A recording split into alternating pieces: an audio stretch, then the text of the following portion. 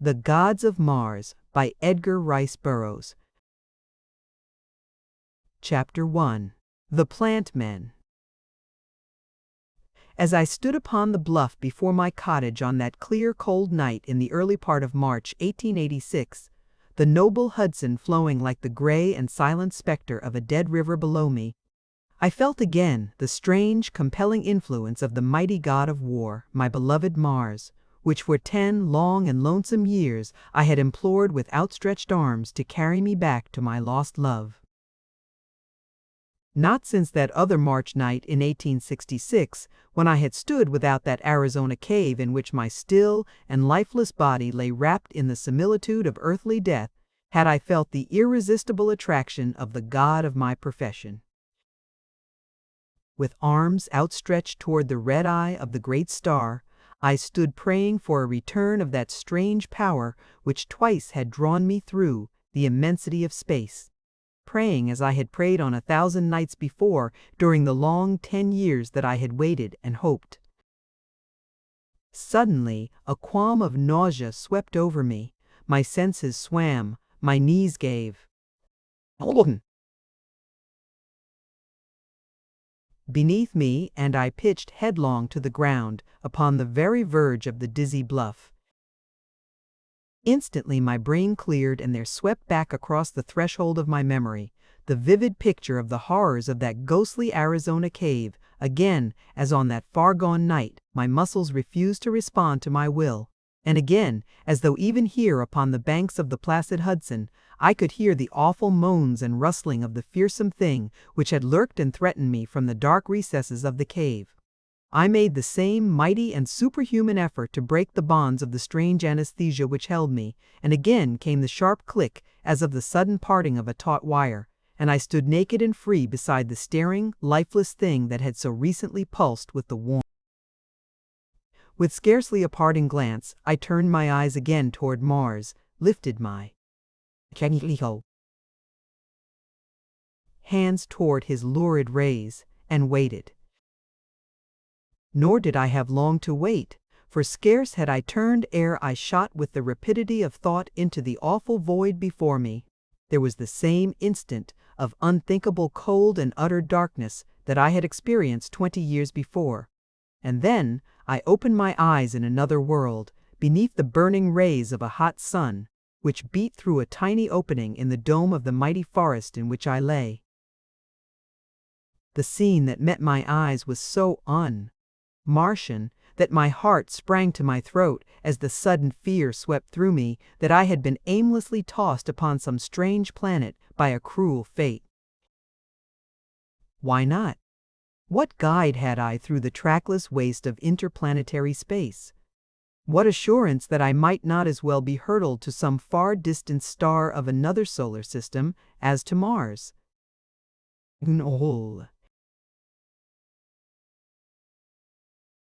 I lay upon a close-cropped sward of red grass-like vegetation, and about me stretched a grove of strange and beautiful trees, covered with huge and gorgeous blossoms and filled with brilliant, voiceless birds. I call them birds since they were winged, but mortal eye ne'er rested on such odd, unearthly shapes. The vegetation was similar to that which covers the lawns of the red Martians of the great waterways, but the trees and birds were unlike anything that I had ever seen upon Mars, and then, through the further trees, I could see that most Martian of all sights, an open sea, its blue waters shimmering beneath the brazen sun. As I rose to investigate further, I experienced the same ridiculous catastrophe that had met my first attempt to walk under Martian conditions. The lesser attraction of this smaller planet and the reduced air pressure of its greatly rarefied atmosphere afforded so little resistance to my earthly muscles that the ordinary exertion of the mere act of rising sent me several feet into the air and precipitated me upon my face in the soft and brilliant grass of this strange world. This experience, however, gave me some slightly increased assurance that, after all, I might indeed be in some, to me, unknown corner of Mars, And this was very possible, since during my 10 years' residence upon the planet, I had explored but a comparatively tiny area of its vast expanse. I arose again, laughing at my forgetfulness, and soon had mastered once more the art of attuning my earthly sinews to these changed conditions. As I walked slowly down the imperceptible slope toward the sea, I could not help but note the park-like appearance of the sward and trees.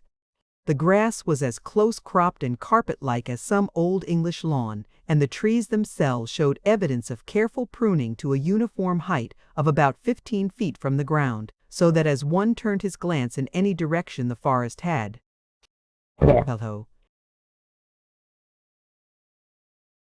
the appearance at a little distance of a vast, high-ceiled chamber. All these evidences of careful and systematic cultivation convinced me that I had been fortunate enough to make my entry into Mars on this second occasion through the domain of a civilized people, and that when I should find them, I would be accorded the courtesy and protection that my rank as a prince of the house of Tardos Mors entitled me to. The trees of the forest attracted my deep admiration as I proceeded toward the sea. Their great stems, some of them fully 100 feet in diameter, attested their prodigious height, which I could only guess at, since at no point could I penetrate their dense foliage above me to more than 60 or 80 feet. As far aloft as I could see, the stems and branches and twigs were as smooth and as highly polished as the newest of American-made pianos. The wood of some of the trees was as black as ebony, while their nearest neighbors might, perhaps, along pan, gleam in the subdued light of the forest, as clear and white as the finest china, or, again, they were azure, scarlet, yellow, or deepest purple. And in the same way was the foliage as gay and variegated as the stems, while the blooms that clustered thick upon them may not be described in any earthly tongue, and indeed might challenge the language of the gods. As I neared the confines of the forest, I beheld before me, and between the grove and the open sea, a broad expanse of meadowland, and as I was about to emerge from the shadows of the trees, a sight met my eyes that banished all romantic and poetic reflection upon the beauties of the strange landscape. To my left the sea extended as far as the eye could reach. Before me only a vague, dim line indicated its further shore, while at my right a mighty river, broad, placid, and majestic, flowed between scarlet banks to empty into the quiet sea before me.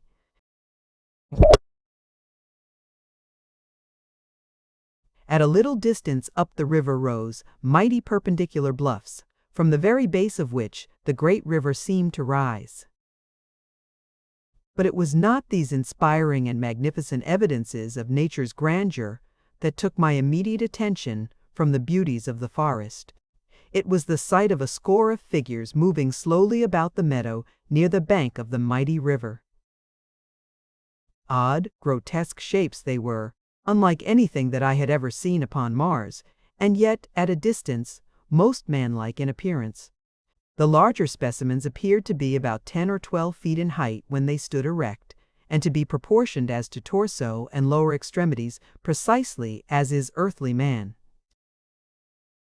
Their arms, however, were very short, and from where I stood seemed as though fashioned much after the manner of an elephant's trunk, in that they moved in sinuous and snake-like undulations, as though entirely without bony structure, or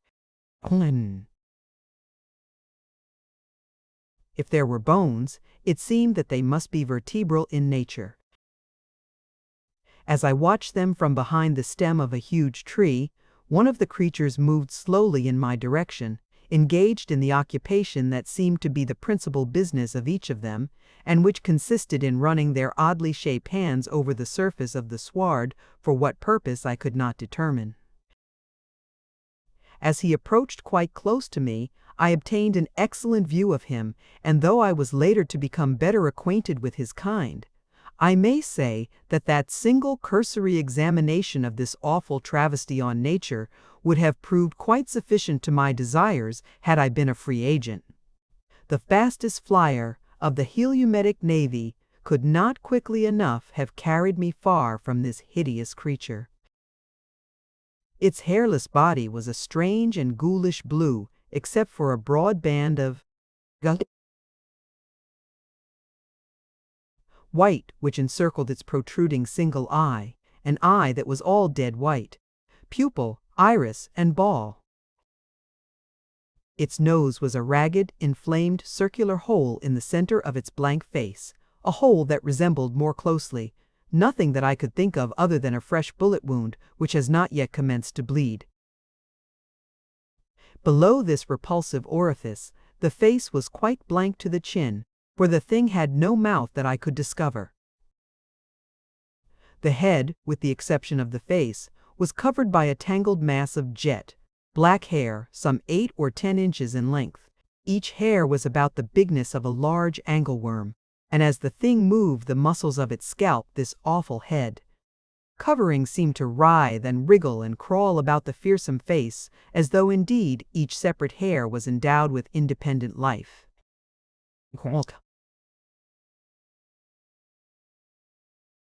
The body and the legs were as symmetrically human as nature could have fashioned them, and the feet, too, were human in shape, but of monstrous proportions. From heel to toe they were fully 3 feet long, and very flat and very broad. As it came quite close to me, I discovered that its strange movements, running its odd hands over the surface of the turf, were the result of its peculiar method of feeding, which consists in cropping off the tender vegetation with its razor-like talons and sucking it up from its 2 mouths, which lie one in the palm of each hand, through its arm-like throats. In addition to the features which I have already described, the beast was equipped with a massive tail about 6 feet in length, quite round where it joined the body, but tapering to a flat, thin blade toward the end, which trailed at right angles to the ground.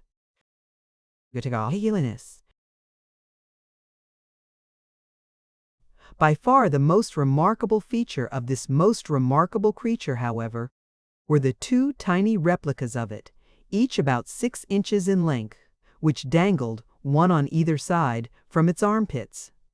They were suspended by a small stem, which seemed to grow from the exact tops of their heads to where it connected them with the body of the adult. Whether they were the young, or merely portions of a composite creature, I did not know.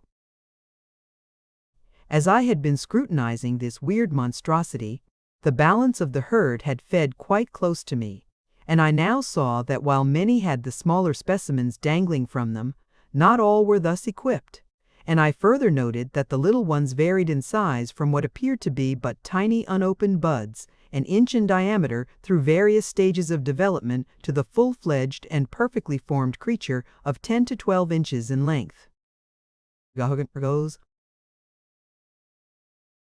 Beating with the herd were many of the little fellows, not much larger than those which remained attached to their parents, and from the young of that size the herd graded up to the immense adults. Fearsome looking as they were, I did not know whether to fear them or not, for they did not seem to be particularly well equipped for fighting, and I was on the point of stepping from my hiding place and revealing myself to them to note the effect upon them of the sight of a man, when my rash resolve was, fortunately for me, nipped in the bud by a strange shrieking wail, which seemed to come from the direction of the bluffs at my right. Naked and unarmed as I was, my end would have been both speedy and horrible at the hands of these cruel creatures had I had time to put my resolve into execution.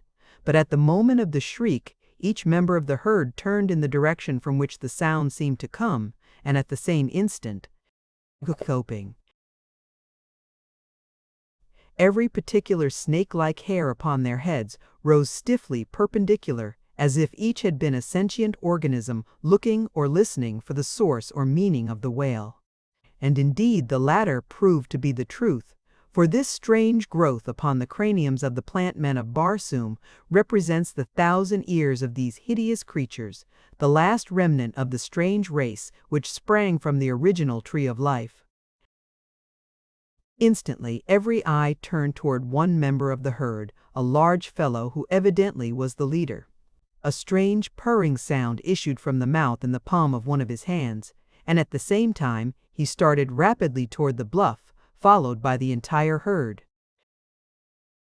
Their speed and method of locomotion were both remarkable, springing as they did in great leaps of 20 or 30 feet, much after the manner of a kangaroo.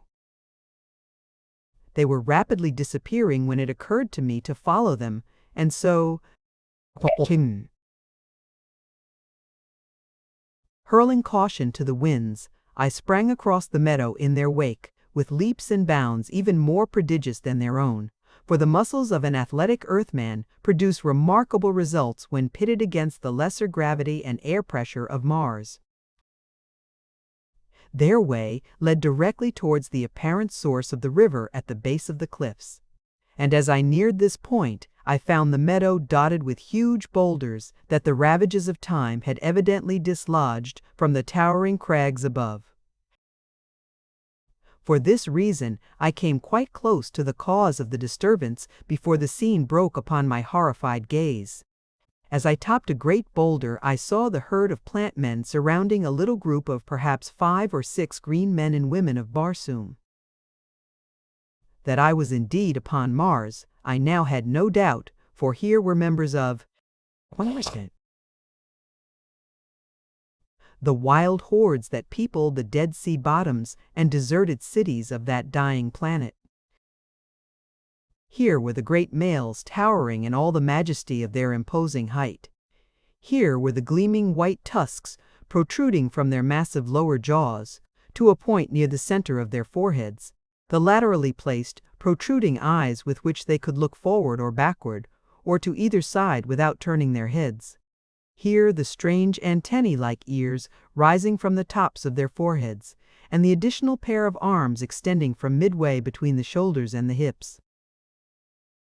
Even without the glossy green hide and the metal ornaments which denoted the tribes to which they belonged, I would have known them on the instant for what they were, for where else in all the universe is their like duplicated?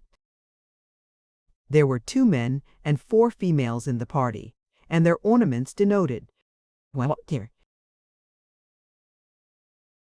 them as members of different hordes, a fact which tended to puzzle me infinitely, since the various hordes of green men of Barsoom are eternally at deadly war with one another, and never, except on that single historic instance when the great Tarkas of Thark gathered 150,000 green warriors from several hordes to march upon the doomed city of Zodanga to rescue Dejah Thoris, Princess of Helium, from the clutches of Thankosis, had I seen green Martians of different hordes associated in other than mortal combat. But now they stood back to back, facing, in wide-eyed amazement, the very evidently hostile demonstrations of a common enemy. Both men and women were armed with long swords and daggers, but no firearms were in evidence, else it had been short shrift for the gruesome plant men of Barsoom. Presently the leader of the plant men charged the little party, and his method of attack was as remarkable as it was effective, and by its very strangeness was the more potent, since in the science of the Green Warriors there was no defense for this singular manner of attack, the like of which it soon was evident to me they were as unfamiliar with as they were with the monstrosities which confronted them. The plant man charged to within a dozen feet of the party and then, with a bound, rose as though to pass directly above their heads. His powerful tail was raised high to one side, and as he passed close above them, he brought it down in one terrific sweep that crushed a green warrior's skull as though it had been an eggshell. The balance of the frightful herd was now circling rapidly and with bewildering speed about the little knot of victims. Their prodigious bounds and the shrill screeching purr of their uncanny mouths were well calculated to confuse and terrorize their prey, so that as two of them leaped simultaneously from either side, the mighty sweep of those awful tails met with no resistance, and two more green Martians went down to an ignoble death. There were now but one warrior and two females left, and it seemed that it could be but a matter of seconds ere these, also, lay dead upon the scarlet sward. But as two more of the plant men charged, the warrior, who was now prepared by the experiences of the past few minutes, swung his mighty long sword aloft, and met the hurtling bulk with a clean cut that clove one of the plant men from chin to groin.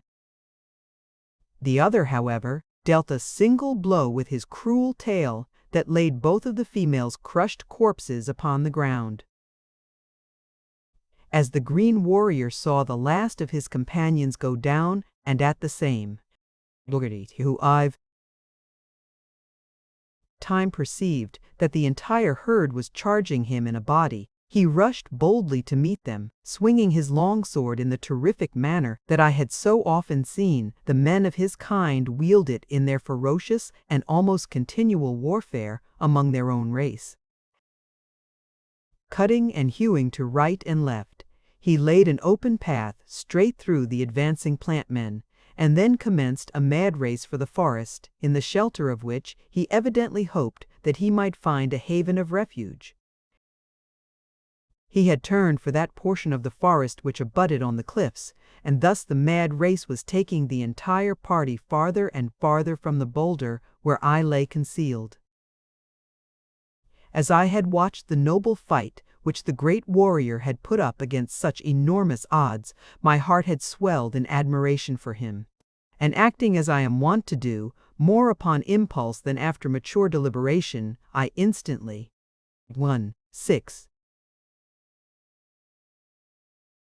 sprang from my sheltering rock and bounded quickly toward the bodies of the dead green Martians, a well-defined plan of action already formed. Half a dozen great leaps brought me to the spot, and another instant saw me again in my stride in quick pursuit of the hideous monsters that were rapidly gaining on the fleeing warrior. But this time I grasped a mighty long sword in my hand, and in my heart was the old bloodlust of the fighting man, and a red mist swam before my eyes, and I felt my lips respond to my heart in the old smile that has ever marked me in the midst of the joy of battle. Swift as I was none too soon, for the green warrior had been overtaken ere he had made half the distance to the forest, and now he stood with his back to a boulder, while the herd, temporarily balked, hissed and screeched about him. With their single eyes in the center of their heads, and every eye turned upon their prey, they did not note my soundless approach, so that I was upon them. With my great long sword, and 4 of them lay dead ere they knew that I was among them. For an instant they recoiled before my terrific onslaught, and in that instant the green warrior rose to the occasion and, springing to my side, laid to the right and left of him, as I had never seen but one other warrior do. With great circling strokes they formed a figure 8 about him, and that never stopped until none stood living to oppose him, his keen blade passing through flesh and bone and metal, as though each had been alike thin air. As we bent to the slaughter, far above us rose that shrill, weird cry which I had heard once before, and which had called the herd to the attack upon their victims.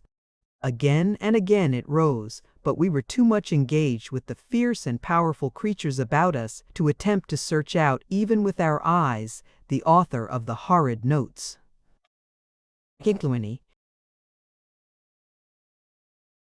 Great tails lashed in frenzied anger about us, razor-like talons cut our limbs and bodies, and a green and sticky syrup, such as oozes from a crushed caterpillar, smeared us from head to foot, for every cut and thrust of our longswords brought spurts of this stuff upon us, from the severed arteries of the plant men, through which it courses in its sluggish viscidity in lieu of blood. Once I felt the great weight of one of the monsters upon my back, and as keen talons sank into my flesh, I experienced the frightful sensation of moist lips sucking the lifeblood from the wounds to which the claws still clung. I was very much engaged with a ferocious fellow who was endeavoring to reach my throat from in front, while two more, one on either side, were lashing viciously at me with their tails. The green warrior was much put to it to hold his own, and I felt that the unequal struggle could last but a moment longer when the huge fellow, Goldlander, discovered my plight, and tearing himself from those that surrounded him, he raked the assailant from my back with a single sweep of his blade, and thus, relieved, I had little difficulty with the others. Once together, we stood almost back to back against the great boulder, and thus the creatures were prevented from soaring above us to deliver their deadly blows, and as we were easily their match while they remained upon the ground, we were making great headway in dispatching what remained of them, when our attention was again attracted by the shrill wail of the caller above our heads. This time I glanced up, and far above us upon a little natural balcony on the face of the cliff stood a strange figure of a man shrieking out his shrill signal, the while he waved one hand in the direction of the river's mouth as though beckoning to someone there, and with the other pointed and gesticulated toward us.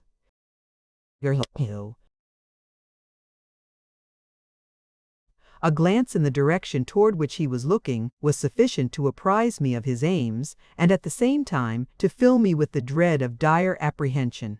For, streaming in from all directions across the meadow, from out of the forest, and from the far distance of the flat land across the river, I could see converging upon us 100 different lines of wildly leaping creatures such as we were now engaged with, and with them some strange new monsters which ran with great swiftness, now erect and now upon all fours.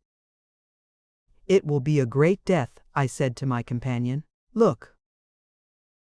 As he shot a quick glance in the direction I indicated, he smiled.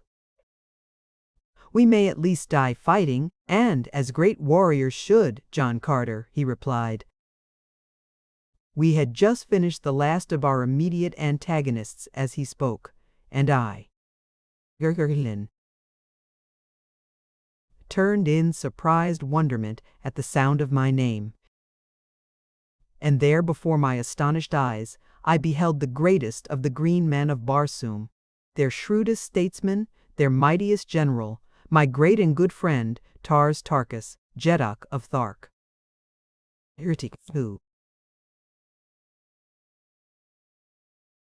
Chapter 2. A Forest Battle.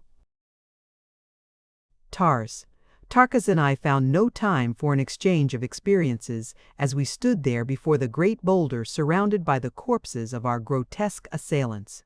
For from all directions down the broad valley was streaming a perfect torrent of terrifying creatures in response to the weird call of the strange figure far above us. "Come," cried Dejah Thoris, "we must make for the cliffs. There lies our only hope of even temporary escape. There we may find a cave or a narrow ledge which too may defend forever against this motley, unarmed horde." Together we raced across the scarlet sward, I timing my speed that I might not outdistance my slower companion. We had, perhaps, 300 yards to cover between our boulder and the cliffs, and then to search out a suitable shelter for our stand against the terrifying things that were pursuing us. They were rapidly overhauling us when Dejah Thoris cried to me to hasten ahead, and discover, if possible, the sanctuary we sought. The suggestion was a good one, for thus many valuable minutes might be saved to us, and, throwing every ounce of my earthly muscles into the effort, I cleared the remaining distance between myself and the cliffs in great leaps and bounds that put me at their base in a moment. The cliffs rose perpendicular directly from the almost level sward of the valley. There was no accumulation of fallen debris, forming a more or less rough ascent to them, as is the case with nearly all other cliffs I have ever seen. The scattered boulders that had fallen from above, and lay upon or partly buried in the turf, were the only indication that any disintegration of the massive, towering pile of rocks ever had taken place. My first cursory inspection of the face of the cliffs filled my heart with forebodings, since nowhere could I discern except where the weird herald stood.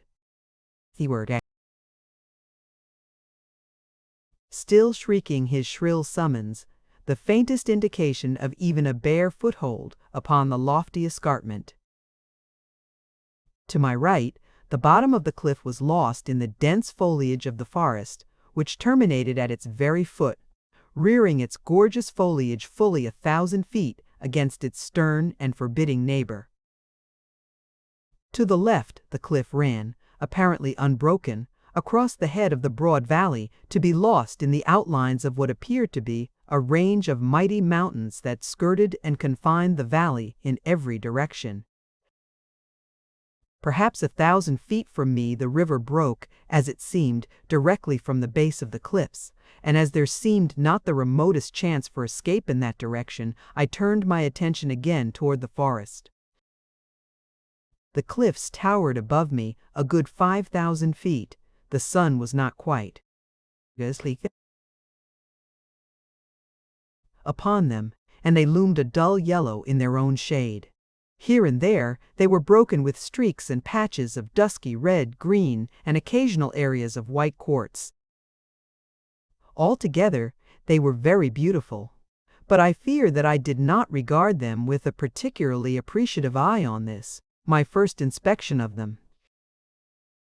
Just then I was absorbed in them only as a medium of escape, and so, as my gaze ran quickly, time and again, over their vast expanse in search of some cranny or crevice, I came suddenly to loathe them as the prisoner must loathe the cruel and impregnable walls of his dungeon. Tarkas was approaching me rapidly, and still more rapidly came the awful horde at his heels. It seemed the forest now or nothing, and I was just on the point of motioning. He goes.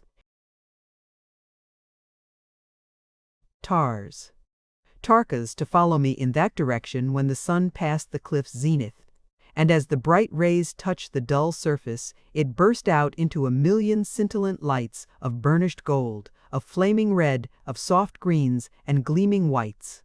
A more gorgeous and inspiring spectacle human eye has never rested upon. The face of the entire cliff was, as later inspection conclusively proved, so shot with veins and patches of solid gold as to quite present the appearance of a solid wall of that precious metal, except where it was broken by outcroppings of ruby, emerald, and diamond boulders, a faint and alluring indication of the vast and unguessable riches which lay deeply buried behind the magnificent surface. But what caught my most interested attention at the moment that the sun's rays set the cliff's face a-shimmer was the several black spots which now appeared quite plainly in evidence high across the gorgeous wall close to the forest's top, and extending apparently below and behind the branches. Open. Almost immediately, I recognized them for what they were, the dark openings of caves entering the solid walls, possible avenues of escape or temporary shelter, could we but reach them. There was but a single way, and that led through the mighty, towering trees upon our right. That I could scale them I knew full well, but Tarkas, with his mighty bulk and enormous weight, would find it a task possibly quite beyond his prowess or his skill, for Martians are at best but poor climbers. Upon the entire surface of that ancient planet, I never before had seen a hill or mountain that exceeded 4,000 feet in height above the Dead Sea bottoms, and as the ascent was usually gradual, nearly to their summits, they presented but few opportunities for the practice of climbing. Nor would the Martians have embraced even such opportunities as might present themselves, for they could always find a circuitous route about the base of any eminence, and these roads they preferred and followed in preference to the shorter but more arduous ways.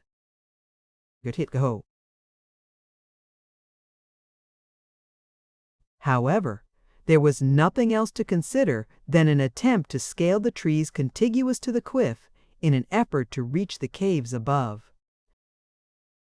The Thark grasped the possibilities and the difficulties of the plan at once, but there was no alternative. and so we set out rapidly for the trees nearest the cliff. Our relentless pursuers were now close to us, so close that it seemed that it would be an utter impossibility for the Dejah of Thark to reach the forest in advance of them.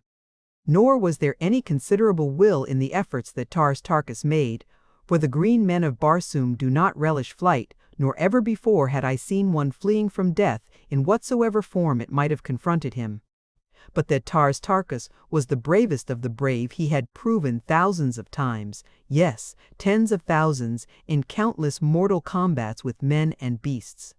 And so I knew that there was another reason than fear of death behind his flight, as he knew that a greater power than pride or honor spurred me to escape these. Here,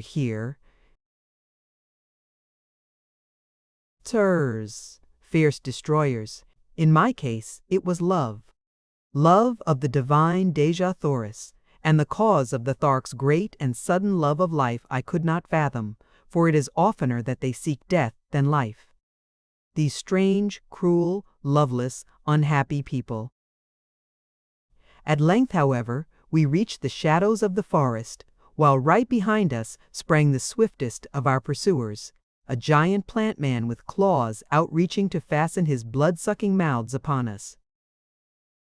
He was, I should say, 100 yards in advance of his closest companion, and so I called to Tarkus to ascend a great tree that brushed the cliff's base while I dispatched the fellow, thus giving the less agile Thark an opportunity to reach the higher branches before the entire horde should be upon us and every vestige of escape cut off.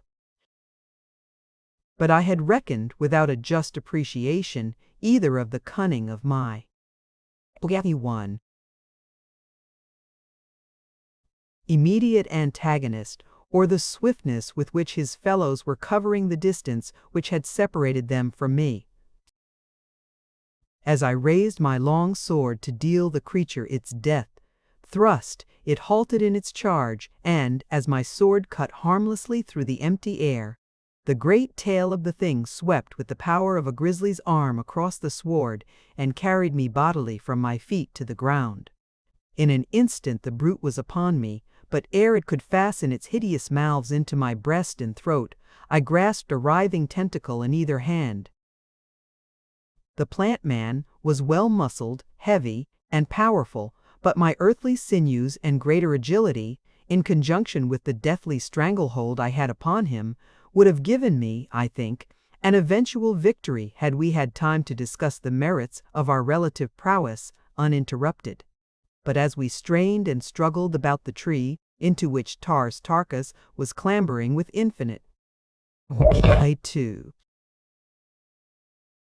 difficulty, I suddenly caught a glimpse over the shoulder of my antagonist of the great swarm of pursuers that now were fairly upon me. Now, at last, I saw the nature of the other monsters who had come with the plant men in response to the weird calling of the man upon the cliff's face. They were that most dreaded of Martian creatures, great white apes of Barsoom. My former experiences upon Mars had familiarized me thoroughly with them and their methods, and I may say that of all the fearsome and terrible, weird and grotesque inhabitants of that strange world, it is the white apes that come nearest to familiarizing me with the sensation of fear. I think that the cause of this feeling which these apes engender within me is due to their remarkable resemblance in form to our Earthmen, which gives them a human appearance that is most uncanny when coupled with their enormous size.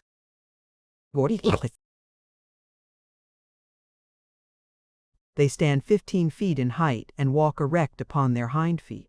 Like the green Martians, they have an intermediary set of arms midway between their upper and lower limbs.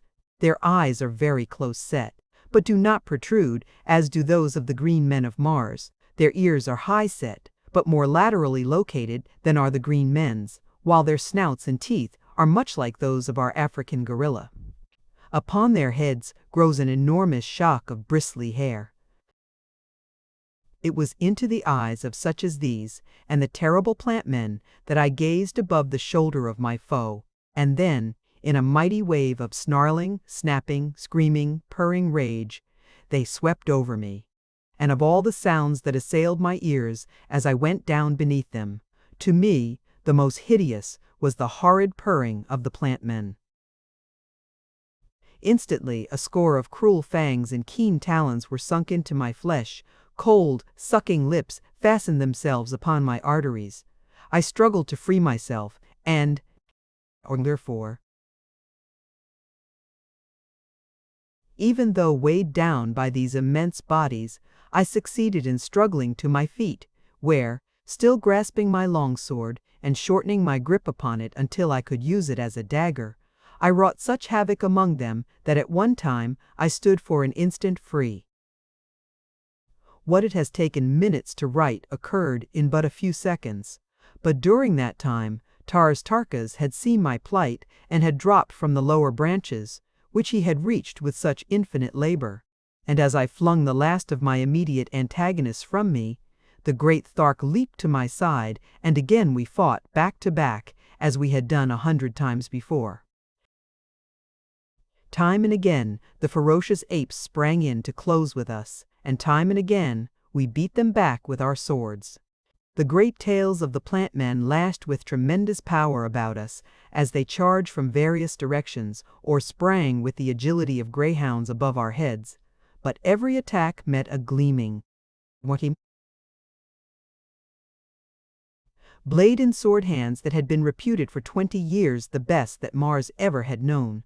For Dejah Thoris and John Carter were names that the fighting men of the world of warriors loved best to speak. But even the two best swords in a world of fighters can avail not forever against overwhelming numbers of fierce and savage brutes that know not what defeat means until cold steel teaches their hearts no longer to beat. And so, step by step, we were forced back. At length we stood against the giant tree that we had chosen for our ascent, and then, as charge after charge hurled its weight upon us, we gave back again and again, until we had been forced halfway around the huge base of the colossal trunk. Dejah Thoris was in the lead, and suddenly I heard a little cry of exultation from him. "Here is shelter for one at least, John Carter," he said, and, glancing down, I saw Hordes 6. An opening in the base of the tree, about 3 feet in diameter. "In with you, Dejah Thoris," I cried, but he would not go, saying that his bulk was too great for the little aperture, while I might slip in easily. "We shall both die if we remain without, John Carter. Here is a slight chance for one of us. Take it, and you may live to avenge me. It is useless for me to attempt to worm my way into so small an opening with this horde of demons besetting us on all sides." "Then we shall die together, Dejah Thoris," I replied, "for I shall not go first. Let me defend the opening while you get in. Then my smaller stature will permit me to slip in with you before they can prevent." We still were fighting furiously as we talked in broken sentences, punctured with vicious cuts and thrusts at our swarming enemy. "Mordly now, Mordes." At length he yielded, for it seemed the only way in which either of us might be saved from the ever-increasing numbers of our assailants, who were still swarming upon us from all directions across the broad valley. "It was ever your way, John Carter, to think last of your own life," he said, "but still more your way to command the lives and actions of others, even to the greatest of jedaks who rule upon Barsoom." There was a grim smile upon his cruel, hard face, as he, the greatest jedak of them all, turned to obey the dictates of a creature of another world, of a man whose stature was less than half his own. "If you fail, John Carter," he said, "know that the cruel and heartless Thark to whom you taught the meaning of friendship will come out to die beside you." "As you will, my friend," I replied, "but quickly now, head first, while I cover." 48. Your retreat. He hesitated a little at that word, for never before in his whole life of continual strife had he turned his back upon aught than a dead or defeated enemy. "Haste, Tarkas," I urged, "or we shall both go down to profitless defeat. I cannot hold them forever alone." As he dropped to the ground to force his way into the tree, the whole howling pack of hideous devils hurled themselves upon me. To right and left flew my shimmering blade, now green with the sticky juice of a plant man, now red with the crimson blood of a great white ape, but always flying from one opponent to another, hesitating but the barest fraction of a second to drink the lifeblood in the center of some savage heart. And thus I fought as I never had fought before, against such frightful odds that Gerhard. I cannot realize even now that human muscles could have withstood that awful onslaught, that terrific weight of hurtling tons of ferocious, battling flesh. With the fear that we would escape them, the creatures redoubled their efforts to pull me down, and though the ground about me was piled high with their dead and dying comrades, they succeeded at last in overwhelming me, and I went down beneath them for the second time that day, and once again felt those awful sucking lips against my flesh. But scarce had I fallen ere I felt powerful hands grip my ankles, and in another second I was being drawn within the shelter of the tree's interior. For a moment it was a tug of war between Tarkas and a great plant man, who clung tenaciously to my breast, but presently I got the point of my longsword beneath him, and with a mighty thrust pierced his vitals. Torn and bleeding from many cruel wounds, I lay panting upon the ground. Within the hollow of the tree, while Tarkas defended the opening from the furious mob without. For an hour they howled about the tree, but after a few attempts to reach us, they confined their efforts to terrorizing shrieks and screams, to horrid growling on the part of the great white apes, and the fearsome and indescribable purring by the plant men. At length, all but a score, who had apparently been left to prevent our escape, had left us, and our adventure seemed destined to result in a siege, the only outcome of which could be our death by starvation, for even should we be able to slip out after dark, whither in this unknown and hostile valley could we hope to turn our steps toward possible escape? As the attacks of our enemies ceased, and our eyes became accustomed to the semi-darkness of the interior of our strange retreat, I took the opportunity to explore our shelter. The tree was hollow to an extent of about 50 feet in diameter, and from its flat, hard floor, I judged that it had often been used to domicile others before our occupancy. As I raised my eyes toward its roof to note the height, I saw far above me a faint glow of light. There was an opening above. If we could but reach it, we might still hope to make the shelter of the cliff caves. My eyes had now become quite used to the subdued light of the interior, and as I pursued my investigation, I presently came upon a rough ladder at the far side of the cave.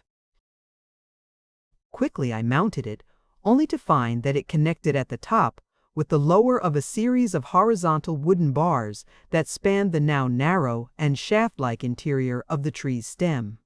These bars were set one above another, about 3 feet apart, and formed a perfect ladder as far above me as I could see. Dropping to the floor once more, I detailed my discovery to Tarkas, who suggested that I explore aloft as far as I could go in safety while he guarded the entrance against a possible attack. As I hastened above to explore the strange shaft, I found that the ladder of horizontal bars mounted always as far above me as my eyes could reach, and as I ascended, the light from above grew brighter and brighter. For fully 500 feet, I continued to climb, until at length I reached the opening in the stem which admitted the light. It was of about the same diameter as the entrance at the foot of the tree, and opened directly upon a large flat limb, the well-worn surface of which testified to its long-continued use as an avenue for some creature to and from this remarkable shaft.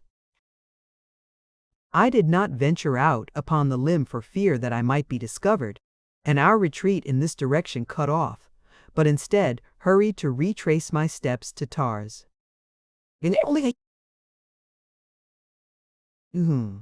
Tarkus. I soon reached him, and presently we were both ascending the long ladder toward the opening above. Tarkus went in advance, and as I reached the first of the horizontal bars, I drew the ladder up after me and, handing it to him, he carried it 100 feet further aloft, where he wedged it safely between one of the bars and the side of the shaft. In like manner, I dislodged the lower bars as I passed them, so that we soon had the interior of the tree denuded of all possible means of ascent for a distance of 100 feet from the base, thus precluding possible pursuit and attack from the rear. As we were to learn later, this precaution saved us from dire predicament, and was eventually the means of our salvation.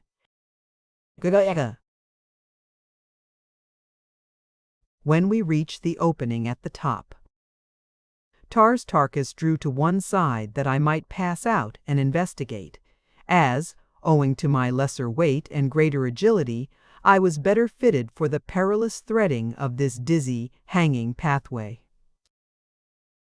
The limb upon which I found myself ascended at a slight angle toward the cliff, and as I followed it I found that it terminated a few feet above a narrow ledge which protruded from the cliff's face at the entrance to a narrow cave.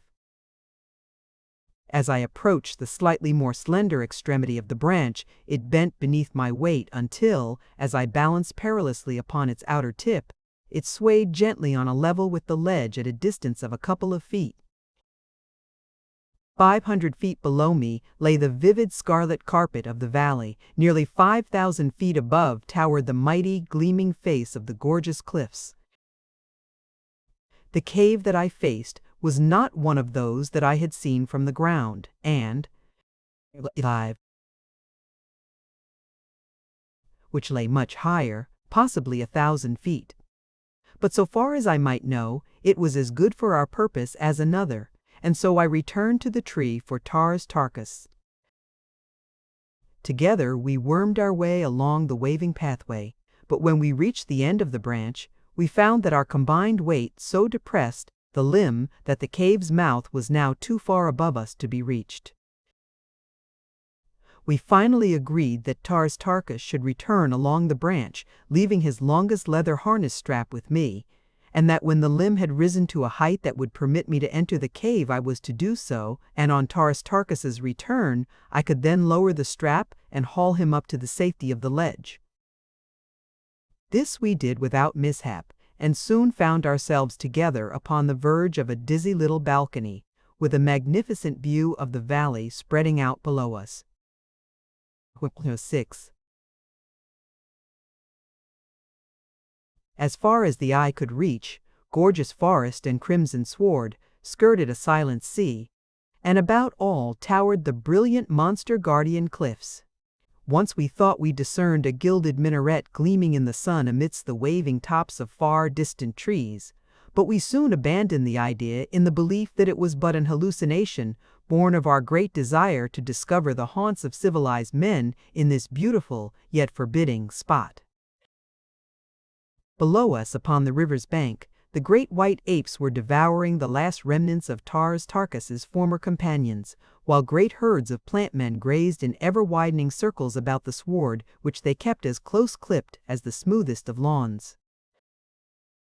Knowing that attack from the tree was now improbable, we determined to explore the cave, which we had every reason to believe was but a continuation of the path we had already traversed, leading the gods alone knew where, but quite. Before edition. Evidently away from this valley of grim ferocity. As we advanced, we found a well-proportioned tunnel cut from the solid cliff. Its walls rose some 20 feet above the floor, which was about 5 feet in width. The roof was arched. We had no means of making a light, and so groped our way slowly into the ever-increasing darkness, Tarkus keeping in touch with one wall while I felt along the other, while, to prevent our wandering into diverging branches and becoming separated or lost in some intricate and labyrinthine maze, we clasped hands. How far we traversed the tunnel in this manner I do not know, but presently we came to an obstruction which blocked our further progress. It seemed more like a partition than a sudden ending of the cave, for it was constructed not of the material of the cliff, but of something which felt like very hard wood.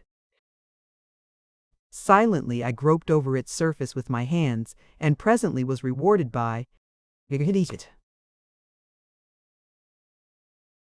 The feel of the button, which as commonly denotes a door on Mars, as does a doorknob on Earth. Gently pressing it, I had the satisfaction of feeling the door slowly give before me, and in another instant we were looking into a dimly lighted apartment which, so far as we could see, was unoccupied. Without more ado, I swung the door wide open and, followed by the huge Thark, stepped into the chamber. As we stood for a moment in silence gazing about the room, a slight noise behind caused me to turn quickly, when, to my astonishment, I saw the door close with a sharp click as though by an unseen hand. Instantly I sprang toward it to wrench it open again, for something in the uncanny movement of the thing and the tense and almost palpable silence of the chamber seemed to portend a lurking evil lying hidden in this rock-bound chamber within the bowels of the golden cliffs. My fingers clawed futilely at the unyielding portal, while my eyes sought in vain for a duplicate of the button which had given us ingress. And then, from unseen lips, a cruel and mocking peal of laughter rang through the desolate place.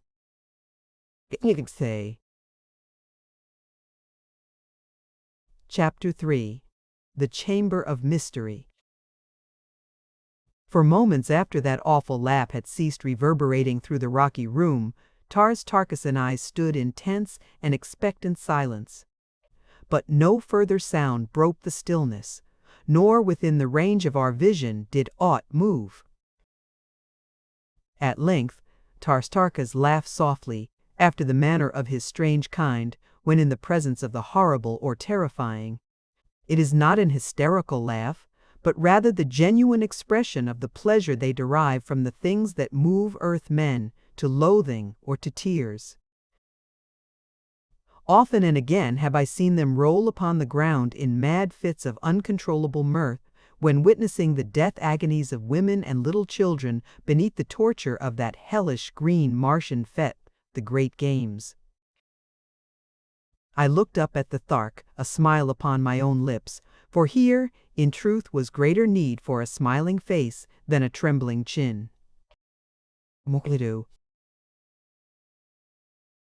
What do you make of it all? I asked. Where in the deuce are we? He looked at me in surprise. Where are we? He repeated. Do you tell me, John Carter, that you know not where you be? That I am upon Barsoom is all that I can guess. And but for you and the great white apes, I should not even guess that, for the sights I have seen this day are as unlike the things of my beloved Barsoom as I knew it 10 long years ago, as they are unlike the world of my birth. No, Tarkas, I know not where we be. Where have you been since you opened the mighty portals of the atmosphere plant years ago, after the keeper had died and the engine stopped and all Barsoom was dying, that had not already died, of asphyxiation, or a body even? Was never found, though the men of a whole world sought after it for years. Though the Jeddak of Helium and his granddaughter, your princess, offered such fabulous rewards that even princes of royal blood joined in the search. There was but one conclusion to reach when all efforts to locate you had failed, and that you had taken the long, last pilgrimage down the mysterious river Is to await in the valley door, upon the shores of the lost sea of Chorus, the beautiful Dejah Thoris, your princess. Why you had gone none could guess, for your princess still lived. Thank God, I interrupted him. I did not dare to ask you, for I feared I might have been too late to save her. She was very low when I left her in the royal gardens of Tardos Moors that long-gone night, so very low that I scarcely hoped even then to reach the atmosphere plant ere her dear spirit had fled from me forever. And she lives yet? The core. She lives, John Carter. You have not told me where we are, I reminded him. We are where I expected to find you, John Carter, and another. Many years ago, you heard the story of the woman who taught me the thing that green Martians are reared to hate, the woman who taught me to love. You know the cruel tortures and the awful death her love won for her at the hands of the beast, Talhajus. She, I thought, awaited me by the lost sea of Chorus. You know that it was left for a man from another world, for yourself, John Carter, to teach this cruel Thark what friendship is, and you, I thought, also roamed the carefree valley door. Thus were the two I most longed for, at the end of the long pilgrimage I must take some day, and so as the time had elapsed which Dejah Thoris had hoped might bring you once more to her side, for she has always tried to believe that you had but temporarily returned to your own planet, I at last gave way to my great yearning, and a month since I started upon the journey, the end of which you have this day witnessed. Do you understand now where you be, John Carter? And that was the river Is, emptying into the lost sea of Chorus in the valley door, I asked. This is the valley of love and peace and rest to which every Barsoomian since time immemorial has longed to pilgrimage at the end of a life of hate and strife and bloodshed, he replied. This, John Carter, is heaven. His tone was cold and ironical, its bitterness but reflecting the terrible disappointment he had suffered. Such a fearful disillusionment, such a blasting of lifelong hopes and aspirations, such an uprooting of age-old tradition might have excused a vastly greater demonstration on the part of the Thark. I laid my hand upon his shoulder. I am sorry, I said, nor did there seem aught else to say. Think, John Carter, of the countless billions of Barsoomians who have taken the voluntary pilgrimage down this cruel river since the beginning of time, only to fall into the ferocious clutches of the terrible creatures that today assailed us. There is an ancient legend that once a red man returned from the banks of the lost sea of Chorus, returned from the valley door, back through the mysterious river Is, and the legend has it that he narrated a fearful blasphemy of horrid brutes that inhabited a valley of wondrous loveliness, brutes that pounced upon each Barsoomian as he terminated his pilgrimage and devoured him upon the banks of the lost sea, where he had looked to find love and peace and happiness. But the ancients killed the blasphemer, as tradition has ordained that any shall be killed who return from the bosom of the river of mystery. But now we know that it was no blasphemy, that the legend is a true one, and that the man told only of what he saw. But what does it profit us, John Carter, since even should we escape, we also would be treated as blasphemers? We are between the wild thought of certainty and the mad zitidar of fact. We can escape neither. As earthmen say, we are between the devil and the deep sea, Tars Tarkas, I replied, nor could I help but smile at our dilemma.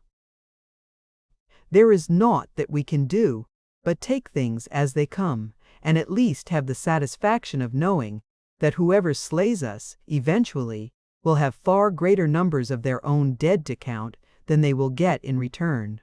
White ape, or plant man, green Barsoomian, or red man, whosoever it shall be that takes the last toll from us, will know that it is costly in lives to wipe out John Carter, prince of the house of Tardos Mors, and Tars Tarkas, Jedak of Thark, at the same time. I could not help but laugh at his grim humor, and he joined in with me in one of those rare laughs of real enjoyment which was one of the attributes of this fierce Tharkian chief, which marked him from the others of his kind. "But about yourself, John Carter," he cried at last. "If you have not been here all these years, where indeed have you been, and how is it that I find you here today?" "I have been back to Earth," I replied. "For 10 long Earth years I have been praying and hoping for the day that would carry me once more to this grim old planet of yours, for which, with all its cruel and terrible customs, I feel a bond of sympathy and love even greater than for the world that gave me birth." Slemi 9. For 10 years have I been enduring a living death of uncertainty and doubt as to whether Dejah Thoris lived.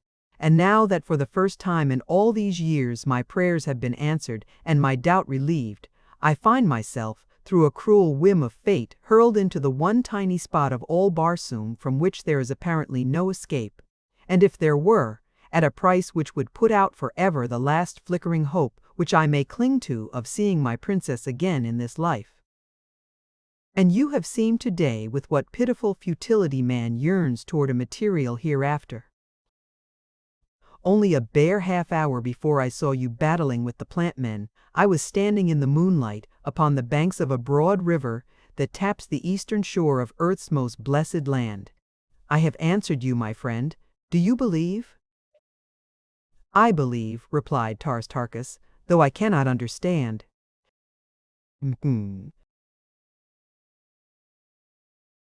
As we talked, I had been searching the interior of the chamber with my eyes. It was, perhaps, 200 feet in length and half as broad, with what appeared to be a doorway in the center of the wall directly opposite that through which we had entered. The apartment was hewn from the material of the cliff, showing mostly dull gold in the dim light which a single-minute radium illuminator in the center of the roof diffused throughout its great dimensions. Here and there, polished surfaces of ruby, emerald, and diamond patched the golden walls and ceiling. The floor was of another material, very hard, and worn by much use to the smoothness of glass. Aside from the 2 doors, I could discern no sign of other aperture, and as one we knew to be locked against us, I approached the other. As I extended my hand to search for the controlling button, that cruel and mocking laugh rang out once more, so close to me this time that I involuntarily shrank back, tightening my grip upon the hilt of my great sword. And then from the far corner of the great chamber a hollow voice chanted, "There is no hope, there is no hope, the dead return not, the dead return not, nor is there any resurrection. Hope not, for there is no hope." Though our eyes instantly turned toward the spot from which the voice seemed to emanate, there was no one in sight, and I must admit that cold shivers played along my spine, and the short hairs at the base of my head stiffened and rose up, as do those upon a hound's neck when in the night his eyes see those uncanny things which are hidden from the sight of man. Quickly I walked toward the mournful voice, but it had ceased ere I reached the further wall, and then from the other end of the chamber came another voice, shrill and piercing. "Horn. Fools, fools," it shrieked. "Thinkest thou to defeat the eternal laws of life and death? Wouldst cheat the mysterious Isis, goddess of death, of her just dues? Did not her mighty messenger, the ancient Is, bear you upon her leaden bosom at your own behest to the valley door? Thinkest thou, O fools, that Isis wilt give up her own?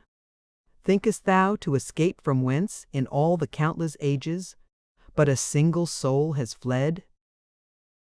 Go back the way thou camest, to the merciful maws of the children of the tree of life, or the gleaming fangs of the great white apes, for they lies speedy surcease from suffering, but insist in your rash purpose to thread the mazes of the golden cliffs of the mountains of Uts, past the ramparts of the impregnable fortresses of the holy Therns, and upon your way death in its most frightful form will overtake you.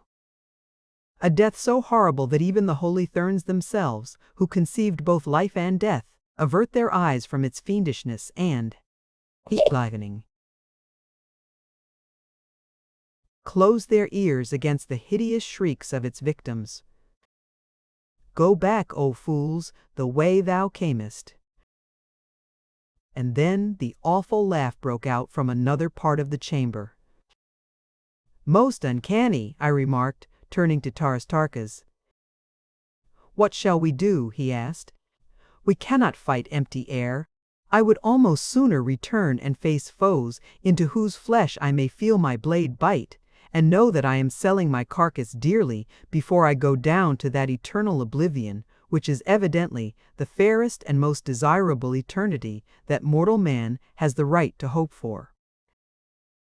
If, as you say, we cannot fight empty air, Tarkas, I replied, neither, on the other hand, can empty air fight us. I, who have faced and conquered in my time thousands of sinewy warriors and tempered blades, shall not be turned back. By wind, nor no more shall you, Thark. But unseen voices may emanate from unseen and unseeable creatures who wield invisible blades, answered the green warrior. Rot, Tarkas, I cried. Those voices come from beings as real as you or as I. In their veins flows lifeblood that may be let as easily as ours, and the fact that they remain invisible to us is the best proof to my mind that they are mortal, nor overly courageous mortals at that. Think you, Tarkas, that John Carter will fly at the first shriek of a cowardly foe who dare not come out into the open and face a good blade? I had spoken in a loud voice that there might be no question that our would-be terrorizers should hear me, for I was tiring of this nerve-wracking fiasco. It had occurred to me, too, that the whole business was but a plan to frighten us back into the valley of death from which we had escaped, that we might be quickly disposed of by the savage creatures there.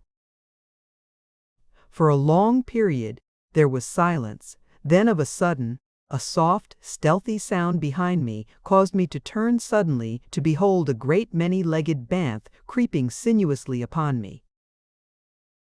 The banth is a fierce beast of prey that roams the low hills surrounding the dead seas of ancient Mars. Like nearly all Martian animals, it is almost hairless, having only a great bristly mane about its thick neck. Its long, lithe body is supported by 10 powerful legs. Its enormous jaws are equipped, like those of the Kalat, or Martian hound, with several rows of long needle-like fangs. Its mouth reaches to a point far back of its tiny ears, while its enormous protruding eyes of green add the last touch of terror to its awful aspect.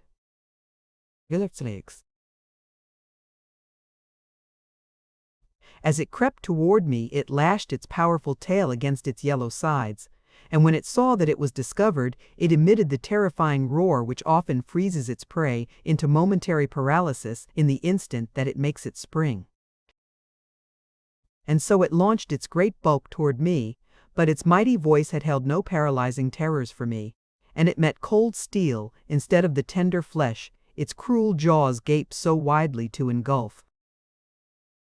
An instant later, I drew my blade from the still heart of this great Barsoomian lion, and turning toward Tarkas, was surprised to see him facing a similar monster. No sooner had he dispatched his than I, turning, as though drawn by the instinct of my guardian subconscious mind, beheld another of the savage denizens of the Martian wilds leaping across the chamber toward me. Enigma 7. From then on, for the better part of an hour, one hideous creature after another was launched upon us, springing apparently from the empty air about us.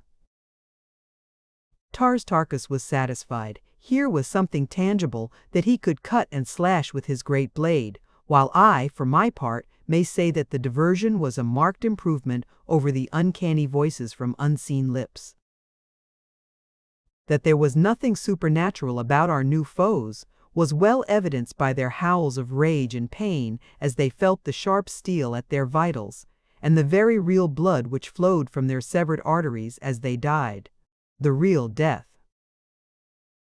I noticed during the period of this new persecution that the beasts appeared only when our backs were turned. We never saw one really materialize from thin air, nor did I for an instant sufficiently lose my excellent reasoning faculties to be once deluded into the belief that the beasts came into the room other than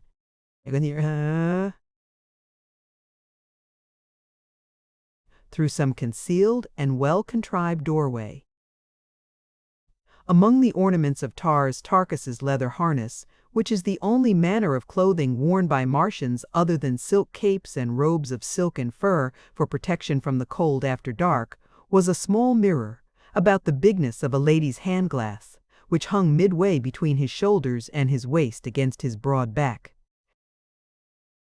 Once as he stood looking down at a newly fallen antagonist, my eyes happened to fall upon this mirror, and in its shiny surface I saw pictured a sight that caused me to whisper, "Move not, Tarkis, move not a muscle."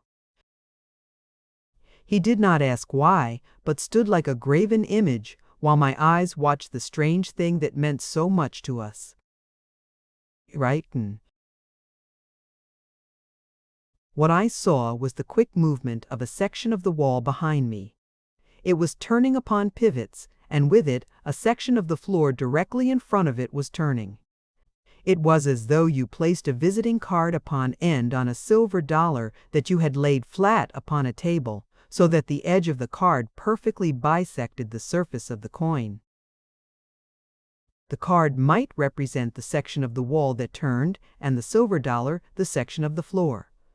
Both were so nicely fitted into the adjacent portions of the floor and wall that no crack had been noticeable in the dim light of the chamber. As the turn was half completed, a great beast was revealed, sitting upon its haunches upon that part of the revolving floor that had been on the opposite side before the wall commenced to move. When the section stopped, the beast was facing toward me on our side of the partition. It was very simple.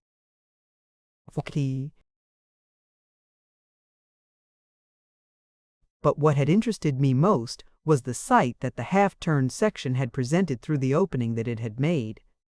A great chamber, well lighted, in which were several men and women chained to the wall, and in front of them, evidently directing and operating the movement of the secret doorway, a wicked-faced man. Neither red as are the red men of Mars, nor green as are the green men, but white, like myself, with a great mass of flowing yellow hair.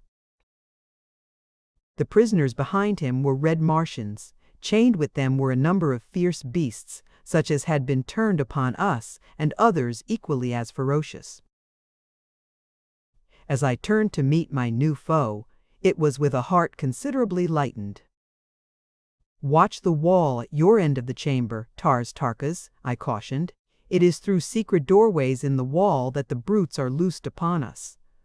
I was very close to him and spoke in a low whisper that my knowledge of their secret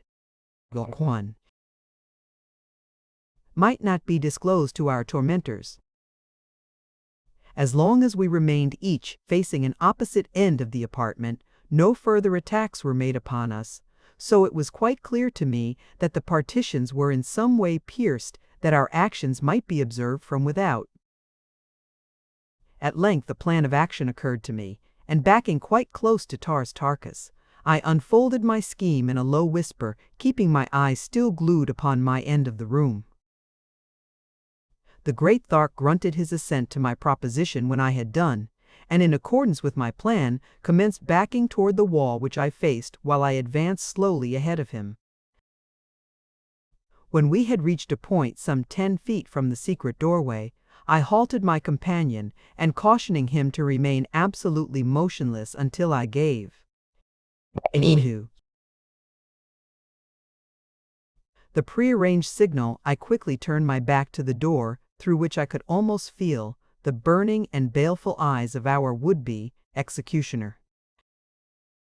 Instantly my own eyes sought the mirror upon Tarkis's back, and in another second I was closely watching the section of the wall which had been disgorging its savage terrors upon us. I had not long to wait, for presently the golden surface commenced to move rapidly. Scarcely had it started than I gave the signal to Dejah Thoris, simultaneously springing for the receding half of the pivoting door. In like manner, the Thark wheeled and leaped for the opening being made by the in-swinging section. A single bound carried me completely through into the adjoining room, and brought me face to face with the fellow whose cruel face I had seen before. He was about my own height, and well-muscled, and in every outward detail molded. Life. Precisely as are Earthmen. At his side hung a long sword, a short sword, a dagger, and one of the destructive radium revolvers that are common upon Mars. The fact that I was armed only with a long sword, and so according to the laws and ethics of battle everywhere upon Barsoom should only have been met with a similar or lesser weapon, seemed to have no effect upon the moral sense of my enemy, for he whipped out his revolver ere I scarce had touched the floor by his side, but an uppercut from my longsword sent it flying from his grasp before he could discharge it. Instantly he drew his longsword, and thus evenly armed we set to in earnest for one of the closest battles I ever have fought. The fellow was a marvelous swordsman, and evidently in practice, while I had not gripped the hilt of a sword for 10 long years before that morning. But it did not take me long to fall easily into my fighting stride, so that in a few minutes the man began to realize that he had at last met his match. His face became livid with rage as he found my guard impregnable, while blood flowed from a dozen minor wounds upon his face and body. "Who are you, white man?" he hissed. "That you are no Barsoomian from the outer world is evident from your color, and you are not of us." His last statement was almost a question.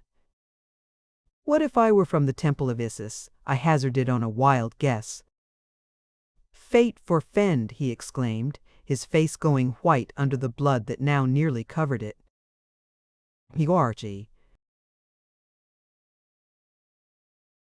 I did not know how to follow up my lead, but I carefully laid the idea away for future use should circumstances require it.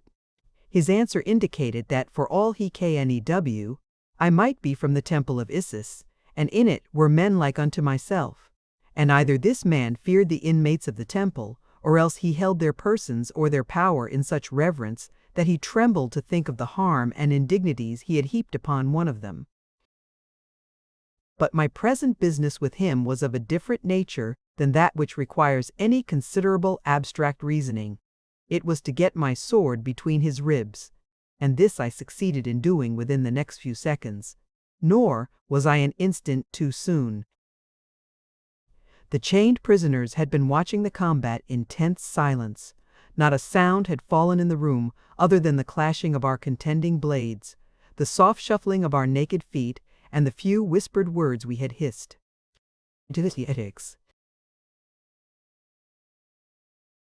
at each other through clenched teeth, the while we continued our mortal duel. But as the body of my antagonist sank an inert mass to the floor, a cry of warning broke from one of the female prisoners. "Turn! Turn! Behind you!" she shrieked, and as I wheeled at the first note of her shrill cry, I found myself facing a second man of the same race as he who lay at my feet. The fellow had crept stealthily from a dark corridor and was almost upon me with raised sword ere I saw him. Thoris was nowhere in sight, and the secret panel in the wall through which I had come was closed. How I wished that he were by my side now. I had fought almost continuously for many hours. I had passed through such experiences and adventures as must sap the vitality of man, and with all this I had not eaten for nearly 24 hours, nor slept. I was fagged out, and for the first time in years felt a question as to my ability to cope with an antagonist. But there was naught else for it than to engage my man, and that as quickly and ferociously as lay in me, for my only salvation was to rush him off his feet by the impetuosity of my attack. I could not hope to win a long, drawn-out battle. But the fellow was evidently of another mind, for he backed and parried and sidestepped until I was almost completely fagged from the exertion of attempting to finish him. He was a more adroit swordsman, if possible, than my previous foe, and I must admit that he led me a pretty chase, and in the end came near to making a sorry fool of me, and a dead one into the bargain.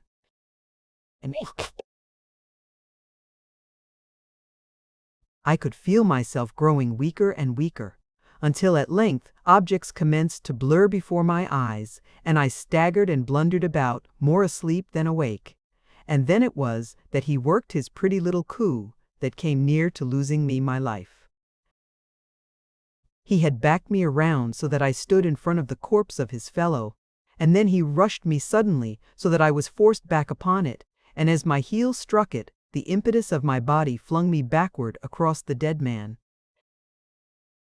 My head struck the hard pavement with a resounding whack, and to that alone I owe my life, for it cleared my brain and the pain roused my temper, so that I was equal for the moment to tearing my enemy to pieces with my bare hands, and I verily believe that I should have attempted it, had not my right hand, in the act of raising my body from the ground, come in contact with a bit of cold metal. As the eyes of the layman, so is the hand of the fighting man when it comes in girlhood contact with an implement of his vocation, and thus I did not need to look or reason to know that the dead man's revolver, lying where it had fallen when I struck it from his grasp, was at my disposal. The fellow whose ruse had put me down was springing toward me, the point of his gleaming blade directed straight at my heart, and as he came there rang from his lips the cruel and mocking peal of laughter that I had heard within the chamber of mystery. And so he died, his thin lips curled in the snarl of his hateful laugh, and a bullet from the revolver of his dead companion bursting in his heart. His body, borne by the impetus of his headlong rush, plunged upon me. The hilt of his sword must have struck my head, for with the impact of the corpse I lost consciousness.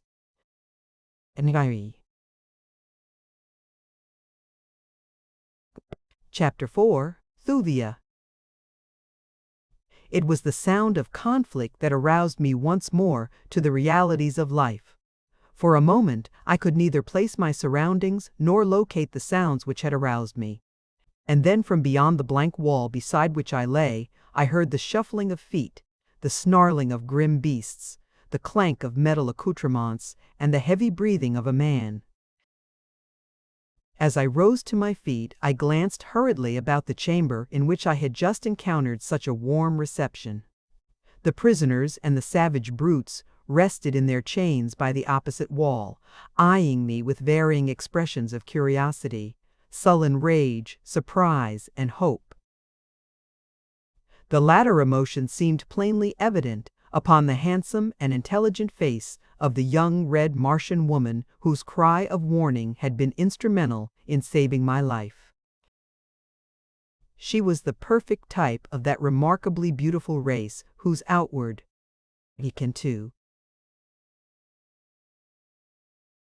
appearance is identical with the more godlike races of Earthmen, except that this higher race of Martians is of a light reddish copper color. As she was entirely unadorned, I could not even guess her station in life, though it was evident that she was either a prisoner or slave in her present environment.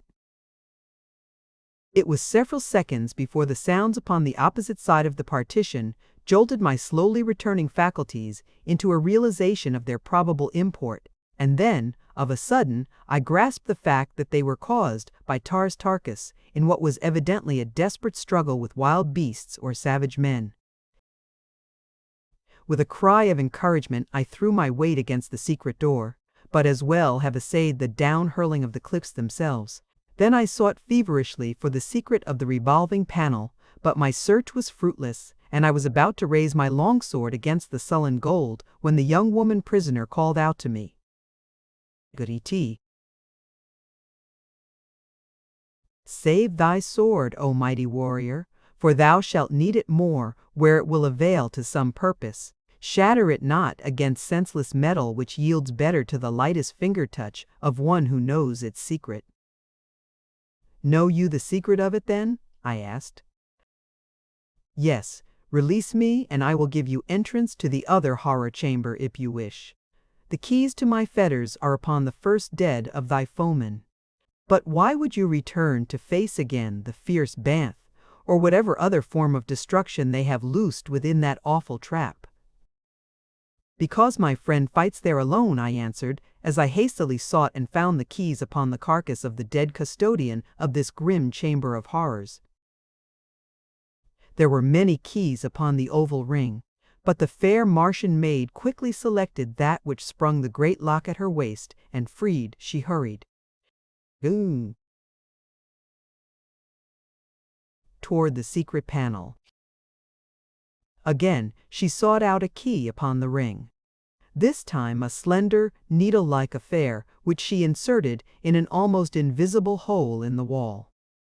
Instantly the door swung upon its pivot, and the contiguous section of the floor upon which I was standing carried me with it into the chamber where Tartarchus fought. The great Thark stood with his back against an angle of the walls, while facing him in a semicircle. A half-dozen huge monsters crouched waiting for an opening. Their blood-streaked heads and shoulders testified to the cause of their wariness, as well as to the swordsmanship of the green warrior, whose glossy hide bore the same mute but eloquent witness to the ferocity of the attacks that he had so far withstood. Sharp talons and cruel fangs had torn leg, arm, and breast literally to ribbons. So weak was he from continued exertion and loss of blood that, but for the supporting wall, I doubt that he even could have stood erect. But with the tenacity and indomitable courage of his kind, he still faced his cruel and relentless foes. The personification of that ancient proverb of his tribe, "Leave to a Thark his head and one hand, and he may yet conquer." As he saw me enter, a grim smile touched those grim lips of his, but whether the smile signified relief or merely amusement at the sight of my own bloody and disheveled condition, I do not know. As I was about to spring into the conflict with my sharp long sword, I felt a gentle hand upon my shoulder, and turning found, to my surprise, that the young woman had followed me into the chamber. "Wait," she whispered, "leave them to me," and pushing me advanced, all defenseless and unarmed, upon the snarling bants. 196. When quite close to them, she spoke a single Martian word in low but peremptory tones. Like lightning the great beasts wheeled upon her, and I looked to see her torn to pieces before I could reach her side. But instead, the creatures slunk to her feet like puppies that expect a merited whipping. Again she spoke to them, but in tones so low I could not catch the words, and then she started toward the opposite side of the chamber with the 6 mighty monsters trailing at heel. One by one she sent them through the secret panel into the room beyond. And when the last had passed from the chamber where we stood, in wide-eyed amazement, she turned and smiled at us, and then herself passed through, leaving us alone. For a moment neither of us spoke. Then Tartarchus said, "I heard the fighting beyond the partition through which you passed, but I did not fear for you, John Carter, until I heard the report of a revolver shot. I knew that there lived no man upon all Barsoom who could face you with naked steel and live, but the shot stripped the last vestige of hope from me, since you I knew to be without firearms. Tell me of it." I did as he bade, and then together we sought the secret panel through which I had just entered the apartment. the one at the opposite end of the room from that through which the girl had led her savage companions. To our disappointment, the panel eluded our every effort to negotiate its secret lock. We felt that once beyond it, we might look with some little hope of success for a passage to the outside world. The fact that the prisoners within were securely chained led us to believe that surely there must be an avenue of escape from the terrible creatures which inhabited this unspeakable place.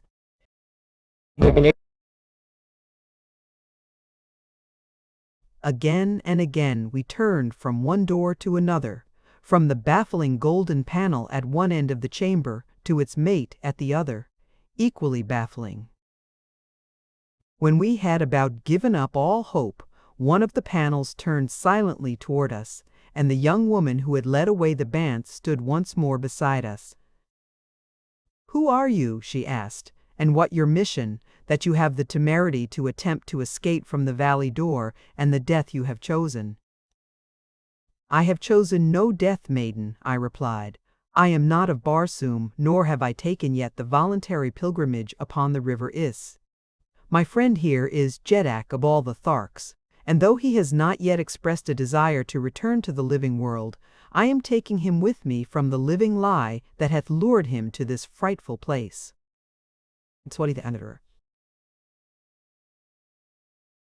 I am of another world. I am John Carter, Prince of the House of Tardos Moors, Jeddak of Helium. Perchance some faint rumor of me may have leaked within the confines of your hellish abode. She smiled. "Yes," she replied, "naught that passes in the world we have left is unknown here. I have heard of you many years ago. The Therns have ofttimes wondered whither you had flown, since you had neither taken the pilgrimage nor could be found upon the face of Barsoom." "Tell me," I said, "and who be you, and why a prisoner, yet with power over the ferocious beasts of the place that denotes familiarity and authority far beyond that which might be expected of a prisoner or a slave?" "Slave I am," she answered, "for 15 years a slave in this terrible place, and what 100. Now that they have tired of me and become fearful of the power which my knowledge of their ways has given me, I am but recently condemned to die the death." She shuddered. "What death?" I asked. "The holy Therns eat human flesh," she answered me, "but only that which has died beneath the sucking lips of a plant man, flesh from which the defiling blood of life has been drawn. And to this cruel end I have been condemned. It was to be within a few hours, had your advent not caused an interruption of their plans." "Was it then holy Therns who felt the weight of John Carter's hand?" I asked. "Oh no. Those whom you laid low are lesser Therns, but of the same cruel and hateful race. The holy Therns abide upon the outer slopes of these grim hills, and facing the broad world from which they harvest their victims and their spoils. Labyrinthine passages connect these caves with the luxurious palaces of the holy Therns, and through them pass upon their many duties. The lesser Therns, and hordes of slaves and prisoners and fierce beasts, the grim inhabitants of this sunless world. There be within this vast network of winding passages and countless chambers, men, women, and beasts who, born within its dim and gruesome underworld, have never seen the light of day, nor ever shall. They are kept to do the bidding of the race of Therns, to furnish at once their sport and their sustenance. Now and again some hapless pilgrim, drifting out upon the silent sea from the cold Is, escapes the plant men and the great white apes that guard the temple of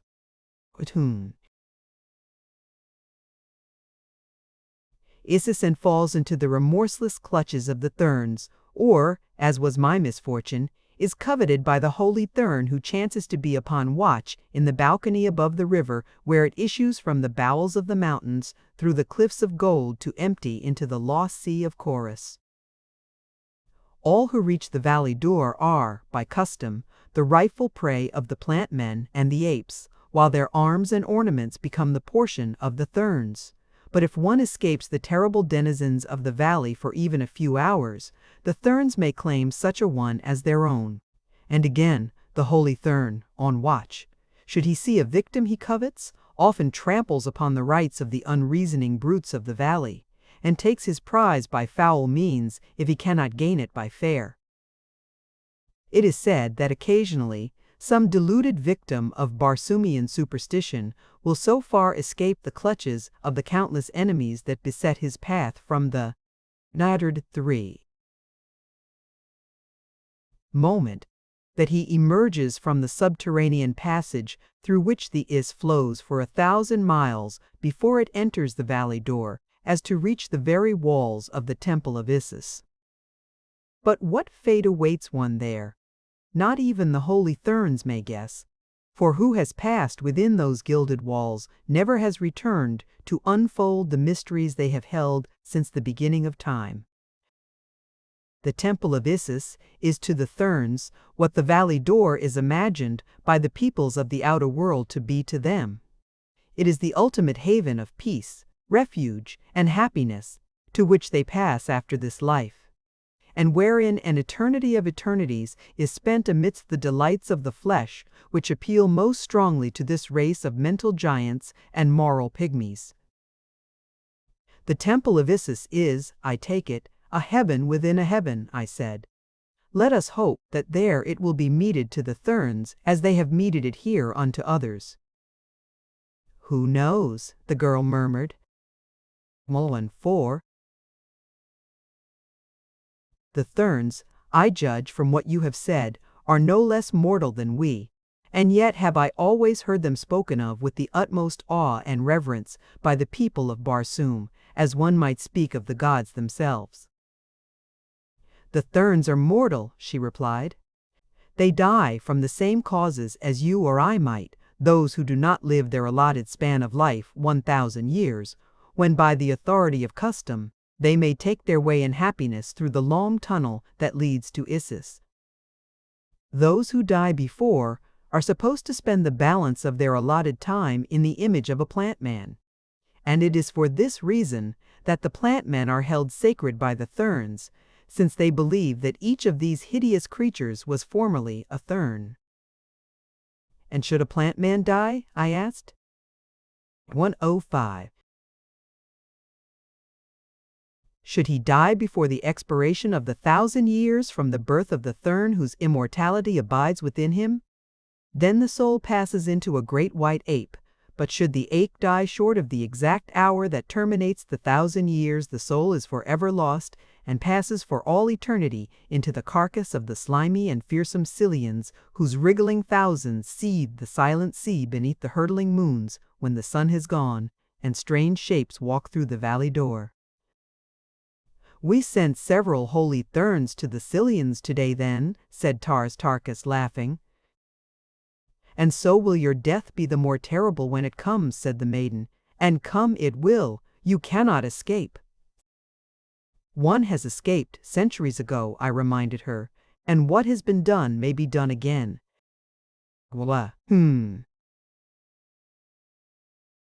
It is useless even to try, she answered hopelessly. But try we shall, I cried, and you shall go with us, if you wish. To be put to death by mine own people, and render my memory a disgrace to my family and my nation? A prince of the house of Tardos Mors should know better than to suggest such a thing. Tarkas listened in silence, but I could feel his eyes riveted upon me, and I knew that he awaited my answer as one might listen to the reading of his sentence by the foreman of a jury.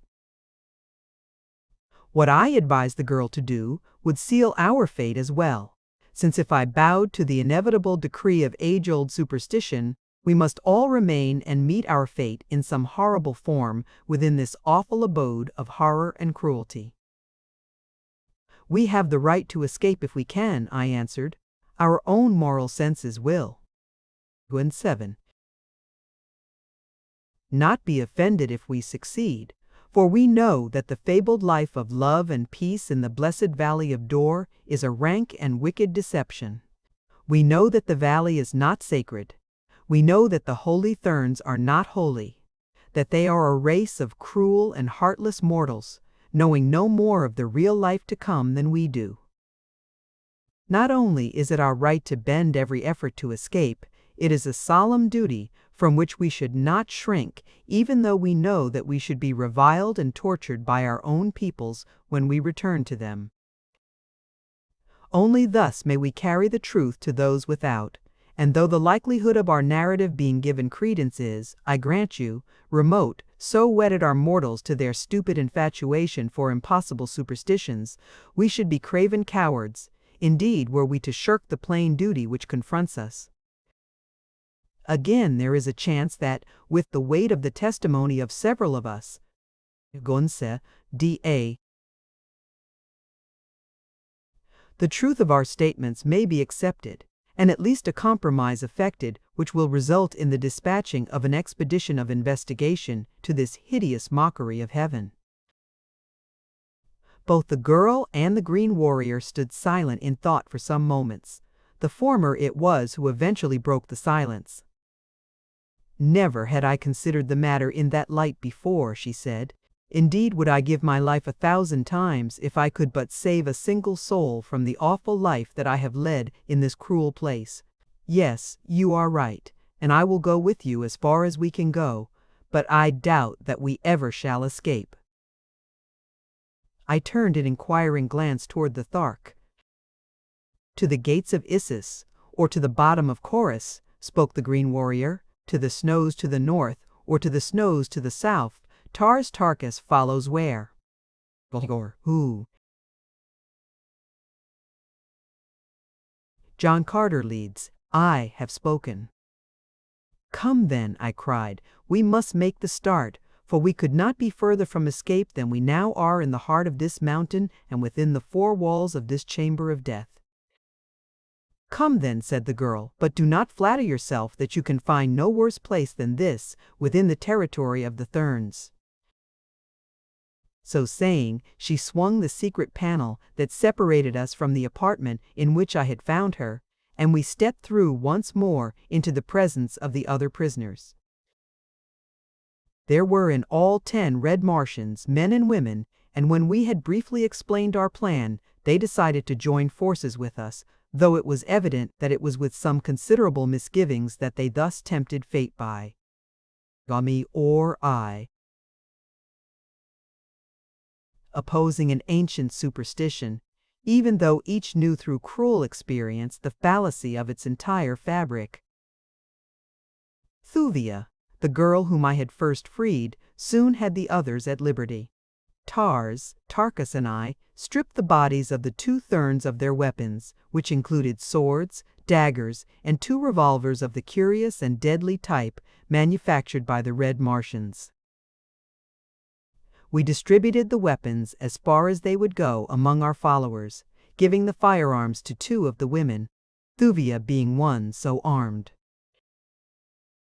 With the latter as our guide, we set off rapidly but cautiously through a maze of passages, crossing great chambers hewn from the solid metal of the cliff, following winding corridors, ascending steep inclines, and now and again concealing ourselves in dark recesses at the sound of approaching footsteps.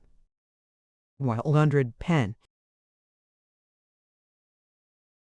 Our destination, Thuvia said, was a distant storeroom where arms and ammunition in plenty might be found.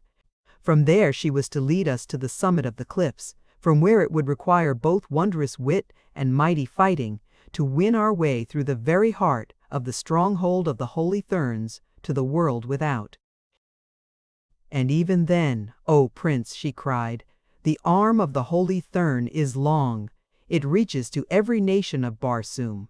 His secret temples are hidden in the heart of every community. Wherever we go, should we escape, we shall find that word of our coming has preceded us, and death awaits us before we may pollute the air with our blasphemies." We had proceeded for possibly an hour without serious interruption, and Thuvia had just whispered to me that we were approaching our first destination, when on entering a great chamber, we came upon a man, evidently a Thern. Gulliver,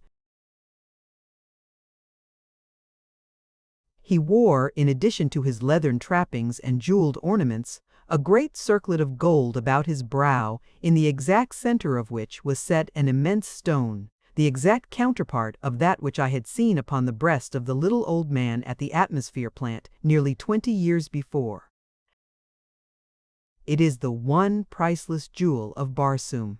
Only two are known to exist, and these were worn as the insignia of their rank and position by the two old men in whose charge was placed the operation of the great engines which pumped the artificial atmosphere to all parts of Mars from the huge atmosphere plant, the secret to whose mighty portals placed in my possession, the ability to save from immediate extinction the life of a whole world.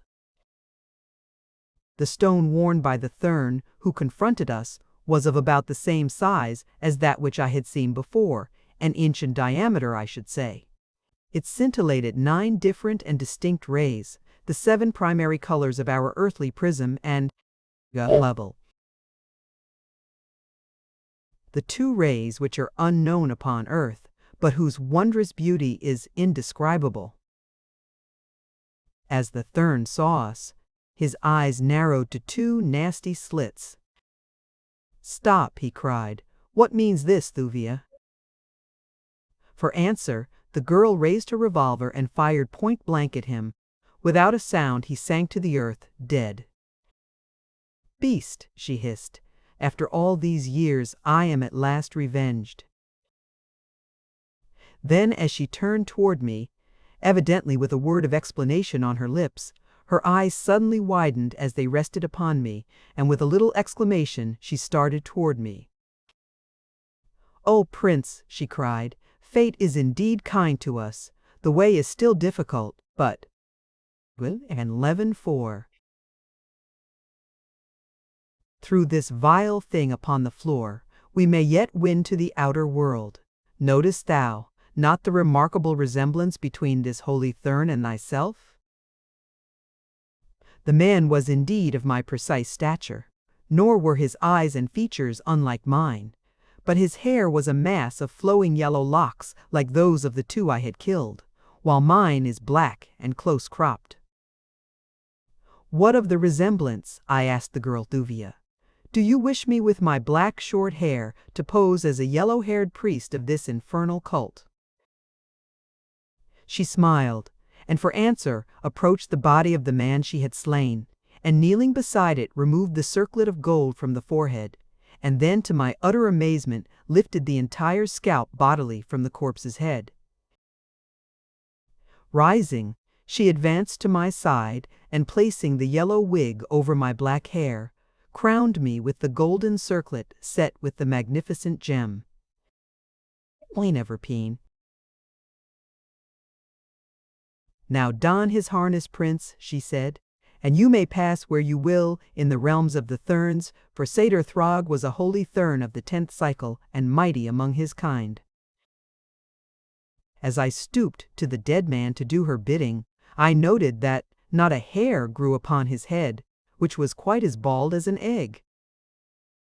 "They are all thus from birth," explained Thuvia, noting my surprise. "The race from which they sprang were crowned with a luxuriant growth of golden hair, but for many ages the present race has been entirely bald. The wig, however, has come to be a part of their apparel, and so important a part do they consider it that it is cause for the deepest disgrace were a Thurn to appear in public without it." In another moment I stood garbed in the habiliments of a holy Thurn. 130 board and night. At Thuvia's suggestion, 2 of the released prisoners bore the body of the dead Thurn upon their shoulders with us, as we continued our journey toward the storeroom, which we reached without further mishap. Here, the keys which Thuvia bore from the dead Thurn of the prison vault were the means of giving us immediate entrance to the chamber, and very quickly we were thoroughly outfitted with arms and ammunition. By this time, I was so thoroughly fagged out that I could go no further, so I threw myself upon the floor, bidding Tars Tarkas to do likewise, and cautioning 2 of the released prisoners to keep careful watch. In an instant, I was asleep. Who? Chapter 5. Corridors of Peril. How long I slept upon the floor of the storeroom I do not know, but it must have been many hours. I was awakened with a start by cries of alarm, and scarce were my eyes opened, nor had I yet sufficiently collected my wits to quite realize where I was, when a fusillade of shots rang out, reverberating through the subterranean corridors in a series of deafening echoes. In an instant I was upon my feet. A dozen lesser Therns confronted us from a large doorway at the opposite end of the storeroom from which we had entered. About me lay the bodies of my companions, with the exception of Thuvia and Dejah Thoris, who, like myself, had been asleep upon the floor and thus escaped the first raking fire. As I gained my feet, the Therns lowered their wicked rifles, their faces distorted in mingled chagrin, consternation, and alarm. 109. Instantly I rose to the occasion. "What means this?" I cried in tones of fierce anger. "Is Satyr Throg to be murdered by his own vassals?" "Have mercy, O master of the 10th cycle," cried one of the fellows, while the others edged toward the doorway, as though to attempt a surreptitious escape from the presence of the Mighty One. "Ask them their mission here," whispered Thuvia at my elbow. "What do you hear, fellows?" I cried. "Two from the outer world are at large within the dominions of the Therns. We sought them at the command of the father of Therns. One was white with black hair, the other a huge green warrior," and here the fellow cast a suspicious glance toward Dejah Thoris. "Who?" "Here, then, is one of them," spoke Thuvia, indicating the Thark, "and if you will look upon this dead man by the door, perhaps you will recognize the other. It was left for Satyr Throg and his poor slaves to accomplish what the lesser Therns of the guard were unable to do. We have killed one and captured the other, for this had Satyr Throg given us our liberty. And now, in your stupidity, have you come and killed all but myself, and like to have killed the mighty Satyr Throg himself." The men looked very sheepish and very scared. "Had they not better throw these bodies to the plant men and then return to their quarters, O Mighty One?" asked Thuvia of me. "Yes, do as Thuvia bids you," I said. As the men picked up the bodies, I noticed that the one who stooped to gather up the late Satyr Throg started as his closer scrutiny fell upon the upturned face, and then the fellow stole a furtive, sneaking glance in my direction from the corner of his eye. That he suspicioned something of the truth I could have sworn, but that it was only a suspicion which he did not dare voice, was evidenced by his silence. Again, as he bore the body from the room, he shot a quick but searching glance toward me, and then his eyes fell once more upon the bald and shiny dome of the dead man in his arms. The last fleeting glimpse that I obtained of his profile as he passed from my sight without the chamber revealed a cunning smile of triumph upon his lips. Only Dejah Thoris, Thuvia, and I were left. The fatal marksmanship of the Therns had snatched from our companions whatever slender chance they had of gaining the perilous freedom of the world without. 22. So soon as the last of the gruesome procession had disappeared, the girl urged us to take up our flight once more. She, too, had noted the questioning attitude of the Thern who had borne Satyr Throg away. "It bodes no good for us, O Prince," she said, "for even though this fellow dared not chance accusing you in error, there be those above with power sufficient to demand a closer scrutiny, and that, Prince, would indeed prove fatal." I shrugged my shoulders. It seemed that, in any event, the outcome of our plight must end in death. I was refreshed from my sleep, but still weak from loss of blood. My wounds were painful. No medicinal aid seemed possible. How I longed for the almost miraculous healing power of the strange salves and lotions of the green Martian women. In an hour, they would have had me as new. 100 N. I was discouraged. Never had a feeling of such utter hopelessness come over me in the face of danger. Then the long flowing yellow locks of the holy Thurn, caught by some vagrant draught, blew about my face. Might they not still open the way of freedom? If we acted in time, might we not even yet escape before the general alarm was sounded? We could at least try. What will the fellow do first, Dejah? I asked. How long will it be before they may return for us? He will go directly to the father of Thurns, old Matai Shang. He may have to wait for an audience, but since he is very high among the lesser Thurns, in fact as a Thorian among them, it will not be long that Matai Shang will keep him waiting. Then, if the father of Thurns puts credence in his story, another hour will see the galleries and chambers, the courts and gardens, filled with searchers. 194. What we do then must be done within an hour. What is the best way, Dejah, the shortest way out of this celestial Hades? Straight to the top of the cliffs, Prince, she replied, and then through the gardens to the inner courts. From there our way will lie within the temples of the Thurns and across them to the outer court. Then the ramparts. O Prince, it is hopeless. 10,000 warriors could not hew a way to liberty from out this awful place. Since the beginning of time, little by little, stone by stone, have the Thurns been ever adding to the defenses of their stronghold. A continuous line of impregnable fortifications circles the outer slopes of the mountains of Uts. Within the temples that lie behind the ramparts, 1,000,000 fighting men are ever ready. The courts and gardens are filled with slaves, with women, and with children. And none could go a stone's throw without detection. If there is no other way, Dejah, why dwell upon the difficulties of this? We must face them. Can we not better make the attempt after dark? Asked Tarkas. There would seem to be no chance by day. There would be a little better chance by night, but even then the ramparts are well guarded, possibly better than by day. There are fewer abroad in the courts and gardens, though, said Dejah. What is the hour? I asked. It was midnight when you released me from my chains, said Dejah. 2 hours later we reached the storeroom. There you slept for 14 hours. It must now be nearly sundown again. Come, we will go to some nearby window in 106. The cliff, and make sure.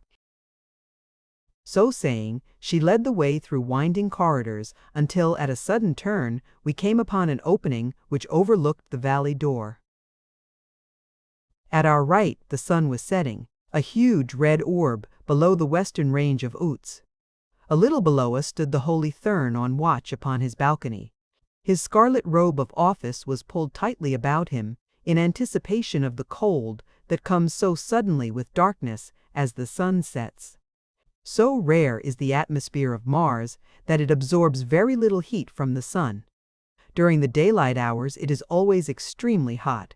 At night it is intensely cold. Nor does the thin atmosphere refract the sun's rays or diffuse its light as upon Earth. There is no twilight on Mars. When the great orb of day disappears beneath the horizon, the effect is precisely as that of the extinguishing of a single lamp within a chamber. From brilliant light you are plunged without warning into utter darkness. Then the moons come, the mysterious magic moons of Mars, hurtling like monster meteors low across the face of the planet. The declining sun lighted brilliantly the eastern banks of Chorus, the crimson sward, the gorgeous forest. Beneath the trees we saw feeding many herds of plant men. The adults stood aloft upon their toes and their mighty tails, their talons pruning every available leaf and twig. It was then that I understood the careful trimming of the trees which had led me to form the mistaken idea, when first I opened my eyes upon the grove, that it was the playground of a civilized people. As we watched, our eyes wandered to the rolling ice, which issued from the base of the cliffs beneath us. Presently there emerged from the mountain a canoe laden with lost souls from the outer world. There were a dozen of them. All were of the highly civilized and cultured race of red men who are dominant on Mars. The eyes of the herald upon the balcony beneath us fell upon the doomed party. 28. As soon as did ours. He raised his head and, leaning far out over the low rail that rimmed his dizzy perch, voiced the shrill, weird wail that called the demons of this hellish place to the attack. For an instant, the brutes stood with stiffly erected ears. Then they poured from the grove toward the river's bank, covering the distance with great, ungainly leaps. The party had landed and was standing on the sward as the awful horde came in sight. There was a brief and futile effort of defense. Then silence, as the huge, repulsive shapes covered the bodies of their victims, and scores of sucking mouths fastened themselves to the flesh of their prey. I turned away in disgust. "Their part is soon over," said Thuvia. "The great white apes get the flesh when one knew. The plant men have drained the arteries. Look, they are coming now." As I turned my eyes in the direction the girl indicated, I saw a dozen of the great white monsters running across the valley toward the riverbank. Then the sun went down, and darkness that could almost be felt engulfed us. Thuvia lost no time in leading us toward the corridor which winds back and forth up through the cliffs toward the surface, thousands of feet above the level on which we had been. Twice great bants, wandering loose through the galleries, blocked our progress, but in each instance Thuvia spoke a low word of command, and the snarling beasts slunk sullenly away. "If you can dissolve all our obstacles as easily as you master these fierce brutes, I can see no difficulties in our way," I said to the girl, smiling. "How do you do it?" He wondered. She laughed and then shuddered. "I do not quite know," she said. "When first I came here, I angered Satyr Throg because I repulsed him. He ordered me to be thrown into one of the great pits in the inner gardens. It was filled with bants. In my own country, I had been accustomed to command. Something in my voice, I do not know what, cowed the beasts as they sprang to attack me. Instead of tearing me to pieces, as Satyr Throg had desired, they fawned at my feet. So greatly were Satyr Throg and his friends amused by the sight that they kept me to train and handle the terrible creatures. I know them all by name. There are many of them wandering through these lower regions. They are the scavengers. Many prisoners die here in their chains. The bants solve the problem of sanitation, at least in this respect. In the gardens and temples above, they are kept in pits. The Therns fear them. Country is because of the bants that they seldom venture below ground, except as their duties call them. An idea occurred to me, suggested by what Thuvia had just said. "Why not take a number of bants and set them loose before us above ground?" I asked. Thuvia laughed. "It would distract attention from us, I am sure," she said. She commenced calling in a low, sing-song voice that was half purr. She continued this as we wound our tedious way through the maze of subterranean passages and chambers. Presently, soft, padded feet sounded close behind us, and as I turned, I saw a pair. Now, of great green eyes shining in the dark shadows at our rear. From a diverging tunnel, a sinuous, tawny form crept stealthily toward us. Low growls and angry snarls assailed our ears on every side as we hastened on, and one by one the ferocious creatures answered the call of their mistress. She spoke a word to each as it joined us. Like well-schooled terriers, they paced the corridors with us, but I could not help but note the lathering jowls, nor the hungry expressions with which they eyed Tarkis and myself. Soon we were entirely surrounded by some 50 of the brutes. 2 walked close on either side of Thuvia, as guards might walk. The sleek sides of others now and then touched my own naked limbs. It was a strange experience, the almost noiseless passage of naked human feet and padded paws. The golden walls splashed with precious stones, the dim light cast by the tiny radium bulbs set at considerable distances along the roof. The huge maned beasts of prey crowding. 103. With low growls about us, the mighty green warrior towering high above us all, myself crowned with the priceless diadem of a holy thurn, and leading the procession, the beautiful girl, Thuvia. I shall not soon forget it. Presently we approached a great chamber, more brightly lighted than the corridors. Thuvia halted us. Quietly she stole toward the entrance and glanced within. Then she motioned us to follow her.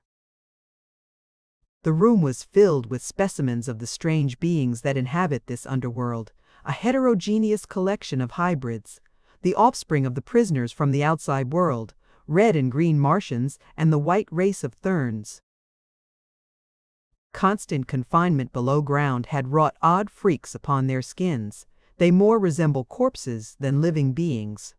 Many are deformed, others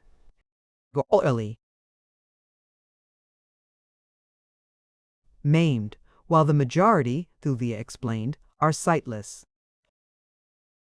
As they lay sprawled about the floor, sometimes overlapping one another, again in heaps of several bodies, they suggested instantly to me the grotesque illustrations that I had seen in copies of Dante's Inferno, and what more fitting comparison?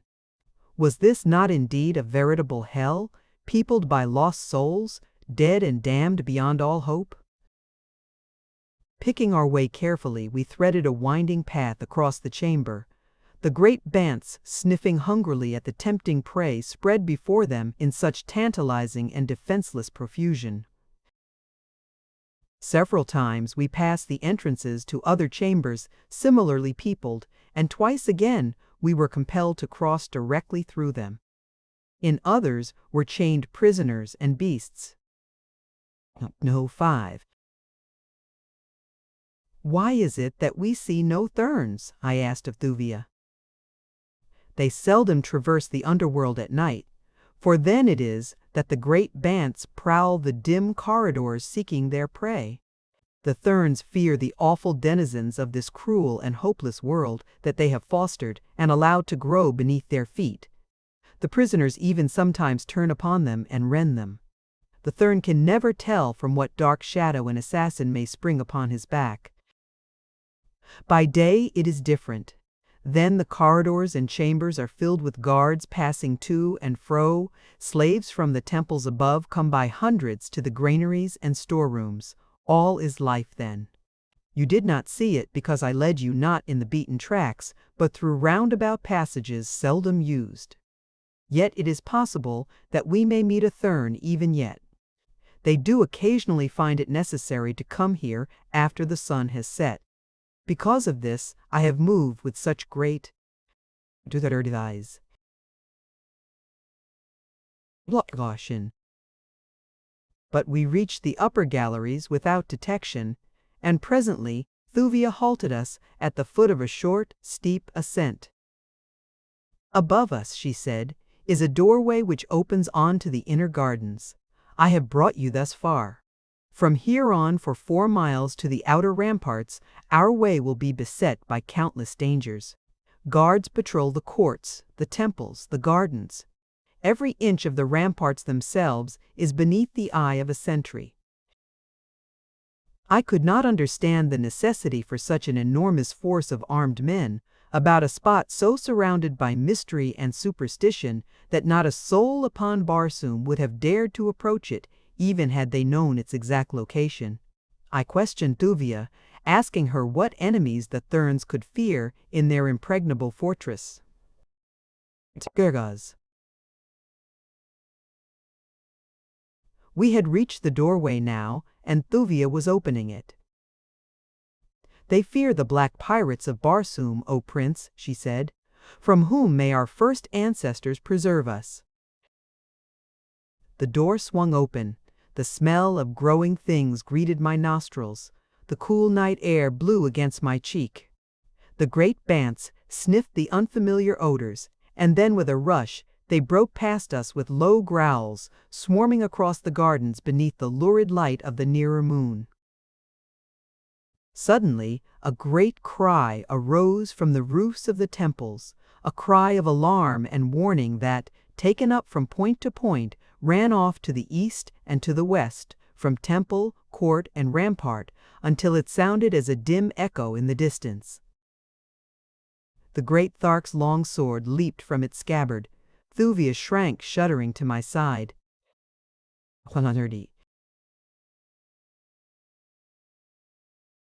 Chapter 6. The Black Pirates of Barsoom.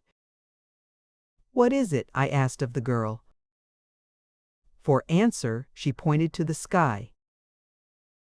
I looked, and there, above us, I saw shadowy bodies flitting hither and thither high over temple, court, and garden.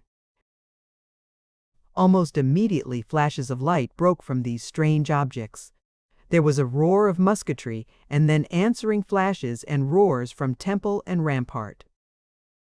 "The black pirates of Barsoom, O Prince," said Thuvia. In great circles, the aircraft of the marauders swept lower and lower toward the defending forces of the Therns. Volley after volley, they vomited upon the temple guards, volley on volley. Gwamwani crashed through the thin air toward the fleeting and elusive flyers.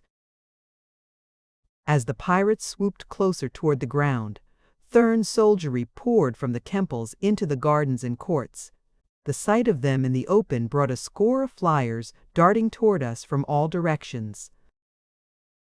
The Therns fired upon them through shields affixed to their rifles, but on, steadily on, came the grim black craft. They were small flyers for the most part, built for 2 to 3 men. A few larger ones there were, but these kept high aloft, dropping bombs upon the temples from their keel batteries.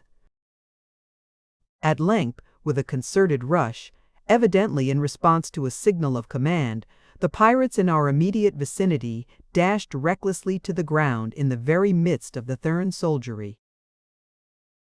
Scarcely waiting for their craft to touch, the creatures manning them leaped. 1 among the Therns with the fury of demons.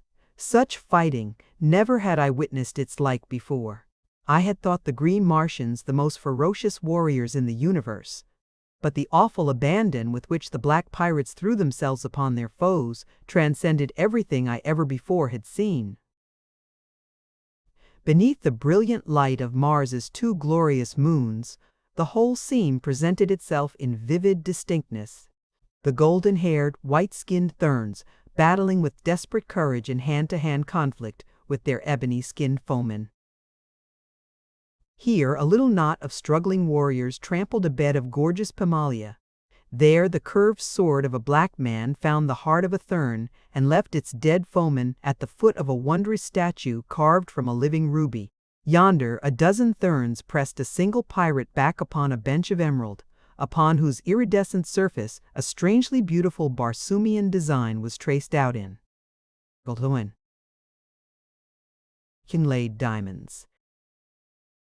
A little to one side stood Thuvia, the Thark, and I. The tide of battle had not reached us, but the fighters from time to time swung close enough that we might distinctly note them.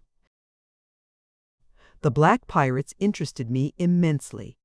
I had heard vague rumors, little more than legends they were, during my former life on Mars, but never had I seen them, nor talked with one who had. They were popularly supposed to inhabit the lesser moon, from which they descended upon Barsoom at long intervals.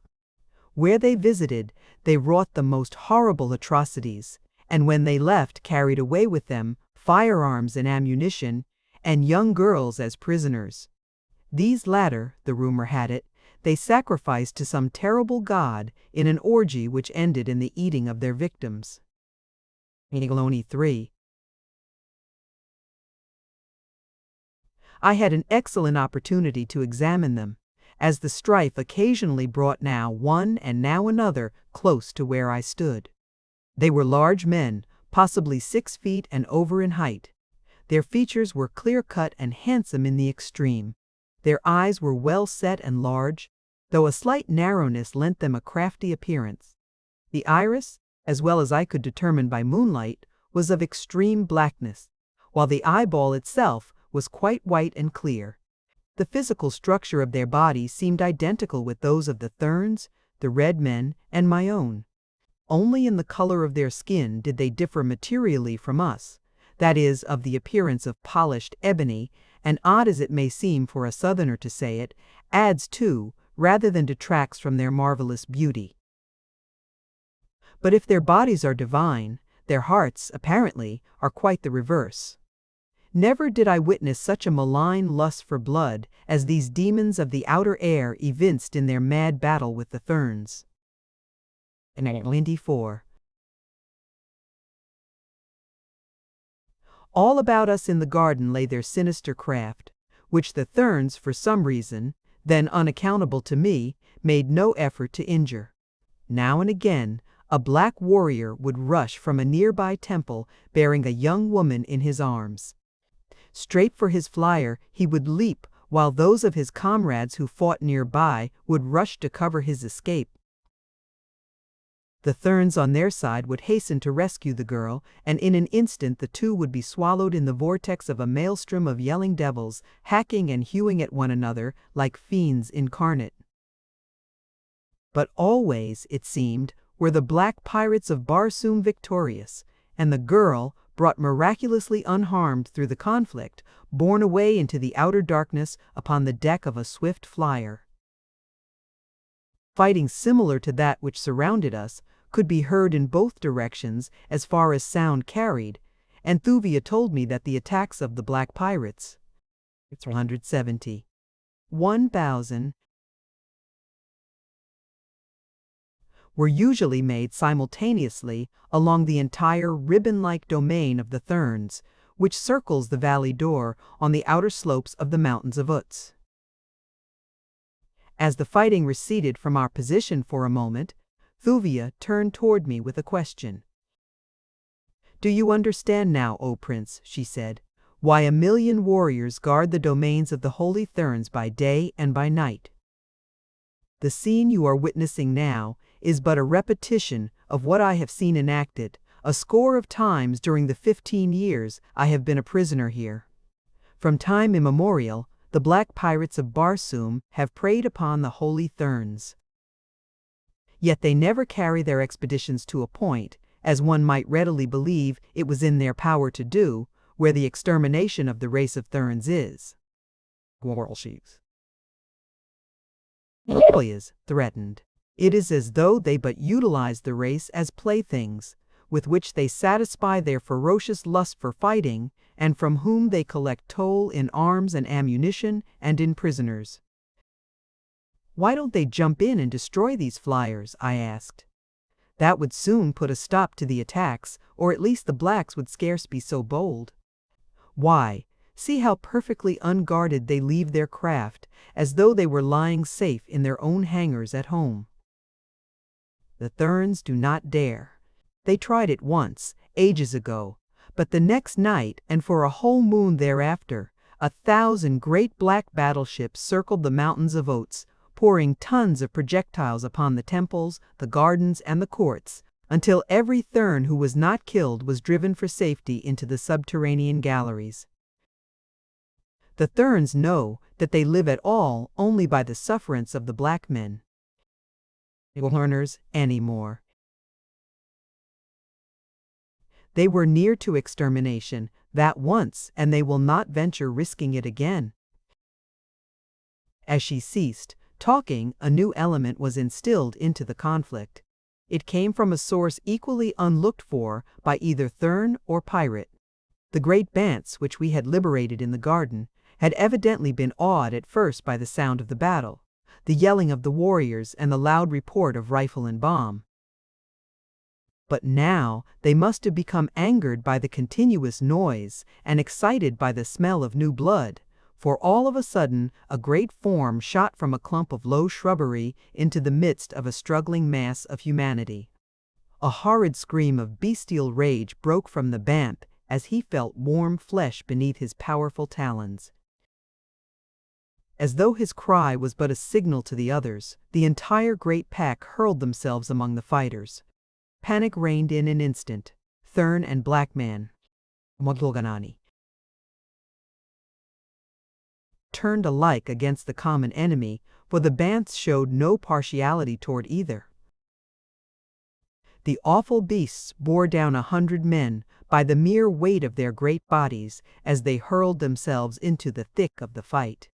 Leaping and clawing, they mowed down the warriors with their powerful paws, turning for an instant to rend their victims with frightful fangs. The scene was fascinating in its terribleness, but suddenly it came to me that we were wasting valuable time watching this conflict, which in itself might prove a means of our escape. The Thurns were so engaged with their terrible assailants that now, if ever, escape should be comparatively easy. I turned to search for an opening through the contending hordes. If we could but reach the ramparts, we might find that the pirates somewhere had thinned the guarding forces and left a way open to us. Gormar and T. To the world without. As my eyes wandered about the garden, the sight of the hundreds of aircraft lying unguarded around us suggested the simplest avenue to freedom. Why it had not occurred to me before? I was thoroughly familiar with the mechanism of every known make of flyer on Barsoom. For 9 years I had sailed and fought with the Navy of Helium. I had raced through space on the tiny one-man Air Scout, and I had commanded the greatest battleship that ever had floated in the thin air of dying Mars. To think, with me, is to act. Grasping Thuvia by the arm, I whispered to Tars Tarkas to follow me. Quickly we glided toward a small flyer which lay furthest from the battling warriors. Another instant found us huddled on the tiny deck.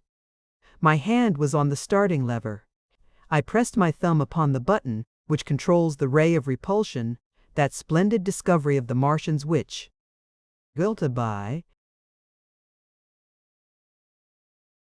permits them to navigate the thin atmosphere of their planet in huge ships that dwarf the dreadnoughts of our earthly navies into pitiful insignificance. The craft swayed slightly, but she did not move.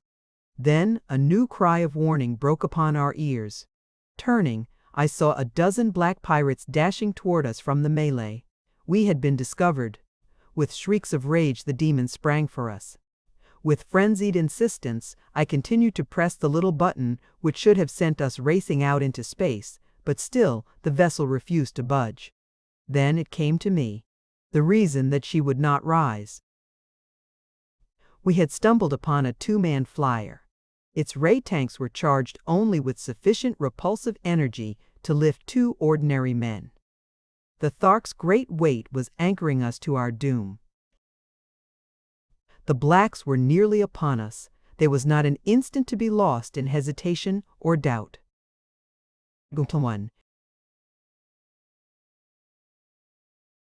I pressed the button far in and locked it. Then I set the lever at high speed, and as the blacks came yelling upon us, I slipped from the craft's deck and with drawn longsword met the attack.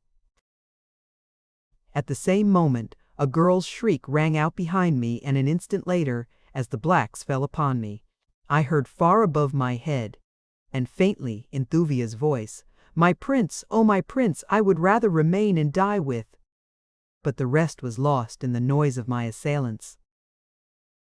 I knew, though, that my ruse had worked, and that temporarily, at least, Thuvia and Tars Tarkas were safe, and the means of escape was theirs. For a moment it seemed that I could not withstand the weight of numbers that confronted me, but again, as on so many other occasions when I had been called upon to face fearful odds upon this planet of warriors and fierce beasts, I found that my earthly strength so far transcended that of my opponents that the odds, too, were not so greatly against me as they appeared. My seething blade wove a net of death about me. For an instant the blacks pressed close to reach me with their shorter swords, but presently they gave back, and the esteem in which they suddenly had learned to hold my sword arm was writ large upon each countenance. I knew, though, that it was but a question of minutes before their greater numbers would wear me down, or get around my guard. I must go down eventually to certain death before them. I shuddered at the thought of it, dying thus in this terrible place where no word of my end ever could reach my Dejah Thoris. Dying at the hands of nameless black men in the gardens of the cruel Therns. Then my old-time spirit reasserted itself. The fighting blood of my Virginian sires coursed hot through my veins. The fierce bloodlust and the joy of battle. 3 surged over me. The fighting smile that has brought consternation to 1,000 foemen touched my lips. I put the thought of death out of my mind and fell upon my antagonists with fury that those who escaped will remember to their dying day. That others would press to the support of those who faced me, I knew. So even as I fought, I kept my wits at work, searching for an avenue of escape. It came from an unexpected quarter out of the black night behind me. I had just disarmed a huge fellow who had given me a desperate struggle, and for a moment the blacks stood back for a breathing spell. They eyed me with malignant fury, yet withal there was a touch of respect in their demeanor. "Thurn," said one, "you fight like a dater, but for your detestable yellow hair. And your white skin, you would be an honor to the firstborn of Barsoom." "I am no Thurn," I said, and was about to explain that I was from another world, thinking that by patching a truce with these fellows and fighting with them against the Therns, I might enlist their aid in regaining my liberty. But just at that moment a heavy object smote me, a resounding whack between my shoulders that nearly felled me to the ground. As I turned to meet this new enemy, an object passed over my shoulder, striking one of my assailants squarely in the face and knocking him senseless to the sward. At the same instant, I saw that the thing that had struck us was the trailing anchor of a rather fair-sized air vessel, possibly a 10-man cruiser. The ship was floating slowly above us, not more than 50 feet over our heads. Instantly, the one chance for escape that it offered presented itself to me. The vessel was slowly rising, and now the anchor was beyond the blacks who faced me. Lagged, and several feet above their heads. With a bound that left them gaping in wide-eyed astonishment, I sprang completely over them. A second leap carried me just high enough to grasp the now rapidly receding anchor. But I was successful, and there I hung by one hand, dragging through the branches of the higher vegetation of the gardens, while my late foemen shrieked and howled beneath me. Presently, the vessel veered toward the west, and then swung gracefully to the south. In another instant, I was carried beyond the crest of the golden cliffs, out over the valley door, where, 6,000 feet below me, the lost sea of Chorus lay shimmering in the moonlight. Carefully, I climbed to a sitting posture across the anchor's arms. I wondered if, by chance, the vessel might be deserted. I hoped so. Or possibly, it might belong to a friendly people and have wandered by accident almost within the clutches of the pirates and the Therns. The fact that it was retreating from the scene of battle lent color to this hypothesis. But I decided to know positively, and at once, so, with the greatest caution, I commenced to climb slowly up the anchor chain toward the deck above me. One hand had just reached for the vessel's rail, and found it when a fierce black face was thrust over the side, and eyes filled with triumphant hate looked into mine.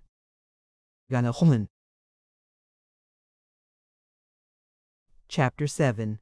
A Fair Goddess. For an instant the black pirate and I remained motionless, glaring into each other's eyes.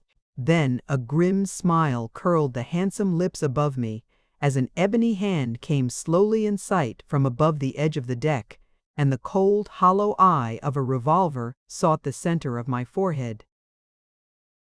The cold, hollow eye of a revolver sought the center of my forehead.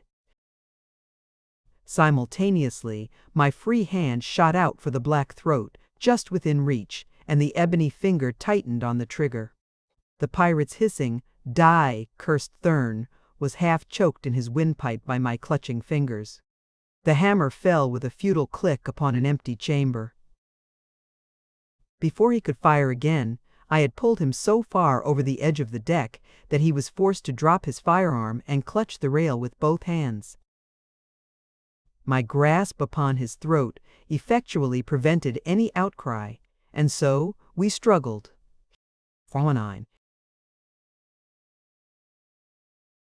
In grim silence, he to tear away from my hold, I to drag him over to his death. His face was taking on a livid hue, his eyes were bulging from their sockets. It was evident to him that he soon must die unless he tore loose from the steel fingers that were choking the life from him. With a final effort, he threw himself further back upon the deck, at the same instant releasing his hold upon the rail to tear frantically with both hands at my fingers in an effort to drag them from his throat. That little second was all that I awaited. With one mighty downward surge, I swept him clear of the deck. His falling body came near to tearing me from the frail hold that my single free hand had upon the anchor chain and plunging me with him to the waters of the sea below. I did not relinquish my grasp upon him, however, for I knew that a single shriek from those lips as he hurtled to his death in the silent waters of the sea 100 would bring his comrades from above to avenge him. Instead, I held grimly to him, choking, ever choking, while his frantic struggles dragged me lower and lower toward the end of the chain. Gradually, his contortions became spasmodic, lessening by degrees until they ceased entirely. Then I released my hold upon him, and in an instant he was swallowed by the black shadows far below. Again I climbed to the ship's rail. This time I succeeded in raising my eyes to the level of the deck, where I could take a careful survey of the conditions immediately confronting me. The nearer moon had passed below the horizon, but the clear effulgence of the further satellite bathed the deck of the cruiser, bringing into sharp relief the bodies of 6 or 8 black men sprawled about in sleep. 61. Huddled close to the base of a rapid-fire gun was a young white girl, securely bound. Her eyes were widespread, in an expression of horrified anticipation, and fixed directly upon me as I came in sight above the edge of the deck. Unutterable relief instantly filled them as if they fell upon the mystic jewel which sparkled in the center of my stolen headpiece. She did not speak. Instead, her eyes warned me to beware the sleeping figures that surrounded her. Noiselessly, I gained the deck. The girl nodded to me to approach her. As I bent low, she whispered to me to release her. "I can aid you," she said, "and you will need all the aid available when they awaken." "Some of them will awake in chorus," I replied, smiling. She caught the meaning of my words and the cruelty of her answering smile. Who horrified me. One is not astonished by cruelty in a hideous face, but when it touches the features of a goddess whose fine chiseled lineaments might more fittingly portray love and beauty, the contrast is appalling. Quickly, I released her.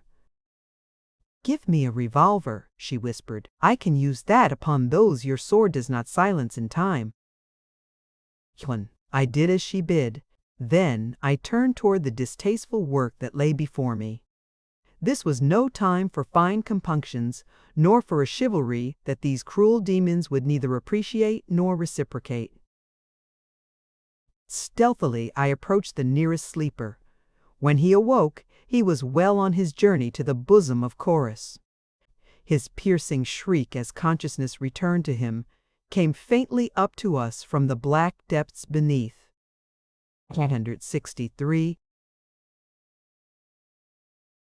The second awoke as I touched him, and, though I succeeded in hurling him from the cruiser's deck, his wild cry of alarm brought the remaining pirates to their feet. There were 5 of them. As they arose, the girl's revolver spoke in sharp staccato, and one sank back to the deck again to rise no more. The others rushed madly upon me with drawn swords. The girl evidently dared not fire for fear of wounding me, but I saw her sneak stealthily and cat-like toward the flank of the attackers. Then they were on me. For a few minutes I experienced some of the hottest fighting I had ever passed through. The quarters were too small for footwork. It was stand your ground and give and take. At first I took considerably more than I gave, but presently I got beneath one fellow's guard and had the satisfaction of seeing him collapse upon the deck.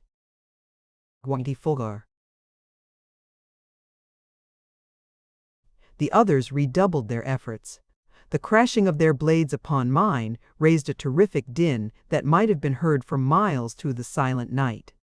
Sparks flew as steel smote steel, and then there was the dull and sickening sound of a shoulder bone parting beneath the keen edge of my Martian sword. 3 now faced me, but the girl was working her way to a point that would soon permit her to reduce the number by 1 at least.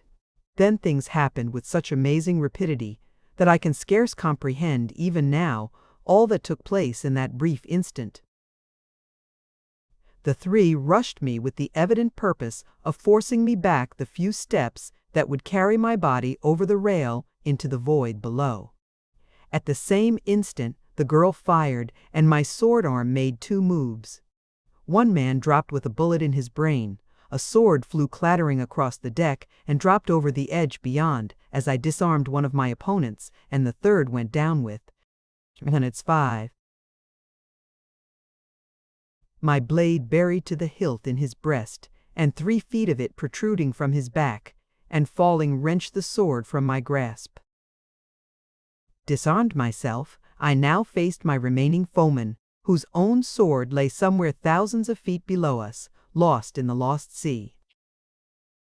The new conditions seemed to please my adversary, for a smile of satisfaction bared his gleaming teeth as he rushed at me bare-handed. The great muscles which rolled beneath his glossy black hide evidently assured him that here was easy prey, not worth the trouble of drawing the dagger from his harness. I let him come almost upon me. Then I ducked beneath his outstretched arms, at the same time sidestepping to the right. Pivoting on my left toe, I swung a terrific right to his jaw, and, like a felled ox, he dropped in his tracks. A low, silvery laugh rang out behind me.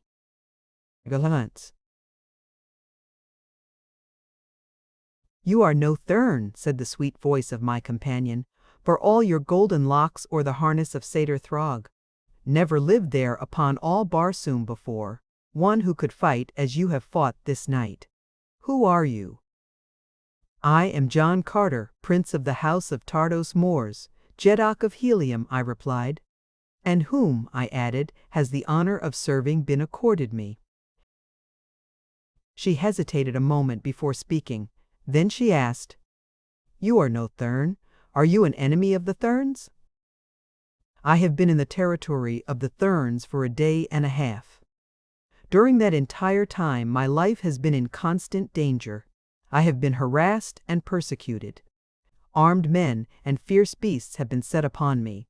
I had no quarrel with the Thurns before, but can you wonder that I feel no great love for them now I have spoken?" 7. She looked at me intently for several minutes before she replied. It was as though she were attempting to read my inmost soul, to judge my character and my standards of chivalry in that long-drawn, searching gaze. Apparently, the inventory satisfied her. "I am Fidor, daughter of Matai Shang, holy Hecador of the holy Thurns, father of Thurns, master of life and death upon Barsoom, brother of Isis, prince of life eternal." At that moment, I noticed that the black I had dropped with my fist was commencing to show signs of returning consciousness. I sprang to his side. Stripping his harness from him, I securely bound his hands behind his back, and after similarly fastening his feet, tied him to a heavy gun carriage. "Why not the simpler way?" asked Fedor. "Letter." "I do not understand. What simpler way?" I replied. With a slight shrug of her lovely shoulders, she made a gesture with her hands personating the casting of something over the craft's side. "I am no murderer," I said. "I kill in self-defense only." She looked at me narrowly. Then she puckered those divine brows of hers and shook her head. She could not comprehend. Well, neither had my own Dejah Thoris been able to understand what to her had seemed a foolish and dangerous policy toward enemies. Upon Barsoom, quarter is neither asked nor given, and each dead man means so much more of the waning resources of this dying planet to be divided amongst those who survive. But there seemed a subtle difference here between the manner in which this girl, Wananya,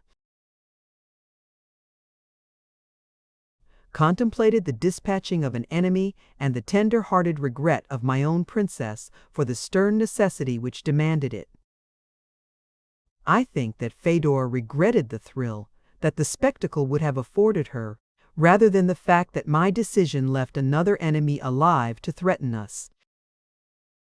The man had now regained full possession of his faculties, and was regarding us intently from where he lay bound upon the deck. He was a handsome fellow, clean-limbed and powerful, with an intelligent face and features of such exquisite chiseling that Adonis himself might have envied him. The vessel, unguided, had been moving slowly across the valley, but now I thought it time to take the helm and direct her course. Only in a very general way could I guess the location of the valley door. That it was far south of the equator was evident from the constellations, but I was not sufficiently a Martian astronomer to come much closer than a rough guess without the splendid charts.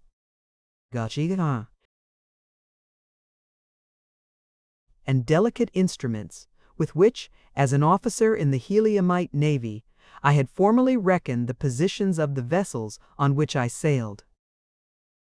That a northerly course would quickest lead me toward the more settled portions of the planet immediately decided the direction that I should steer. Beneath my hand, the cruiser swung gracefully about. Then, the button, which controlled the repulsive rays, sent us soaring far out into space. With speed lever pulled to the last notch, we raced toward the north as we rose ever farther and farther above that terrible valley of death. As we passed at a dizzy height over the narrow domains of the Thurns, the flash of powder far below bore mute witness to the ferocity of the battle that still raged along that cruel frontier. No sound of conflict reached our ears, for in the rarefied atmosphere of our great altitude, no sound wave could penetrate. They were dissipated in thin air far below us.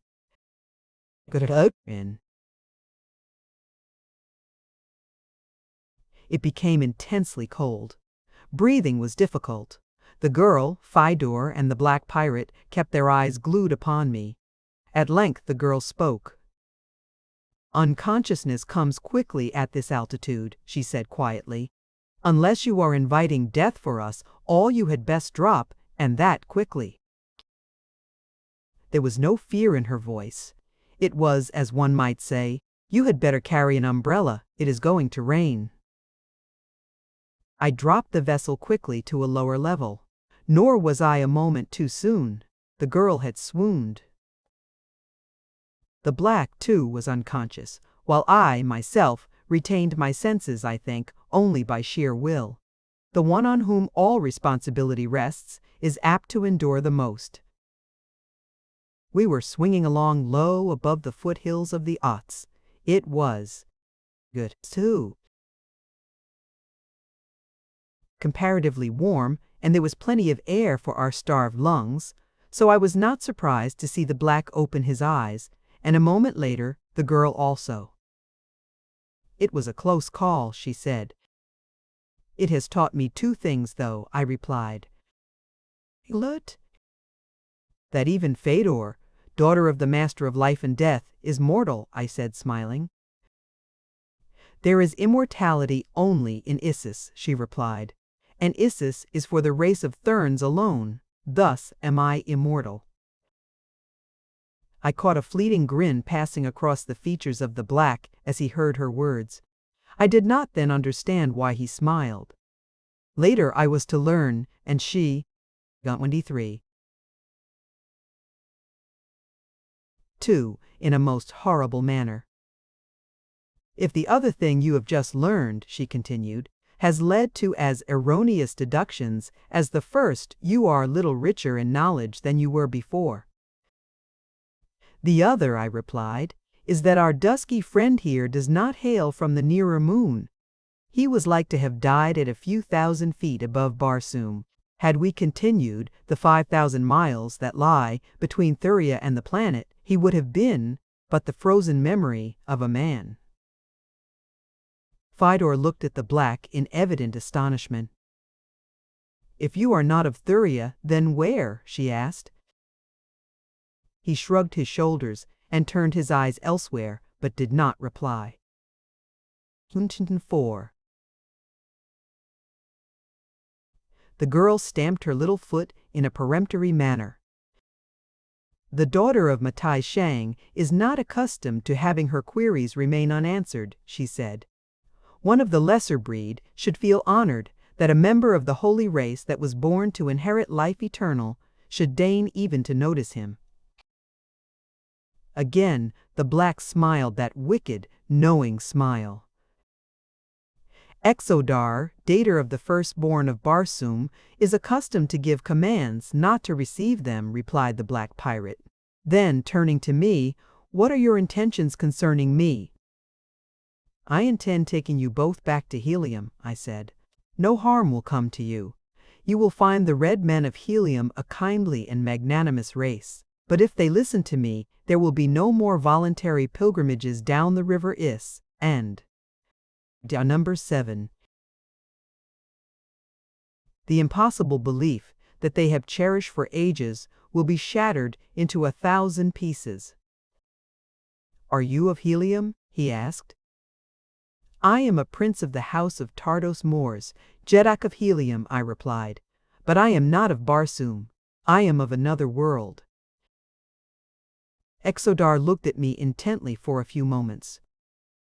"I can well believe that you are not of Barsoom," he said at length. "None of this world could have bested 8 of the firstborn single-handed. But how is it that you wear the golden hair and the jeweled circlet of a holy Thern?" He emphasized the word holy with a touch of irony. "I had forgotten them," I said. "They are the spoils of conquest," and with a sweep of my hand I removed the disguise from my head. Nus. When the black's eyes fell on my close-cropped black hair, they opened in astonishment. Evidently he had looked for the bald pate of a Thern. "You are indeed of another world," he said, a touch of awe in his voice. "With the skin of a Thern, the black hair of a firstborn and the muscles of a dozen daters, it was no disgrace even for Exodar to acknowledge your supremacy. A thing he could never do, were you a Barsoomian, he added. You are traveling several laps ahead of me, my friend, I interrupted. I glean that your name is Exodar, but whom, pray, are the firstborn, and what a dater, and why, if you were conquered by a Barsoomian, could you not acknowledge it? The firstborn of Barsoom, he explained, are the race of black men of which I am a dater, or, as the lesser Barsoomians would say, prince. My race is the oldest on the planet. We trace our lineage, unbroken, direct, to the tree of life, which flourished in the center of the valley door 23 million years ago. For countless ages, the fruit of this tree underwent the gradual changes of evolution, passing by degrees from true plant life to a combination of plant and animal. In the first stages, the fruit of the tree possessed only the power of independent muscular action, while the stem remained attached to the parent plant. Later, a brain developed in the fruit, so that hanging there by their long stems, they thought and moved as individuals. Then, with the development of perceptions, came a comparison of them.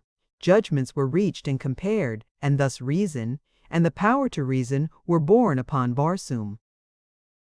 Ages passed. Many forms of life came and went upon the tree of life, but still all were attached to the parent plant by stems of varying lengths. At length, the fruit tree consisted in tiny plant men, such as we now see reproduced in such. 8.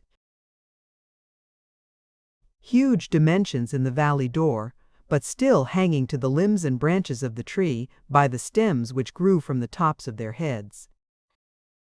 The buds from which the plant men blossomed resembled large nuts about a foot in diameter, divided by double partition walls into 4 sections. In one section grew the plant man, in another a 16-legged worm, in the third the progenitor of the white ape, and in the fourth the primeval black man of Barsoom. When the bud burst, the plant man remained dangling at the end of his stem, but the 3 other sections fell to the ground, where the efforts of their imprisoned occupants to escape sent them hopping about in all directions. Thus, as time went on, all Barsoom was covered with these imprisoned creatures. For countless ages they lived their long lives within their hard shells, hopping and skipping about the broad planet, falling into rivers, lakes, and seas, who are pot, to be still further spread about the surface of the new world. Countless billions died before the first black man broke through his prison walls into the light of day. Prompted by curiosity, he broke open other shells, and the peopling of Barsoom commenced. The pure strain of the blood of this first black man has remained untainted by admixture with other creatures in the race of which I am a member. But from the 16-legged worm, the first ape and renegade black man, has sprung every other form of animal life upon Barsoom. The Therns, and he smiled maliciously as he spoke, are but the result of ages of evolution from the pure white ape of antiquity. They are a lower order still. There is but one race of true and immortal humans on Barsoom. It is the race of black men. Lady 2. The tree of life is dead, but before it died, the plant men learned to detach themselves from it and roam the face of Barsoom with the other children of the first parent. Now, their bisexuality permits them to reproduce themselves after the manner of true plants, but otherwise they have progressed but little in all the ages of their existence. Their actions and movements are largely matters of instinct and not guided to any great extent by reason, since the brain of a plant man is but a trifle larger than the end of your smallest finger. They live upon vegetation and the blood of animals, and their brain is just large enough to direct their movements in the direction of food, and to translate the food sensations which are carried to it from their eyes and ears. They have no sense of self-preservation, and so are entirely without fear in the face of danger. That is why they are such terrible antagonists in combat. Gunnet 1. I wondered why the black man took such pains to discourse thus at length to enemies upon the genesis of life. Barsoomian.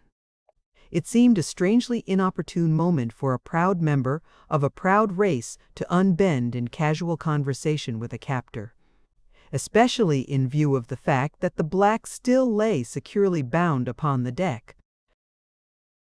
It was the faintest straying of his eye beyond me, for the barest fraction of a second, that explained his motive for thus dragging out my interest in his truly absorbing story.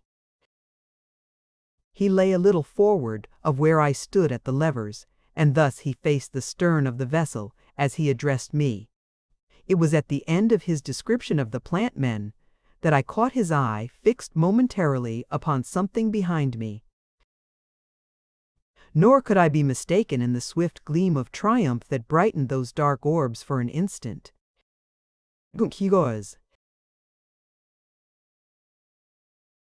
Some time before I had reduced our speed, for we had left the valley door many miles astern, and I felt comparatively safe. I turned an apprehensive glance behind me, and the sight that I saw froze the newborn hope of freedom that had been springing up within me. A great battleship, forging silent and unlighted through the dark night, loomed close astern. One is the way. Chapter 8. The Depths of Omian. Now I realized why the black pirate had kept me engrossed with his strange tale.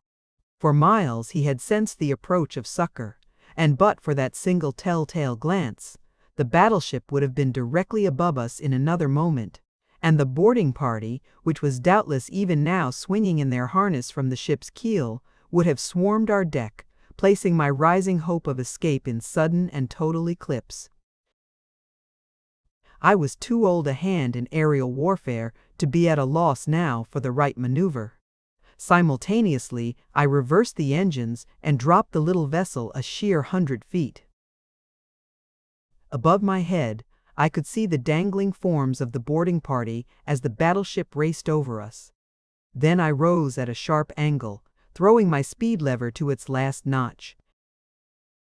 Like a bolt from a crossbow, my splendid craft shot its steel prow straight at the 85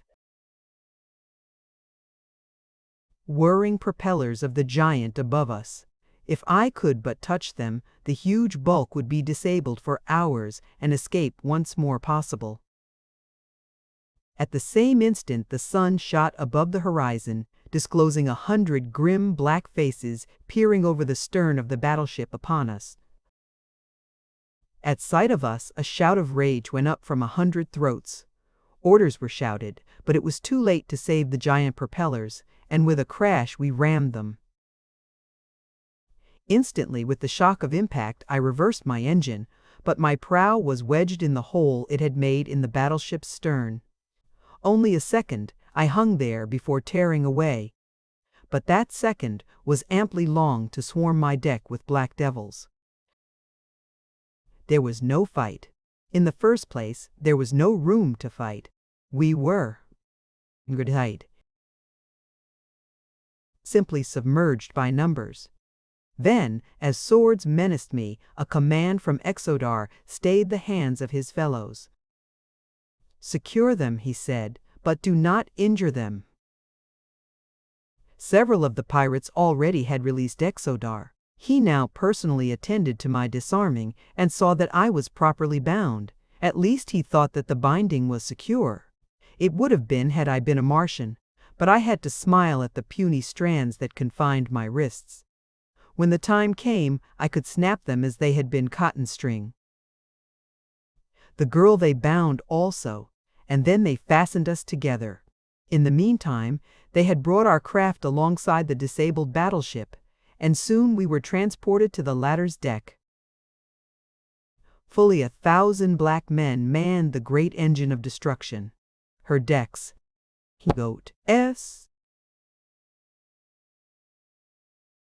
were crowded with them as they pressed forward as far as discipline would permit to get a glimpse of their captives. The girl's beauty elicited many brutal comments and vulgar jests. It was evident that these self-taught supermen were far inferior to the red men of Barsoom in refinement and in chivalry. My close-cropped black hair and thorn complexion were the subjects of much comment. When Zodar told his fellow nobles of my fighting ability and strange origin, they crowded about me with numerous questions. The fact that I wore the harness and metal of a Thurn who had been killed by a member of my party convinced them that I was an enemy of their hereditary foes and placed me on a better footing in their estimation. Without exception, the blacks were handsome men and well-built. The officers, 88, were conspicuous through the wondrous magnificence of their resplendent trappings. Many harnesses were so encrusted with gold, platinum, silver, and precious stones as to entirely hide the leather beneath. The harness of the commanding officer was a solid mass of diamonds. Against the ebony background of his skin, they blazed out with a peculiarly accentuated effulgence. The whole scene was enchanting. The handsome men, the barbaric splendor of the accoutrements, the polished skeel wood of the deck, the gloriously grained serapis of the cabins, inlaid with priceless jewels and precious metals in intricate and beautiful design, the burnished gold of handrails, the shining metal of the guns.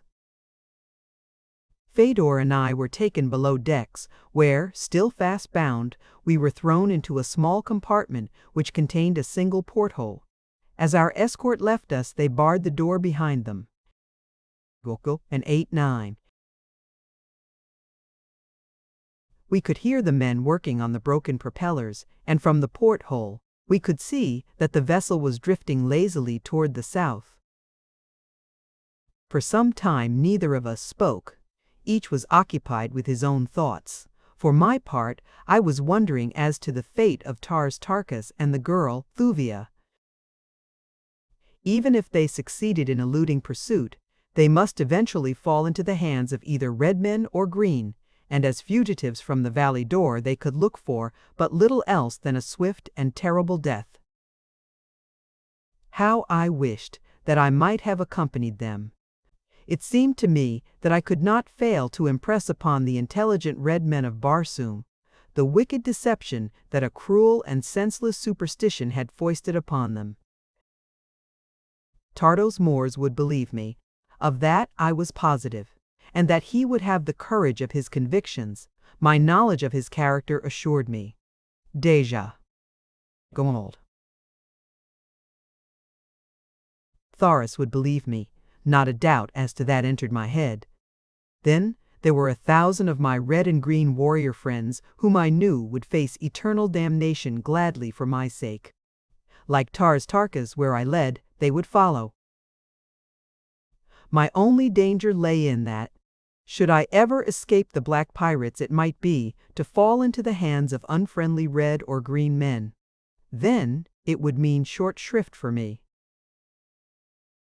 Well, there seemed little to worry about on that score, for the likelihood of my ever escaping the blacks was extremely remote.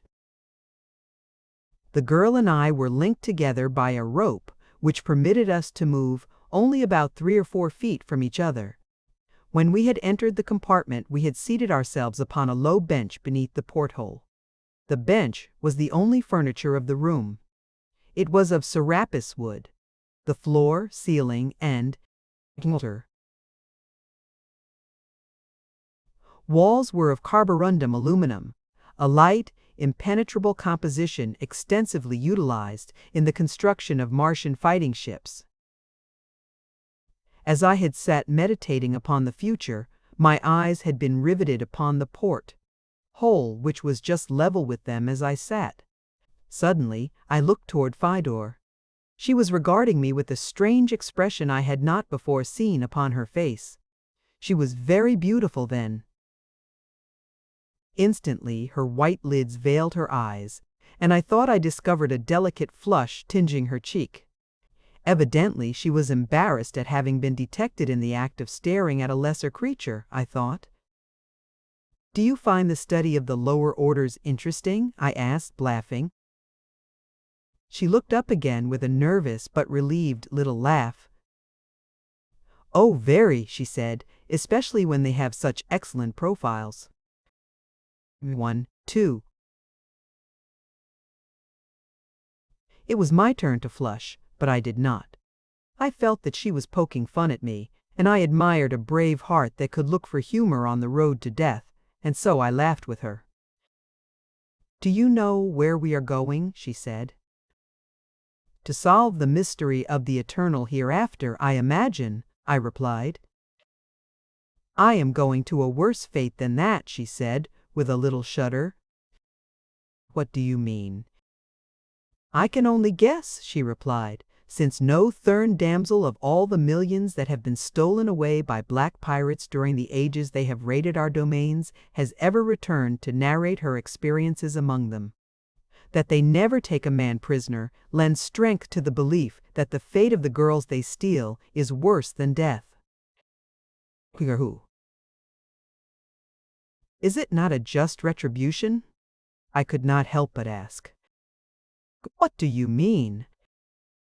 Do not the Thurns themselves do likewise with the poor creatures who take the voluntary pilgrimage down the river of mystery?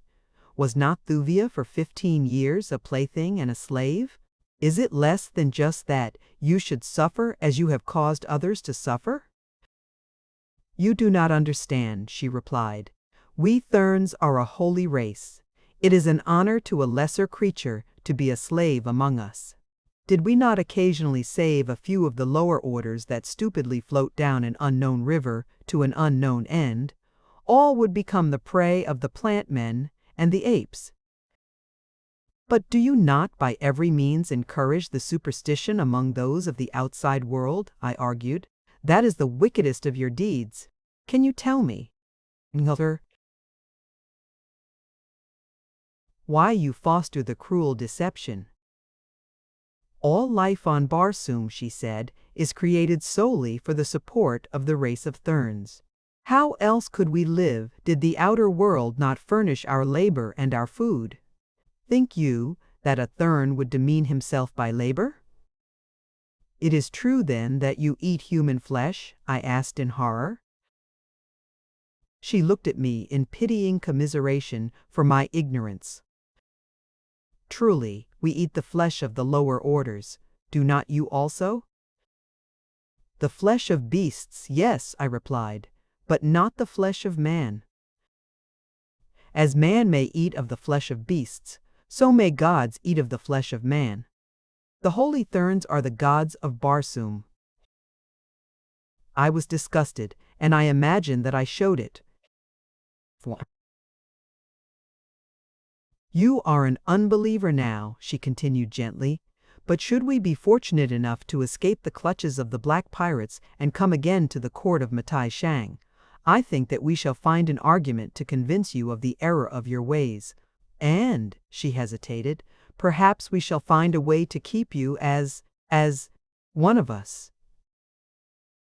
Again her eyes dropped to the floor, and a faint color suffused her cheek. I could not understand her meaning, nor did I for a long time. Dejah Thoris was wont to say that in some things I was a veritable simpleton, and I guessed that she was right.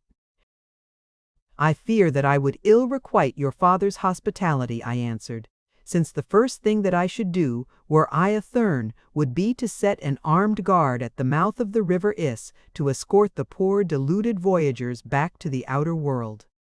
Also should I devote my life to the extermination of the hideous plant.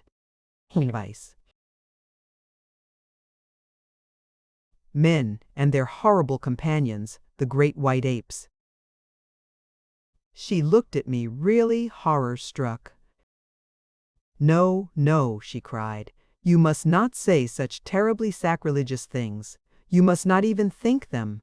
Should they ever guess that you entertain such frightful thoughts, should we chance to regain the temples of the Thurns, they would mete out a frightful death to you. Not even my. Again she flushed and started over. Not even I could save you." I said no more. Evidently it was useless. She was even more steeped in superstition than the Martians of the outer world.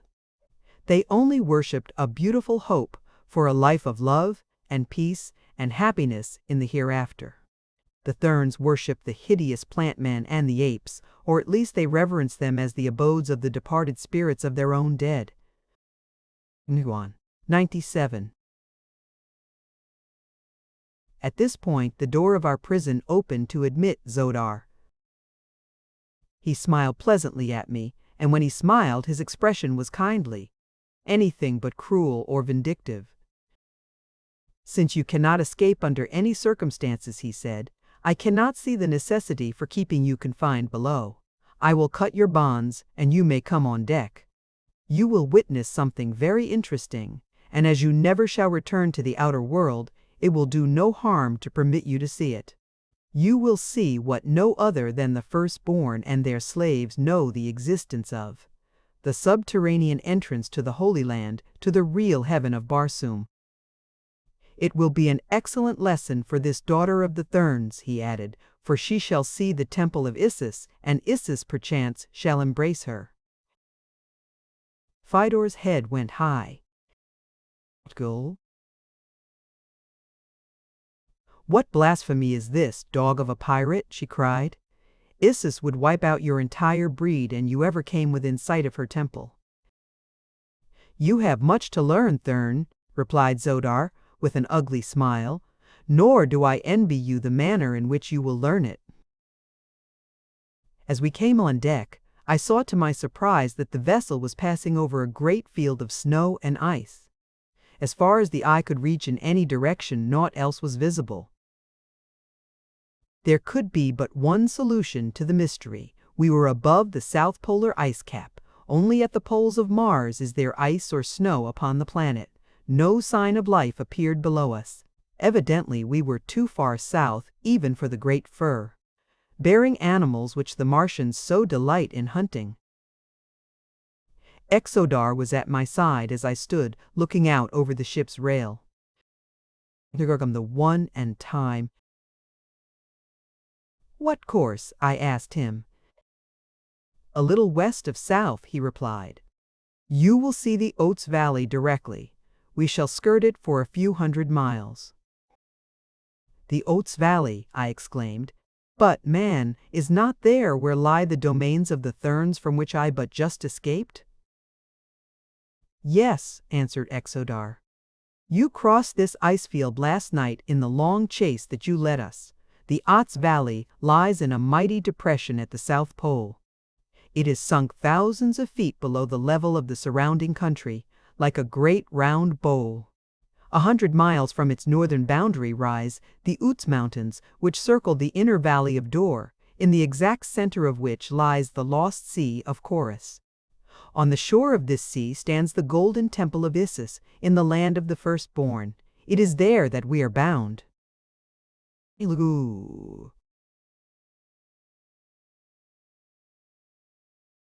As I looked, I commenced to realize why it was that in all the ages only one had escaped from the valley door. My only wonder was that even the one had been successful. To cross this frozen, wind-swept waste of bleak ice alone and on foot would be impossible. Only by air boat could the journey be made, I finished aloud. It was thus that one did escape the Therns in bygone times. "But none has ever escaped the firstborn," said Zodar, with a touch of pride in his voice. We had now reached the southernmost extremity of the great ice barrier. It ended abruptly in a sheer wall thousands of feet high, at the base of which stretched a level valley, broken here and there by low rolling hills and little clumps of forest, and with tiny rivers formed by the melting of the ice barrier at its base.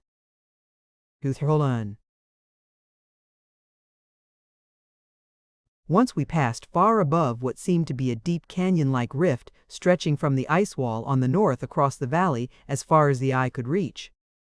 "That is the bed of the river Is," said Zodar. "It runs far beneath the ice field, and below the level of the valley Ots, but its canyon is open here. Presently, I descried what I took to be a village, and pointing it out to Exodar, asked him what it might be.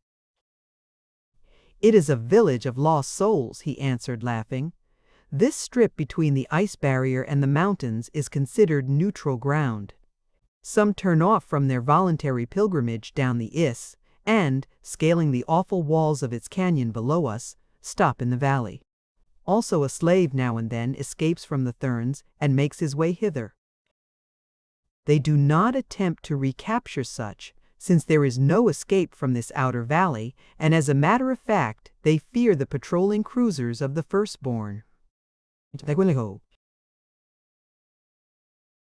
Too much to venture from their own domains.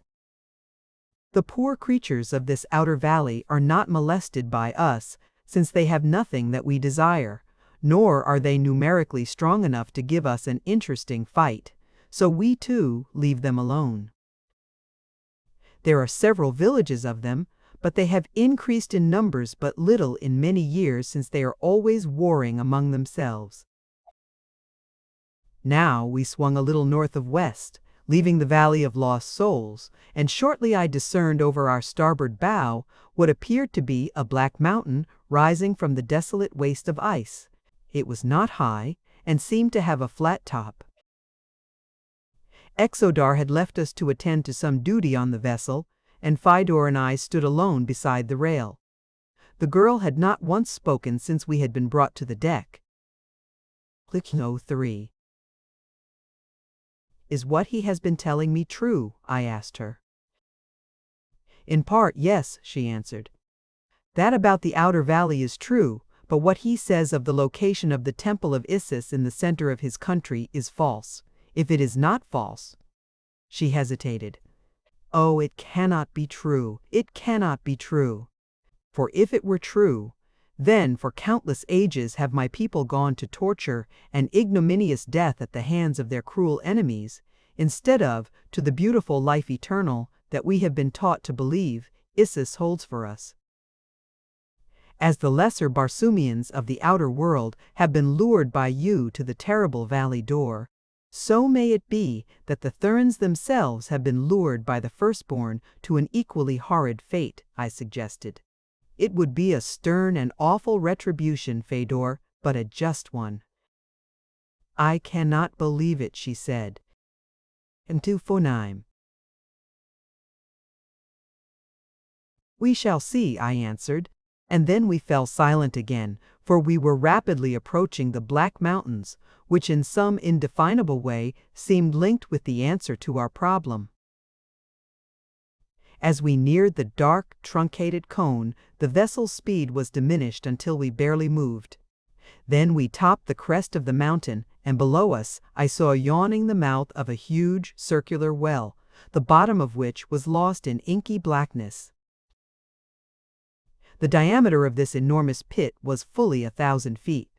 The walls were smooth and appeared to be composed of a black, basaltic rock. For a moment the vessel hovered motionless directly above the center of the gaping void. Then slowly she began to settle into the black chasm.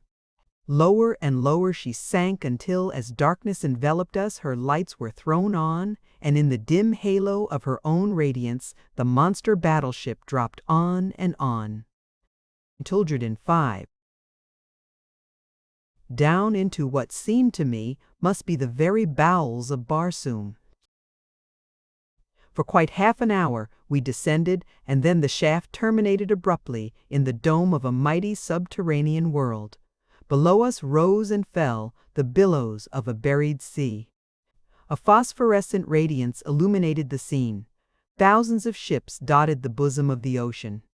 Little islands rose here and there to support the strange and colorless vegetation of this strange world. Slowly and with majestic grace, the battleship dropped until she rested on the water. Her great propellers had been drawn and housed during our descent of the shaft, and in their place had been run out the smaller but more powerful water propellers. As these commenced to revolve, the ship took up its journey once more, riding the new element as buoyantly and as safely as she had the air. Fedor and I were dumbfounded. Neither had either heard or dreamed that such a world existed beneath the surface of Barsoom.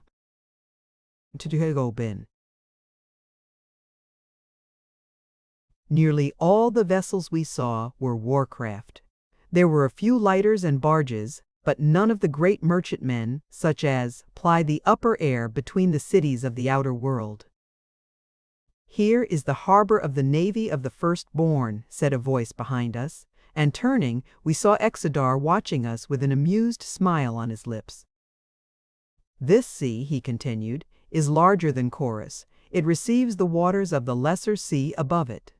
To keep it from filling above a certain level, we have 4 great pumping stations that force the oversupply back into the reservoirs far north, from which the red men draw the water which irrigates their farmlands." A new light burst on me with this explanation. The red men had always considered it a miracle that caused great columns of water to spurt from the solid rock of their reservoir sides to increase the supply of the precious liquid which is so scarce in the outer world of Mars. Clue 11. Never had their learned men been able to fathom the secret of the source of this enormous volume of water. As ages passed, they had simply come to accept it as a matter of course and ceased to question its origin. We passed several islands on which were strangely shaped circular buildings, apparently roofless, and pierced midway between the ground and their tops with small, heavily barred windows. They bore the earmarks of prisons, which were further accentuated by the armed guards who squatted on low benches without or patrolled the short beach lines. Few of these islets contained over an acre of ground, but presently we sighted a much larger one directly ahead. This proved to be our destination, and the great ship was soon made fast against the steep shore. Exodar signaled us to follow him, and with a half-dozen officers and men, we left the battleship and approached a large oval structure a couple of 100 yards from the shore. "You shall soon see Ishus," said Zodar to Fedor. "The few prisoners we take are presented to her. Occasionally she selects slaves from among them to replenish the ranks of her handmaidens. None serves Isis above a single year." And there was a grim smile on the black's lips that lent a cruel and sinister meaning to his simple statement. Fedor, though loath to believe that Isis was allied to such as these, had commenced to entertain doubts and fears. She clung very closely to me, no longer the proud daughter of the master of life and death upon Barsoom, but a young and frightened girl in the power of relentless enemies. The building which we now entered was entirely roofless. In its center was a long tank of water, set below the level of the floor like the swimming pool of a natatorium. Near one side of the pool floated an odd-looking black object. Clue 9. Whether it were some strange monster of these buried waters, or a queer raft, I could not at once perceive. We were soon to know, however, for as we reached the edge of the pool directly above the thing, Exodar cried out a few words in a strange tongue. Immediately, a hatch cover was raised from the surface of the object, and a black seaman sprang from the bowels of the strange craft. Exodar addressed the seaman. "Transmit to your officer," he said, "the commands of Dejah Zodar. Say to him that Dejah Zodar, with officers and men, escorting 2 prisoners, would be transported to the gardens of Isis beside the Golden Temple." "Blessed be the shell of thy first ancestor, most noble Dejah," replied the man. "It shall be done even as thou sayest," and raising both hands, palms backward, 200. Above his head, after the manner of salute which is common to all races of Barsoom, he disappeared once more into the entrails of his ship.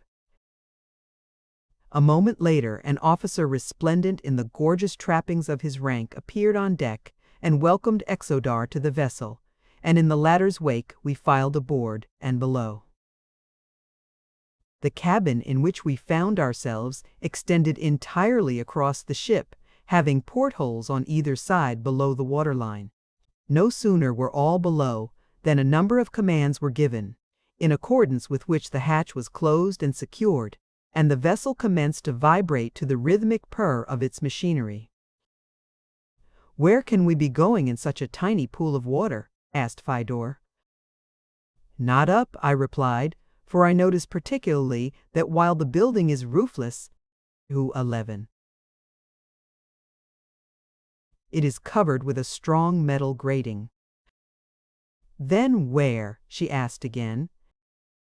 "From the appearance of the craft, I judge we are going down," I replied. Fedor shuddered. For such long ages have the waters of Barsoom seas been a thing of tradition, only that even this daughter of the Therns, born as she had been within sight of Mars's only remaining sea, had the same terror of deep water as is a common attribute of all Martians. Presently the sensation of sinking became very apparent. We were going down swiftly. Now we could hear the water rushing past the portholes, and in the dim light that filtered through them to the water beyond, the swirling eddies were plainly visible. Fedor grasped my arm. 12. "Save me," she whispered. "Save me, and your every wish shall be granted. Anything within the power of the holy Therns to give will be yours." "Fedor." She stumbled a little here, and then in a very low voice, "Fedor already is yours." I felt very sorry for the poor child, and placed my hand over hers where it rested on my arm. I presume my motive was misunderstood, for with a swift glance about the apartment to assure herself that we were alone, she threw both her arms about my neck and dragged my face down to hers. 213. Chapter 9. Ishis, Goddess of Life Eternal. The confession of love which the girl's fright had wrung from her touched me deeply. But it humiliated me as well, since I felt that in some thoughtless word or act I had given her reason to believe that I reciprocated her affection. Never have I been much of a ladies' man, being more concerned with fighting and kindred arts, which have ever seemed to me more befitting a man than mooning over a scented glove 4 sizes too small for him, or kissing a dead flower that has begun to smell like a cabbage. So I was quite at a loss as to what to do or say.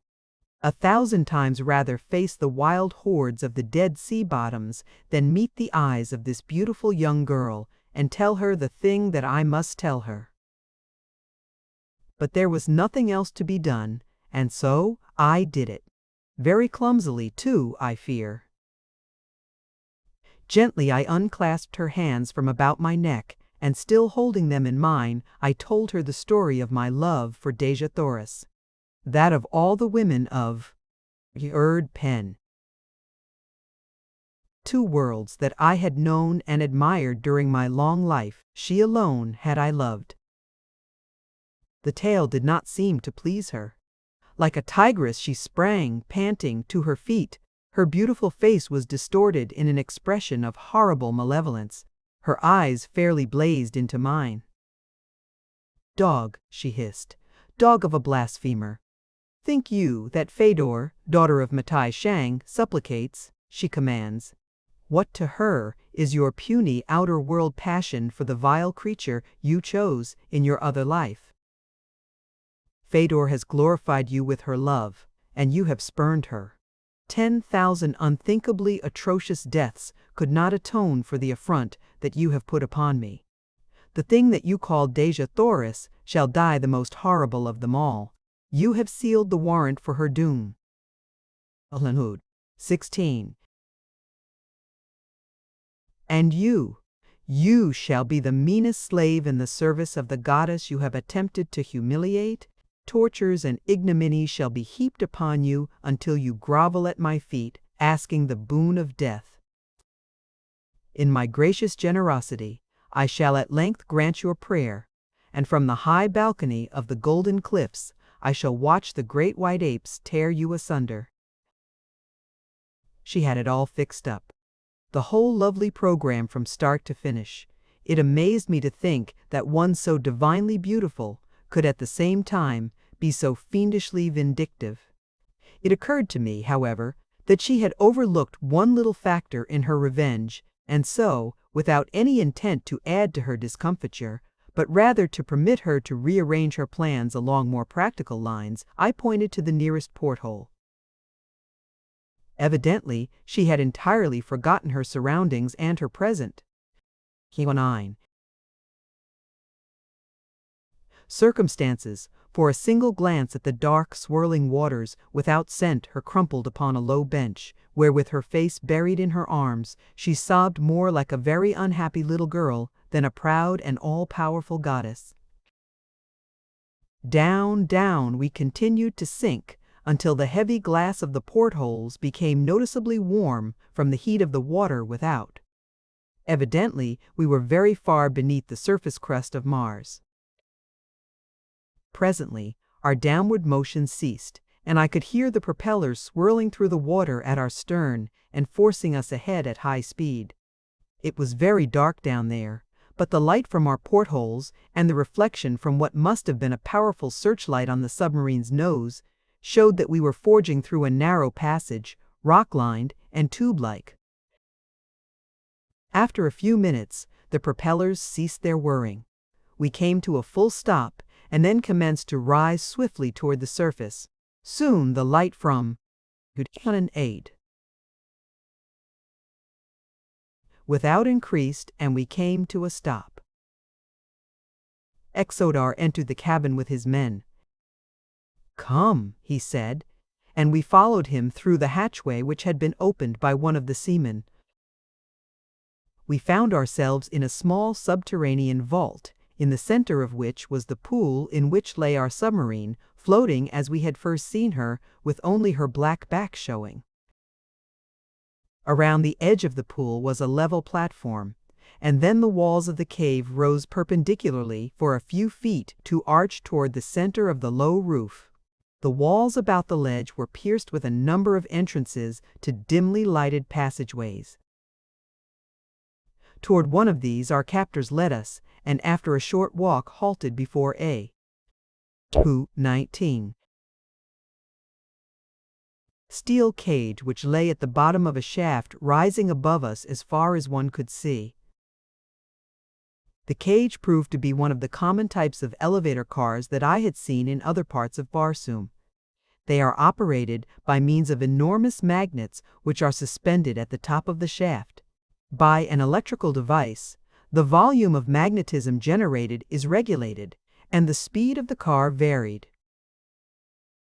In long stretches they move at a sickening speed, especially on the upward trip, since the small force of gravity inherent to Mars results in very little opposition to the powerful force above. Scarcely had the door of the car closed behind us than we were slowing up to stop at the landing above, so rapid was our ascent of the long shaft. When we emerged from the little building which houses the upper terminus of 200, the elevator, we found ourselves in the midst of a veritable fairyland of beauty. The combined languages of Earthmen hold no words to convey to the mind the gorgeous beauties of the scene.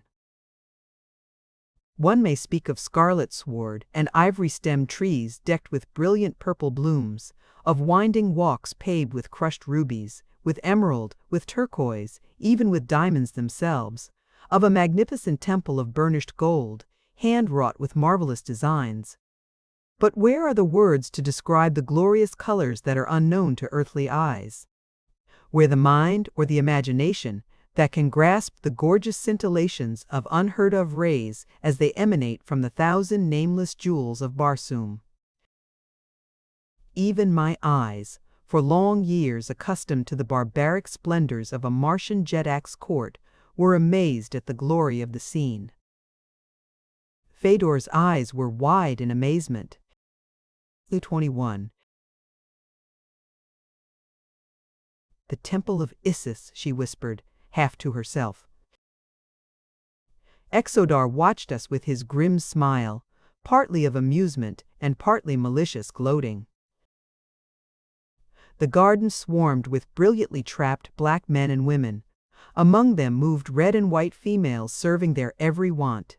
The places of the outer world and the temples of the Therns had been robbed of their princesses and goddesses, that the blacks might have their slaves. Through this scene we moved toward the temple. At the main entrance, we were halted by a cordon of armed guards. Exodar spoke a few words to an officer who came forward to question us. Together they entered the temple, where they remained for some time. When they returned, it was to announce that Isis desired to look upon the 202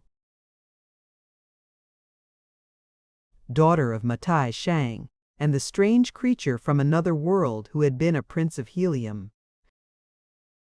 Slowly we moved through endless corridors of unthinkable beauty, through magnificent apartments and noble halls. At length we were halted in a spacious chamber in the center of the temple. One of the officers who had accompanied us advanced to a large door in the further end of the chamber. Here he must have made some sort of signal, for immediately the door opened and another richly trapped courtier emerged. We were then led up to the door, where we were directed to get down on our hands and knees with our backs toward the room we were to enter. The doors were swung open, and after being cautioned not to turn our heads under penalty of instant death, we were commanded to back into the presence of Isis.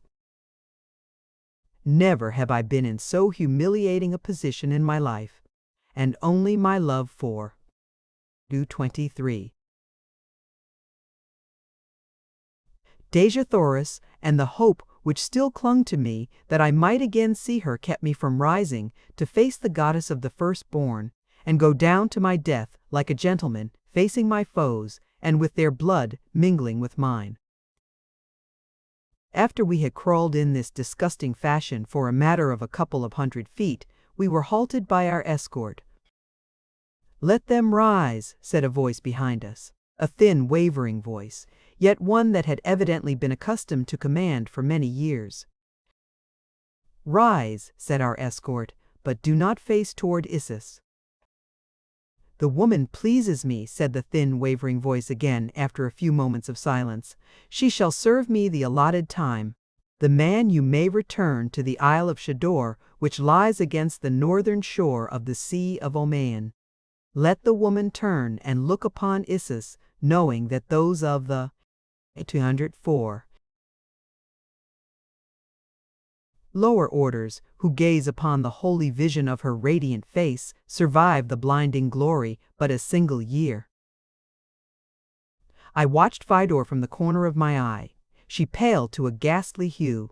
Slowly, very slowly she turned, as though drawn by some invisible yet irresistible force. She was standing quite close to me, so close that her bare arm touched mine as she finally faced Isis, goddess of life eternal.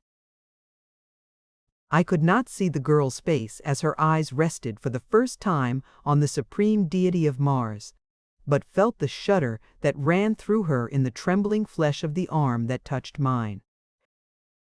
It must be dazzling loveliness indeed, thought I, to cause such emotion in the breast of so radiant a beauty as Fedor, daughter of Matai Shang. "Let the woman remain, remove the man, go!" Thus spoke Isis and the heavy. 5 Hand of the officer fell upon my shoulder.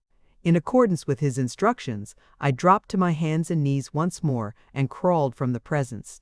It had been my first audience with deity, but I am free to confess that I was not greatly impressed, other than with the ridiculous figure I cut scrambling about on my marrow bones. Once without the chamber, the doors closed behind us, and I was bid to rise. Exodar joined me, and together we slowly retraced our steps toward the gardens. "You spared my life when you easily might have taken it," he said after we had proceeded some little way in silence, "and I would aid you if I might. I can help to make your life here more bearable, but your fate is inevitable. You may never hope to return to the outer world." "What will be my fate?" I asked. 2:6. "That will depend largely upon Isis. So long as she does not send for you and reveal her face to you, you may live on for years in as mild a form of bondage as I can arrange for you." "Why should she send for me?" I asked. "The men of the lower orders she often uses for various purposes of amusement. Such a fighter as you, for example, would render fine sport in the monthly rites of the temple. There are men pitted against men, and against beasts for the edification of Isis and the replenishment of her larder." "She eats human flesh?" I asked.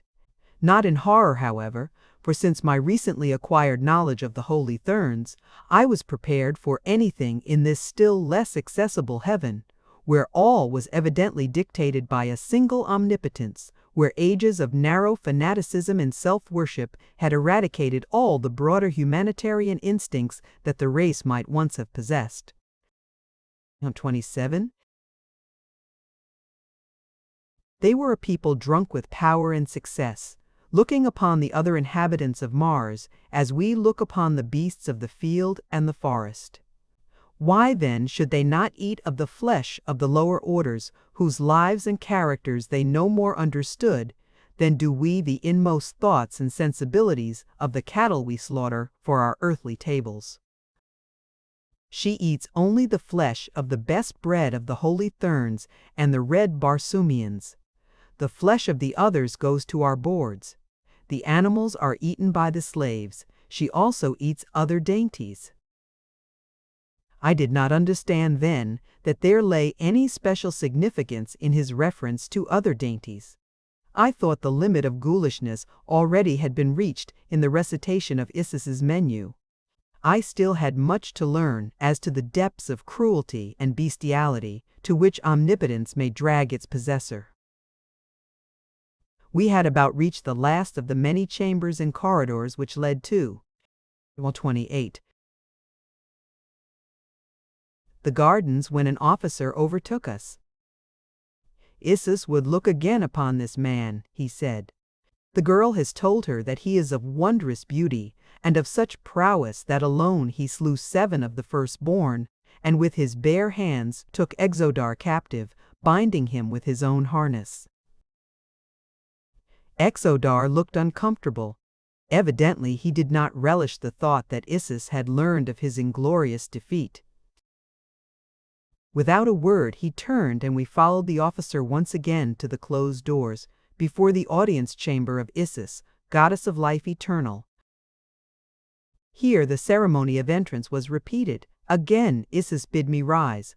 For several minutes all was silent as the tomb. The eyes of deity were appraising me. Presently the thin, wavering voice broke the stillness, repeating in a sing-song. One number. Droned the words which for countless ages had sealed the doom of numberless victims.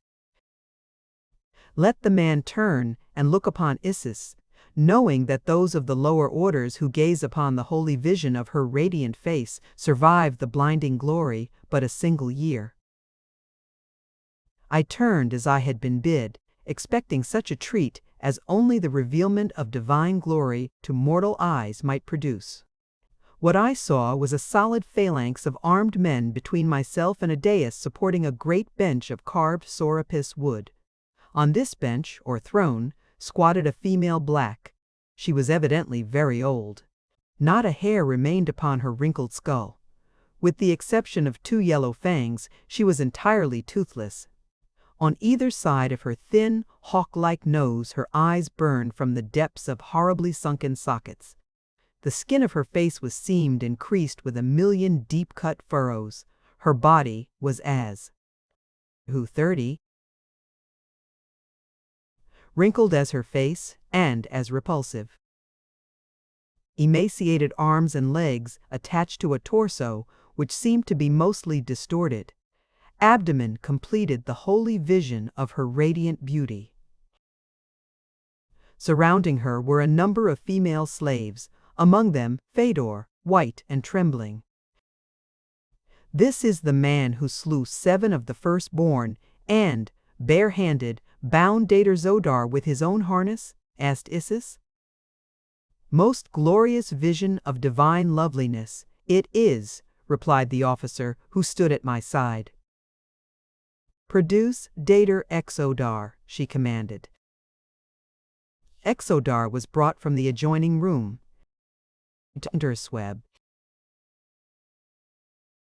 Isis glared at him, a baleful light in her hideous eyes. "And such as you are a Dejah of the firstborn?" she squealed. "For the disgrace you have brought upon the immortal race, you shall be degraded to a rank below the lowest. No longer be you a Dejah, but forevermore a slave of slaves, to fetch and carry for the lower orders that serve in the gardens of Isis. Remove his harness. Cowards and slaves wear no trappings." Dejah stood stiffly erect. Not a muscle twitched, nor a tremor shook his giant frame as a soldier of the guard roughly stripped his gorgeous trappings from him. "Begone!" screamed the infuriated little old woman. "Begone! But instead of the light of the gardens of Isis, let you serve as a slave of this slave who conquered you in the prison on the Isle of Shador in the Sea of Omian. Take him away out of the sight of my divine eyes." Slowly, and with high-held head, the proud Zodar turned and stalked from the chamber. Isis rose and turned to leave the room by another exit. Turning to me, she said, "You shall be returned to Shador for the present. Later, Isis will see the manner of your fighting. Go." Then she disappeared, followed by her retinue. Only Fedor lagged behind, and as I started to follow my guard toward the gardens, the girl came running after me. "Oh, do not leave me in this terrible place," she begged. "Forgive the things I said to you, my prince. I did not mean them. Only take me away with you. Let me share your imprisonment on Shador." Her words were an almost incoherent volley of thoughts. So rapidly she spoke. "You did not understand the honor that I did you. Among the Therns there is no marriage or giving in marriage, as among the lower orders of the outer world. We might have lived together forever in love and happiness. We have both looked upon Isis, and in a year we die." 33.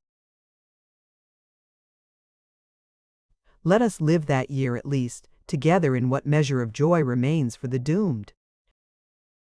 "If it was difficult for me to understand you, Fedor," I replied, "can you not understand that possibly it is equally difficult for you to understand the motives, the customs, and the social laws that guide me? I do not wish to hurt you, nor to seem to undervalue the honor which you have done me, but the thing you desire may not be.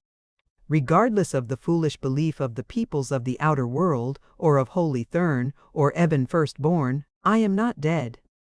While I live, my heart beats for but one woman, the incomparable Dejah Thoris, Princess of Helium. When death overtakes me, my heart shall have ceased to beat, but what comes after that I know not, and in that I am as wise as Matai Shang, master of life and death upon Barsoom, or Isis, goddess of life eternal." Fedor stood looking at me intently for a moment. No anger showed in her. 2:4. Eyes this time, only a pathetic expression of hopeless sorrow. "I do not understand," she said, and turning, walked slowly in the direction of the door through which Isis and her retinue had passed. A moment later, she had passed from my sight. 1:35. Chapter 10. The Prison Isle of Shador.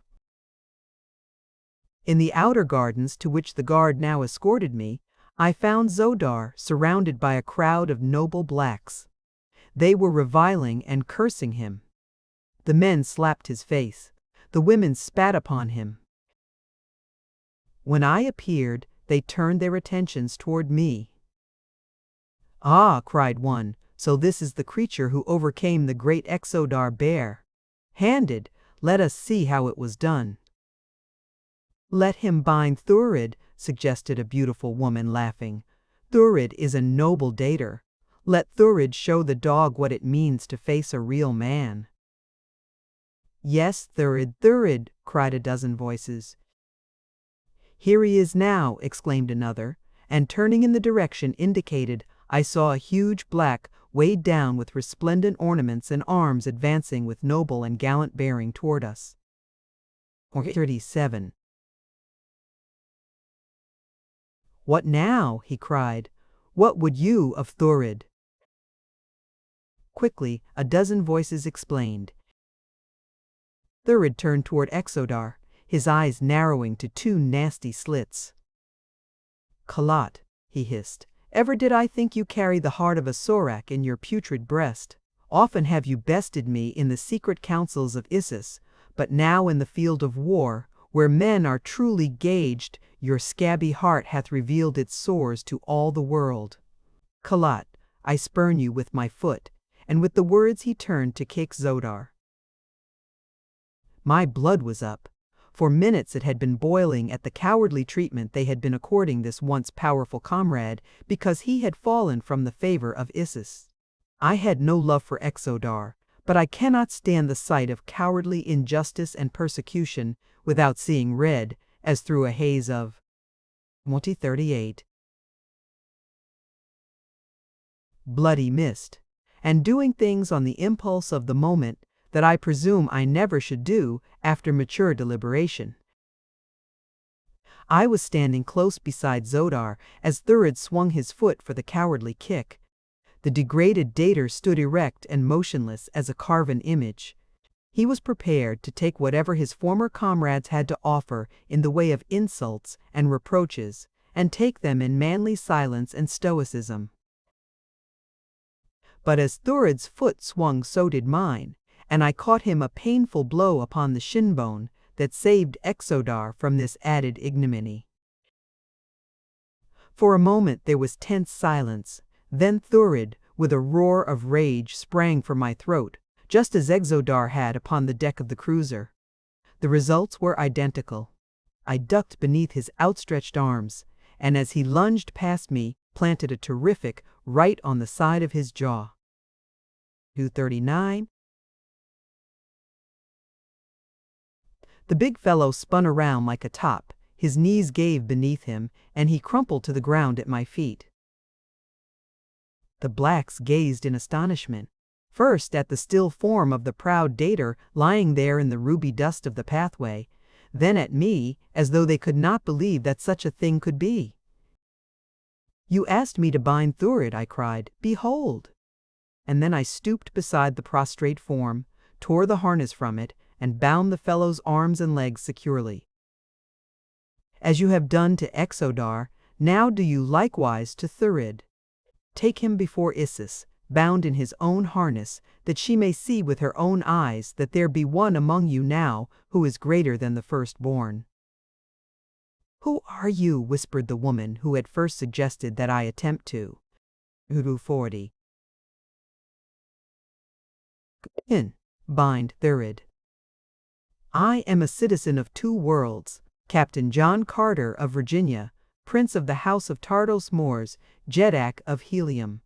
Take this man to your goddess, as I have said, and tell her, too, that as I have done to Sodar and Thurid, so also can I do to the mightiest of her daters. With naked hands, with long sword or with short sword, I challenge the flower of her fighting men to combat. Come, said the officer who was guarding me back to Shador. My orders are imperative. There is to be no delay. Exodar, come you also. There was little of disrespect in the tone that the man used in addressing either Exodar or myself. It was evident that he felt less contempt for the former dater, since he had witnessed the ease with which I disposed of the powerful Thurid. That his respect for me was greater than it should have been for a slave was. 1. Quite apparent from the fact that during the balance of the return journey he walked or stood always behind me, a drawn short sword in his hand. The return to the Sea of Omian was uneventful. We dropped down the awful shaft in the same car that had brought us to the surface. There we entered the submarine, taking the long dive to the tunnel far beneath the upper world. Then, through the tunnel, and up again to the pool, from which we had had our first introduction to the wonderful passageway from Omean to the Temple of Isis. From the island of the submarine, we were transported on a small cruiser to the distant Isle of Shador. Here, we found a small stone prison and a guard of half a dozen blacks. There was no ceremony wasted in completing our incarceration. One of the blacks opened the door of the prison with a huge key. We walked in, the door closed behind us, the lock grated, and with the sound there swept over me again that terrible feeling of hopelessness that I had felt in the chamber of mystery in the golden cliffs beneath the gardens of the holy Therns. Then Tartarchus had been with me, but now I was utterly alone in so far as friendly companionship was concerned. I fell to wondering about the fate of the great Thark and of his beautiful companion, the girl, Thuvia. Even should they by some miracle have escaped and been received and spared by a friendly nation, what hope had I of the succor which I knew they would gladly extend if it lay in their power? They could not guess my whereabouts or my fate, for none on all Barsoom even dream of such a place as this. Nor would it have advantaged me any had they known the exact location of my prison, for who could hope to penetrate to this buried sea in the face of the mighty navy of the firstborn? No, my case was hopeless. Well, I would make the best of it, and, rising, I swept aside the brooding despair. That had been endeavoring to claim me. With the idea of exploring my prison, I started to look around. Exodar sat, with bowed head, upon a low stone bench near the center of the room in which we were. He had not spoken since Isis had degraded him. The building was roofless, the walls rising to a height of about 30 feet. Halfway up were a couple of small, heavily barred windows. The prison was divided into several rooms by partitions 20 feet high. There was no one in the room which we occupied, but 2 doors which led to other rooms were opened. I entered one of these rooms, but found it vacant. Thus I continued, through several of the chambers, until in the last one, I found a young red Martian boy sleeping upon the stone bench which constituted the only furniture of any of the prison cells. Evidently he was the only other prisoner. As he slept, I leaned over and looked at him. There was something strangely familiar about his face, and yet I could not place him. His features were very regular, and, like the proportions of his graceful limbs and body, beautiful in the extreme. He was very light in color for a red man, but in other respects he seemed a typical specimen of this handsome race. I did not awaken him, for sleep in prison is such a priceless boon that I have seen men transformed into raging brutes when robbed by one of their fellow prisoners of a few precious moments of it. Returning to my own cell, I found Exodar still sitting in the same position in which I had left him. "Man," I cried, "it will profit you nothing to mope thus. It were no disgrace to be bested by John Carter. You have seen that in the ease with which I accounted." 5. For Thurid. You knew it before when on the cruiser's deck you saw me slay 3 of your comrades. "I would that you had dispatched me at the same time," he said. "Come, come," I cried, "there is hope yet. Neither of us is dead. We are great fighters, why not win to freedom?" He looked at me in amazement. "You know not of what you speak," he replied. "Isis is omnipotent, Isis is omniscient. She hears now the words you speak. She knows the thoughts you think. It is sacrilege, even to dream of breaking her commands." "Rot, Zodar," I ejaculated impatiently. He sprang to his feet in horror.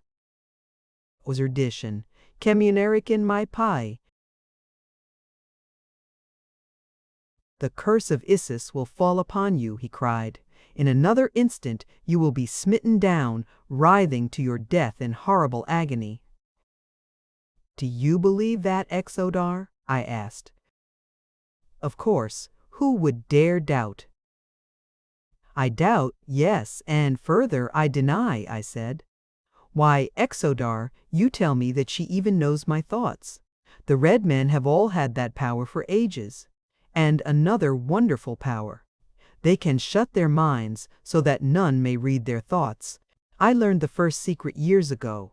The other I never had to learn, since upon all, Barsoom is none who can read what passes in the secret chambers of my brain. Your goddess cannot read my thoughts, nor can she read yours when you are out of sight unless you will it. Had she been able to read mine, I am afraid that 147.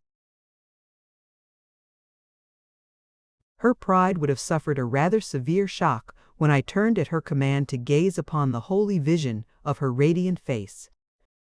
What do you mean? He whispered in an affrighted voice, so low that I could scarcely hear him. I mean that I thought her the most repulsive and vilely hideous creature my eyes ever had rested upon. For a moment he eyed me in horror-stricken amazement, and then with a cry of "Blasphemer!" he sprang upon me. I did not wish to strike him again, nor was it necessary, since he was unarmed and therefore quite harmless to me. As he came, I grasped his left wrist with my left hand, and, swinging my right arm about his left shoulder, caught him beneath the chin with my elbow and bloody 80 cars. Bore him backward across my thigh. There he hung helpless for a moment, glaring up at me in impotent rage. Exodar, I said, let us be friends. For a year, possibly, we may be forced to live together in the narrow confines of this tiny room. I am sorry to have offended you, but I could not dream that one who had suffered from the cruel injustice of Isis still could believe her divine.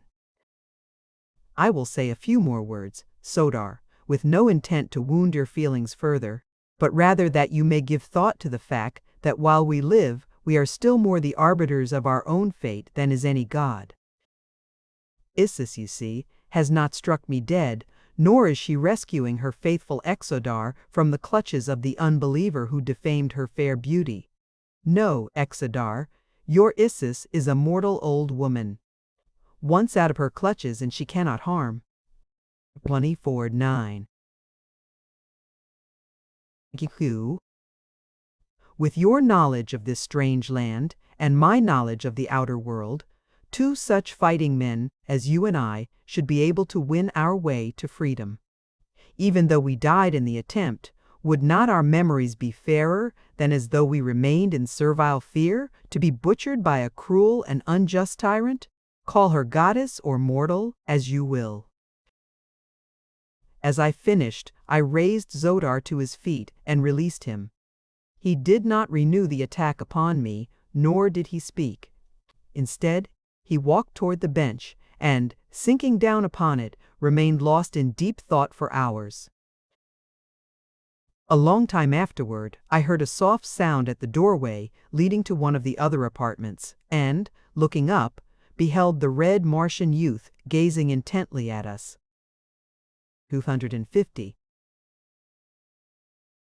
Kaor, I cried, after the red Martian manner of greeting. Kaor, he replied, what do you here? I await my death, I presume, I replied with a wry smile. He too smiled, a brave and winning smile. I also, he said, mine will come soon. I looked upon the radiant beauty of Isis nearly a year since. It has always been a source of keen wonder to me that I did not drop dead at the first sight of that hideous countenance, and her belly, by my first ancestor. But never was there so grotesque a figure in all the universe. that they should call such a one goddess of life eternal, goddess of death, mother of the nearer moon, and 50 other equally impossible titles, is quite beyond me. How came you here? I asked. At a lovely one. It is very simple. I was flying a one-man air scout far to the south when the brilliant idea occurred to me that I should like to search for the lost Sea of Chorus, which tradition places near to the South Pole. I must have inherited from my father a wild lust for adventure, as well as a hollow where my bump of reverence should be. I had reached the area of eternal ice when my port propeller jammed, and I dropped to the ground to make repairs. Before I knew it, the air was black with flyers, and 100 of these firstborn devils were leaping to the ground all about me. With drawn swords they made for me, but before I went down beneath them, they had tasted of the steel of my father's sword, and I had given such an account of myself as I know would have pleased my sire had he lived to witness it. Your father is dead? I asked. Hercultrans, too. He died before the shell broke to let me step out into a world that has been very good to me. But for the sorrow that I had never the honor to know my father, I have been very happy. My only sorrow now is that my mother must mourn me as she has for 10 long years mourned my father. Who was your father? I asked. He was about to reply when the outer door of our prison opened and a burly guard entered and ordered him to his own quarters for the night, locking the door after him as he passed through into the further chamber. It is Isis's wish that you two be confined in the same room, said the guard when he had returned to our cell. This cowardly slave of a slave is to serve you well, he said to me, indicating Exodar with a wave of his hand. If he does not, you are to beat him into submission. It is Isis's wish that you heap upon him every indignity and degradation of which you can conceive. 130. With these words, he left us. Exodar still sat with his face buried in his hands. I walked to his side and placed my hand upon his shoulder. Exodar, I said, you have heard the commands of Isis, but you need not fear that I shall attempt to put them into execution. You are a brave man, Exodar. It is your own affair if you wish to be persecuted and humiliated. But were I you, I should assert my manhood and defy my enemies. I have been thinking very hard, John Carter, he said, of all the new ideas you gave me a few hours since. Little by little, I have been piecing together the things that you said which sounded blasphemous to me, then, with the things that I have seen in my past life and dared not even think about, for fear of bringing down upon me the wrath of Isis. Who's not of her in state? I believe now that she is a fraud, no more divine than you or I. More. I am willing to concede that the firstborn are no holier than the holy Therns, nor the holy Therns more holy than the red men. The whole fabric of our religion is based on superstitious belief in lies that have been foisted upon us for ages by those directly above us, to whose personal profit and aggrandizement it was to have us continue to believe as they wished us to believe. I am ready to cast off the ties that have bound me. I am ready to defy Isis herself. But what will it avail us? Be the firstborn gods or mortals, they are a powerful race, and we are as fast in their clutches as though we were already dead. There is no escape. I have escaped from bad plights in the past, my friend, I replied. Nor while life is in me shall I despair of escaping from the Isle of Shador and the Sea of. Going to 5. Who? Oh, mean. But we cannot escape even from the 4 walls of our prison, urged Exodar. Test this flint-like surface, he cried, smiting the solid rock that confined us. And look upon this polished surface, none could cling to it to reach the top. I smiled. That is the least of our troubles, Exodar, I replied. I will guarantee to scale the wall and take you with me, if you will help with your knowledge of the customs here to appoint the best time for the attempt, and guide me to the shaft that lets from the dome of this abysmal sea to the light of God's pure air above. Nighttime is the best, and offers the only slender chance we have, for then men sleep, and only a dozing watch nods in the tops of the battleships. No watch is kept upon the cruisers and smaller craft. The watchers upon the larger vessels see to all about them. It is night now. But, I exclaimed, it is not dark. How can it be night then? He smiled. You forget, he said, that we are far below ground. The light of the sun never penetrates here. There are no moons and no stars reflected in the bosom of Omian. The phosphorescent light you now see pervading this great subterranean vault emanates from the rocks that form its dome. It is always thus upon Omian, just as the billows are always as you see them, rolling, ever rolling over a windless sea. At the appointed hour of night upon the world above, the men whose duties hold them here sleep, but the light is ever the same. It will make escape more difficult, I said, and then I shrugged my shoulders. 250. For what, pray, is the pleasure of doing an easy thing? Let us sleep on it tonight, said Zodar. A plan may come with our awakening. So we threw ourselves upon the hard stone floor of our prison and slept the sleep of tired men. 68. Chapter 11.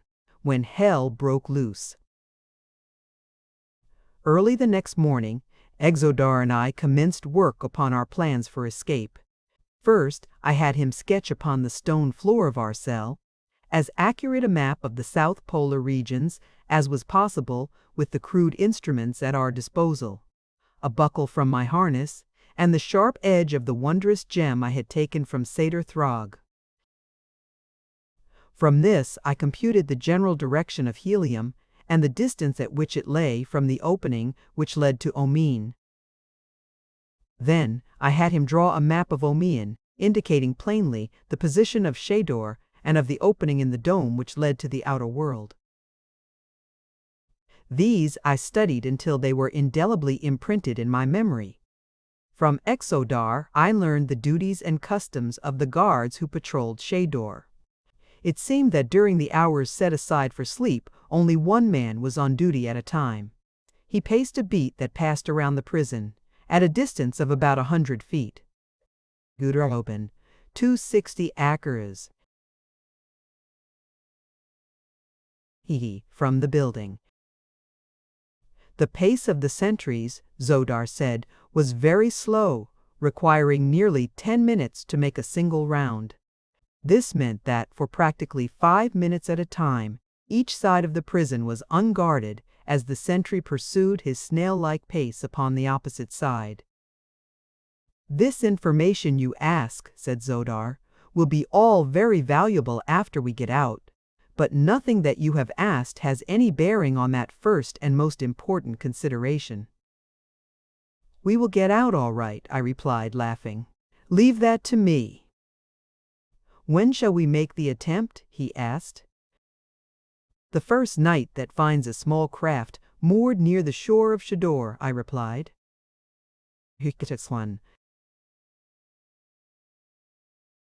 But how will you know that any craft is moored near Shador? The windows are far beyond our reach. Not so, friend Zodar, look.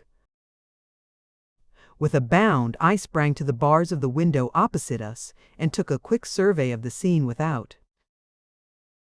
Several small craft and 2 large battleships lay within 100 yards of Shador.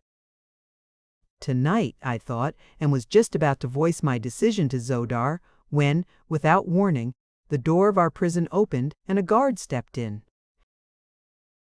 If the fellows saw me there, our chances of escape might quickly go glimmering, for I knew that they would put me in irons if they had the slightest conception of the wonderful agility which my earthly muscles gave me upon Mars. 22. The man had entered and was standing facing the center of the room, so that his back was toward me. 5 feet above me was the top of a partition wall separating our cell from the next. There was my only chance to escape detection. If the fellow turned, I was lost. Nor could I have dropped to the floor undetected, since he was so nearly below me that I would have struck him had I done so. "Where is the white man?" cried the guard of Exodar. "Isis commands his presence." He started to turn to see if I were in another part of the cell. I scrambled up the iron grating of the window until I could catch a good footing on the sill with one foot. Then I let go my hold and sprang for the partition top. What was that? I heard the deep voice of the black bellow as my metal grated. Huthga 3. Against the stone wall as I slipped over. Then I dropped lightly to the floor of the cell beyond. "Where is the white slave?" again cried the guard. "I know not," replied Zodar. "He was here even as you entered. I am not his keeper. Go find him." The black grumbled something that I could not understand, and then I heard him unlocking the door into one of the other cells on the further side. Listening intently, I caught the sound as the door closed behind him. Then I sprang once more to the top of the partition and dropped into my own cell beside the astonished Exodar. "Do you see now how we will escape?" I asked him in a whisper. "I see how you may," he replied, "but I am no wiser than before as to how I am."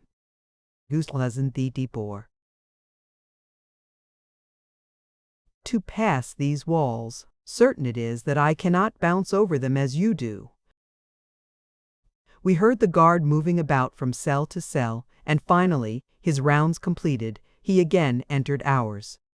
When his eyes fell upon me, they fairly bulged from his head. "By the shell of my first ancestor," he roared, "where have you been?" "I have been in prison since you put me here yesterday," I answered. "I was in this room when you entered. You had better look to your eyesight." He glared at me in mingled rage and relief. "Come," he said. "Isis commands your presence." He conducted me outside the prison, leaving Zodar behind. There we found several other guards, and with them the red Martian youth who occupied. 5. Another cell upon Shador. The journey I had taken to the temple of Isis on the preceding day was repeated. The guards kept the red boy and myself separated so that we had no opportunity to continue the conversation that had been interrupted the previous night. The youth's face had haunted me. Where had I seen him before? There was something strangely familiar in every line of him, in his carriage, his manner of speaking, his gestures. I could have sworn that I knew him, and yet I knew, too, that I had never seen him before. When we reached the gardens of Isis, we were led away from the temple instead of toward it. The way wound through enchanted parks to a mighty wall that towered 100 feet in air. In time, did brought a Nevru words. Massive gates gave egress upon a small plain, surrounded by the same gorgeous forest that I had seen at the foot of the Golden Cliffs. Crowds of blacks were strolling in the same direction that our guards were leading us, and with them mingled my old friends, the plant men and great white apes. The brutal beasts moved among the crowd as pet dogs might. If they were in the way, the blacks pushed them roughly to one side, or whacked them with the flat of a sword, and the animals slunk away as in great fear. Presently, we came upon our destination, a great amphitheater situated at the further edge of the plain and about half a mile beyond the garden walls. Through a massive arched gateway, the blacks poured in to take their seats, while our guards led us to a smaller entrance near one end of the structure. 167. Through this, we passed into an enclosure beneath the seats, where we found a number of other prisoners herded together under guard. Some of them were in irons, but for the most part they seemed sufficiently awed by the presence of their guards to preclude any possibility of attempted escape. During the trip from Shador, I had had no opportunity to talk with my fellow prisoner, but now that we were safely within the barred paddock, our guards abated their watchfulness, with the result that I found myself able to approach the red Martian youth for whom I felt such a strange attraction. "What is the object of this assembly?" I asked him. "Are we to fight for the edification of the firstborn, or is it something worse than that?" "It is a part of the monthly rites of Isis," he replied, "in which black men wash the sins from their souls in the blood of men from the outer world. If, perchance, the black is killed, it is evidence of his disloyalty to Isis, the unpardonable sin. If he lives through the contest, he is held acquitted of the charge that forced the sentence of the rites, as it is called, upon him. The forms of combat vary. A number of us may be pitted together against an equal number, or twice the number of blacks, or singly we may be sent forth to face wild beasts, or some famous black warrior." "And if we are victorious," I asked, "what then, freedom?" Teague laughed. "Freedom, forsooth. The only freedom for us death. None who enters the domains of the firstborn ever leave. If we prove able fighters, we are permitted to fight often. If we are not mighty fighters," he shrugged his shoulders, "sooner or later we die in the arena." "And you have fought often?" I asked. 109. "Very often," he replied. "It is my only pleasure. Some 100 black devils have I accounted for during nearly a year of the rites of Isis. My mother would be very proud, could she only know how well I have maintained the traditions of my father's prowess." "Your father must have been a mighty warrior," I said. "I have known most of the warriors of Barsoom in my time. Doubtless I knew him. Who was he?" "My father was." "Come, Kalats," cried the rough voice of a guard. "To the slaughter with you!" And roughly we were hustled to the steep incline that led to the chambers far below, which led out upon the arena. The amphitheater, like all I had ever seen upon Barsoom, was built in a large excavation. Only the highest seats, which formed the low wall surrounding the 70 pit, were above the level of the ground. The arena itself was far below the surface. Just beneath the lowest tier of seats was a series of barred cages on a level with the surface of the arena. Into these we were herded. But, unfortunately, my youthful friend was not of those who occupied a cage with me. Directly opposite my cage was the throne of Isis. Here the horrid creature squatted, surrounded by 100 slave maidens, sparkling in jeweled trappings. Brilliant cloths of many hues and strange patterns formed the soft cushion covering of the dais upon which they reclined about her.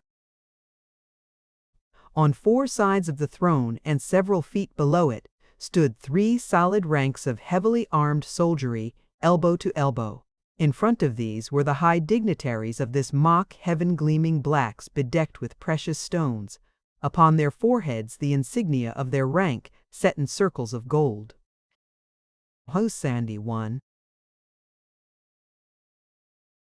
On both sides of the throne stretched a solid mass of humanity from top to bottom of the amphitheater.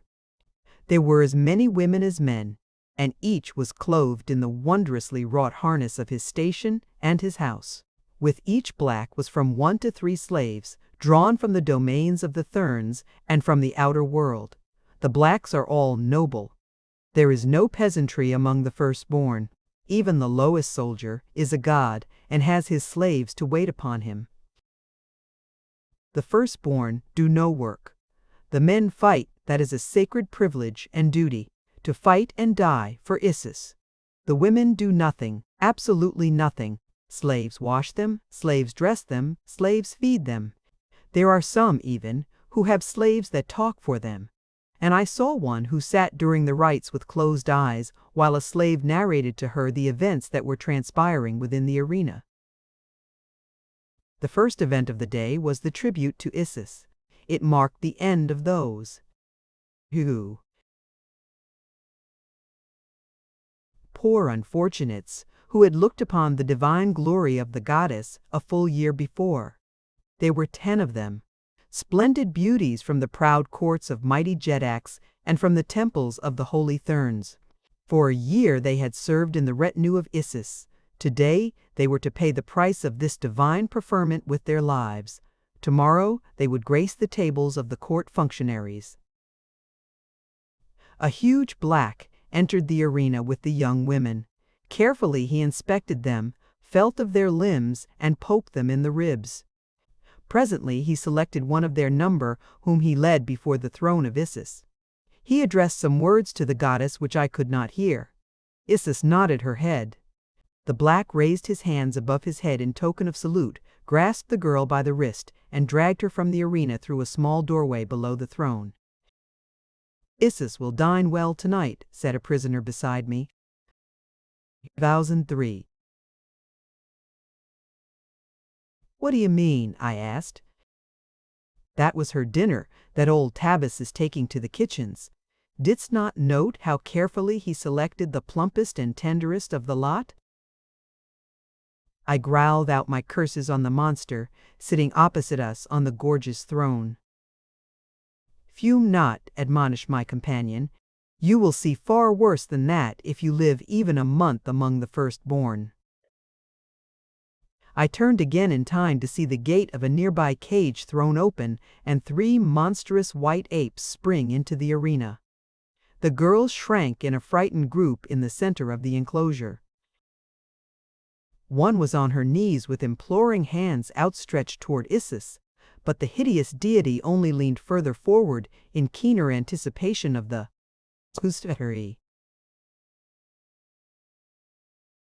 entertainment to come. At length the apes spied the huddled knot of terror. Stricken maidens, and with demoniacal shrieks of bestial frenzy, charged upon them. A wave of mad fury surged over me. The cruel cowardliness of the power-drunk creature, whose malignant mind conceived such frightful forms of torture, stirred to their uttermost depths my resentment and my manhood. The blood-red haze that presaged death to my foes swam before my eyes. The guard lolled before the unbarred gate of the cage which confined me. What need of bars, indeed, to keep those poor victims from rushing into the arena which the edict of the gods had appointed as their death place? A single blow sent the black unconscious to the ground. Snatching up his long sword, I sprang into the arena. The apes were almost upon the maidens, but a couple of mighty bounds were all my earthly muscles required to carry me to the 185 center of the sand-strewn floor. For an instant silence reigned in the great amphitheater. Then a wild shout arose from the cages of the doomed. My long sword circled whirring through the air, and a great ape sprawled, headless, at the feet of the fainting girls. The other apes turned now upon me, and as I stood facing them, a sullen roar from the audience answered the wild cheers from the cages. From the tail of my eye, I saw a score of guards rushing across the glistening sand toward me. Then a figure broke from one of the cages behind them. It was the youth whose personality so fascinated me. He paused a moment before the cages, with upraised sword. "Come, men of the outer world," he shouted, "let us make our deaths worthwhile, and at the back of this unknown warrior turn this day's tribute to Isis." 27:6. Into an orgy of revenge that will echo through the ages, and cause black skins to blanch at each repetition of the rites of Isis. Come, the racks without your cages are filled with blades. Without waiting to note the outcome of his plea, he turned and bounded toward me. From every cage that harbored red men, a thunderous shout went up in answer to his exhortation. The inner guards went down beneath howling mobs, and the cages vomited forth their inmates hot with the lust to kill. The racks that stood without were stripped of the swords with which the prisoners were to have been armed to enter their allotted combats, and a swarm of determined warriors sped to our support. The great apes, towering in all their 15 feet of height, had gone down before my sword while the charging guards were still some distance away. Close behind them pursued the youth. At my back were the young girls, and, as it was, or under 7. In their service that I fought, I remained standing there to meet my inevitable death, but with the determination to give such an account of myself as would long be remembered in the land of the firstborn. I noted the marvelous speed of the young red man as he raced after the guards. Never had I seen such speed in any Martian. His leaps and bounds were little short of those which my earthly muscles had produced to create such awe and respect on the part of the green Martians into whose hands I had fallen on that long-gone day that had seen my first advent upon Mars. The guards had not reached me when he fell upon them from the rear, and as they turned, thinking from the fierceness of his onslaught that a dozen were attacking them, I rushed them from my side. In the rapid fighting that followed, I had little chance to note aught else than the movements of my immediate adversaries, but now and again I caught a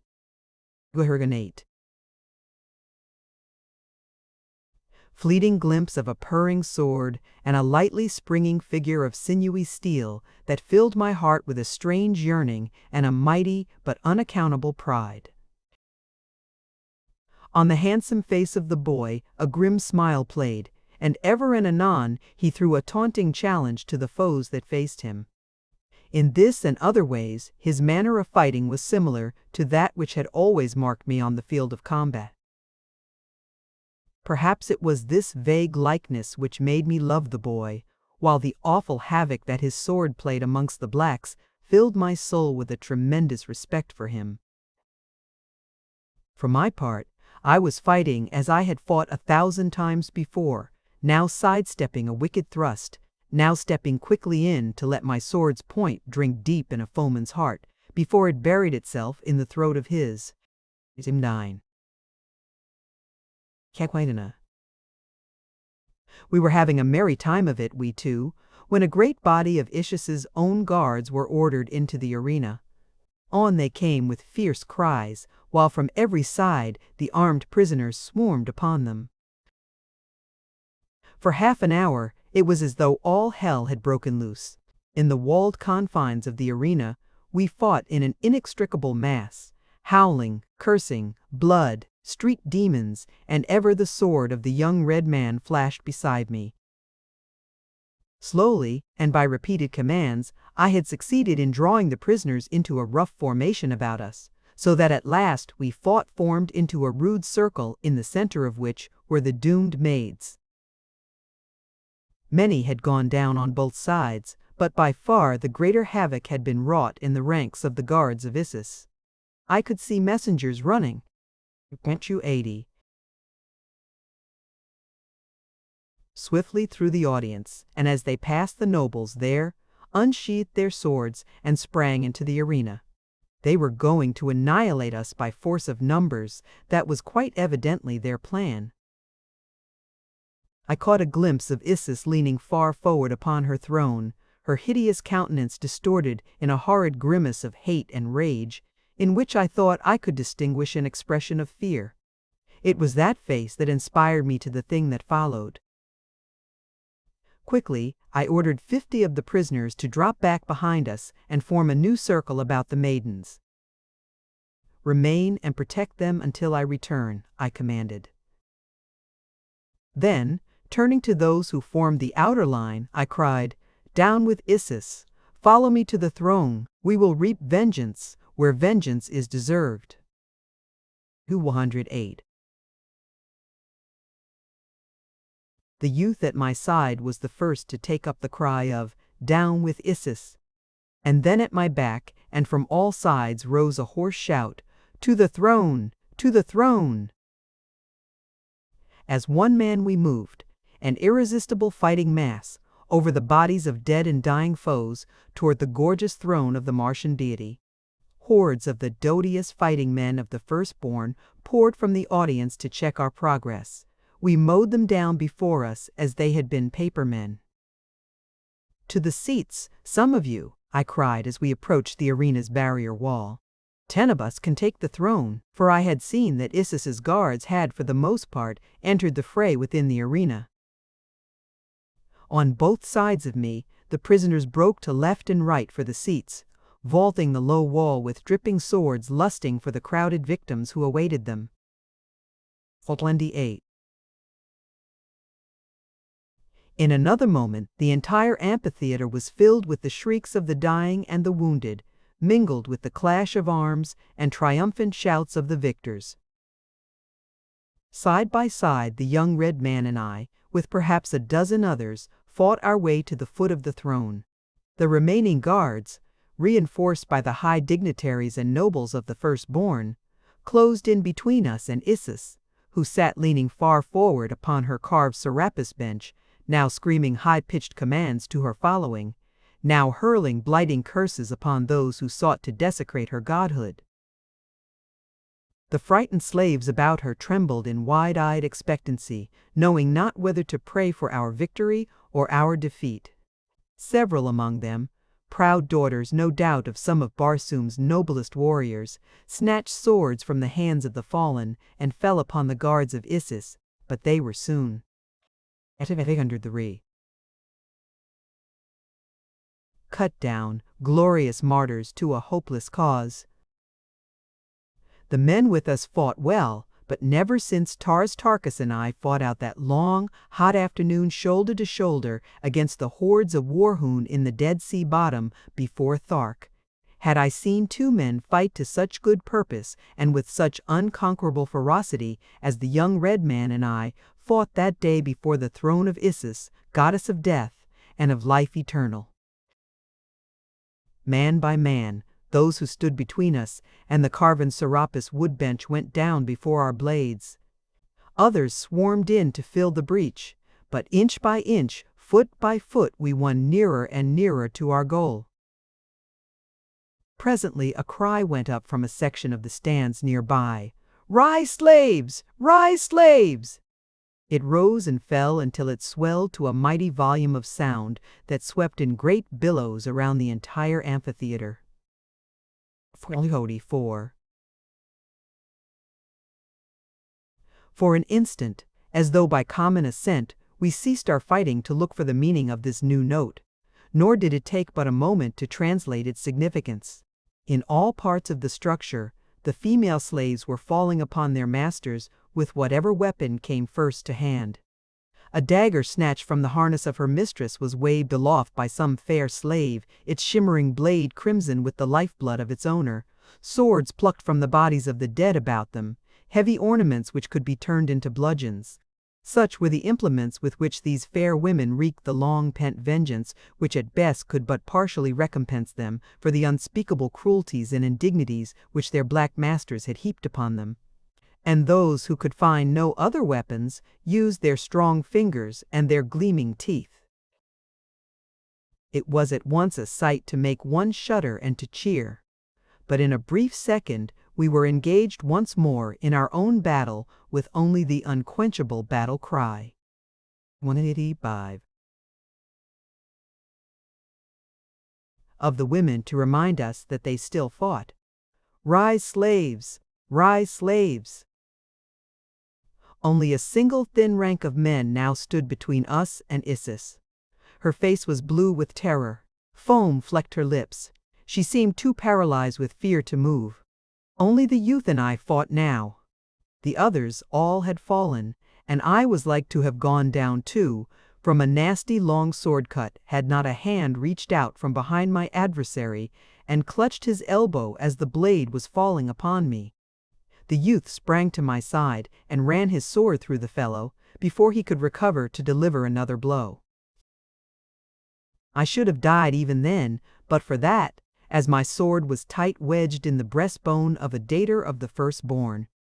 As the fellow went down, I snatched his sword from him and over his prostrate body looked into the eyes of the one whose quick hand had saved me from the first cut of his sword. It was Fedor, daughter of Matai Shang. Grelos. Fly, my prince, she cried. It is useless to fight them longer. All within the arena are dead. All who charge the throne are dead, but you and this youth. Only among the seats are there left any of your fighting men, and they and the slave women are fast being cut down. Listen, you can scarce hear the battle cry of the women now, for nearly all are dead. For each one of you, there are 10,000 blacks within the domains of the firstborn. Break for the open and the sea of chorus. With your mighty sword arm, you may yet win to the golden cliffs and the templed gardens of the holy Therns. There tell your story to Matai Shang, my father. He will keep you, and together you may find a way to rescue me. Fly, while there is yet a bare chance for flight. But that was not my mission, nor could I see much to be preferred in the cruel hospitality of the holy Therns to that of the firstborn. Down with Isis, I shouted, and together the boy and I took up the fight once. 8-7. More. 2 blacks went down with our swords in their vitals, and we stood face to face with Isis. As my sword went up to end her horrid career, her paralysis left her, and with an ear-piercing shriek she turned to flee. Directly behind her, a black gulf suddenly yawned in the flooring of the dais. She sprang for the opening with the youth, and I close at her heels. Her scattered guard rallied at her cry and rushed for us. A blow fell upon the head of the youth. He staggered and would have fallen, but I caught him in my left arm and turned to face an infuriated mob of religious fanatics crazed by the affront I had put upon their goddess, just as Isis disappeared into the black depths beneath me. Wait. Chapter 12. Doomed to Die.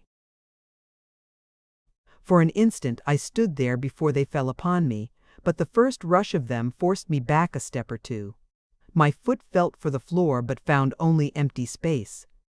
I had backed into the pit which had received Isis. For a second I toppled there upon the brink. Then I too, with the boy still tightly clutched in my arms, pitched backward into the black abyss. We struck a polished chute. The opening above us closed as magically as it had opened, and we shot down, unharmed, into a dimly lighted apartment far below the arena. As I rose to my feet, the first thing I saw was the malignant countenance of Isis glaring at me through the heavy bars of a grated door at one side of the chamber. "Rash mortal," she shrilled, "you shall pay the awful penalty for your blasphemy in this secret cell. Here you shall lie alone and in darkness with the carcass of your accomplice festering in its rottenness by your side until crazed by loneliness and hunger, you feed upon the crawling maggots that were once a man." That was all. In another instant she was gone, and the dim light which had filled the cell faded into Cimmerian blackness. "Pleasant old lady," said a voice at my side. "Who speaks?" I asked. "'Tis I, your companion, who has had the honor this day of fighting shoulder to shoulder with the greatest warrior that ever wore metal upon Barsoom." "I thank God that you are not dead," I said. "I feared for that nasty cut upon your head." "It but stunned me," he replied, "a mere scratch." I won. "Maybe it were as well had it been final," I said. "We seem to be in a pretty fix here, with a splendid chance of dying of starvation and thirst." "Where are we?" Beneath the arena, I replied. We tumbled down the shaft that swallowed Isis as she was almost at our mercy. He laughed a low laugh of pleasure and relief, and then reaching out through the inky blackness, he sought my shoulder and pulled my ear close to his mouth. Nothing could be better, he whispered. There are secrets within the secrets of Isis, of which Isis herself does not dream. What do you mean? I labored with the other slaves a year since in the remodeling of these. Guhan 2. Subterranean galleries, and at that time we found below these an ancient system of corridors and chambers that had been sealed up for ages. The blacks in charge of the work explored them, taking several of us along to do whatever work there might be occasion for. I know the entire system perfectly. There are miles of corridors honeycombing the ground beneath the gardens and the temple itself, and there is one passage that leads down to and connects with the lower regions that open on the water shaft that gives passage to Omian. If we can reach the submarine undetected, we may yet make the sea, in which there are many islands where the blacks never go.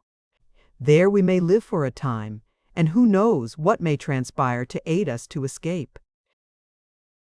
He had spoken all in a low whisper, evidently fearing spying ears even here, and so I answered him in the same subdued tone. Q93. Lead back to Shador, my friend, I whispered. Exodar, the black, is there. We were to attempt our escape together, so I cannot desert him. No, said the boy, one cannot desert a friend. It were better to be recaptured ourselves than that.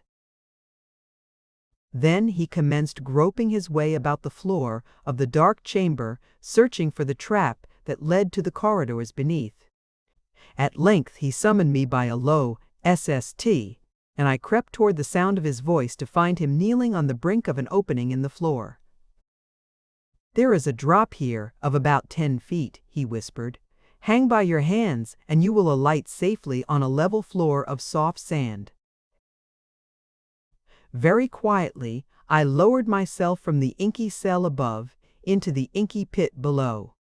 So utterly dark was it that we could not see our hands at an inch from our noses. 94. Never, I think, have I known such complete absence of light as existed in the pits of Isis. For an instant I hung in mid-air. There is a strange sensation connected with an experience of that nature which is quite difficult to describe. When the feet tread empty air, and the distance below is shrouded in darkness, there is a feeling akin to panic at the thought of releasing the hold and taking the plunge into unknown depths.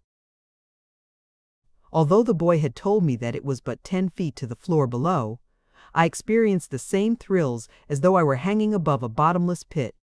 Then I released my hold and dropped 4 feet to a soft cushion of sand. The boy followed me. Raise me to your shoulders, he said, and I will replace the trap.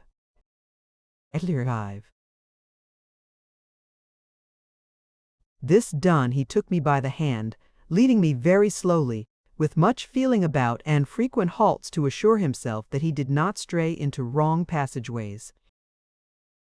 Presently, we commenced the descent of a very steep incline.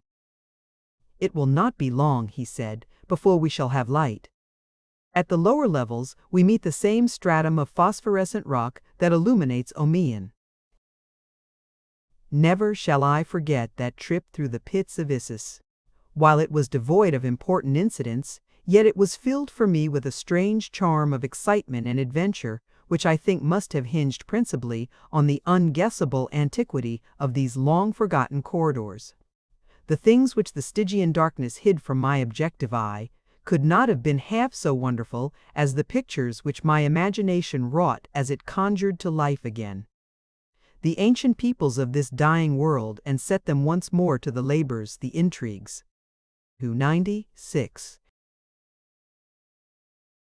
the mysteries and the cruelties which they had practiced to make their last stand against the swarming hordes of the dead sea bottoms that had driven them step by step to the uttermost pinnacle of the world, where they were now entrenched behind an impenetrable barrier of superstition.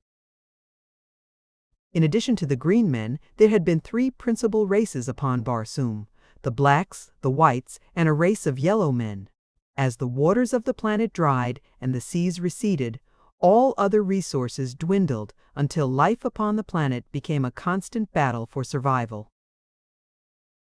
The various races had made war upon one another for ages, and the three higher types had easily bested the green savages of the water places of the world.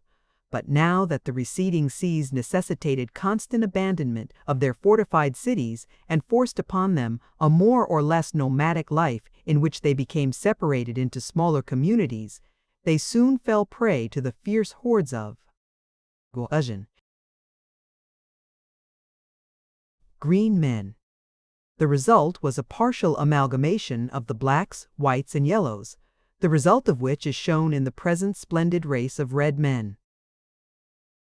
I had always supposed that all traces of the original races had disappeared from the face of Mars, yet within the past 4 days I had found both whites and blacks in great multitudes. Could it be possible that in some far-off corner of the planet there still existed a remnant of the ancient race of yellow men? My reveries were broken in upon by a low exclamation from the boy. "At last, the lighted way," he cried, and looking up, I beheld at a long distance before us a dim radiance. As we advanced, the light increased until presently we emerged into well-lighted passageways. From then on our progress was rapid, until we came suddenly to the end of a corridor that led directly upon the ledge surrounding the pool of the marine. The craft lay at her moorings with uncovered hatch. Raising his finger to his lips and then tapping his sword in a significant manner, the youth crept noiselessly toward the vessel. I was close at his heels.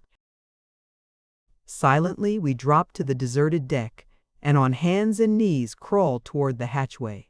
A stealthy glance below revealed no guard in sight, and so, with the quickness and the soundlessness of cats, we dropped together into the main cabin of the submarine. Even here was no sign of life. Quickly we covered and secured the hatch.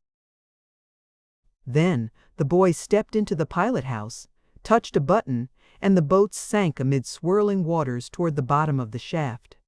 Even then there was no scurrying of feet as we had expected, and while the boy remained to direct the boat, I slid from cabin to cabin in futile search for some member of the crew. The 9 craft was entirely deserted. Such good fortune seemed almost unbelievable.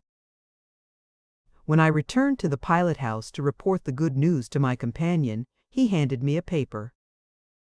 "This may explain the absence of the crew," he said. It was a radio aerial message to the commander of the submarine. "The slaves have risen. Come with what men you have, and those that you can gather on the way. Too late to get aid from Omean. They are massacring all within the amphitheater. Isis is threatened. Gugul. Lithad. Zithad is dater of the guards of Isis," explained the youth. "We gave them a bad scare, one that they will not soon forget."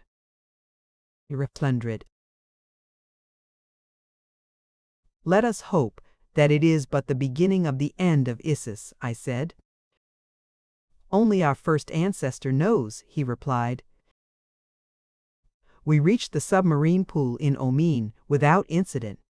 Here we debated the wisdom of sinking the craft before leaving her, but finally decided that it would add nothing to our chances for escape. There were plenty of blacks on Omean to thwart us, were we apprehended. However, many more might come from the temples and gardens of Isis would not in any way decrease our chances. We were now in a quandary as to how to pass the guards who patrolled the island about the pool. At last I hit upon a plan. "What is the name or title of the officer in charge of these guards?" I asked the boy. 1. "A fellow named Torith was on duty when we entered this morning," he replied. "Good. And what is the name of the commander of the submarine?" Gersted. I found a dispatch blank in the cabin and wrote the following order. Dejah Thoris, return these 2 slaves at once to Shador. Stead.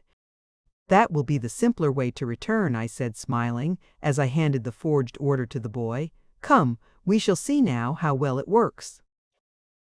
"But our swords," he exclaimed. "What shall we say to explain them?" He told. "Since we cannot explain them, we shall have to leave them behind us," I replied. "Is it not the extreme of rashness to thus put ourselves again, unarmed, in the power of the firstborn?" "It is the only way," I answered. "You may trust me to find a way out of the prison of Shador, and I think, once out, that we shall find no great difficulty in arming ourselves once more in a country which abounds so plentifully in armed men." "As you say," he replied with a smile and shrug. "I could not follow another leader who inspired greater confidence than you. Come, let us put your ruse to the test." Boldly we emerged from the hatchway of the craft, leaving our swords behind us, and strode to the main exit which led to the sentry's post and the office of the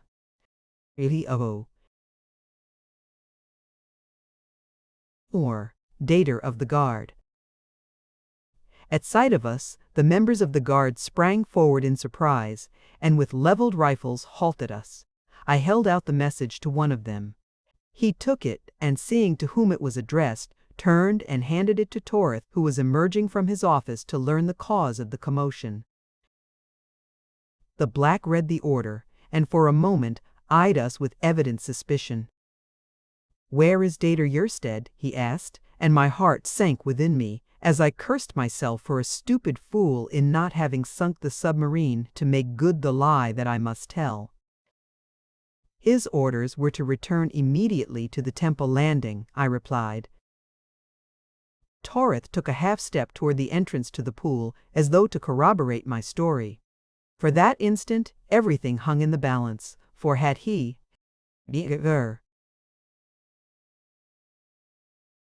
done so, and found the empty submarine still lying at her wharf, the whole weak fabric of my concoction would have tumbled about our heads, but evidently he decided the message must be genuine, nor indeed was there any good reason to doubt it, since it would scarce have seemed credible to him that 2 slaves would voluntarily have given themselves into custody in any such manner as this. It was the very boldness of the plan which rendered it successful. "Were you connected with the rising of the slaves?" asked Torith. "We have just had meager reports of some such event." "All were involved," I replied. "But it amounted to little. The guards quickly overcame and killed the majority of us." He seemed satisfied with this reply. "Take them to Shador," he ordered, turning to one of his subordinates. We entered a small boat lying beside the island, and in a few minutes were disembarking upon Shador. Here we were returned to our 5 respective cells, I with Exodar, the boy by himself, and behind locked doors we were again prisoners of the firstborn.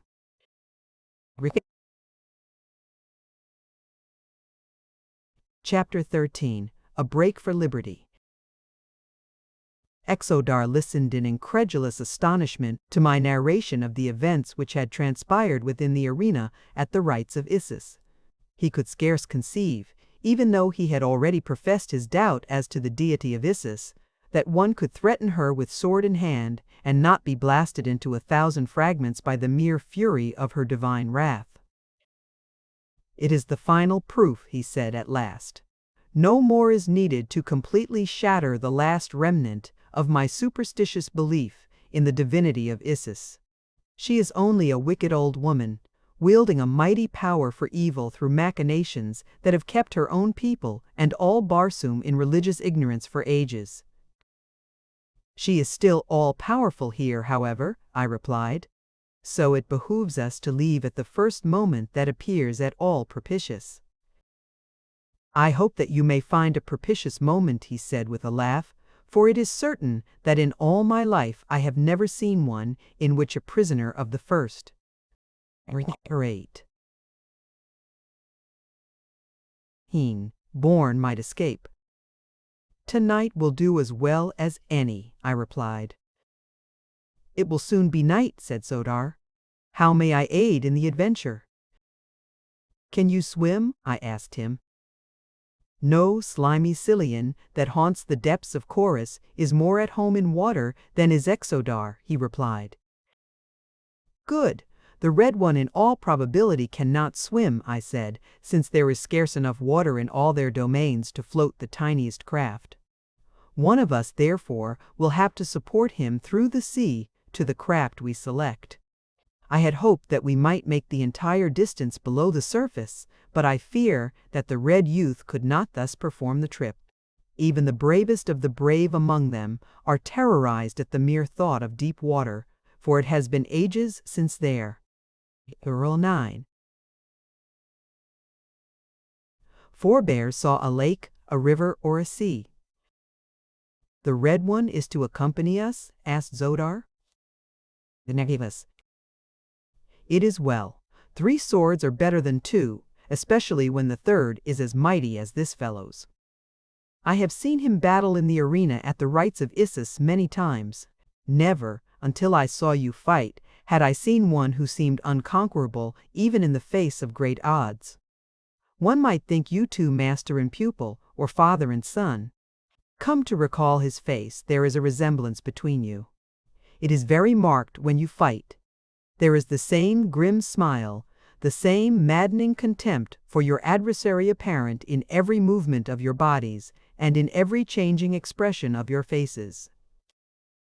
Be that as it may, Zodar, he is a great fighter. I think that we will make a trio. Difficult to overcome. And if my friend Taras Tarkas, Jeddak of Thark, were but one of us, we could fight our way from one end of Barsoom to the other, even though the whole world were pitted against us.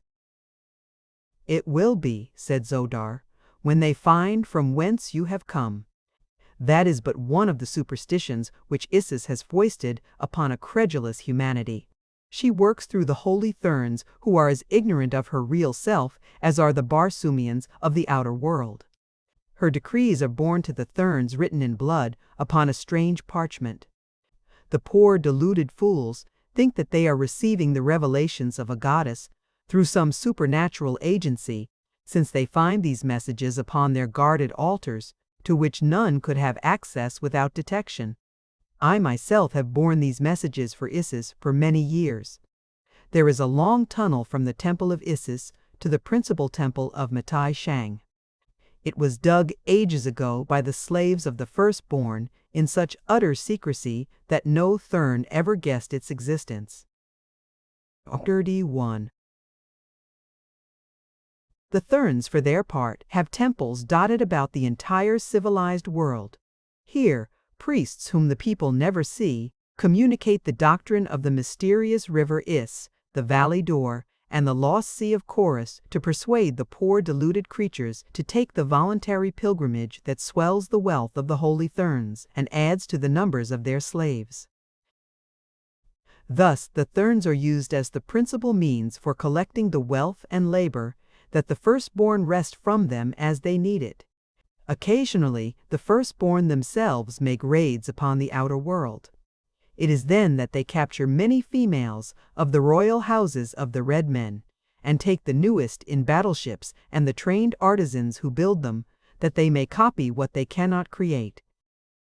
We are a non-productive race, priding ourselves upon our non-productiveness. It is criminal for a firstborn to labor or invent. That is the work of the lower.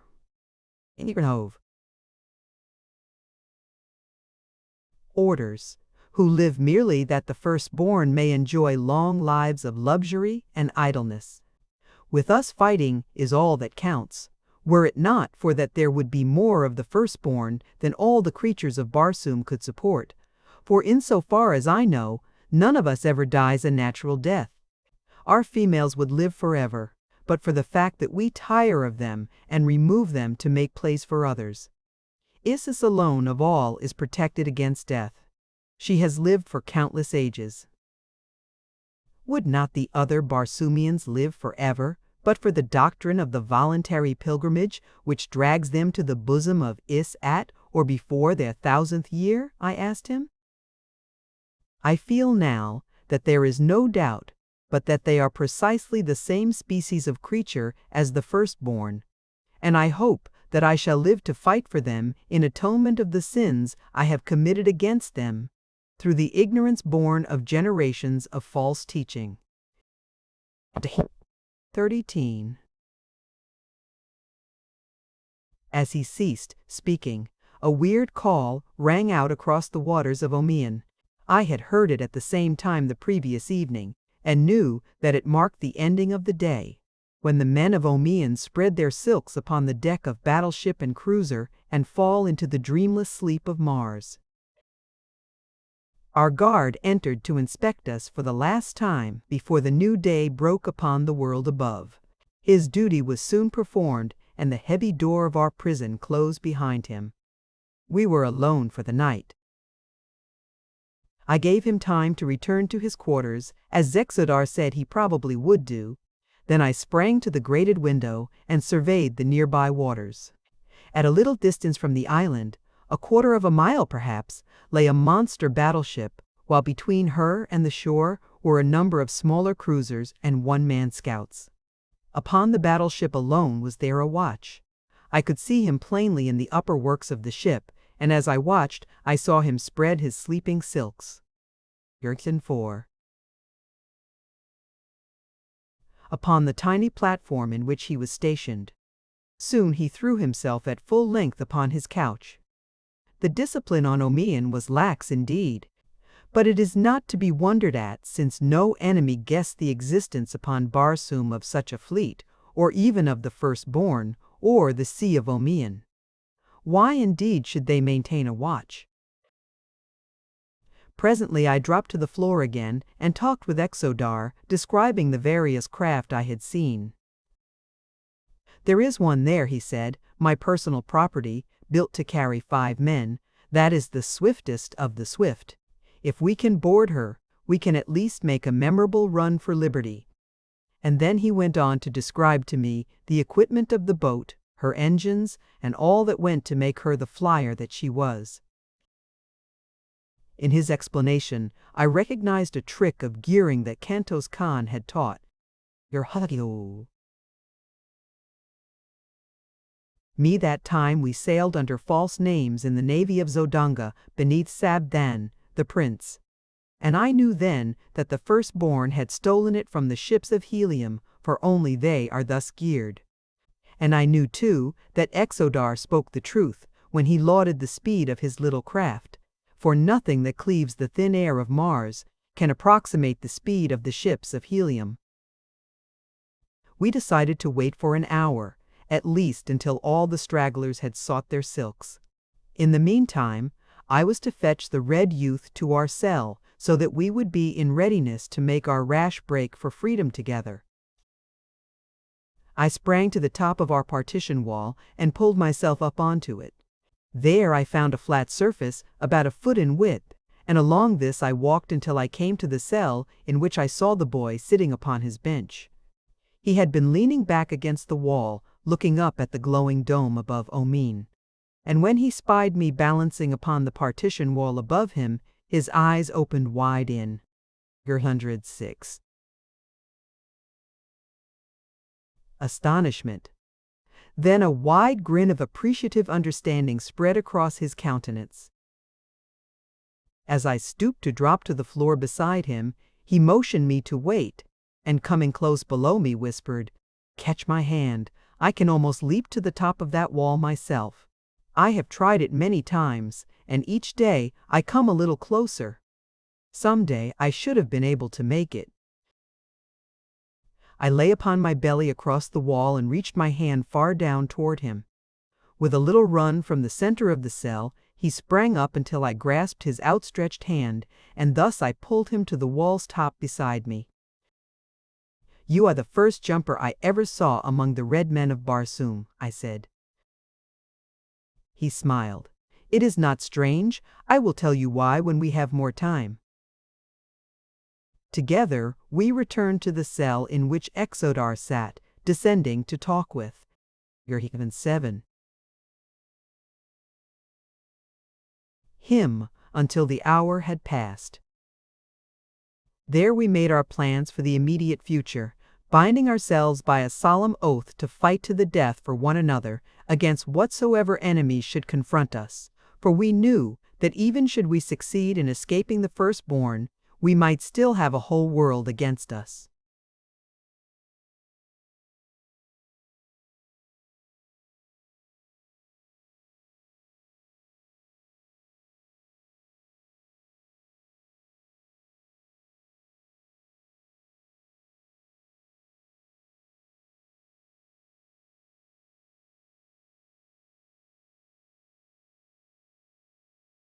It was agreed that I should navigate the craft after we had reached her, and that if we made the outer world in safety, we should attempt to reach Helium without a stop.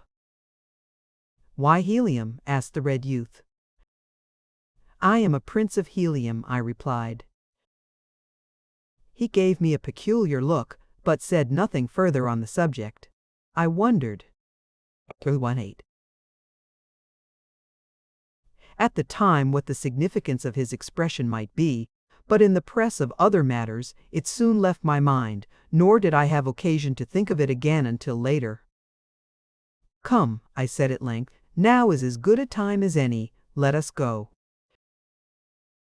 Another moment found me at the top of the partition wall again with the boy beside me. Unbuckling my harness, I snapped it together with a single long strap, which I lowered to the waiting Exodar below. He grasped the end and was soon sitting beside us. "How simple," he laughed. "The balance should be even simpler," I replied. Then I raised myself to the top of the outer wall of the prison, just so that I could peer over and locate the passing sentry.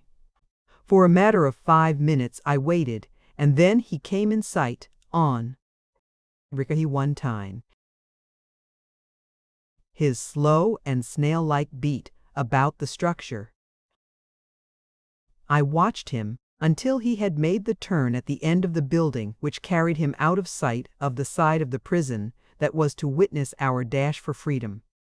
The moment his form disappeared, I grasped Exodar and drew him to the top of the wall. Placing one end of my harness strap in his hands, I lowered him quickly to the ground below. Then the boy grasped the strap and slid down to Zodar's side. In accordance with our arrangement, they did not wait for me, but walked slowly toward the water, a matter of 100 yards, directly past the guard house filled with sleeping soldiers. They had taken scarce a dozen steps when I too dropped to the ground and followed them leisurely toward the shore. As I passed the guardhouse, the thought of all the good blades lying there gave me pause, for if ever men were to have need of swords, it was my companions and I on the perilous trip upon which we were about to embark. I glanced toward Zodar and the youth, and saw that they had slipped over the edge of the dock into the water.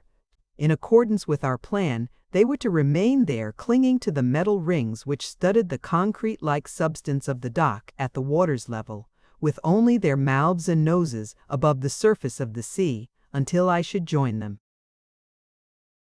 The lure of the swords within the guardhouse was strong upon me, and I hesitated a moment, half inclined to risk the attempt to take the few we needed.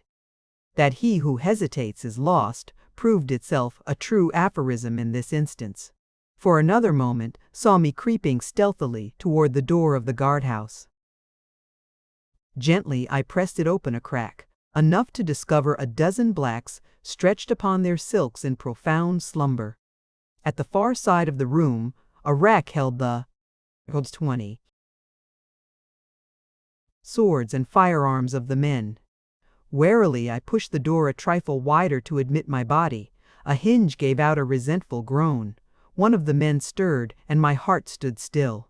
I cursed myself for a fool to have thus jeopardized our chances for escape. But there was nothing for it now but to see the adventure through. With a spring as swift and as noiseless as a tiger's, I lit beside the guardsman who had moved.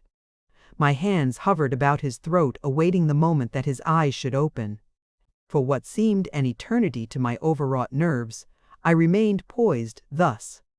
Then the fellow turned again upon his side and resumed the even respiration of deep slumber. Carefully I picked my way between and over the soldiers until I had gained the rack at the far side of the room. Here I turned to survey the sleeping men. All were quiet. Their regular breathing rose and fell in a soothing rhythm that seemed to me the sweetest music I ever had heard. 1-2. Gingerly, I drew a long sword from the rack. The scraping of the scabbard against its holder as I withdrew it sounded like the filing of cast iron with a great rasp, and I looked to see the room immediately filled with alarmed and attacking guardsmen. But none stirred. The second sword I withdrew noiselessly, but the third clanked in its scabbard with a frightful din. I knew that it must awaken some of the men at least, and was on the point of forestalling their attack by a rapid charge for the doorway, when again, to my intense surprise, not a black moved. Either they were wondrous heavy sleepers, or else the noises that I made were really much less than they seemed to me. I was about to leave the rack when my attention was attracted by the revolvers. I knew that I could not carry more than one away with me, for I was already too heavily laden to move quietly with any degree of safety or speed. Or, as I took one of 23 them from its pin, my eye fell for the first time on an open window beside the rack. Ah, here was a splendid means of escape, for it let directly upon the dock, not 20 feet from the water's edge.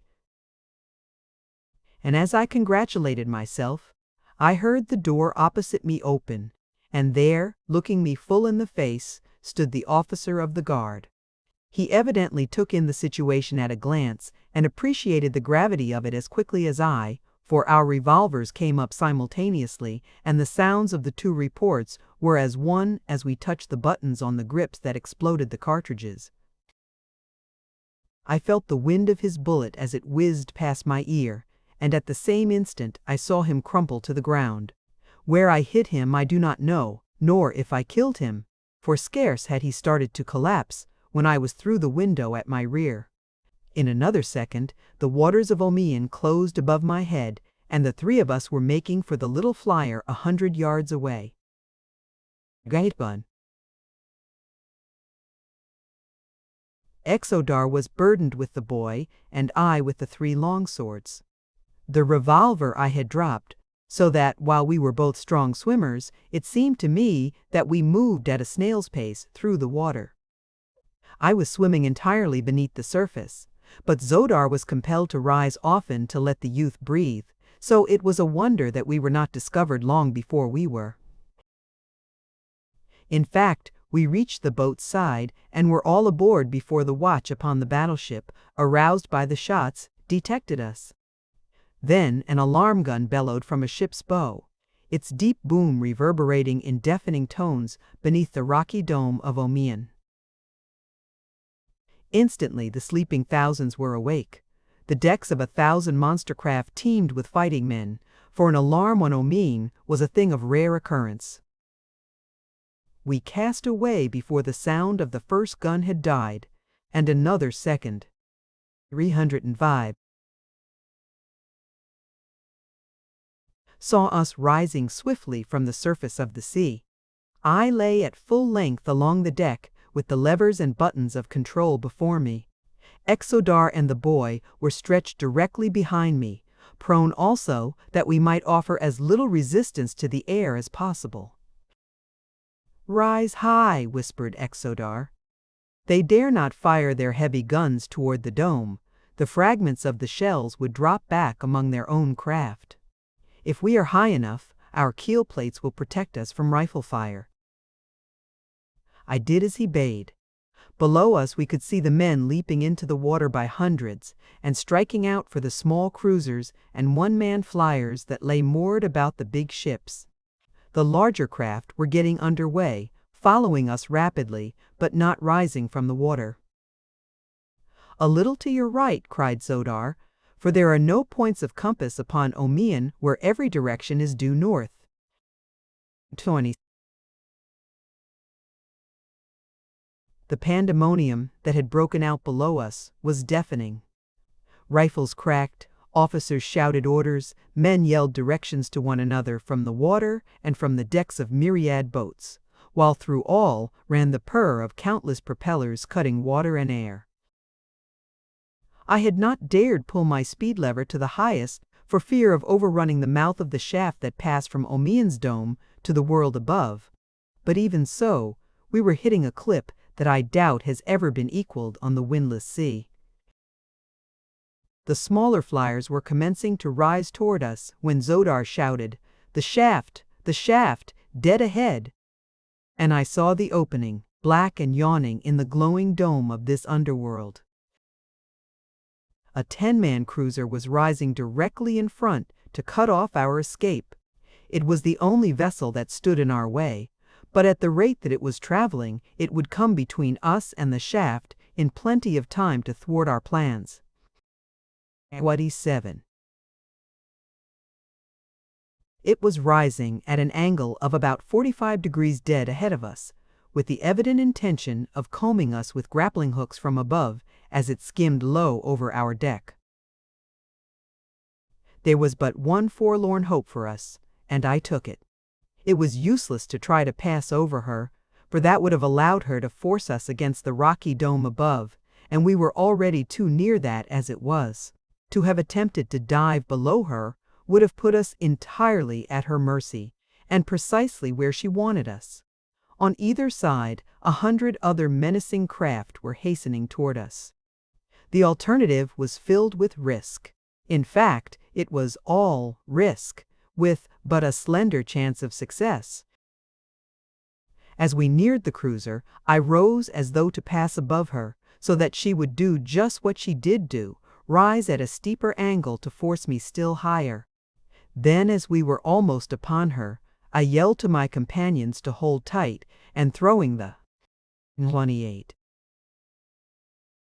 little vessel into her highest speed, I deflected her bows at the same instant until we were running horizontally and at terrific velocity straight for the cruiser's keel.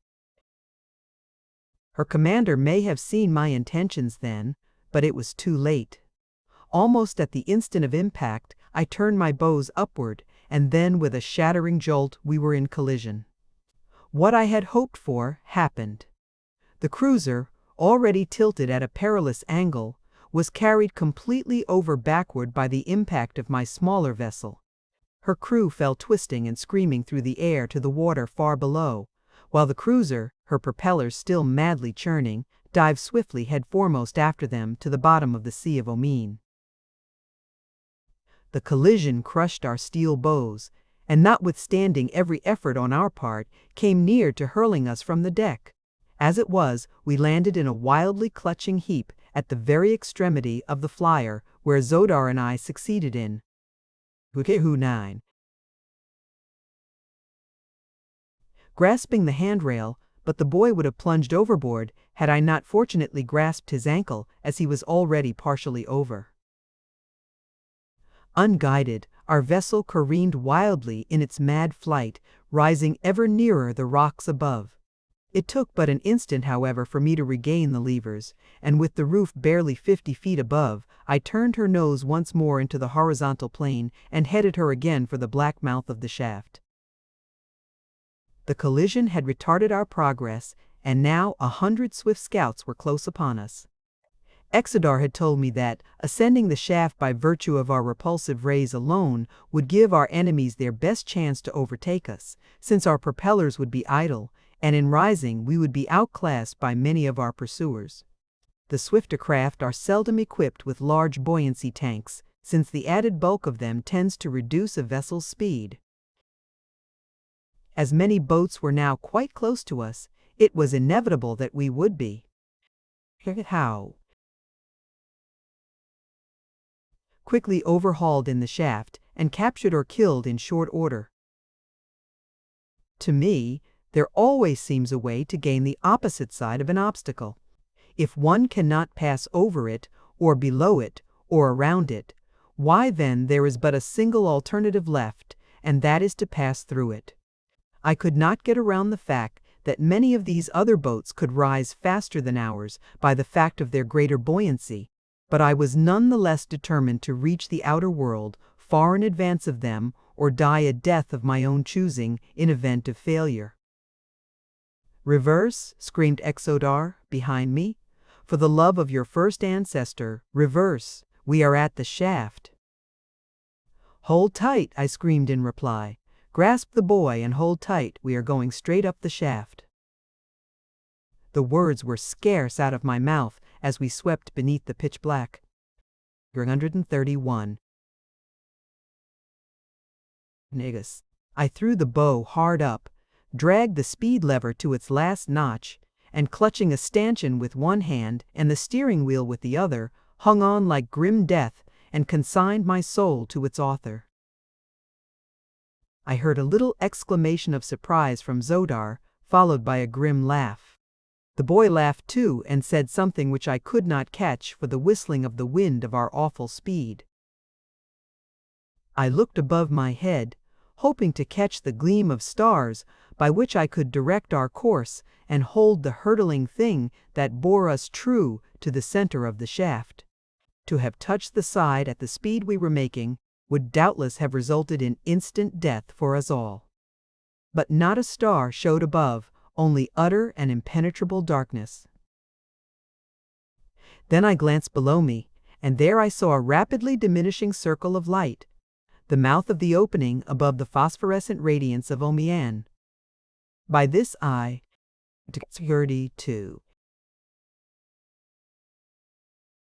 steered, endeavoring to keep the circle of light below me ever perfect. At best it was but a slender cord that held us from destruction, and I think that I steered that night more by intuition and blind faith than by skill or reason.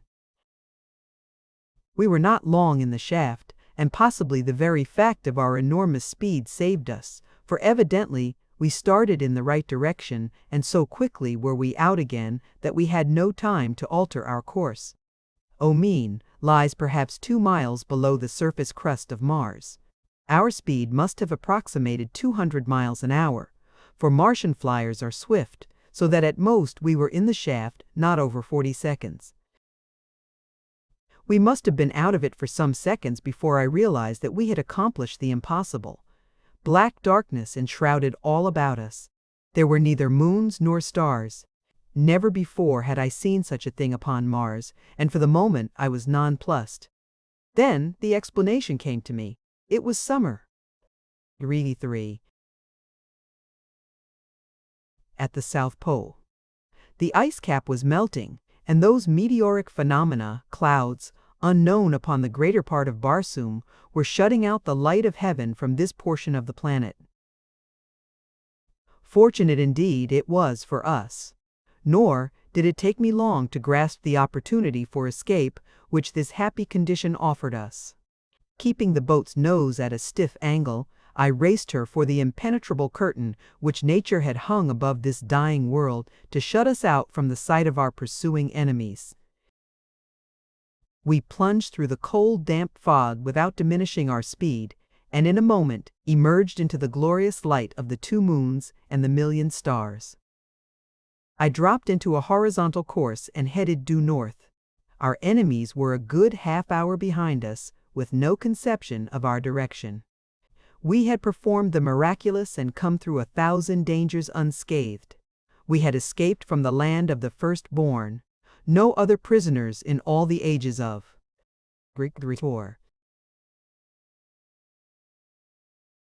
Barsoom had done this thing, and now, as I looked back upon it, it did not seem to have been so difficult after all. I said as much to Zodar, over my shoulder. "It is very wonderful nevertheless," he replied. "No one else could have accomplished it but John Carter." At the sound of that name, the boy jumped to his feet. "John Carter!" he cried. "John Carter?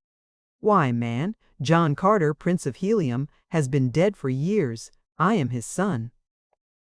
Edgar Rice. Chapter 14. The Eyes in the Dark. My son. I could not believe my ears. Slowly I rose and faced the handsome youth. Now that I looked at him closely, I commenced to see why his face and personality had attracted me so strongly. There was much of his mother's incomparable beauty in his clear-cut features, but it was strongly masculine beauty, and his gray eyes and the expression of them were mine. The boy stood facing me, half hope and half uncertainty in his look. "Tell me of your mother," I said. "Tell me all you can of the years that I have been robbed by a relentless fate of her dear companionship." With a cry of pleasure he sprang toward me and threw his arms about my neck, and for a brief moment as I held my boy close to me, the tears welled to my eyes, and I was like to have choked after the manner of some maudlin fool, but I do not regret it, nor am I ashamed. A long life has taught me that a man may seem weak where women and children are concerned, and yet be anything but a weakling in. Gritty 7. The sterner avenues of life. "Your stature, your manner, the terrible ferocity of your swordsmanship," said the boy, "are as my mother has described them to me 1,000 times. But even with such evidence, I could scarce credit the truth of what seemed so improbable to me, however much I desired it to be true. Do you know what thing it was that convinced me more than all the others?" "What, my boy?" I asked. "Your first words to me. They were of my mother. None else but the man who loved her as she has told me my father did would have thought first of her.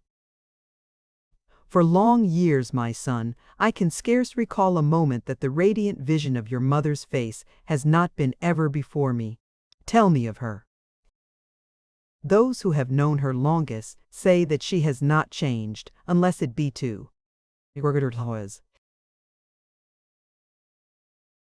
grow more beautiful, were that possible. Only, when she thinks I am not about to see her, her face grows very sad, and, oh, so wistful. She thinks ever of you, my father, and all Helium mourns with her, and for her. Her grandfather's people love her. They loved you also, and fairly worship your memory as the savior of Barsoom. Each year that brings its anniversary of the day that saw you racing across a near-dead world to unlock the secret of that awful portal behind which lay the mighty power of life for countless millions. A great festival is held in your honor, but there are tears mingled with the thanksgiving. Tears of real regret that the author of the happiness is not with them to share the joy of living he died to give them. Upon all Barsoom there is no greater name than John Carter." "And by what name has your mother called you, my boy?" I asked. "The people of Helium ask that I be named with my father's name, but my." Rickety 9. "Mother said no, that you and she had chosen a name for me together, and that your wish must be honored before all others, so the name that she called me is the one that you desired, a combination of hers and yours, Thoris." Zodar had been at the wheel as I talked with my son, and now he called me. "She is dropping badly by the head, John Carter," he said. "So long as we were rising at a stiff angle it was not noticeable, but now that I am trying to keep a horizontal course, it is different. The wound in her bow has opened one of her forward ray tanks." It was true, and after I had examined the damage, I found it a much graver matter than I had anticipated. Not only was the forced angle at which we were compelled to maintain the bow in order to keep a horizontal course greatly impeding our speed, but at the rate that we were losing our repulsive rays from the forward tanks, it was but a question of an hour or more when we would be. Floating stern up and helpless. We had slightly reduced our speed with the dawning of a sense of security, but now I took the helm once more and pulled the noble little engine wide open so that again we raced north at terrific velocity.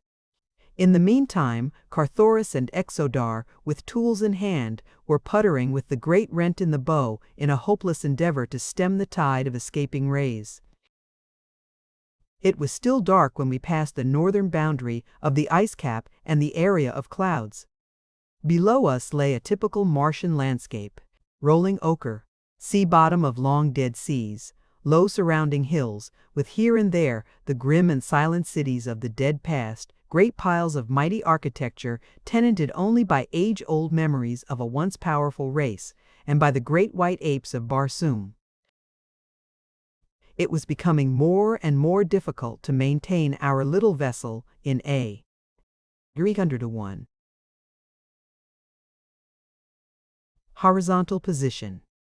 Lower and lower sagged the bow until it became necessary to stop the engine to prevent our flight terminating in a swift dive to the ground. As the sun rose and the light of a new day swept away the darkness of night, our craft gave a final spasmodic plunge, turned half upon her side, and then, with deck tilting at a sickening angle, swung in a slow circle, her bow dropping further below her stern each moment. To handrail and stanchion we clung, and finally, as we saw the end approaching, snapped the buckles of our harness to the rings at her sides. In another moment the deck reared at an angle of 90 degrees, and we hung in our leather with feet dangling 1,000 yards above the ground. I was swinging quite close to the controlling devices, so I reached out to the lever that directed the rays of repulsion. The boat responded to the touch, and very gently we began to sink toward the ground.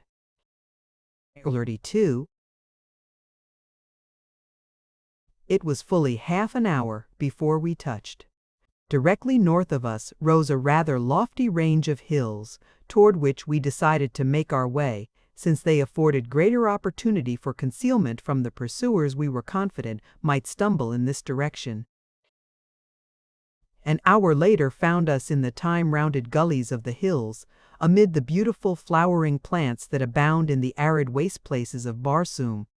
There we found numbers of huge milk-giving shrubs, that strange plant which serves in great part as food and drink for the wild hordes of green men. It was indeed a boon to us, for we all were nearly famished.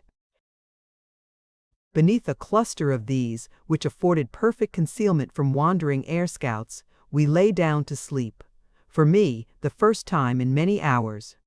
This was the beginning of my 5th day upon Barsoom, since I had found myself suddenly translated from my cottage on the Hudson to Dor, the valley beautiful, the valley that us hideous. In all this time I had slept but twice, though once the clock around within the storehouse of the Therns. It was mid-afternoon when I was awakened by someone seizing my hand and covering it with kisses. With a start, I opened my eyes to look into the beautiful face of Thuvia. my prince," she cried, in an ecstasy of happiness. "'Tis you whom I had mourned as dead. My ancestors have been good to me, I have not lived in vain." The girl's voice awoke Exodar and Thoris. The boy gazed upon the woman in surprise, but she did not seem to realize the presence of another than I. She would have thrown her arms about my neck and smothered me with caresses, had I not gently but firmly disengaged myself. "Come, Thuvia," I said soothingly. "You are overwrought by the danger and hardships you have passed through. You forget yourself, as you forget that I am the husband of the Princess of Helium." "I forget nothing, my prince," she replied. You have spoken no word of love to me, nor do I expect that you ever shall, but nothing can prevent me loving you. I would not take the place of Dejah Thoris. My greatest ambition is to serve you, my prince, forever as your slave. No greater boon could I ask, no greater honor could I crave, no greater happiness could I hope. As I have before said, I am no ladies' man, and I must admit that I seldom have felt so uncomfortable and embarrassed as I did that moment. While I was quite familiar with the Martian custom, which allows female slaves to Martian men, whose high and chivalrous honor is always ample protection for every woman in his household, yet I had never myself chosen other than men as my body. 5.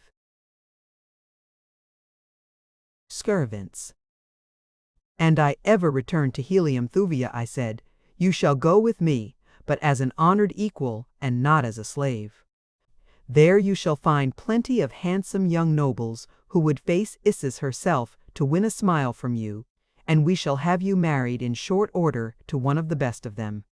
Forget your foolish gratitude, begotten infatuation, which your innocence has mistaken for love. I like your friendship better, Thuvia. You are my master. It shall be as you say, she replied simply. But there was a note of sadness in her voice. How came you here, Thuvia? I asked. And where is Tarkas? The great Thark, I fear, is dead, she replied sadly. He was a mighty fighter, but a multitude of green warriors of another horde than his overwhelmed him. Recollection. The last that I saw of him, they were bearing him, wounded and bleeding, to the deserted city from which they had sallied to attack us. You are not sure that he is dead, then? I asked. And where is this city of which you speak? It is just beyond this range of hills. The vessel in which you so nobly resigned a place that we might find escape defied our small skill in navigation, with the result that we drifted aimlessly about for 2 days.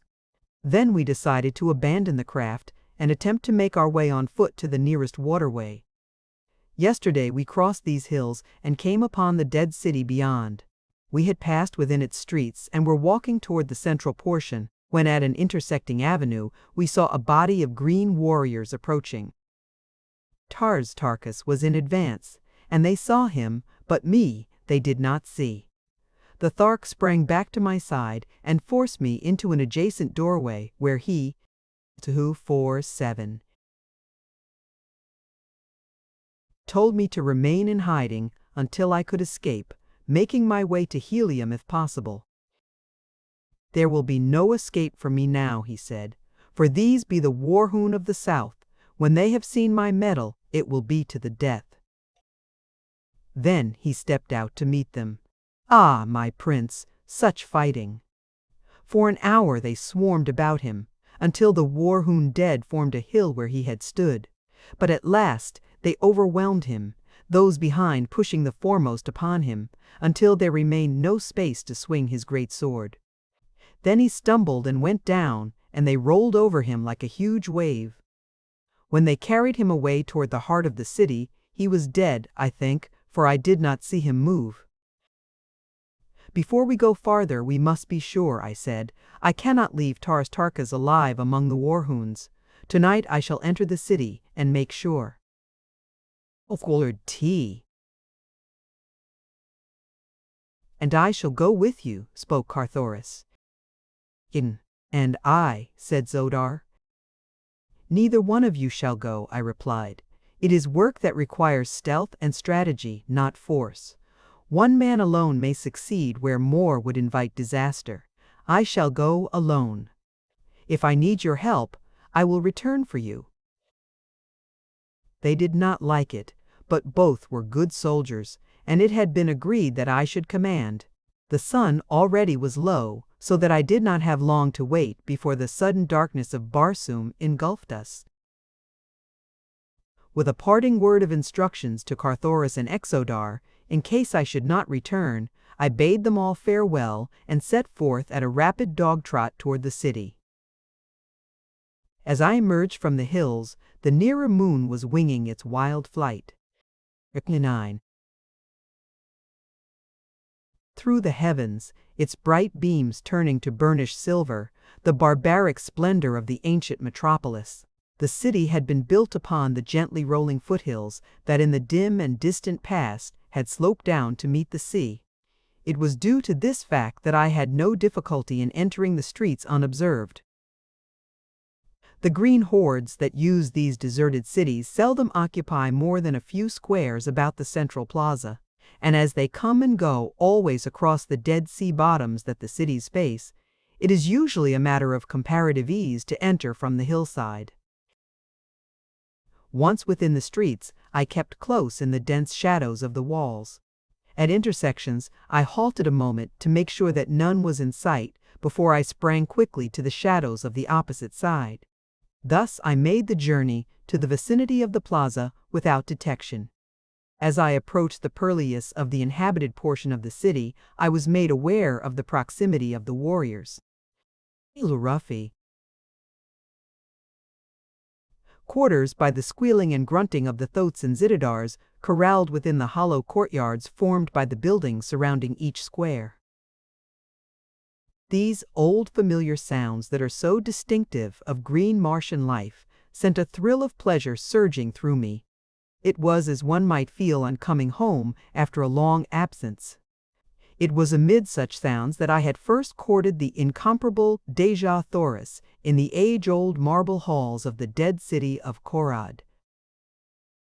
As I stood in the shadows at the far corner of the first square, which housed members of the horde, I saw warriors emerging from several of the buildings. They all went in the same direction, toward a great building which stood in the center of the plaza. My knowledge of green Martian customs convinced me that this was either the quarters of the principal chieftain or contained the audience chamber wherein the Jedak met his Jeds and lesser chieftains. In either event, it was evident that something was afoot which might have a bearing on the recent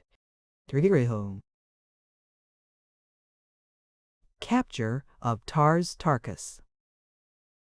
To reach this building, which I now felt it imperative that I do, I must needs traverse the entire length of one square and cross a broad avenue and a portion of the plaza. From the noises of the animals which came from every courtyard about me, I knew that there were many people in the surrounding buildings, probably several communities of the great horde of the warhounds of the south. To pass undetected among all these people was in itself a difficult task, but if I was to find and rescue the great Thark, I must expect even more formidable obstacles before success could be mine. I had entered the city from the south, and now stood on the corner of the avenue through which I had passed, and the first intersecting avenue south of the plaza. The buildings upon the south side of this square did not appear to be inhabited, as I could see no lights, and so I decided to gain the inner courtyard through one of them. 2. Nothing occurred to interrupt my progress through the deserted pile I chose, and I came into the inner court close to the rear walls of the east buildings without detection. Within the court a great herd of thoats and zitidars moved restlessly about, cropping the moss-like ochre vegetation which overgrows practically the entire uncultivated area of Mars. What breeze there was came from the northwest, so there was little danger that the beasts would scent me.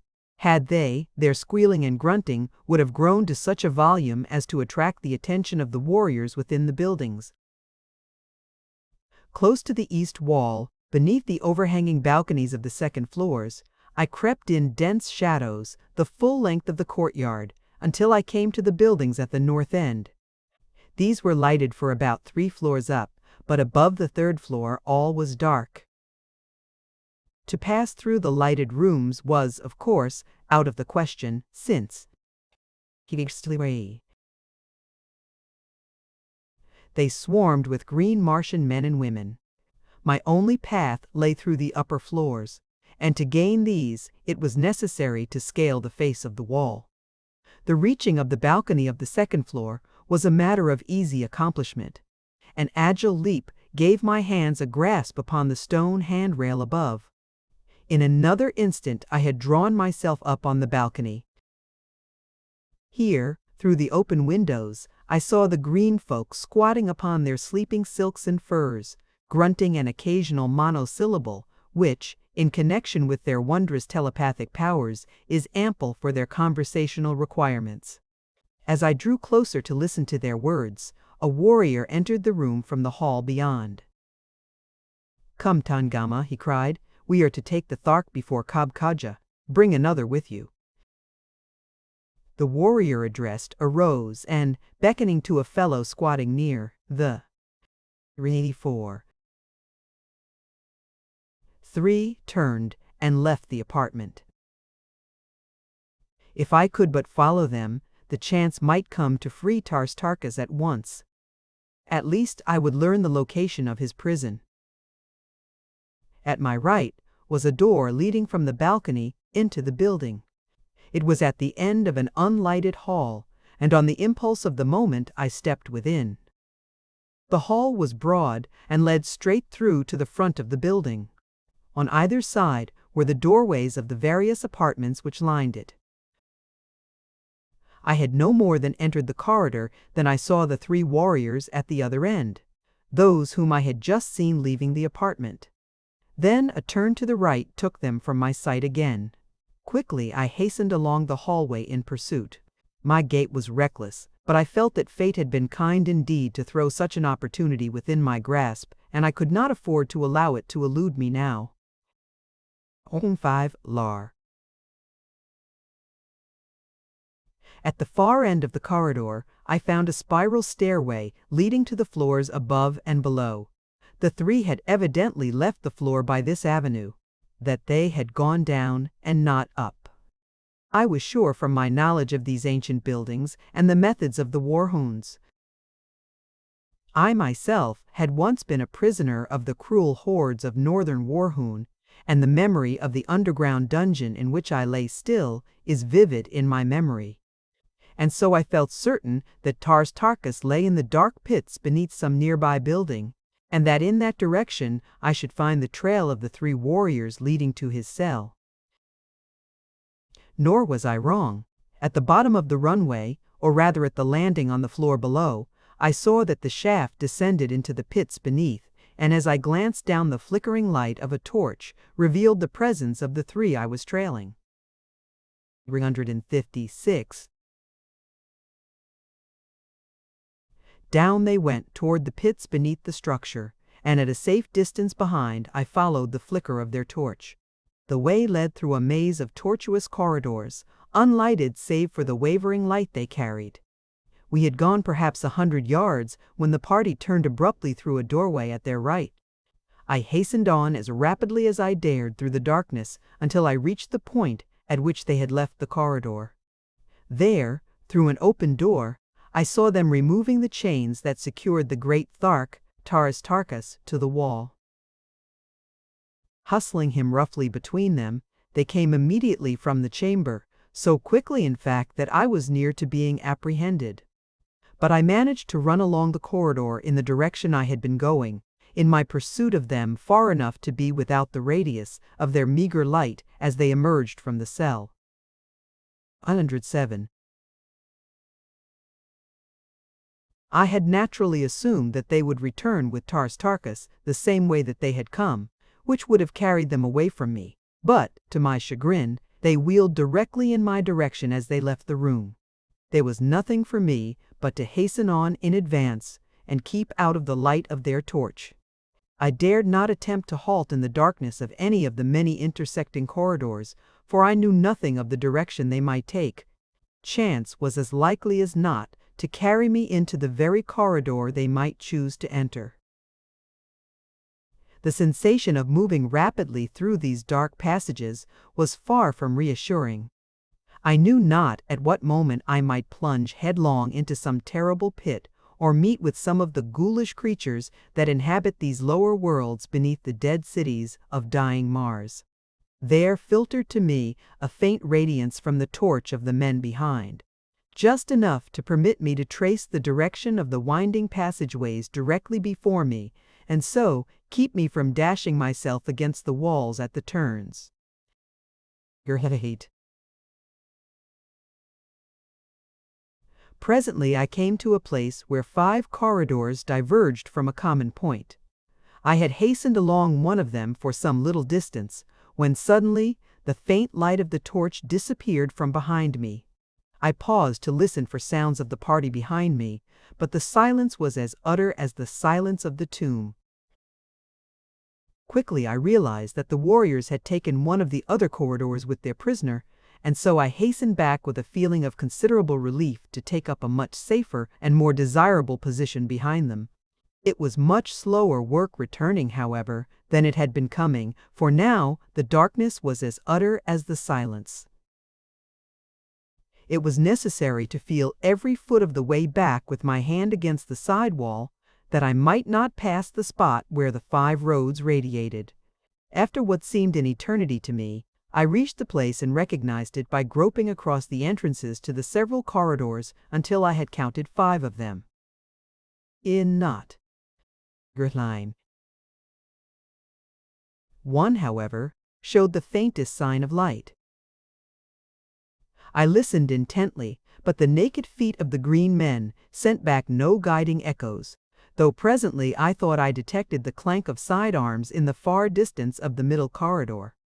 Up this, then, I hastened, searching for the light, and stopping to listen occasionally for a repetition of the sound.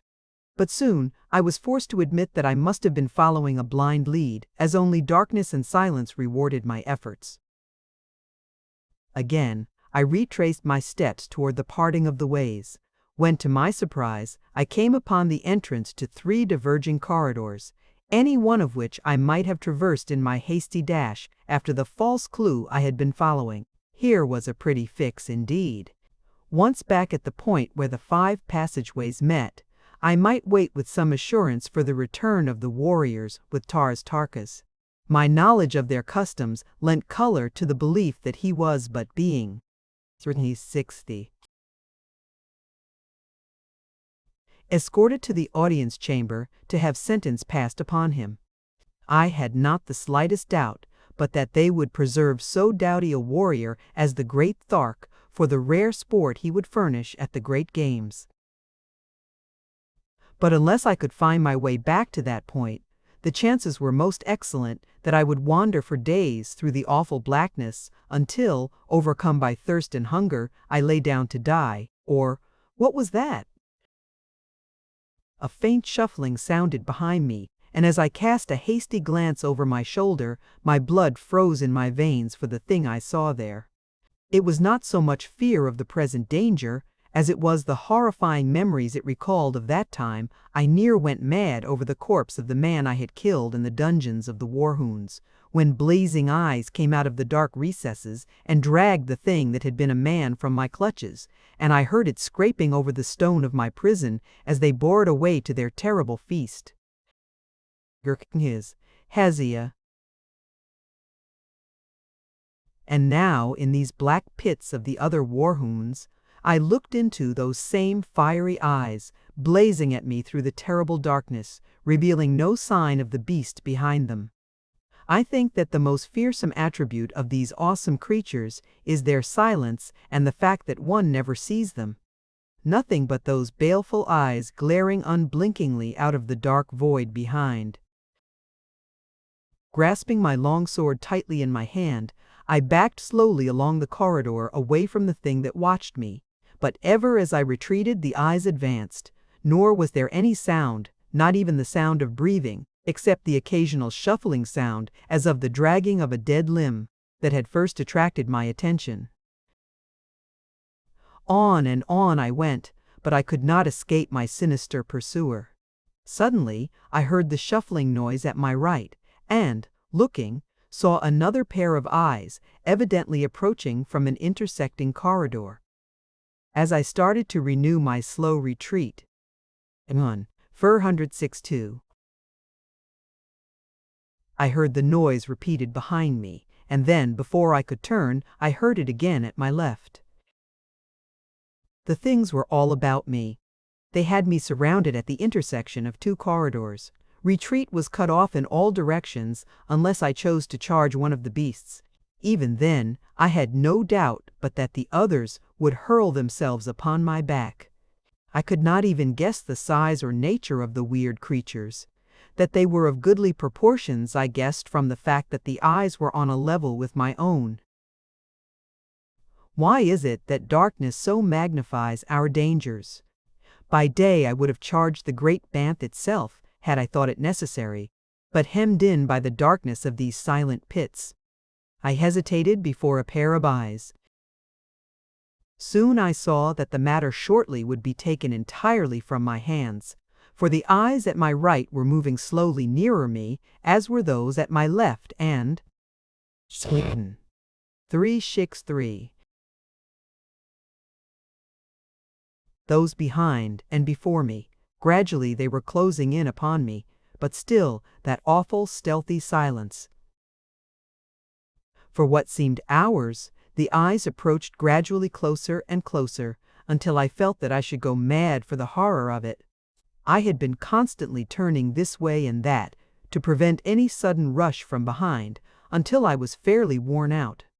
At length I could endure it no longer, and, taking a fresh grasp upon my longsword, I turned suddenly and charged down upon one of my tormentors. As I was almost upon it, the thing retreated before me, but a sound from behind caused me to wheel in time to see 3 pairs of eyes rushing at me from the rear. With a cry of rage, I turned to meet the cowardly beasts, but as I advanced, they retreated as had their fellow. Another glance over my shoulder discovered the first eyes sneaking on me again. And again I charged, only to see the eyes retreat before me and hear the muffled rush of the 3 at my back. 64. Thus we continued, the eyes always a little closer in the end than they had been before, until I thought that I should go mad with the terrible strain of the ordeal.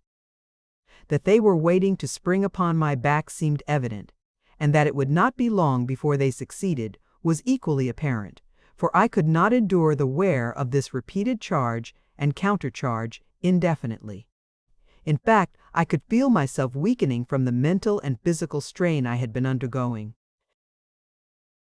At that moment, I caught another glimpse from the corner of my eye of the single pair of eyes at my back making a sudden rush upon me. I turned to meet the charge. There was a quick rush of the 3 from the other direction, but I determined to pursue the single pair until I should have at least settled my account with one of the beasts, and thus be relieved of the strain of meeting attacks from both directions. For a time, there was no sound in the corridor, only that of my own breathing, yet I knew that those 3 uncanny creatures were almost upon me. The eyes in front were not retreating so rapidly now. I was almost within sword reach of them. I raised my sword arm to deal the blow that should free me, and then I felt a heavy body upon my back. A cold, moist, slimy something fastened itself upon my throat. I stumbled and went down. 6. Chapter 15. Flight and Pursuit. I could not have been unconscious more than a few seconds, and yet I know that I was unconscious, for the next thing I realized was that a growing radiance was illuminating the corridor about me, and the eyes were gone. I was unharmed, except for a slight bruise upon my forehead where it had struck the stone flagging as I fell. I sprang to my feet to ascertain the cause of the light. It came from a torch in the hand of one of a party of 4 green warriors, who were coming rapidly down the corridor toward me. They had not yet seen me, and so I lost no time in slipping into the first intersecting corridor that I could find. This time, however, I did not advance so far away from the main corridor as on the other occasion that had resulted in my losing Tarkas and his guards. The party came rapidly toward the opening of the passageway in which I crouched against the wall. As they passed by, I breathed a sigh of relief. I had not 68. Been discovered, And, best of all, the party was the same that I had followed into the pits. It consisted of Dejah Thoris and his 3 guards. I fell in behind them, and soon we were at the cell in which the great Thark had been chained. 2 of the warriors remained without, while the man with the keys entered with the Thark to fasten his irons upon him once more. The 2 outside started to stroll slowly in the direction of the spiral runway which led to the floors above, and in a moment were lost to view beyond a turn in the corridor. The torch had been stuck in a socket beside the door so that its rays illuminated both the corridor and the cell at the same time. As I saw the 2 warriors disappear, I approached the entrance to the cell with a well-defined plan already formulated. While I disliked the thought of carrying out the thing that I had decided upon, there seemed no alternative if Dejah Thoris and I were to go back together to my little camp in the hills. Keeping near the wall, I came quite close to the door to Dejah Thoris's cell, and there I stood with my long sword above my head, grasped with both hands, that I might bring it down in one quick cut upon the skull of the jailer as he emerged. I disliked to dwell upon what followed after I heard the footsteps of the man as he approached the doorway. It is enough that within another minute or two, Dejah Thoris, wearing the medal of a Warhoon chief, was hurrying down the corridor toward the spiral runway, bearing the Warhoon's torch to light his way. A dozen paces behind him followed John Carter, Prince of Helium. The 2 companions of the man who lay now beside the door of the cell that had been Dejah Thoris's had just started to ascend the runway as the Thark came in view. He's in it. "Why so long, Tangama?" cried one of the men. "I had trouble with a lock," replied Dejah Thoris, "and now I find that I have left my short sword in the Thark's cell. Go you on, I'll return and fetch it." "As you will, Tangama," replied he who had before spoken. "We shall see you above directly." "Yes," replied Dejah Thoris, and turned as though to retrace his steps to the cell, but he only waited until the 2 had disappeared at the floor above. Then I joined him. We extinguished the torch, and together we crept toward the spiral incline that led to the upper floors of the building. At the first floor we found that the hallway ran but halfway through, necessitating the crossing of a rear room full of green folk, ere we could reach the inner courtyard, so there was but one thing left for us to do, and that was to gain. 105. The second floor, and the hallway through which I had traversed the length of the building. Cautiously we ascended. We could hear the sounds of conversation coming from the room above, but the hall still was unlighted, nor was anyone in sight as we gained the top of the runway. Together we threaded the long hall and reached the balcony overlooking the courtyard without being detected. At our right was the window letting into the room in which I had seen Tangama and the other warriors as they started to Dejah Thoris's cell earlier in the evening. His companions had returned here, and we now overheard a portion of their conversation. "What can be detaining Tangama?" asked one.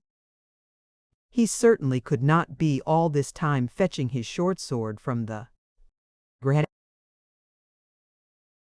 Thark's cell," spoke another. "His short sword?" asked a woman. "What mean you?" "Tangama left his short sword in the Thark's cell," explained the first speaker, "and left us at the runway to return and get it." "Tangama wore no short sword this night," said the woman.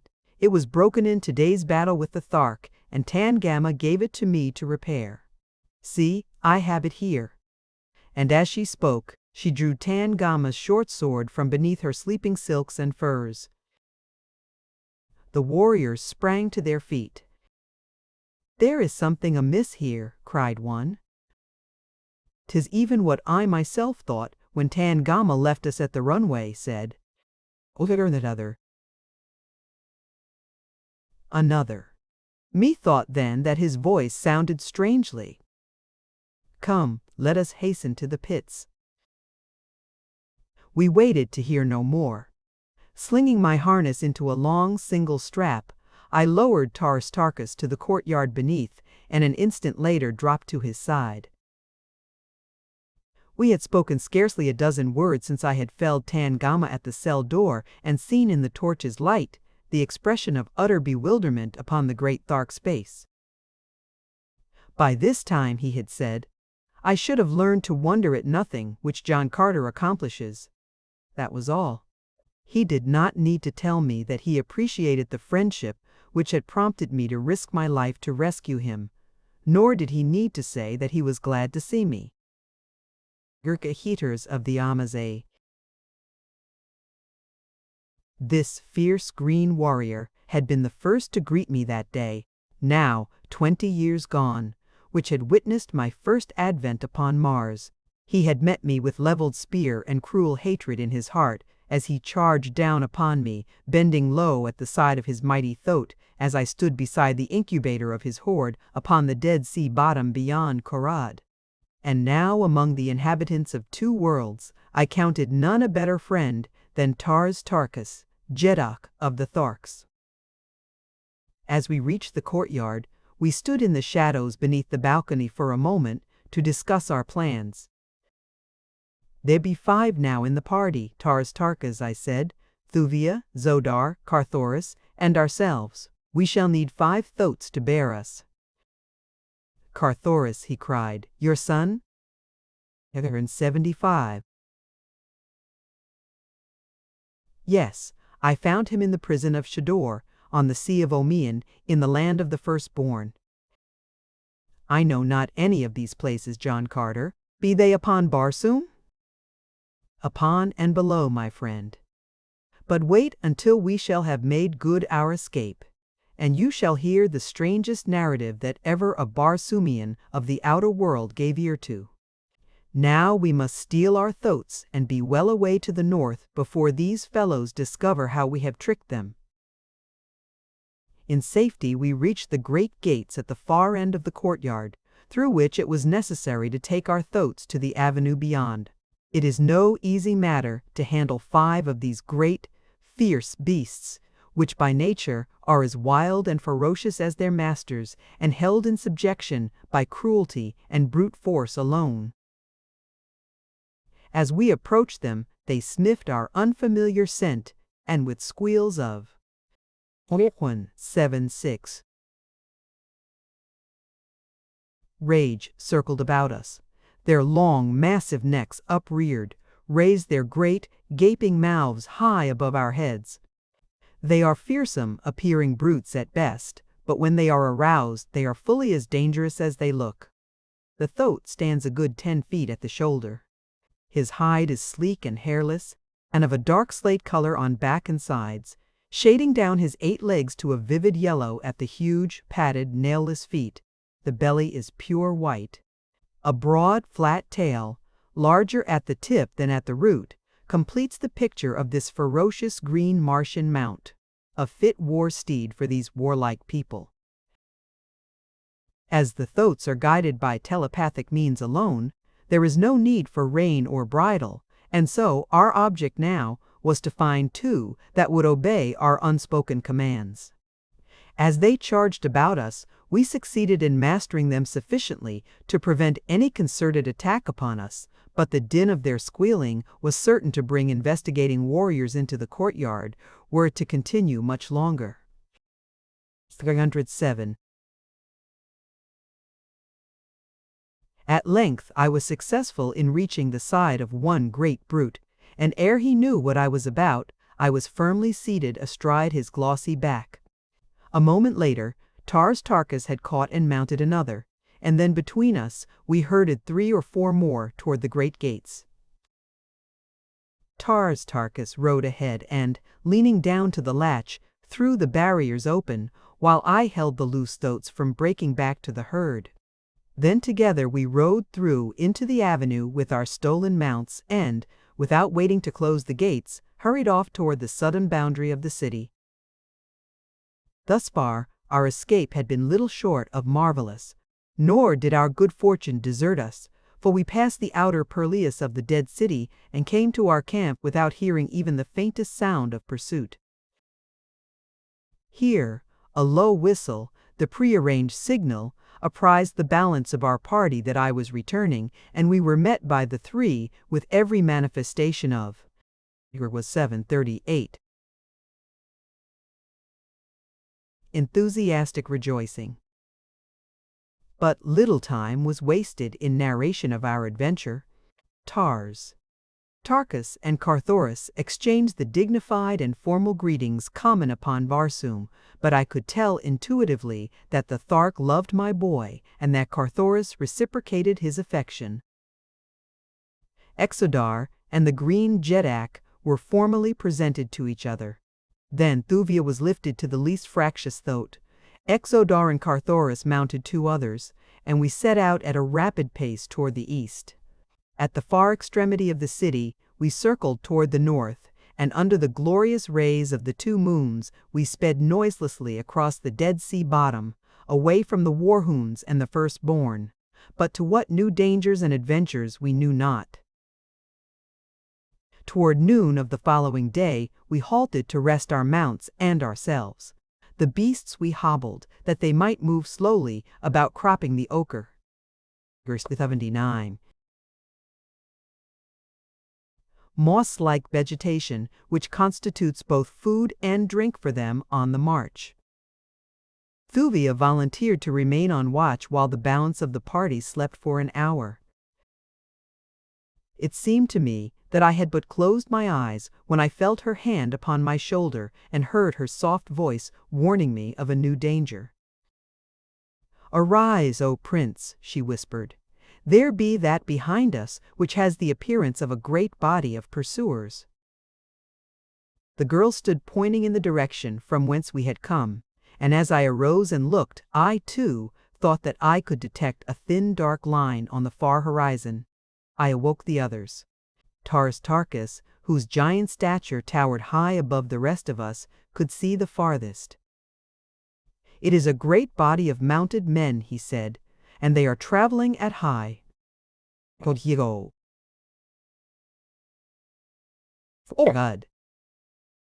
There was no time to be lost. We sprang to our hobbled thoats, freed them, and mounted. Then we turned our faces once more toward the north, and took our flight again at the highest speed of our slowest beast. For the balance of the day, and all the following night, we raced across that ochre wilderness with the pursuers at our back ever gaining upon us. Slowly but surely, they were lessening the distance between us. Just before dark, they had been close enough for us to plainly distinguish that they were green Martians, and all during the long night we distinctly heard the clanking of their accoutrements behind us. As the sun rose on the second day of our flight, it disclosed the pursuing horde not a half-mile in our rear. As they saw us, a fiendish shout of triumph rose from their ranks. 1. Several miles in advance lay a range of hills, the farther shore of the Dead Sea we had been crossing. Could we but reach these hills, our chances of escape would be greatly enhanced, but Thuvia's mount, although carrying the lightest burden, already was showing signs of exhaustion. I was riding beside her when suddenly her animal staggered and lurched against mine.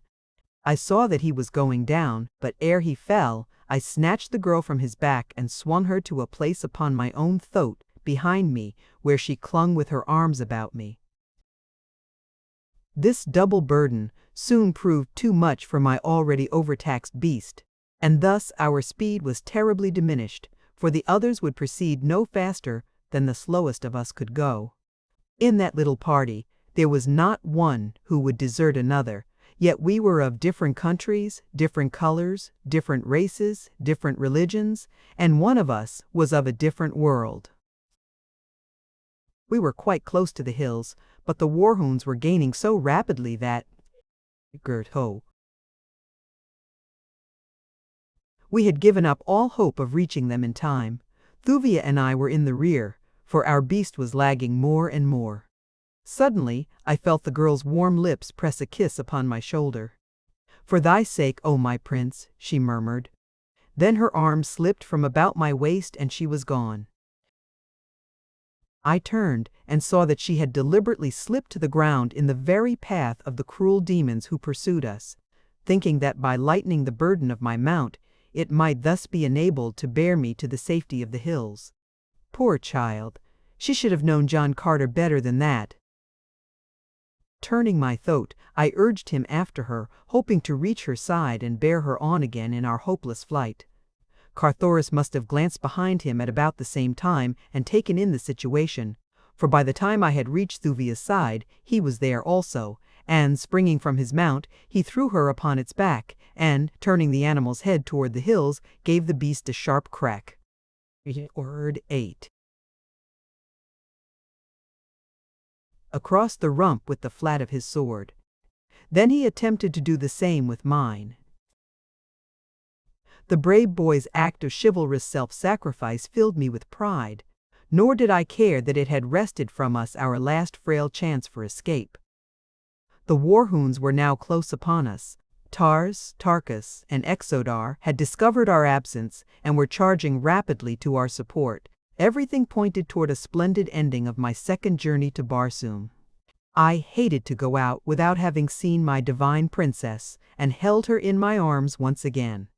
But if it were not writ upon the book of fate that such was to be, then would I take the most that was coming to me, and in these last few moments that were to be vouchsafed me before I passed over into that unguessed future, I could at least give such an account of myself in my chosen vocation as would leave the warhounds of the South food for discourse for the next 20 generations. 84. As Carthoris was not mounted, I slipped from the back of my own mount and took my place at his side to meet the charge of the howling devils bearing down upon us. A moment later, Tarkus and Exodar ranged themselves on either hand, turning their throats loose, that we might all be on an equal footing. The warhounds were perhaps 100 yards from us, when a loud explosion sounded from above and behind us, and almost at the same instant, a shell burst in their advancing ranks. At once all was confusion. 100 warriors toppled to the ground. Riderless throats plunged hither and thither among the dead and dying. Dismounted warriors were trampled underfoot in the stampede which followed. All semblance of order had left the ranks of the green men, and as they looked far above our heads to trace the origin of this unexpected attack, disorder turned to retreat, and retreat to a wild panic. In another moment they were racing as madly away from us as they had before been charging down upon us.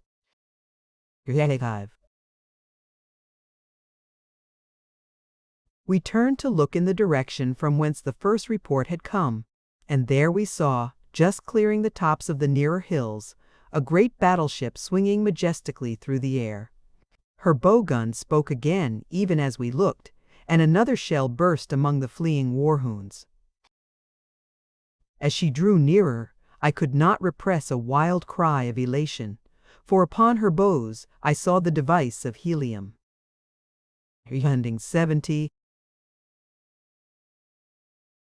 Chapter 16. Under Arrest. As Carthoris, Zodar, Tarkus and I stood gazing at the magnificent vessel which meant so much to all of us, we saw a second and then a third top the summit of the hills and glide gracefully after their sister.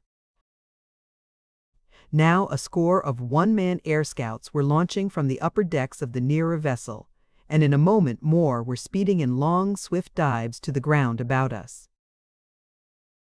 In another instant we were surrounded by armed sailors, and an officer had stepped forward to address us when his eyes fell upon Carthoris. With an exclamation of surprised pleasure, he sprang forward and, placing his hands upon the boy's shoulder, called him by name. "Carthoris, my prince," he cried, "Kaor, Kaor! Horvastus greets the son of Dejah Thoris, princess of Helium, and of her husband John Carter. Where have you been, O my prince? All Helium has been plunged in sorrow. Terrible have been the calamities that have befallen your great-grandsire's mighty nation since the fatal day that saw you leave our midst. "Grieve not, my good Horvastus," cried Carthoris, "since I bring not back myself alone to cheer my mother's heart and the hearts of my beloved people, but also one whom all Barsoom loved best, her greatest warrior and her savior, John Carter, Prince of Helium." Horvastus turned in the direction indicated by Carthoris, and as his eyes fell upon me, he was like to have collapsed from sheer surprise. "John Carter!" he exclaimed, and then a sudden troubled look came into his eyes. "My prince," he started, "where hast thou?" And then he stopped, but I knew the question that his lips dared not frame. The loyal fellow would not be the one to force from mine a confession of the terrible truth that I had returned from the bosom of the East, the river of mystery, back from the shore of the lost. Arthur 89. Sea of Chorus and the Valley Door. "Ah, my prince," he continued, as though no thought had interrupted his greeting, "that you are back is sufficient, and let Horvastus's sword have the high honor of being first at thy feet." With these words the noble fellow unbuckled his scabbard and flung his sword upon the ground before me. Could you know the customs and the character of red Martians, you would appreciate the depth of meaning that that simple act conveyed to me and to all about us who witnessed it. The thing was equivalent to saying, "My sword, my body, my life, my soul are yours to do with as you wish. Until death and after death, I look to you alone for authority for my every act. Be you right or wrong, your word shall be my only truth. Whoso raises his hand against you must answer to my sword." It is the oath of fealty that men occasionally pay to a Jeddak whose high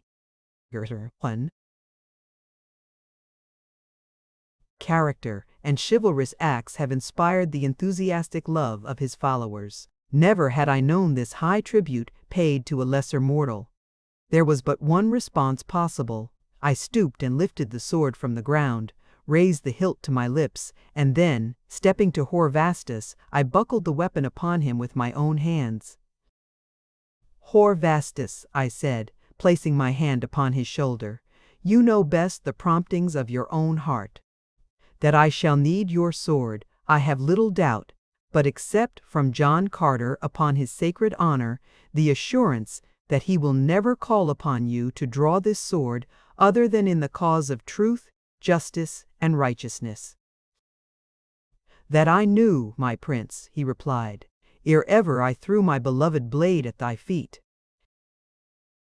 As we spoke, other flyers came and went between the ground and the battleship. 9-1.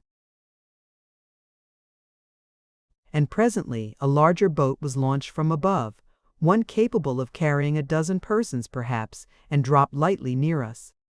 As she touched, an officer sprang from her deck to the ground, and, advancing to Horvastus, saluted.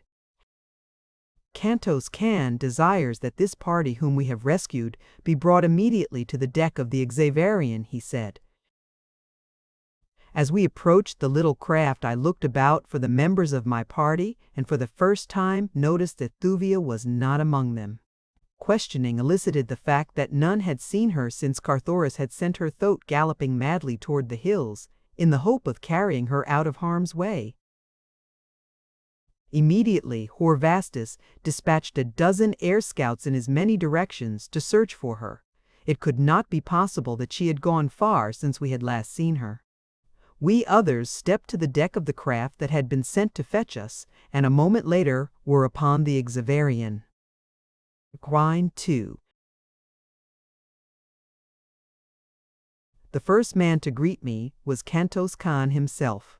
My old friend had won to the highest place in the Navy of Helium, but he was still to me the same brave comrade who had shared with me the privations of a war-hewn dungeon, the terrible atrocities of the Great Games, and later the dangers of our search for Dejah Thoris within the hostile city of Zodanga.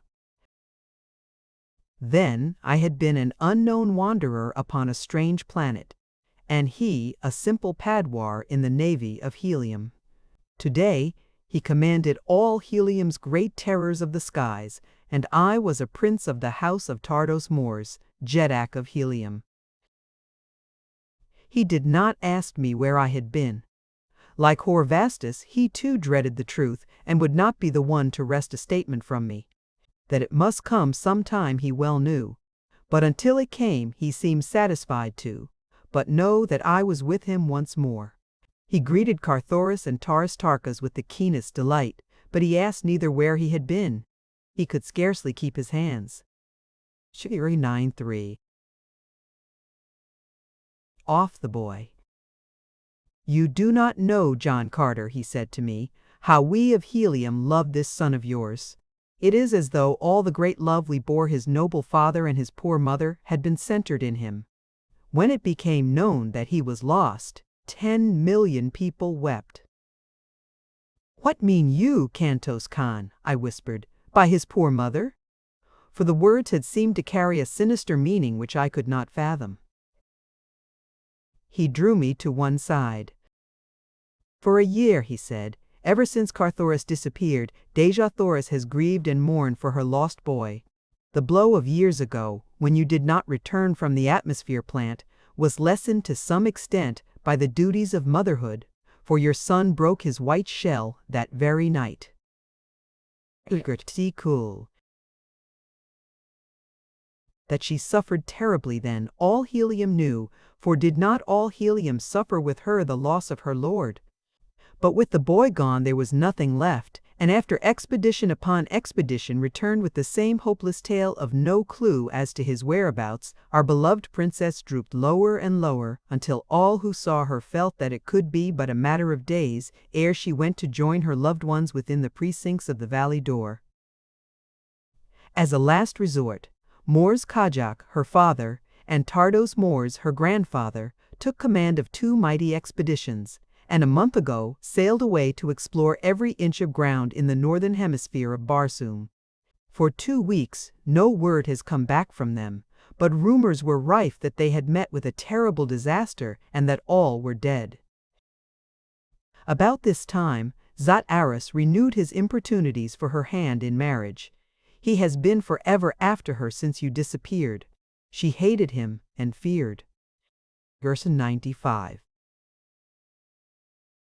Him, but with both her father and grandfather gone, Dejah Thoris was very powerful, for he is still Jed of Zodanga, to which position, you will remember, Tardos Mors appointed him after you had refused the honor.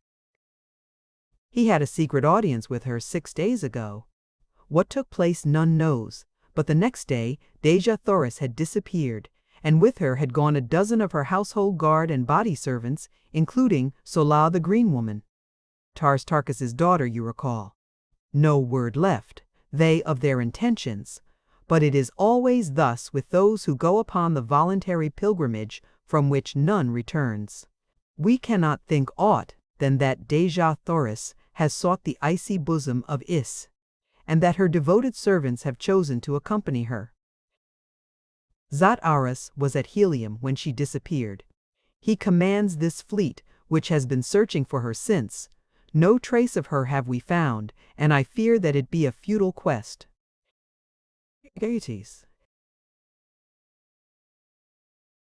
While we talked, Horvastus's flyers were returning to the Xaverian. Not one, however, had discovered a trace of Thuvia.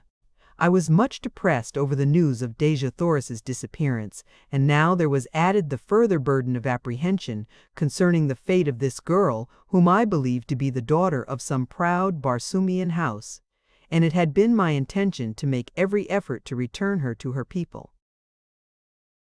I was about to ask Kantos Khan to prosecute a further search for her, when a flyer from the flagship of the fleet arrived at the Xaverian with an officer bearing a message to Kantos Khan from Aras. My friend read the dispatch and then turned to me. Dejah Thoris commands me to bring our prisoners before him. There is naught else to do. He is supreme in Helium, yet it would be far more in keeping with chivalry and good taste were he to come hither and greet the savior of Barsoom. 97. With the honors that are his due. You know full well, my friend, I said, smiling, that Dejah Thoris has good cause to hate me. Nothing would please him better than to humiliate me and then to kill me. Now that he has so excellent an excuse, let us go and see if he has the courage to take advantage of it. Summoning Carthoris, Tartarchus, and Exodar, we entered the small flyer with Kantos Khan and Zat Aris's officer, and in a moment were stepping to the deck of Zat Aris's flagship. As we approached the jet of Zodanga, no sign of greeting or recognition crossed his face. Not even to Carthoris did he vouchsafe a friendly word. His attitude was cold, haughty, and uncompromising. "Kaor, Zat Aris," I said in greeting, but he did not respond. Gleniade. Why were these prisoners not disarmed? He asked to Kantos Khan. "They are not prisoners, Zat Aris," replied the officer. "Two of them are of Helium's noblest family. Tartarchus, Jeddak of Thark, is Tardos Mors's best beloved ally. The other is a friend and companion of the Prince of Helium. That is enough for me to know." "It is not enough for me, however," retorted Zat Aris. "More must I hear from those who have taken the pilgrimage than their names. Where have you been, John Carter?" "I have just come from the Valley Door and the land of the firstborn, Zat Aris," I replied. "Ah!" he exclaimed in evident pleasure. "You do not deny it, then? You have returned from the bosom of Is?" 39. "I have come back from a land of false hope, from a valley of torture and death with my companions. I have escaped from the hideous clutches of lying fiends. I have come back to the Barsoom that I saved from a painless death to again save her, but this time from death in its most frightful form." "Cease, blasphemer," cried Zat Aris. "Hope not to save thy cowardly carcass by inventing horrid lies too." But he got no further. One does not call John Carter coward and liar thus lightly, and Zat Aris should have known it. Before a hand could be raised to stop me, I was at his side, and one hand grasped his throat. "Come I from heaven or hell, Zat Aris, you will find me still the same John Carter that I have always been. Nor did ever man call me such names and live, without apologizing." And with that I commenced to bend him back across my knee and tighten my grip upon his throat. "Good, Seize him," cried Zat Aris, and a dozen officers sprang forward to assist him. Kantos Khan came close and whispered to me, "Desist, I beg of you. It will but involve us all, for I cannot see these men lay hands upon you without aiding you. My officers and men will join me, and we shall have a mutiny then that may lead to the revolution. For the sake of Tardos Mors and Helium, desist." At his words, I released Zat Aris and, turning my back upon him, walked toward the ship's rail. "Come, Kantos Khan," I said, "the Prince of Helium would return to the Xaverian."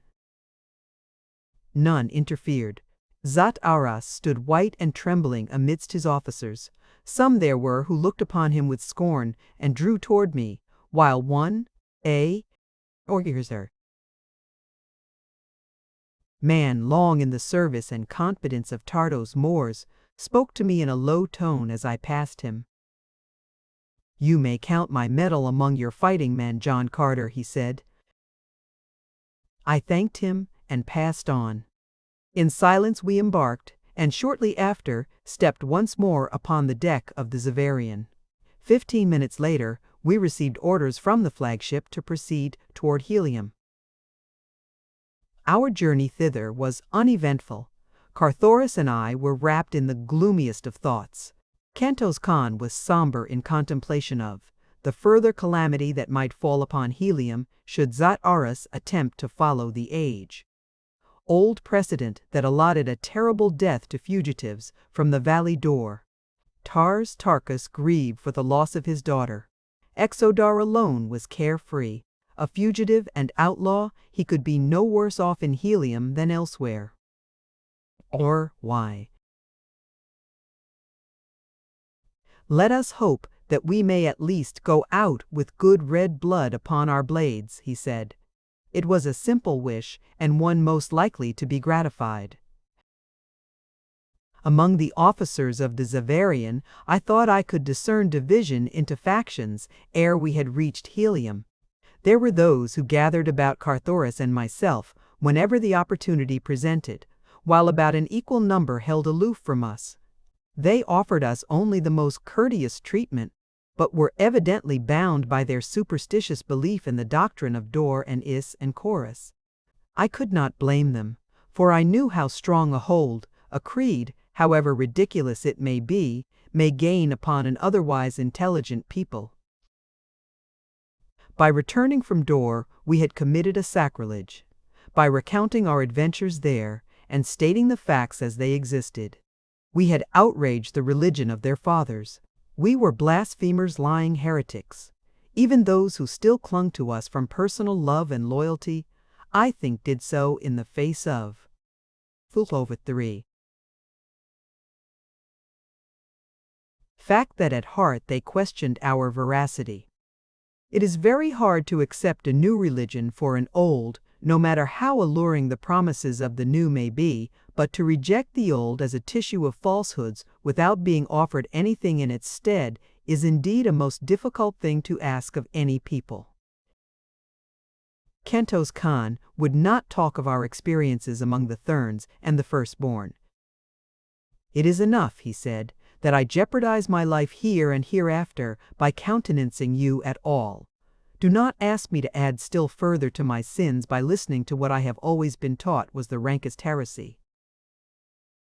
I knew that sooner or later the time must come when our friends and enemies would be forced to declare themselves openly.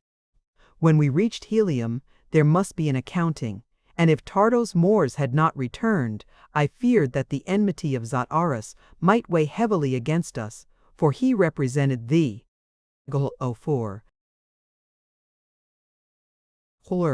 government of Helium.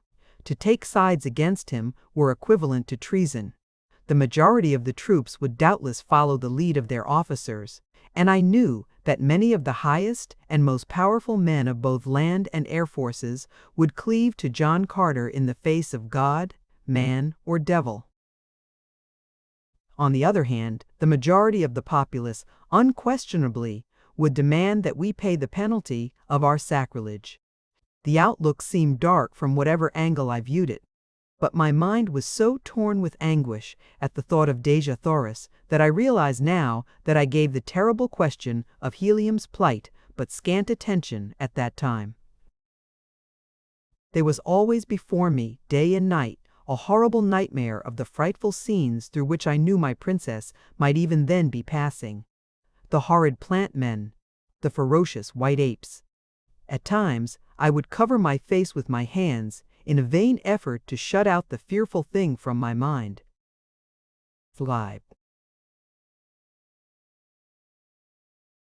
It was in the forenoon that we arrived above the mile-high scarlet tower which marks Greater Helium from her twin city. As we descended in great circles toward the Navy docks, a mighty multitude could be seen surging in the streets beneath. Helium had been notified by radio aerogram of our approach. From the deck of the Xaverian, we four, Carthoris, Tars Tarkas, Zodar, and I, were transferred to a lesser flyer to be transported to quarters within the Temple of Reward. It is here that Martian justice is meted to benefactor and malefactor. Here the hero is decorated. Here the felon is condemned. We were taken into the temple from the landing stage upon the roof, so that we did not pass among the people at all, as is customary. Always before I had seen prisoners of note, or returned wanderers of eminence, paraded from the gate of Jedax to the Temple of Reward, up the broad avenue of ancestors through dense crowds of jeering or cheering citizens.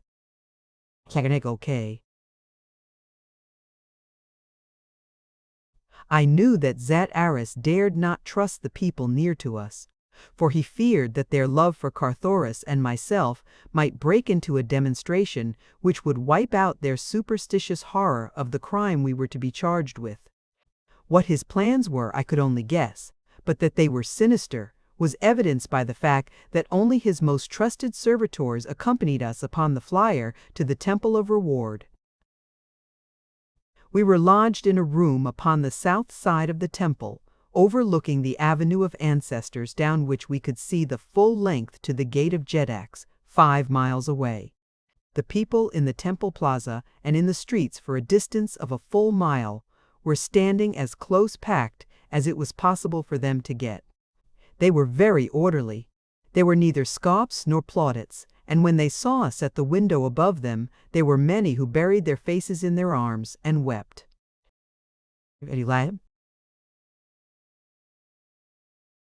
Late in the afternoon, a messenger arrived from Dejah Thoris to inform us that we would be tried by an impartial body of nobles in the great hall of the temple at the first Zod 1 on the following day, or about 8:40 a.m. Earth time. Mine.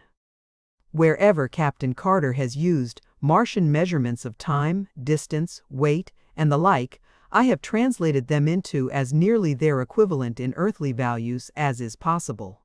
His notes contain many Martian tables and a great volume of scientific data, but since the International Astronomical Society is at present engaged in classifying, investigating, and verifying this vast fund of remarkable and valuable information, I have felt that it will add nothing to the interest of Captain Carter's story or to the sum total of human knowledge to maintain a strict adherence to the original manuscript in these matters, while it might readily confuse the reader and detract from the interest of the history. For those who may be interested, however, I will explain that the Martian day is a trifle over 24 hours, 37 minutes duration, Earth time. This the Martians divide, or 8, into 10 equal parts, commencing the day at about 6 a.m.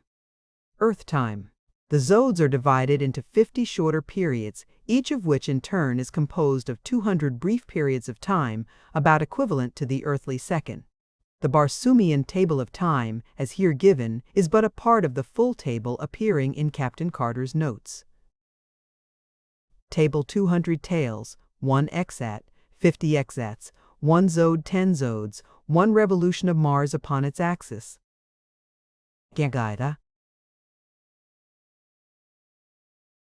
Chapter 17.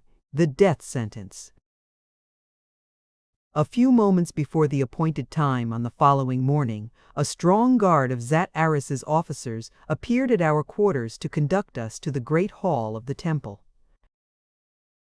In twos, we entered the chamber and marched down the broad aisle of hope, as it is called, to the platform in the center of the hall. Before and behind us marched armed guards, while 3 solid ranks of Zodangan soldiery lined either side of the aisle from the entrance to the rostrum. As we reached the raised enclosure, I saw our judges.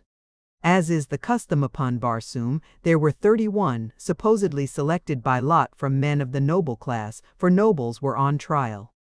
But to my amazement, I saw no single friendly face among them. Practically all were Zodangans, and it was I to whom Zodanga owed her defeat at the hands of the Green Hordes and her subsequent vassalage to Helium. There could be little justice here for John Carter, or his son, or for the about Polists and Outwan. Great Thark, who had commanded the savage tribesmen who overran Zodanga's broad avenues, looting, burning, and murdering. About us, the vast circular Colosseum was packed to its full capacity. All classes were represented, all ages and both sexes. As we entered the hall, the hum of subdued conversation ceased until, as we halted upon the platform, or throne of righteousness, the silence of death enveloped the 10,000 spectators. The judges were seated in a great circle about the periphery of the circular platform. We were assigned seats with our backs toward a small platform in the exact center of the larger one. This placed us facing the judges and the audience. Upon the smaller platform, each would take his place while his case was being heard. Dejah Thoris himself sat in the golden chair of the presiding magistrate. As we were seated and our guards retired to the foot of the stairway leading to the platform, he arose and called my name. "John Carter," he cried, "take your place upon the pedestal of truth, to be judged impartially according to your acts, and here to know the reward you have earned thereby." Then turning to and fro toward the audience, he narrated the acts upon the value of which my reward was to be determined. "Know you, O judges and people of Helium," he said, "that John Carter, one time Prince of Helium, has returned by his own statement from the valley door and even from the temple of Isis itself, that, in the presence of many men of Helium, he has blasphemed against the sacred Is and against the valley door and the lost sea of Chorus and the holy Therns themselves, and even against Isis, goddess of death and of life eternal. And know you further by witness of thine own eyes, that see him here now upon the pedestal of truth, that he has indeed returned from these sacred precincts in the face of our ancient customs and in violation of the sanctity of our ancient religion. He who be once dead may not live again. He who attempts it must be made dead forever. Judges, your duty lies plain before you. Here can be no testimony in contravention of truth. What reward shall be meted to John Carter in accordance with the acts he has committed?" "Death," shouted one of the judges. And then a man sprang to his feet in the audience and, raising his hand on high, cried, "Justice! Justice! Justice!" It was Kantos Khan, and as all eyes turned toward him, he leaped past the Zodangan soldiery and sprang upon the platform. "What manner of justice be this?" he cried to Dejah Thoris. "The defendant has not been heard, nor has he had an opportunity to call others in his behalf. In the name of the people of Helium, I demand fair and impartial treatment for the Prince of Helium." A great cry arose from the audience then, "Justice! Justice! Justice!" And Dejah Thoris dared not deny them. "Speak then," he snarled, turning to me, "but blaspheme not against the things that are sacred upon Barsoom." "Men of Helium," I cried, turning to the spectators and speaking over the heads of my judges, "how can John Carter expect justice from the men of Zodanga? He cannot, nor does he ask it. It is to the men of Helium that he states his case, nor does he appeal for mercy to any. It is not in his own cause that he speaks now, it is in thine. In the cause of your wives and daughters, and of wives and daughters yet unborn. It is to save them from the unthinkably atrocious indignities that I have seen heaped upon the fair women of Barsoom in the place men call the Temple of Isis. It is to save them from the sucking embrace of the plant men, grace. From the fangs of the great white apes of Dor, from the cruel lust of the holy Therns, from all that the cold Dedis carries them to, from homes of love and life and happiness. Sits there no man here who does not know the history of John Carter, how he came among you from another world, and rose from a prisoner among the green men, through torture and persecution, to a place high among the highest of Barsoom.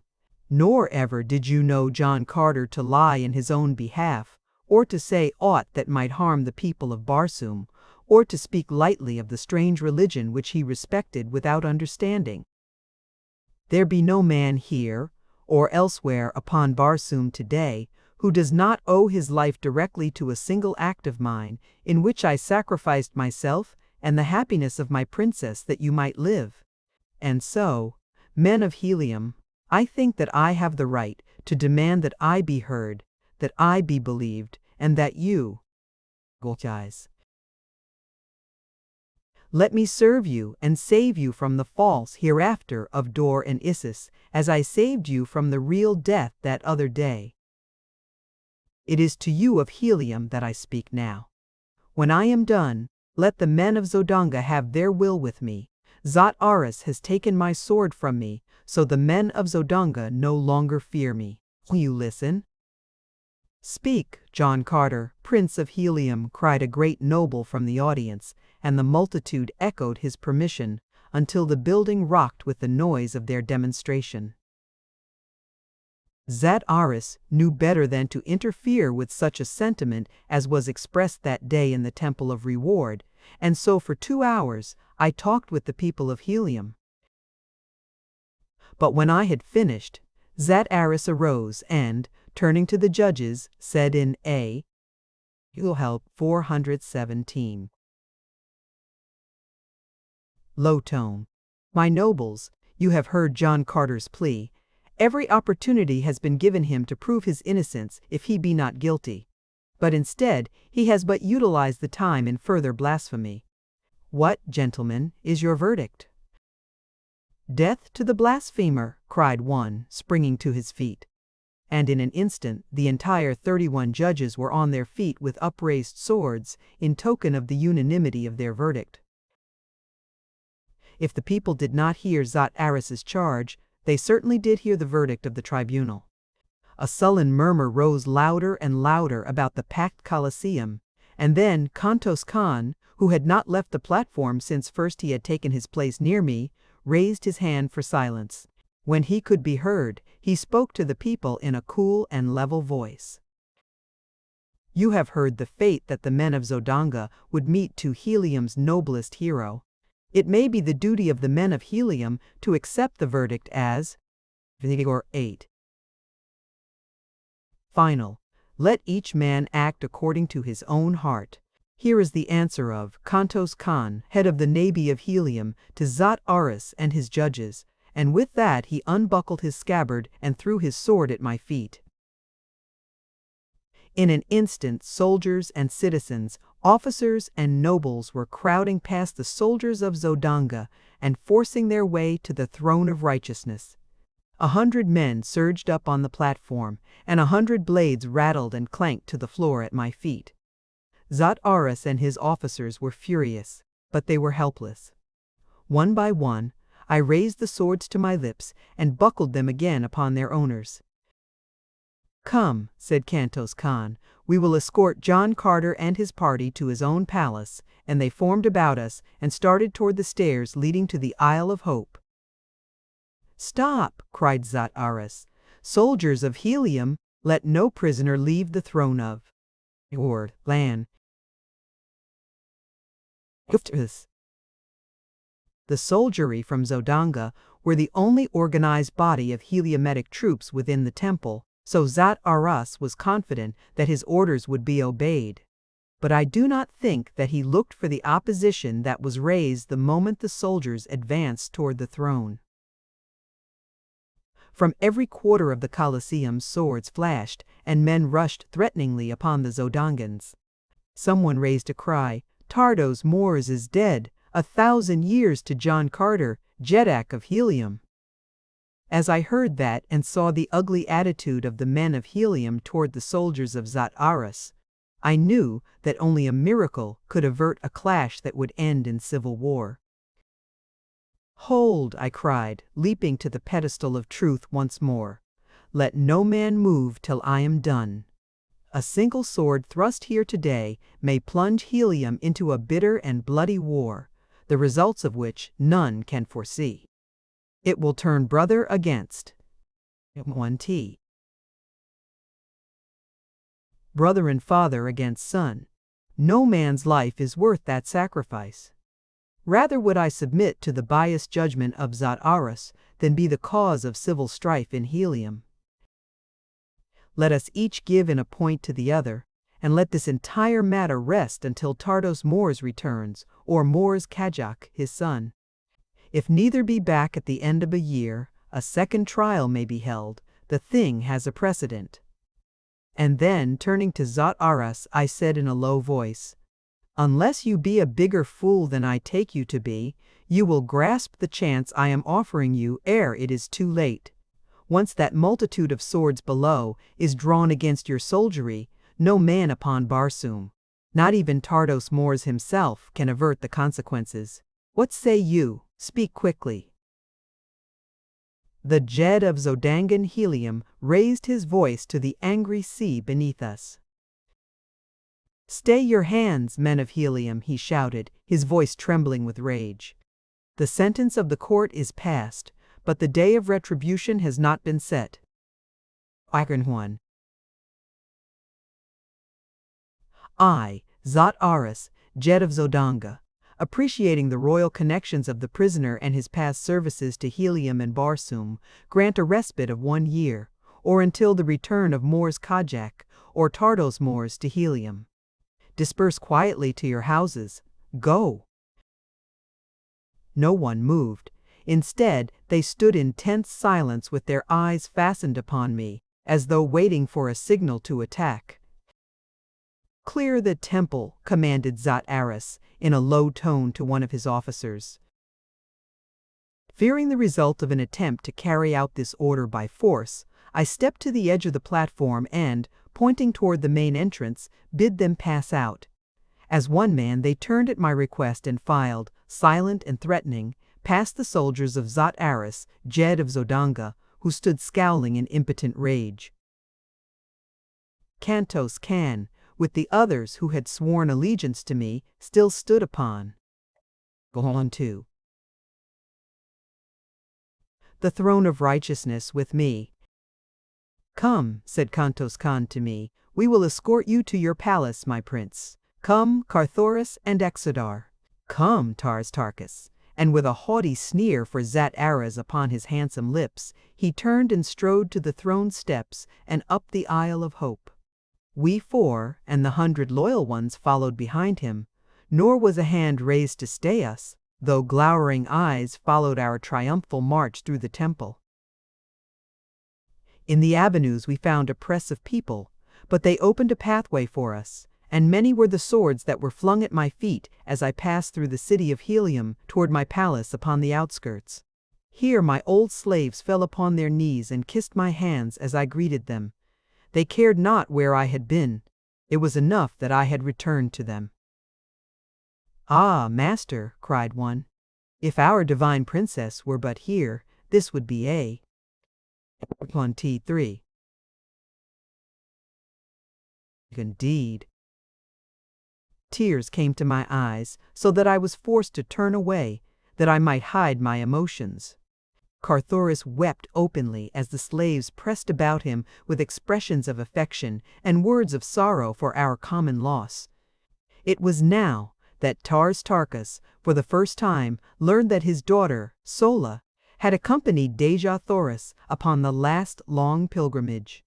I had not had the heart to tell him what Kantos Khan had told me.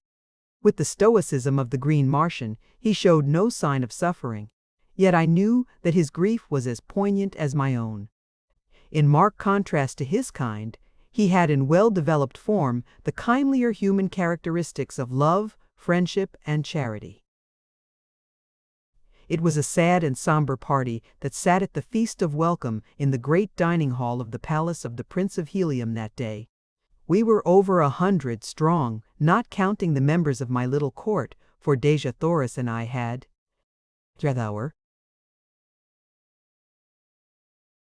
maintained a household consistent with our royal rank.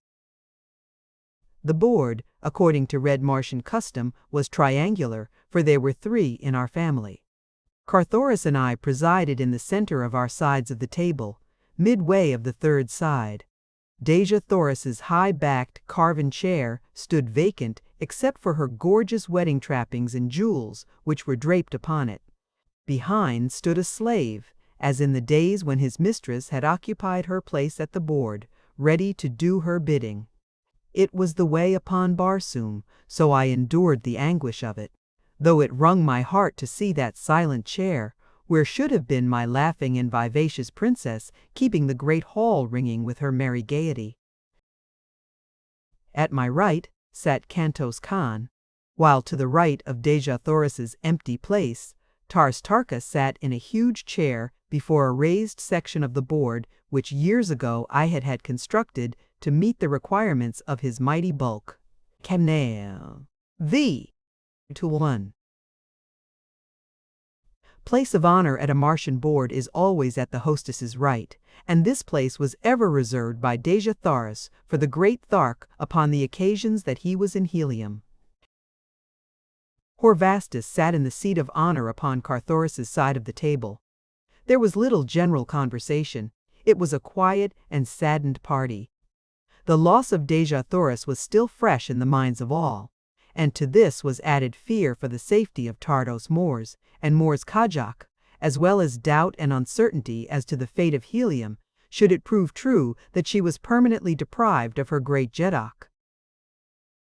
Suddenly, our attention was attracted by the sound of distant shouting, as of many people raising their voices at once, but whether in anger or rejoicing, we could not tell. Nearer and nearer came the tumult. A slave rushed into the dining hall to cry that a great concourse of people was swarming through the palace. 6. Gates. A second burst upon the heels of the first, alternately laughing and shrieking as a madman. Dejah Thoris is found, he cried. A messenger from Dejah Thoris. I waited to hear no more. The great windows of the dining hall overlooked the avenue leading to the main gates. They were upon the opposite side of the hall from me, with the table intervening. I did not waste time in circling the great board. With a single leap, I cleared table and diners and sprang upon the balcony beyond. 30 feet below lay the scarlet sward of the lawn, and beyond were many people crowding about a great thoat which bore a rider headed toward the palace. I vaulted to the ground below and ran swiftly toward the advancing party. As I came near to them, I saw that the figure on the thoat was Sola. 27. Where is the Princess of Helium? I cried. The green girl slid from her mighty mount and ran toward me. Oh, my prince, she cried. She is gone forever. Even now she may be a captive upon the lesser moon. The black pirates of Barsoom have stolen her. Hordes 8. Chapter 18. Sola's Story. Once within the palace, I drew Sola to the dining hall, and, when she had greeted her father after the formal manner of the green men, she told the story of the pilgrimage and capture of Dejah Thoris. 7 days ago, after her audience with Zat Aris, Dejah Thoris attempted to slip from the palace in the dead of night. Although I had not heard the outcome of her interview with Zat Aris, I knew that something had occurred then to cause her the keenest mental agony, and when I discovered her creeping from the palace, I did not need to be told her destination. Hastily arousing a dozen of her most faithful guards, I explained my fears to them, and as one, they enlisted with me to follow our beloved princess in her wanderings, even to the sacred Is and the valley door. We came upon her but a short distance from the palace. With her was faithful Wula the hound, but none other. When we overtook her, she feigned anger and ordered us back to the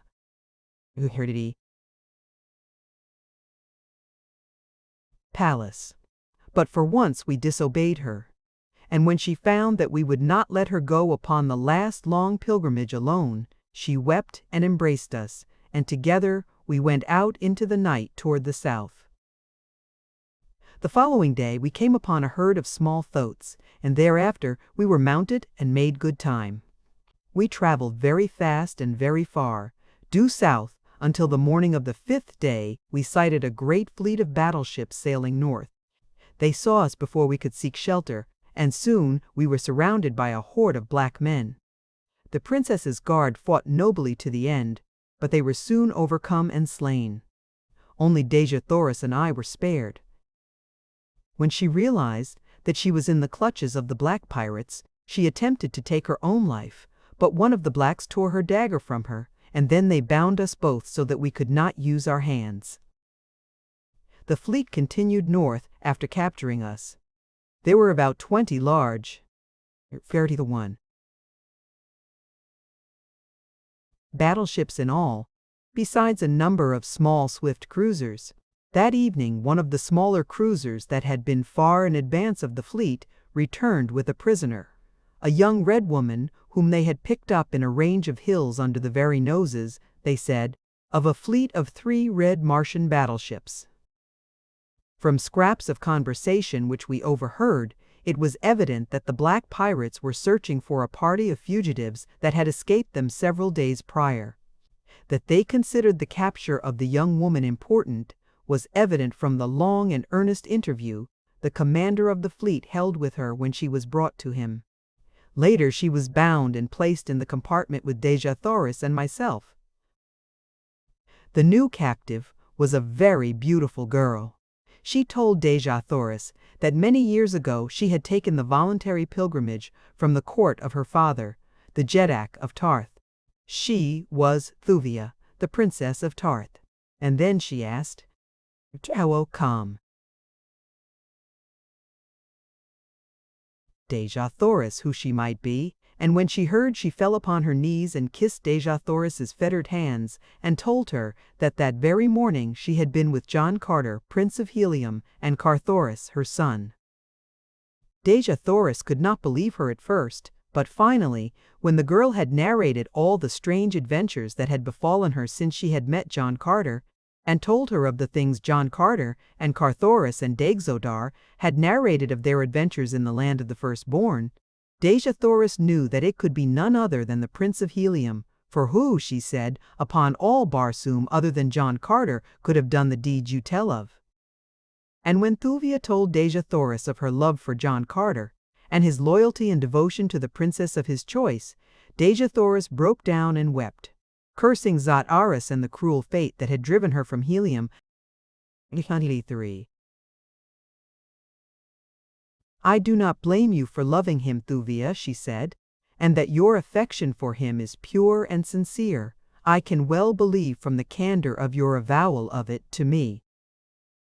The fleet continued north nearly to Helium, but last night they evidently realized that John Carter had indeed escaped them, and so they turned toward the south once more.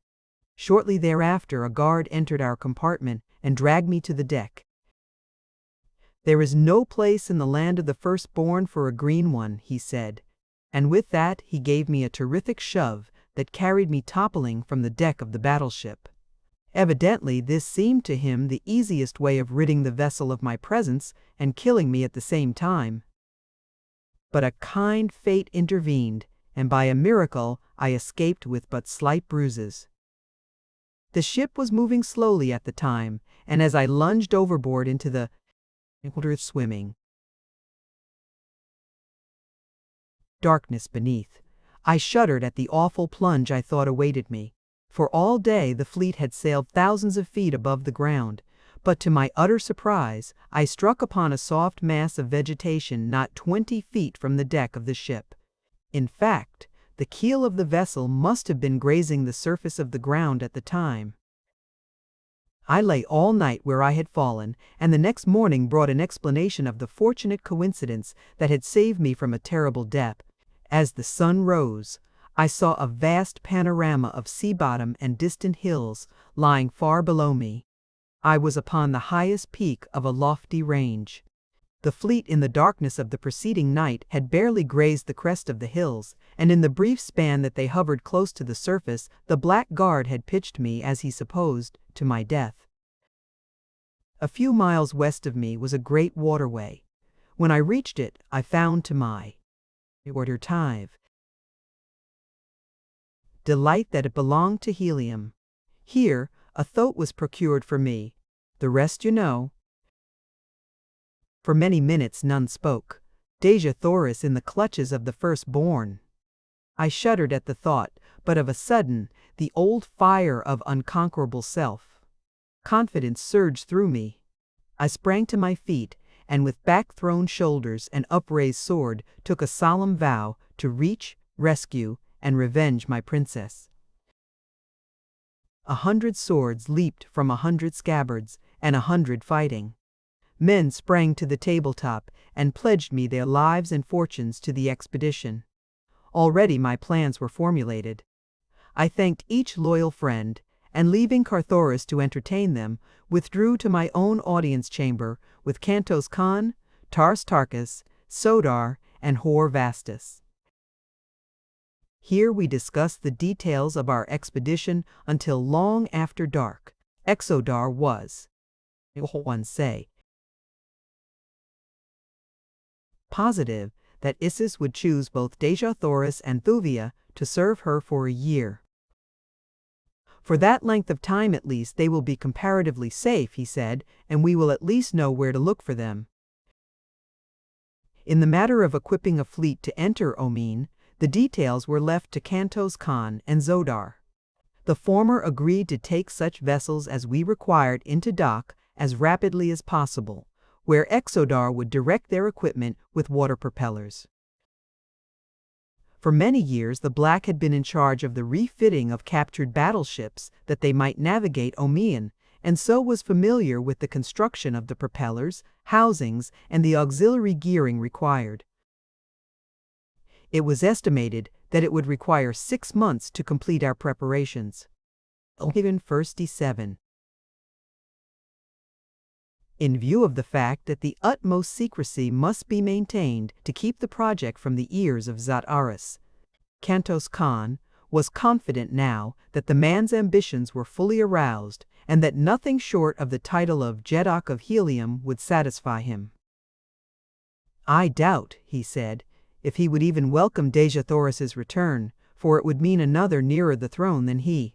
With you and Carthoris out of the way, there would be little to prevent him from assuming the title of Jeddak, and you may rest assured that so long as he is supreme here, there is no safety for either of you. There is a way, cried Horvastus, to thwart him effectually and forever. What? I asked. He smiled. Already 8.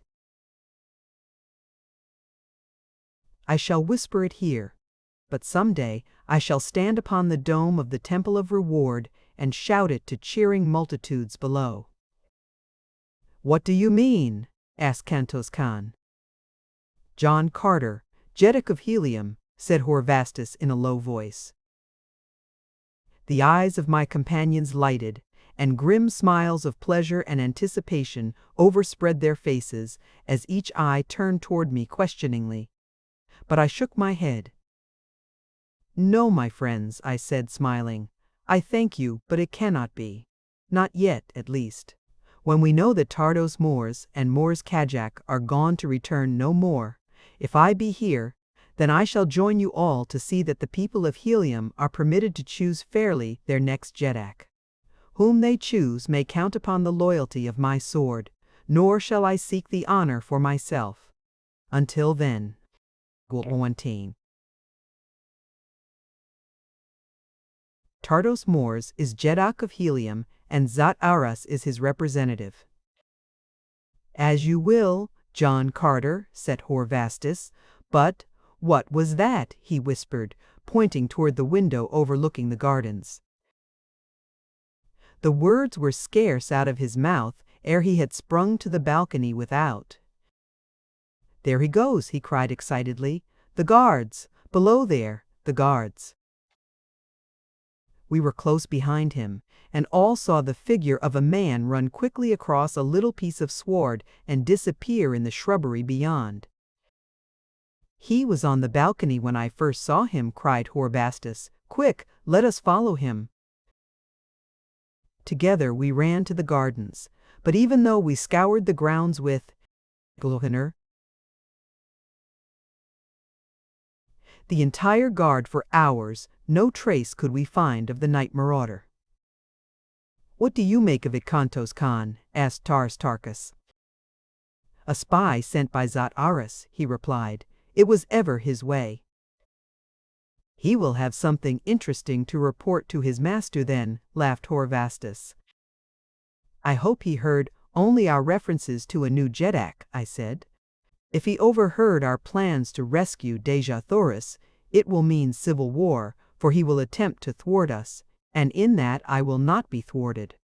There would I turn against Tardos Mors himself, were it necessary. If it throws all Helium into a bloody conflict, I shall go on with these plans to save my princess. Nothing shall stay me now short of death. And should I die, my friends, will you take oath to prosecute the search for her and bring her back in safety to her grandfather's court? Gorn. Upon the hilt of his sword, each of them swore to do as I had asked. It was agreed that the battleships that were to be remodeled should be ordered to Hastor, another heliometic city far to the southwest. Kantos Khan thought that the docks there, in addition to their regular work, would accommodate at least 6 battleships at a time. As he was commander-in-chief of the Navy, it would be a simple matter for him to order the vessels there as they could be handled, and thereafter keep the remodeled fleet in remote parts of the empire until we should be ready to assemble it for the dash upon Omean. It was late that night before our conference broke up, but each man there had his particular duties outlined, and the details of the entire plan had been mapped out. Kantos Khan and Exodar were to attend to the remodeling of the ships. Tarkas was to get into communication with Thark and learn the sentiments of his people toward his return from Dor. If favorable, he was to repair immediately to Thark and devote his time to the assembling of a great horde of green warriors whom it was our plan to send in transports directly to the Valley Dor and the Temple of Isis, while the fleet entered Omean and destroyed the vessels of the firstborn. Upon Hordes devolved the delicate mission of organizing a secret force of fighting men sworn to follow John Carter wherever he might lead. As we estimated that it would require over 1 million men to man the 1,000 great battleships we intended to use on Omean and the transports for the green men as well as the ships that were to convoy the transports, it was no trifling job that Hordes had before him. After they had left, I bid Carthoris good night, for I was very tired, and going to my own apartments, bathed and lay down upon my sleeping silks and furs for the first good night's sleep I had had an opportunity to look forward to since I had returned to Barsoom, but even now I was to be disappointed. How long I slept, I do not know. When I awoke suddenly, it was to find a half-dozen powerful men upon me, a gag already in my mouth, and a moment later my arms and legs securely bound. So quickly had they worked, and to such good purpose, that I was utterly beyond the power to resist them by the time I was fully awake. Never a word spoke they, and the gag effectually prevented me speaking. Silently they lifted me and bore me toward the door of my chamber. As they passed the window through which the farther moon was casting its brilliant beams, I saw that each of the party had his face swathed in layers of silk. I could not recognize one of them. When they had come into the corridor with me, they turned toward a secret 434 panel in the wall which led to the passage that terminated in the pits beneath the palace. That any knew of this panel outside my own household, I was doubtful. Yet the leader of the band did not hesitate a moment. He stepped directly to the panel, touched the concealed button, and as the door swung open, he stood aside while his companions entered with me. Then he closed the panel behind him and followed us. Down through the passageways to the pits we went. The leader rapped upon it with the hilt of his sword. 3 quick, sharp blows, a pause, then 3 more, another pause, and then 2. A second later, the wall swung in, and I was pushed within a brilliantly lighted chamber in which sat 3 richly trapped men. One of them turned toward me with a sardonic smile upon his thin, cruel lips. It was Dejah Thoris.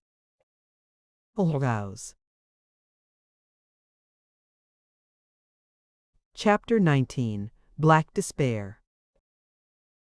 "Ah," said Dejah Thoris, "to what kindly circumstance am I indebted for the pleasure of this unexpected visit from the Prince of Helium?" While he was speaking, one of my guards had removed the gag from my mouth. But I made no reply to Dejah Thoris, simply standing there in silence with level gaze fixed upon the Jed of Zodanga. And I doubt not that my expression was colored by the contempt I felt for the man. The eyes of those within the chamber were fixed first upon me and then upon Dejah Thoris, until finally a flush of anger crept slowly over his face. "You may go," he said to those who had brought me, and when only his 2 companions and ourselves were left in the chamber, he spoke to me again in a voice of ice, very slowly and deliberately, with many pauses, as though he would choose his words cautiously. Order 7. "John Carter," he said, "by the edict of custom, by the law of our religion, and by the verdict of an impartial court, you are condemned to die. The people cannot save you. I alone may accomplish that. You are absolutely in my power to do with as I wish. I may kill you, or I may free you, and should I elect to kill you, none would be the wiser. Should you go free in Helium for a year, in accordance with the conditions of your reprieve, there is little fear that the people would ever insist upon the execution of the sentence imposed upon you. You may go free within 2 minutes upon one condition. Tardos Mors will never return to Helium. Neither will Mors Kajak nor Dejah Thoris. Helium must select a new Jadak within the year. Dejah Thoris would be Jadak of Helium. Say that you will espouse my cause. This is the price of your freedom. I am done." I knew it was within the scope of Dejah Thoris's cruel heart to destroy me, and if I were dead, I could see little reason to doubt that he might easily become Jadak of Helium. Free, I could prosecute the search for Dejah Thoris. Were I dead, my brave comrades might not be able to carry out our plans. So, by refusing to accede to his request, it was quite probable that not only would I not prevent him from becoming Jadak of Helium, but that I would be the means of sealing Dejah Thoris's fate of consigning her, through my refusal, to the horrors of the arena of Isis. For a moment I was perplexed, but for a moment only. The proud daughter of 1,000 Jedaks would choose death to a dishonorable alliance such as this, nor could John Carter do less for Helium than his princess would do. Then I turned to Dejah Thoris. "There can be no alliance," I said, "between a traitor to Helium and a prince of the house of Tardos Mors. I do not believe, Dejah Thoris, that the great Jadak is 49. Litka. Dead." Dejah Thoris shrugged his shoulders. "It will not be long, John Carter," he said, "that your opinions will be of interest even to yourself, so make the best of them while you can. Dejah Thoris will permit you in due time to reflect further upon the magnanimous offer he has made you. Into the silence and darkness of the pits you will enter upon your reflection this night, with the knowledge that should you fail within a reasonable time to agree to the alternative which has been offered you, never shall you emerge from the darkness and the silence again. Nor shall you know at what minute the hand will reach out through the darkness and the silence with the keen dagger that shall rob you of your last chance to win again the warmth and the freedom and joyousness of the outer world." Dejah Thoris clapped his hands as he ceased speaking. The guards returned. Dejah Thoris waved his hand in my direction. "To the pits," he said. That was all. 4 men accompanied me from the chamber, and with a radium handlight to illumine the way, escorted me through seemingly interminable tunnels, down, ever down, beneath the city of Helium. At length they halted within a fair-sized chamber.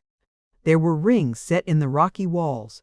To them chains were fastened, and at the ends of many of the chains were human skeletons. One of these they kicked aside, and, unlocking the huge padlock that had held a chain about what had once been a human ankle, they snapped the iron band about my own leg. Then they left me, taking the light with them. Utter darkness prevailed. For a few minutes I could hear the clanking of accoutrements, but even this grew fainter and fainter, until at last the silence was as complete as the darkness. I was alone with my gruesome companions, with the bones of dead men, whose fate was likely but the index of my own. How long I stood listening in the darkness I do not know, but the silence was unbroken, and at last I sunk to the hard floor of my prison, where, leaning my head against the stony wall, I slept. It must have been several hours later that I awakened to find a young man standing before me. In one hand he bore a light, in the other a receptacle containing a gruel-like mixture, the common prison fare of Barsoom. "Zat Ara sends you greetings," said the young man, "and commands me to inform you that though he is fully advised of the plot to make you Jeddak of Helium, he is, however, not inclined to withdraw the offer which he has made you. To gain your freedom you have but to request me to advise Zat Aras that you accept the terms of his proposition." I but shook my head. The youth said no more, and, after placing the food upon the floor at my side, returned up the corridor, taking the light with him. Twice a day for many days this youth came to my cell with food, and ever the same greetings from Zat Aras. For a long time I tried to engage him in conversation upon other matters, but he would not talk, and so, at length, I desisted. For months I sought to devise methods to inform Thoris of my whereabouts. For months I scraped and scraped upon a single link of the massive chain which held me, hoping eventually to wear it through, that I might follow the youth back through the winding tunnels to a point where I could make a break for liberty. I was beside myself with anxiety for knowledge of the progress of the expedition which was to rescue Dejah Thoris. I felt that Thoris would not let 403. The matter drop, were he free to act, but insofar as I knew, he also might be a prisoner in Zat Aras's pits. That Zat Aras's spy had overheard our conversation relative to the selection of a new Jeddak, I knew, and scarcely a half-dozen minutes prior, we had discussed the details of the plan to rescue Dejah Thoris. The chances were that matter, too, was well known to him. Thoris, Kantos Khan, Tars Tarkas, Horvastus, and Exodar might even now be the victims of Zat Aras's assassins, or else his prisoners. I determined to make at least one more effort to learn something, and to this end I adopted strategy when next the youth came to my cell. I had noticed that he was a handsome fellow, about the size and age of Thoris, and I had also noticed that his shabby trappings but illy comported with his dignified and noble bearing. 5:4. It was with these observations as a basis that I opened my negotiations with him upon his next subsequent visit. "You have been very kind to me during my imprisonment here," I said to him, "and as I feel that I have at best but a very short time to live, I wish, ere it is too late, to furnish substantial testimony of my appreciation of all that you have done to render my imprisonment bearable.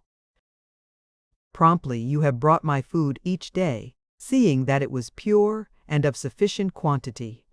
Never by word or deed have you attempted to take advantage of my defenseless condition to insult or torture me. You have been uniformly courteous and considerate. It is this more than any other thing which prompts my feeling of gratitude and my desire to give you some slight token of it. In the guard-room of my palace are many fine trappings. Go thou there and select the harness which most pleases you. It shall be yours. All I ask is that you 105. Wear it, that I may know that my wish has been realized.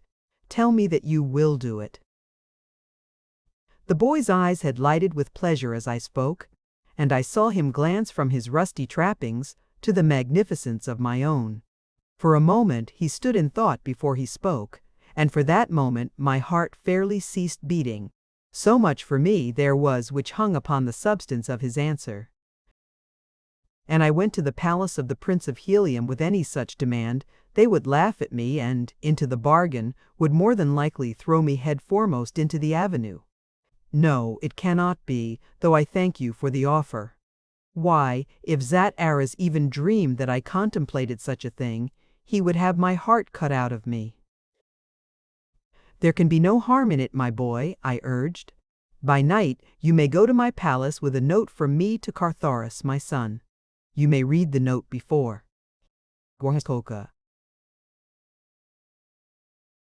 you deliver it, that you may know that it contains nothing harmful to Zat Aras. My son will be discreet, and so none but us three need know. It is very simple, and such a harmless act that it could be condemned by no one. Again he stood silently in deep thought. And there is a jeweled short sword which I took from the body of a northern Jeddak. When you get the harness, see that Dejah Thoris gives you that also. With it and the harness which you may select there will be no more handsomely accoutred warrior in all Zodanga. Bring writing materials when you come next to my cell, and within a few hours we shall see you garbed in a style befitting your birth and carriage. Still in thought, and without speaking, he turned and left me. I could not guess what his decision might be, and for hours I sat fretting over the outcome of the 457.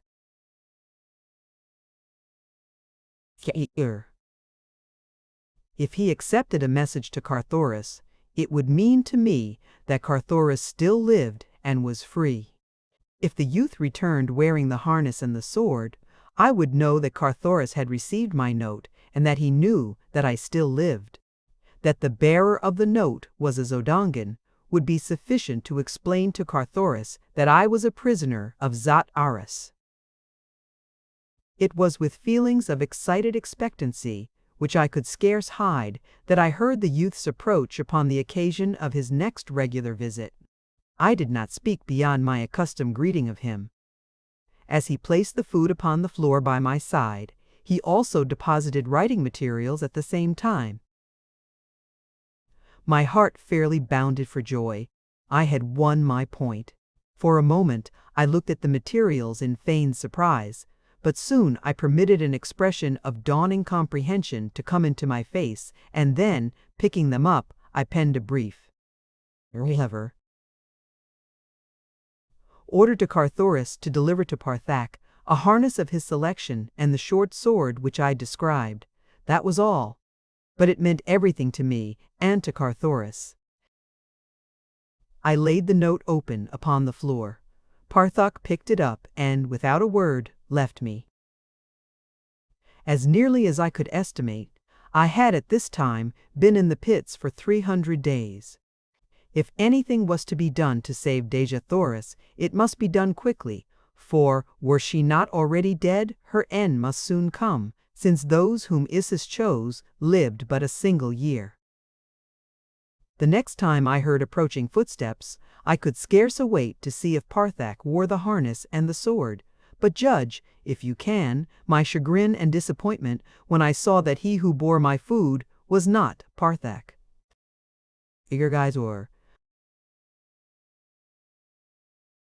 What has become of Parthak? I asked, but the fellow would not answer, and as soon as he had deposited my food, turned and retraced his steps to the world above.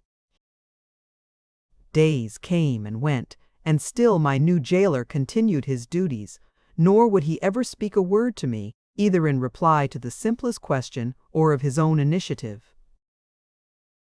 I could only speculate on the cause of Parthak's removal, but that it was connected in some way directly with the note I had given him was most apparent to me. After all my rejoicing, I was no better off than before, for now I did not even know that Dejah Thoris lived. For if Parthak had wished to raise himself in the estimation of Zat Aras, he would have permitted me to go on precisely as I did, so that he could carry my note to his master in proof of his own loyalty and devotion. Ego Bindao. 30 days had passed since I had given the youth the note. 330 days had passed since my incarceration. As closely as I could figure, there remained a bare 30 days ere Dejah Thoris would be ordered to the arena for the rites of Isis. As the terrible picture forced itself vividly across my imagination, I buried my face in my arms, and only with the greatest difficulty was it that I repressed the tears that welled to my eyes despite my every effort.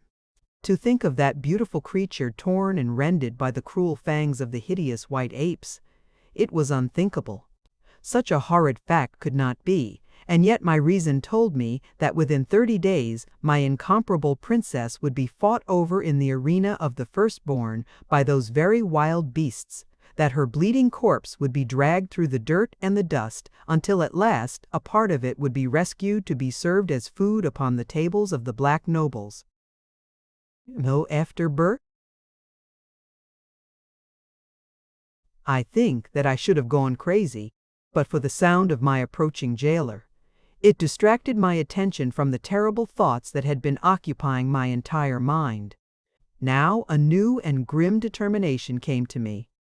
I would make one superhuman effort to escape, kill my jailer by a ruse, and trust to fate to lead me to the outer world in safety. With the thought came instant action.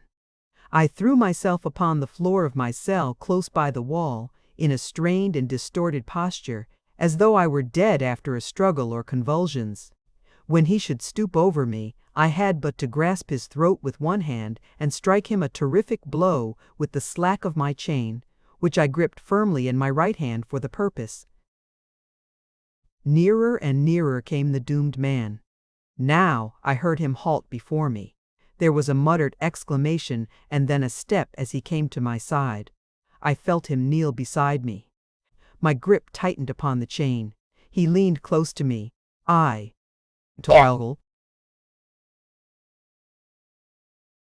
must open my eyes to find his throat, grasp it, and strike one mighty final blow all at the same instant. The thing worked just as I had planned. So brief was the interval between the opening of my eyes and the fall of the chain that I could not check it, though in that minute interval I recognized the face so close to mine as that of my son Thoris. God! What cruel and malign fate had worked to such a frightful end? What devious chain of circumstances had led my boy to my side at this one particular minute of our lives when I could strike him down and kill him in ignorance of his identity? A benign though tardy providence blurred my vision and my mind as I sank into unconsciousness across the lifeless body of my only son. When I regained consciousness, it was to feel a cool, firm hand pressed upon my forehead. For an instant I did not open my eyes. I was endeavoring to gather the 463 loose ends of many thoughts and memories which flitted elusively through my tired and overwrought brain. At length came the cruel recollection of the thing that I had done in my last conscious act, and then I dared not to open my eyes for fear of what I should see lying beside me. I wondered who it could be who ministered to me. Thoris must have had a companion whom I had not seen. Well, I must face the inevitable sometime, so why not now? And with a sigh, I opened my eyes. Leaning over me was Thoris, a great bruise upon his forehead where the chain had struck, but alive, thank God, alive. There was no one with him. Reaching out my arms, I took my boy within them, and if ever there arose from any planet a fervent prayer of gratitude, it was there beneath the crust of dying Mars as I thanked the eternal mystery for my son's life. The brief instant in which I had seen and recognized Thoris before the chain, and knives fell must have been ample to check the force of the blow. He told me that he had lain unconscious for a time, how long he did not know. "How came you here at all?" I asked, mystified that he had found me without a guide. It was by your wit in apprising me of your existence and imprisonment through the youth Parthak. Until he came for his harness and his sword, we had thought you dead. When I had read your note, I did as you had bid, giving Parthak his choice of the harnesses in the guardroom, and later bringing the jeweled short sword to him. But the minute that I had fulfilled the promise you evidently had made him, my obligation to him ceased. Then I commenced to question him, but he would give me no information as to your whereabouts. He was intensely loyal to Dejah Thoris. Finally, I gave him a fair choice between freedom and the pits beneath the palace. The price of freedom to be full information as to where you were imprisoned and directions which would lead us to you, but still he maintained his stubborn partisanship. Despairing, I had him removed to the pits, where he still is. No threats of torture or death, no bribes, however fabulous, would move him. His only reply to all our importunities was that whenever Parthak died, were it tomorrow or 1,000 years hence, no man could truly say, "A traitor is gone to his deserts." Finally, Zodar, who is a fiend for subtle craftiness, evolved a plan whereby we might worm the information from him. And so I caused Horvastus to be harnessed in the metal of a Zodangan soldier and chained in Parthak's cell beside him. For 15 days the noble Horvastus has languished in the darkness of the pits, but not in vain. Little by little he won the confidence and friendship of the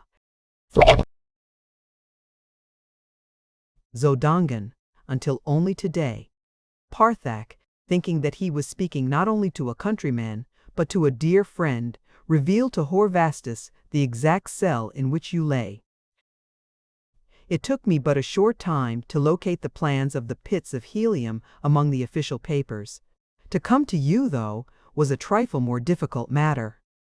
As you know, while all the pits beneath the city are connected, there are but single entrances from those beneath each section and its neighbor, and that at the upper level just underneath the ground. Of course, these openings which lead from contiguous pits to those beneath government buildings are always guarded, and so, while I easily came to the entrance to the pits beneath the palace which Dejah Thoris is occupying, I found there a Zodangan soldier on guard. There I left him when I had gone by, but his soul was no longer with him. 7. And here I am, just in time to be nearly killed by you, he ended, laughing. As he talked, Carthoris had been working at the lock which held my fetters, and now, with an exclamation of pleasure, he dropped the end of the chain to the floor, and I stood up once more, freed from the galling irons I had chafed in for almost a year.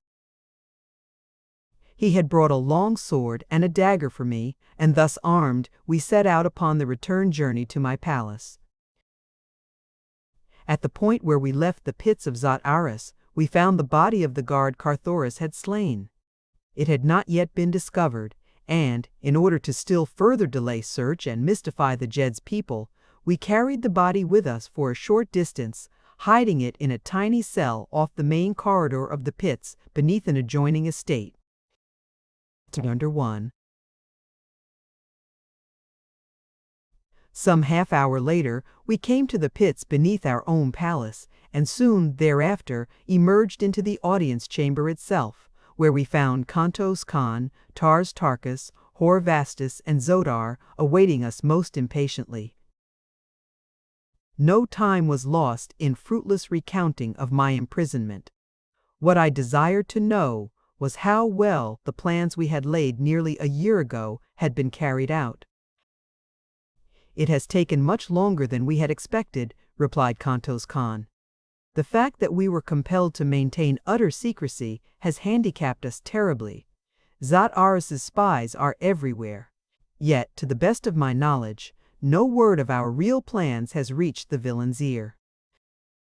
Tonight there lies about the great docks at Hastur a fleet of 1,000 of the mightiest battleships that ever sailed above Barsoom, and each equipped to navigate the air of Omian and the waters of Omian itself. Upon each battleship there are 5 10-man cruisers and 10 5-man scouts and 100 one-man or scouts, in all 116,000 craft fitted with both air and water propellers. At Thark lie the transports for the Green Warriors of Tars Tarkas, 900 large troopships, and with them their convoys. 7 days ago all was in readiness, but we waited in the hope that by so doing your rescue might be encompassed in time for you to command the expedition. It is well we waited, my prince. How is it, Tars Tarkas, I asked, that the men of Thark take not the accustomed action against one who returns from the bosom of Is? They sent a council of 50 chieftains to talk with me here, replied the Thark.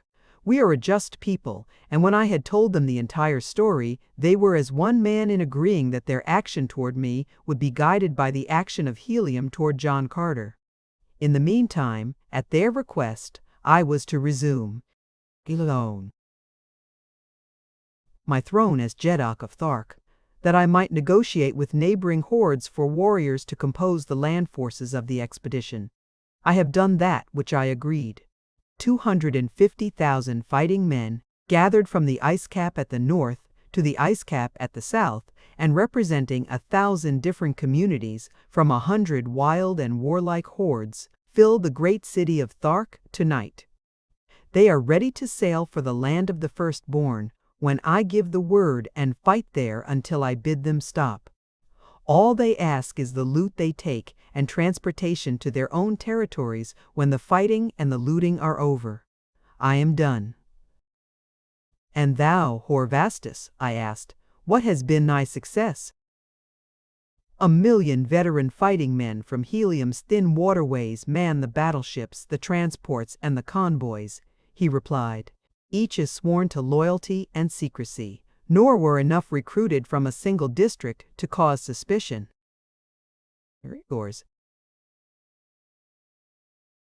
Good, I cried. Each has done his duty, and now? Kantos Khan, may we not repair at once to Hastor and get under way before tomorrow's sun? We should lose no time, Prince, replied Kantos Khan. Already the people of Hastor are questioning the purpose of so great a fleet, fully manned with fighting men. I wonder much that word of it has not before reached Zat Aras. A cruiser awaits above at your own dock. Let us leave at. A fusillade of shots from the palace gardens just without cut short his further words. Together we rushed to the balcony in time to see a dozen members of my palace guard disappear in the shadows of some distant shrubbery, as in pursuit of one who fled. Directly beneath us upon the scarlet sward, a handful of guardsmen were stooping above a still and prostrate form. While we watched, they lifted the figure in their arms, and at my command bore it to the audience chamber where we had been in council. When they stretched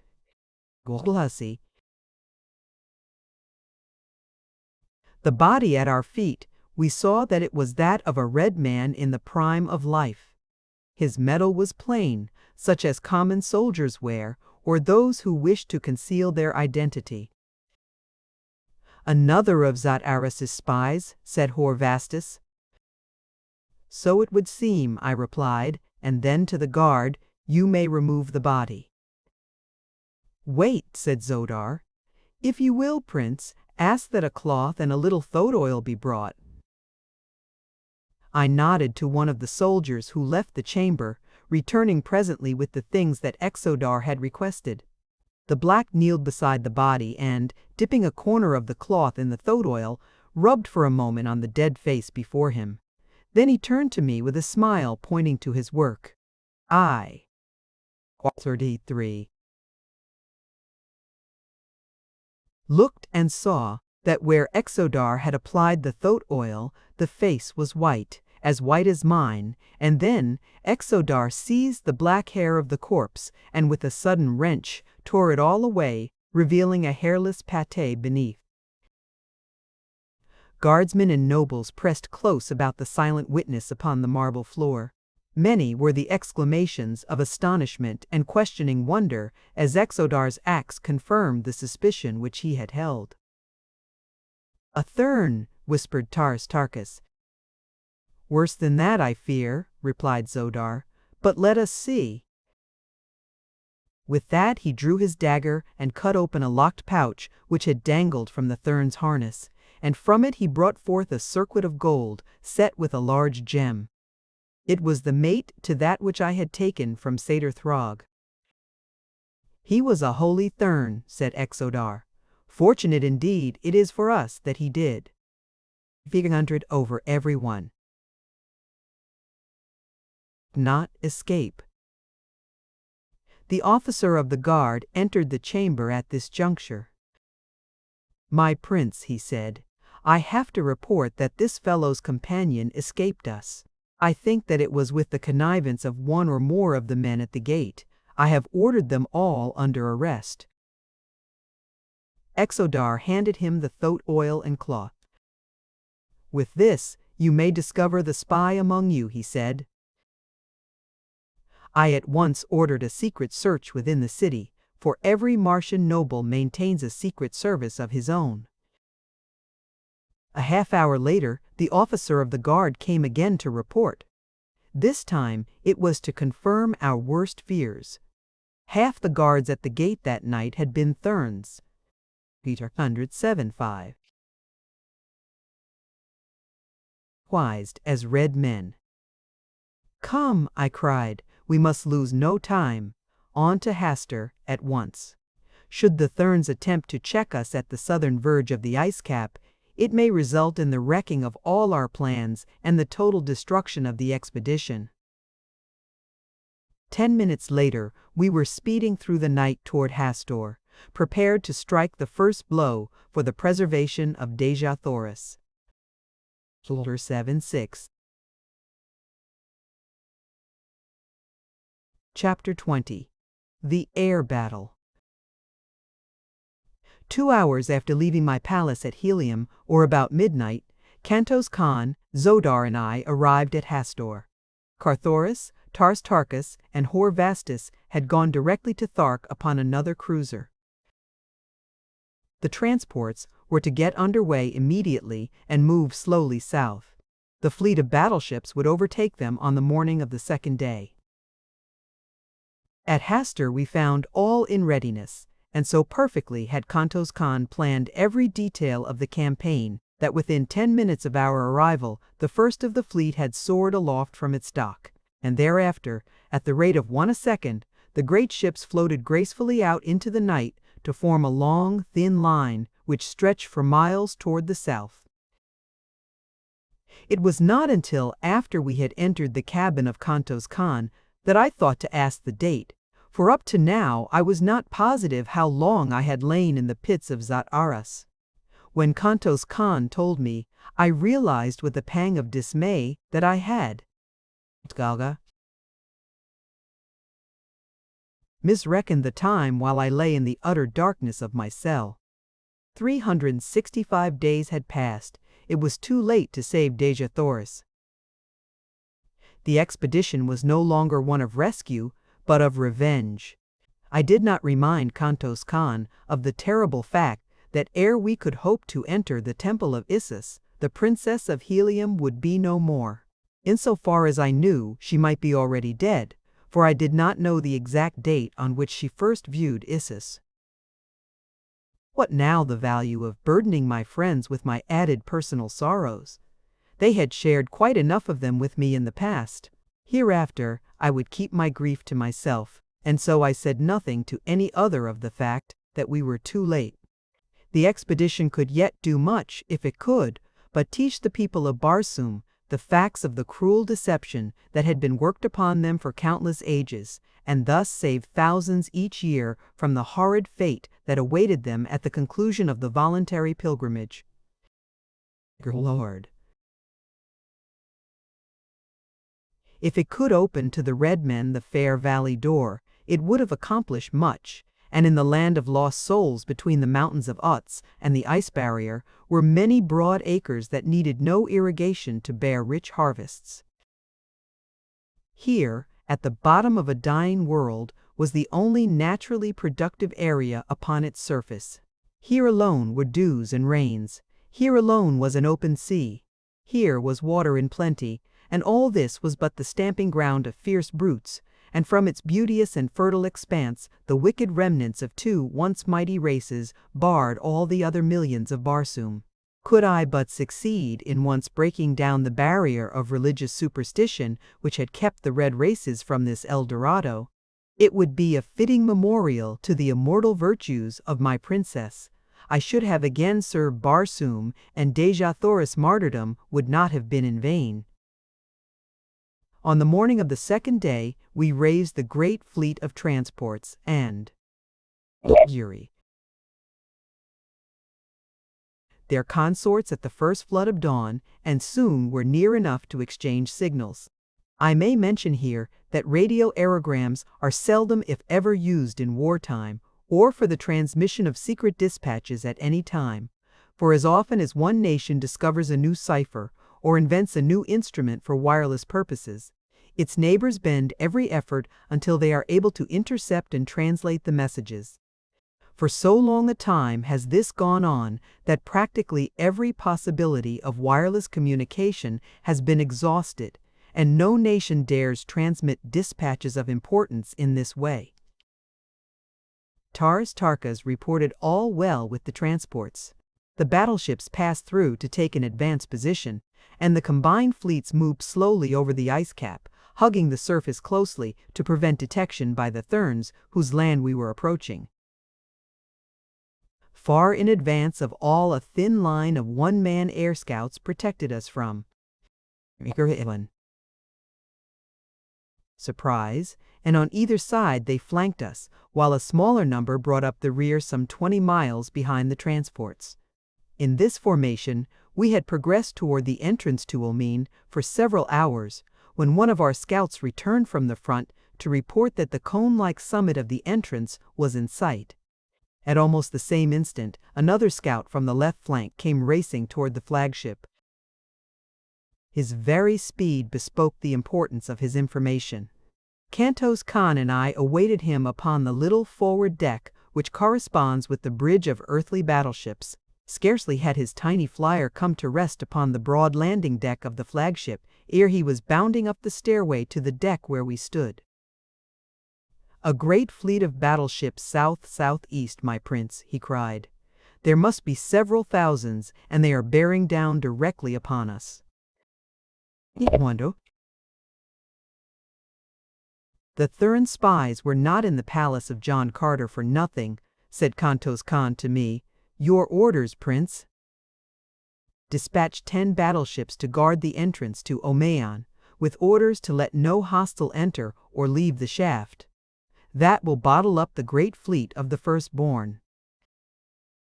Form the balance of the battleships into a great V, with the apex pointing directly south-southeast.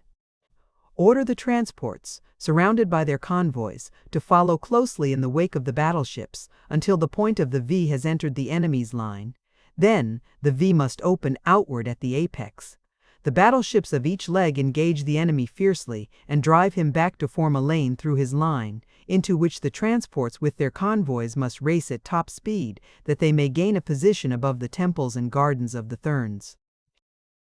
Here, let them land and teach the holy Therns such a lesson in ferocious warfare as they will not forget for countless ages. It had not been my intention to be distracted from the main issue of the campaign, but we must settle this attack with the Therns once and for all, or there will be no peace for us while our fleet remains near Dor, and our chances of ever returning to the outer world will be greatly minimized. Kantos Khan saluted and turned to deliver my instructions to his waiting aides. In an incredibly short space of time, the formation of the battleships changed in accordance with my commands. The 10 that were to guard the way to Omeon were speeding toward their destination, and the troopships and convoys were closing up in preparation for the spurt through the lane. The order of full speed ahead was given. The fleet sprang through the air like coursing greyhounds, and in another moment the ships of the enemy were in full view. They formed a ragged line as far as the eye could reach in either direction. 20 over. And about 3 ships deep. So sudden was our onslaught that they had no time to prepare for it. It was as unexpected as lightning from a clear sky. Every phase of my plan worked splendidly. Our huge ships mowed their way entirely through the line of Thurn battlecraft. Then the V opened up, and a broad lane appeared through which the transports leaped toward the temples of the Thurns, which could now be plainly seen glistening in the sunlight. By the time the Thurns had rallied from the attack, 100,000 green warriors were already pouring through their courts and gardens, while 150,000 others leaned from low-swinging transports to direct their almost uncanny marksmanship upon the Thurn soldiery that manned the ramparts or attempted to defend the temples. Now the 2 great fleets closed in a titanic struggle far above the fiendish din of battle in the gorgeous gardens of the Thurns. Slowly the 2 lines of heliums, or 85 battleships joined their ends, and then commenced the circling within the line of the enemy, which is so marked, a characteristic of Barsoomian naval warfare. Around and around in each other's tracks moved the ships under Kantos Khan, until at length they formed nearly a perfect circle. By this time they were moving at high speed, so that they presented a difficult target for the enemy. Broadside after broadside they delivered as each vessel came in line with the ships of the Thurns. The latter attempted to rush in and break up the formation, but it was like stopping a buzzsaw with the bare hand. From my position on the deck beside Kantos Khan, I saw ship after ship of the enemy take the awful, sickening dive which proclaims its total destruction. Slowly, we maneuvered our circle of death until we hung above the gardens where our green warriors were engaged. The order was passed down for them to embark. Then they rose slowly to a position within the center of the circle. 6. In the meantime, the Thurns' fire had practically ceased. They had had enough of us, and were only too glad to let us go on our way in peace. But our escape was not to be encompassed with such ease, for scarcely had we gotten under way once more in the direction of the entrance to Omean, than we saw far to the north a great black line topping the horizon. It could be nothing other than a fleet of war. Whose or whither bound, we could not even conjecture. When they had come close enough to make us out at all, Kantos Khan's operator received a radio, aerogram, which he immediately handed to my companion. He read the thing and handed it to me. Kantos Khan, it read, surrender in the name of the Jeddak of Helium, for you cannot escape, and it was signed, Dejah Thoris. The Thurns must have caught and translated the message almost as soon as did we, for they immediately renewed hostilities when they realized that we were soon to be set upon by other enemies. Before Dejah Thoris had approached near enough to fire a shot, we were again hotly engaged with the Thurn fleet, and as soon as he drew near, he too commenced to pour a terrific fusillade of heavy shot into us. Ship after ship reeled and staggered into uselessness beneath the pitiless fire that we were undergoing. The thing could not last much longer. I ordered the transports to descend again into the gardens of the Thurns. Wreak your vengeance to the utmost, was my message to the Green Allies, for by night there will be none left to avenge your wrongs. Presently I saw the 10 battleships that had been ordered to hold the shaft of Omean. They were returning at full speed, firing their stern batteries almost. 180. Continuously. There could be but one explanation. They were being pursued by another hostile fleet. Well, the situation could be no worse. The expedition already was doomed. No man that had embarked upon it would return across that dreary ice cap. How I wished that I might face Dejah Thoris with my longsword for just an instant before I died. It was he who had caused our failure. As I watched the oncoming 10, I saw their pursuers race swiftly into sight. It was another great fleet. For a moment I could not believe my eyes, but finally I was forced to admit that the most fatal calamity had overtaken the expedition. For the fleet I saw was none other than the fleet of the firstborn, that should have been safely bottled up in Omien. What a series of misfortunes and disasters! What awful fate hovered over me, that I should have been so terribly thwarted at every angle of my search for my lost love. Could it be possible that the curse of Isis was upon me? That there was, indeed, some malign divinity in that hideous carcass? I would not believe it, and, throwing back my shoulders, I ran to the deck below to join my men in repelling boarders from one of the Thurn craft that had grappled us broadside. In the wild lust of hand-to-hand combat, my old dauntless hopefulness returned. And as Thurn after Thurn went down beneath my blade, I could almost feel that we should win success in the end, even from apparent failure. My presence among the men so greatly inspirited them that they fell upon the luckless whites with such terrible ferocity that within a few moments we had turned the tables upon them, and a second later, as we swarmed their own decks, I had the satisfaction of seeing their commander take the long leap from the bows of his vessel in token of surrender and defeat. Then I joined Kantos Khan. He had been watching what had taken place on the deck below, and it seemed to have given him a new thought. Immediately he passed an order to one of his officers, and presently the colors of the Prince of Helium broke from every point of the flagship. A great cheer arose from the men of our own ship, a cheer that was taken up by every other vessel of our expedition, as they in turn broke my colors from their upper works. Then Kantos Khan sprang his coup. A signal legible to every sailor of all the fleets engaged in that fierce struggle was strung aloft upon the flagship. Men of Helium for the Prince of Helium against all his enemies, it read. Presently my colors broke from one of Dejah Thoris's ships, then from another and another. On some, we could see fierce battles waging between the Zodangan soldiery and the Heliumetic crews, but eventually the colors of the Prince of Helium floated above every ship that had followed Dejah Thoris upon our trail. Only his flagship flew them not. Dejah Thoris had brought 5,000 ships. The sky was black with the three enormous fleets. It was Helium against the field now, and the fight had settled to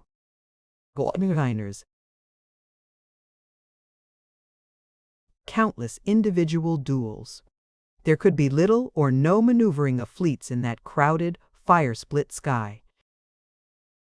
Dejah Thoris's flagship was close to my own. I could see the thin features of the man from where I stood. His Zodangan crew was pouring broadside after broadside into us, and we were returning their fire with equal ferocity. Closer and closer came the two vessels until but a few yards intervened. Grapplers and boarders lined the contiguous rails of each. We were preparing for the death struggle with our hated enemy. There was but a yard between the two mighty ships as the first grappling irons were hurled. I rushed to the deck to be with my men as they boarded.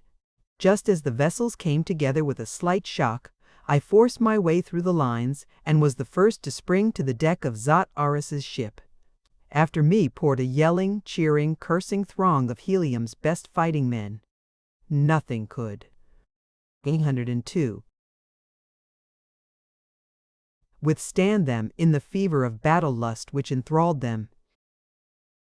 Down went the Zodangans before that surging tide of war, and as my men cleared the lower decks, I sprang to the forward deck where stood Dejah Thoris. "You are my prisoner, Dejah Thoris," I cried. "Yield and you shall have quarter." For a moment I could not tell whether he contemplated acceding to my demand or facing me with drawn sword. For an instant he stood hesitating, and then throwing down his arms he turned and rushed to the opposite side of the deck. Before I could overtake him, he had sprung to the rail and hurled himself headforemost into the awful depths below. And thus came Zot Aras, Jed of Zodanga, to his end. On and on went that strange battle. The Therns and Blacks had not combined against us. Wherever Thern ship met ship of the Firstborn was a battle royal and in this, I thought I saw our salvation. Wherever messages could be passed between us that could not be intercepted by our enemies, I passed the word that all our vessels were to withdraw from the fight as rapidly as possible, taking a position to the west and south of the combatants. I also sent an air scout to the fighting green men in the gardens below to re-embark, and to the transports to join us.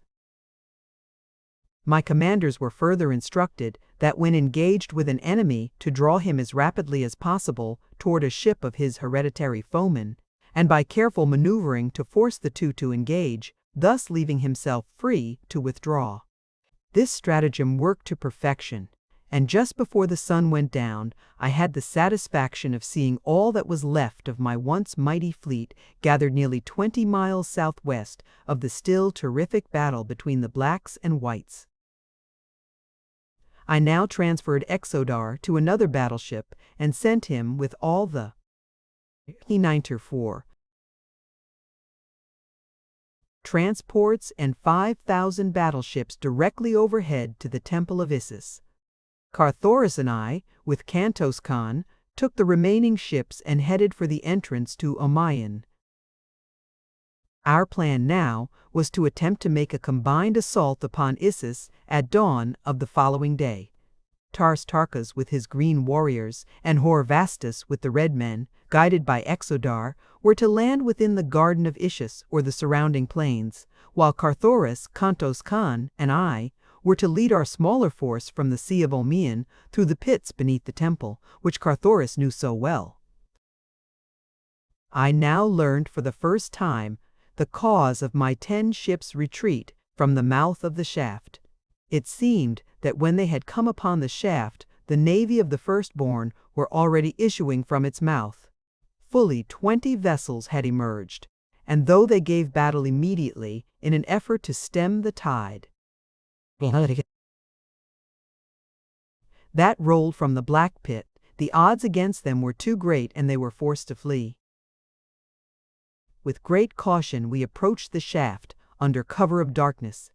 At a distance of several miles, I caused the fleet to be halted, and from there, Thoris went ahead alone upon a one-man flyer to reconnoiter. In perhaps half an hour, he returned to report that there was no sign of a patrol boat or of the enemy in any form, and so we moved swiftly and noiselessly forward once more toward Omiyan. At the mouth of the shaft, we stopped again for a moment for all the vessels to reach their previously appointed stations. Then, with the flagship, I dropped quickly into the black depths, while one by one, the other vessels followed me in quick succession. We had decided to stake all on the chance that we would be able to reach the 90s temple by the subterranean way, and so we left no guard of vessels at the shaft's mouth. Nor would it have profited us any to have done so, for we did not have sufficient force all told to have withstood the vast navy of the Firstborn had they returned to engage us. For the safety of our entrance upon Omiyan, we depended largely upon the very boldness of it. Believing that it would be some little time before the Firstborn on guard there would realize that it was an enemy, and not their own returning fleet, that was entering the vault of the buried sea. And such proved to be the case. In fact, 400 of my fleet of 500 rested safely upon the bosom of Omiyan before the first shot was fired. The battle was short and hot, but there could have been but one outcome, for the Firstborn, in the carelessness of fancied security, had left but a handful of ancient and obsolete hulks to guard their mighty harbor.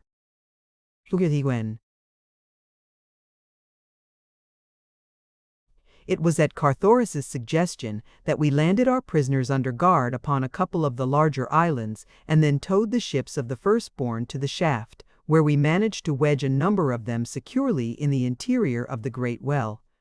Then we turned on the buoyance rays, in the balance of them, and let them rise by themselves to further block the passage to Omine, as they came into contact with the vessels already lodged there. We now felt that it would be some time at least before the returning firstborn could reach the surface of Omine, and that we would have ample opportunity to make for the subterranean passages which lead to Issus.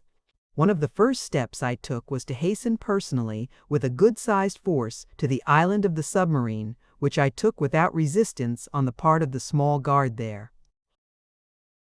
I found the submarine in its pool, and at once placed a strong guard upon it and the island, where I remained to wait the coming of Carthoris and the others.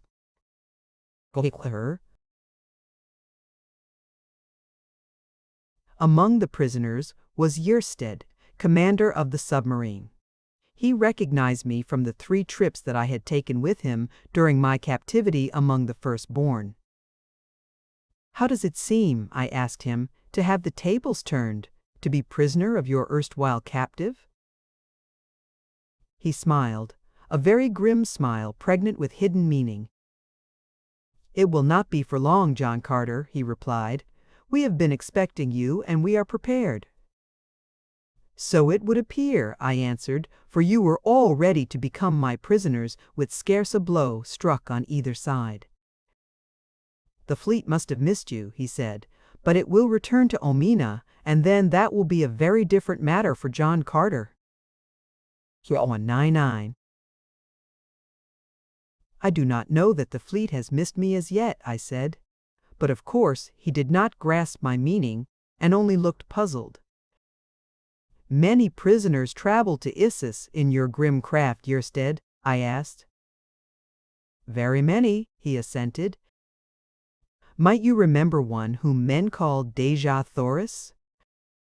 "Well, indeed, for her great beauty, and then, too, for the fact that she was wife to the first mortal that ever escaped from Issus through all the countless ages of her godhood. And the way that Issus remembers her best as the wife of one and the mother of another, who raise their hands against the goddess of life eternal." I shuddered for fear of the cowardly revenge that I knew Issus might have taken upon the innocent Dejah Thoris for the sacrilege of her son and her husband.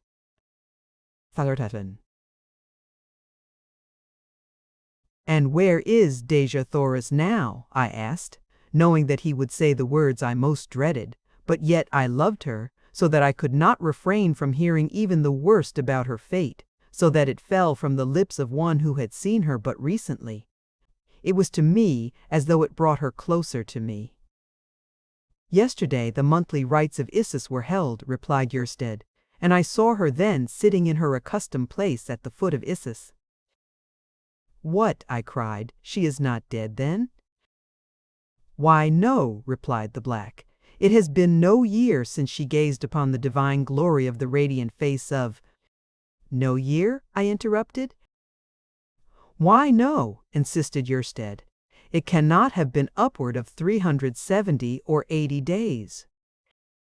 1. A great light burst upon me. How stupid I had been! I could scarcely retain an outward exhibition of my great joy. Why had I forgotten the great difference in the length of Martian and earthly years? The 10 earth years I had spent upon Barsoom had encompassed but 5 years and 96 days of Martian time, whose days are 41 minutes longer than ours, and whose years number 687 days. I am in time! I am in time! The words surged through my brain again and again, until at last I must have voiced them audibly, for Yersted shook his head. "In time to save your princess?" he asked, and then, without waiting for my reply, "No, John Carter, Issus will not give up her own.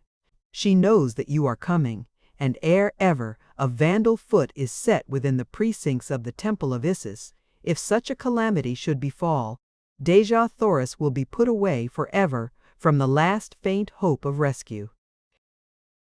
God.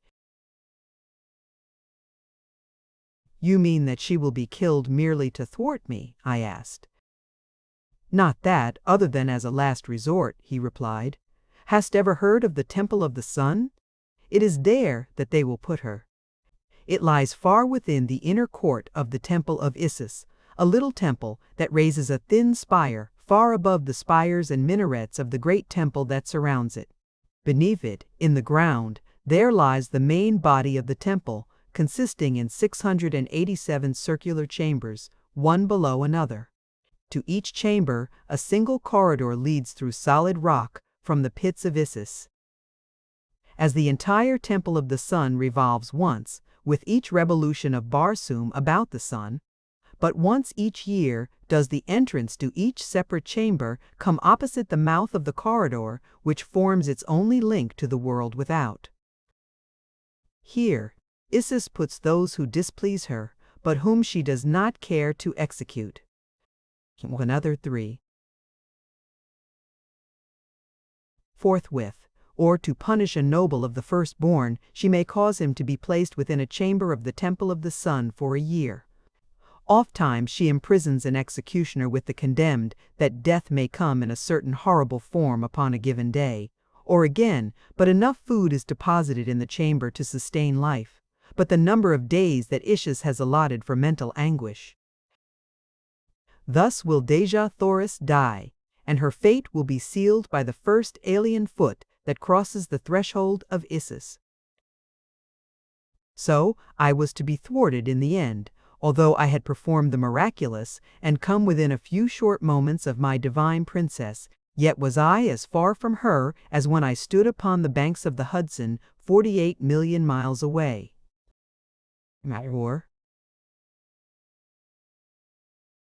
Chapter 21. Through Flood and Flame.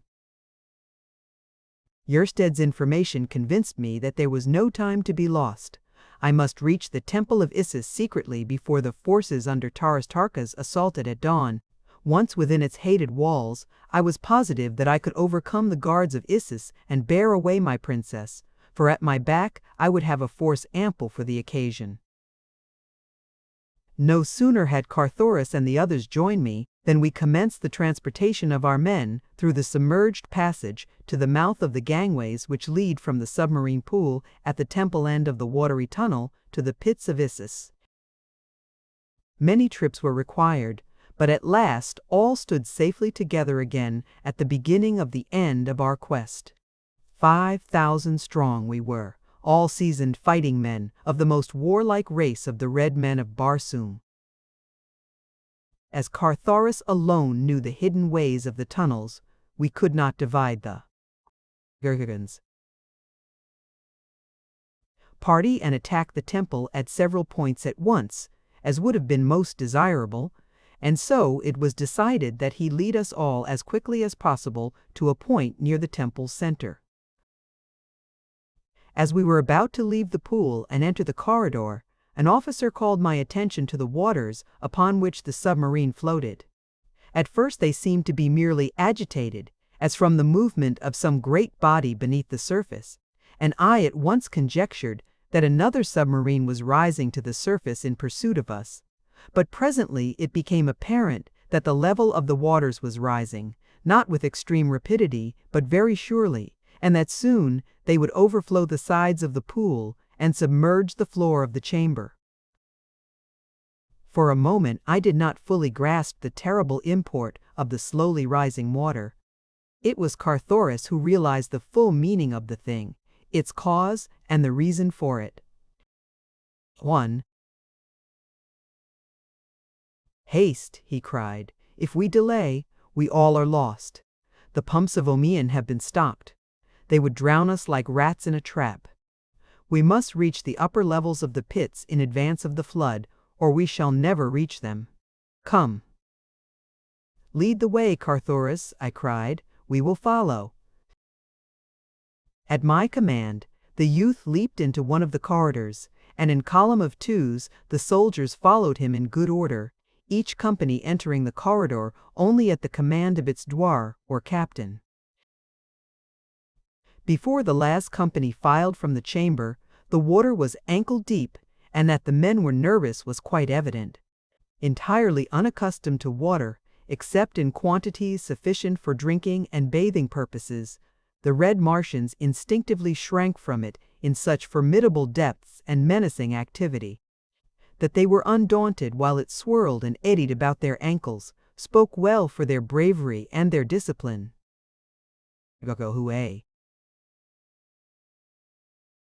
I was the last to leave the chamber of the submarine, and as I followed the rear of the column toward the corridor, I moved through water to my knees. The corridor, too, was flooded to the same depth, for its floor was on a level with the floor of the chamber from which it led, nor was there any perceptible rise for many yards. The march of the troops through the corridor was as rapid as was consistent with the number of men that moved through so narrow a passage, but it was not ample to permit us to gain appreciably on the pursuing tide. As the level of the passage rose, so too did the waters rise, until it soon became apparent to me, who brought up the rear, that they were gaining rapidly upon us. I could understand the reason for this, as with the narrowing expanse of Omine, as the waters rose toward the apex of its dome, the rapidity of its rise would increase in inverse ratio to the ever-lessening space to be filled. The man. Long ere the last of the column could hope to reach the upper pits which lay above the danger point, I was convinced that the waters would surge after us in overwhelming volume, and that fully half the expedition would be snuffed out. As I cast about for some means of saving as many as possible of the doomed men, I saw a diverging corridor which seemed to rise at a steep angle at my right. The waters were now swirling about my waist. The men directly before me were quickly becoming panic-stricken. Something must be done at once, or they would rush forward upon their fellows in a mad stampede that would result in trampling down hundreds beneath the flood and eventually clogging the passage beyond any hope of retreat for those in advance.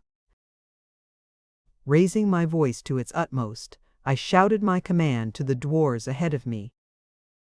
"Call back the last 25 Utans," I shouted. "Here seems a way of escape." "Turn back and follow me." My orders were obeyed by nearer 30 Utans, so that some 3,000 men came about and hastened into the teeth of the flood to reach the corridor up which I directed them. As the first dwarf passed in with his Utan, I cautioned him to listen closely for my commands, and under no circumstances to venture into the open, or leave the pits for the temple proper until I should have come up with him, or you know that I died before I could reach you. The officer saluted and left me. The men filed rapidly past me and entered the diverging corridor which I hoped would lead to safety. The water rose breast high. Men stumbled, floundered, and went down. Many I grasped and set upon their feet again, but alone the work was greater than I could cope with. Soldiers were being swept beneath the boiling torrent, never to rise. At length the dwarf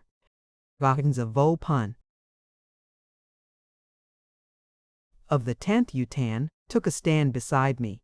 He was a valorous soldier, Gurtus by name, and together we kept the now thoroughly frightened troops in the semblance of order, and rescued many that would have drowned otherwise. Jor Cantos, son of Cantos Can, and a Padwar of the 5th Utan, joined us when his Utan reached the opening through which the men were fleeing. Thereafter, not a man was lost of all the hundreds that remained to pass from the main corridor to the branch. As the last Utan was filing past us, the waters had risen until they surged about our necks, but we clasped hands and stood our ground until the last man had passed to the comparative safety of the new passageway. Here we found an immediate and steep ascent, so that within 100 yards we had reached a point above the waters. For a few minutes we continued rapidly up the steep grade, which I hoped would soon bring us quickly to the upper pits that let into the Temple of Isis. But I was to meet with a cruel disappointment. Suddenly, I heard a cry of "Fire!" far ahead, followed almost at once by cries of terror and the loud commands of dwars and padwars, who were evidently attempting to direct their men away from some grave danger. At last the report came back to us. They have fired the pits ahead. We are hemmed in by flames in front and flood behind. Help, John Carter! We are suffocating. And then there swept back upon us at the rear a wave of dense smoke that sent us, stumbling and blinded, into a choking retreat. There was naught to do other than seek a new avenue of escape. The fire and smoke were to be feared 1,000 times over the water, and so I seized upon the first gallery which led out of and up from the suffocating smoke that was engulfing us. 1/3. Again, I stood to one side while the soldiers hastened through on the new way. Some 2,000 must have passed at a rapid run when the stream ceased. But I was not sure that all had been rescued who had not passed the point of origin of the flames, and so to assure myself that no poor devil was left behind to die a horrible death, unsuccored, I ran quickly up the gallery in the direction of the flames, which I could now see burning with a dull glow far ahead. It was hot and stifling work, but at last I reached a point where the fire lit up the corridor sufficiently for me to see that no soldier of helium lay between me and the conflagration. What was in it or upon the far side I could not know, nor could any man have passed through that seething hell of chemicals and lived to learn. Having satisfied my sense of duty, I turned and ran rapidly back to the corridor through which my men had passed. To my horror, however, I found that my retreat in this direction had been blocked. Across the mouth of the corridor stood a massive steel grating that had evidently been lowered from its resting place above for the purpose of effectually cutting off my escape. That our principal movements were known to the firstborn, I could not have doubted, in view of the attack of the fleet upon us the day before, nor could the stopping of the pumps of Omean at the psychological moment have been due to chance, nor the starting of a chemical combustion within the one corridor through which we were advancing upon the temple of Isis been due to aught than well-calculated design. And now, the dropping of the steel gate to pen me effectually between fire and flood seemed to indicate that invisible eyes were upon us at every moment. What chance had I, then, to rescue Dejah Thoris, were I to be compelled to fight foes who never showed themselves? 1,000 times I berated myself for being 5 drawn into such a trap as I might have known these pits easily could be. Now I saw that it would have been much better to have kept our force intact and made a concerted attack upon the temple from the valley side, trusting to chance and our great fighting ability to have overwhelmed the firstborn and compelled the safe delivery of Dejah Thoris to me. The smoke from the fire was forcing me further and further back down the corridor toward the waters which I could hear surging through the darkness. With my men had gone the last torch, nor was this corridor lighted by the radiance of phosphorescent rock, as were those of the lower levels. It was this fact that assured me that I was not far from the upper pits which lie directly beneath the temple. Finally, I felt the lapping waters about my feet. The smoke was thick behind me. My suffering was intense. There seemed but one thing to do, and that to choose. 6. The easier death which confronted me, and so I moved on down the corridor until the cold waters of Omean closed about me, and I swam on through utter blackness toward what? The instinct of self-preservation is strong, even when one, unafraid and in the possession of his highest reasoning faculties, knows that death positive and unalterable lies just ahead. And so I swam slowly on, waiting for my head to touch the top of the corridor, which would mean that I had reached the limit of my flight and the point where I must sink forever to an unmarked grave. But to my surprise, I ran against a blank wall before I reached a point where the waters came to the roof of the corridor. Could I be mistaken? I felt around. No. I had come to the main corridor, and still there was a breathing space between the surface of the water and the rocky ceiling above. And then I turned up the main corridor in the direction that Edgar Thoris and the head of the column had passed. Chapter 7. Half hour before. On and on I swam, my heart growing lighter at every stroke, for I knew that I was approaching closer and closer to the point where there would be no chance that the waters ahead could be deeper than they were about me. I was positive that I must soon feel the solid floor beneath my feet again, and that once more my chance would come to reach the temple of Isis and the side of the fair prisoner who languished there. But even as hope was at its highest, I felt the sudden shock of contact as my head struck the rocks above. The worst then had come to me. I had reached one of those rare places where a Martian tunnel dips suddenly to a lower level. Somewhere beyond I knew that it rose again, but of what value was that to me, since I did not know how great the distance that it maintained, a level entirely beneath the surface of the water. There was but a single forlorn hope, and I took it. Filling my lungs with air, I got away,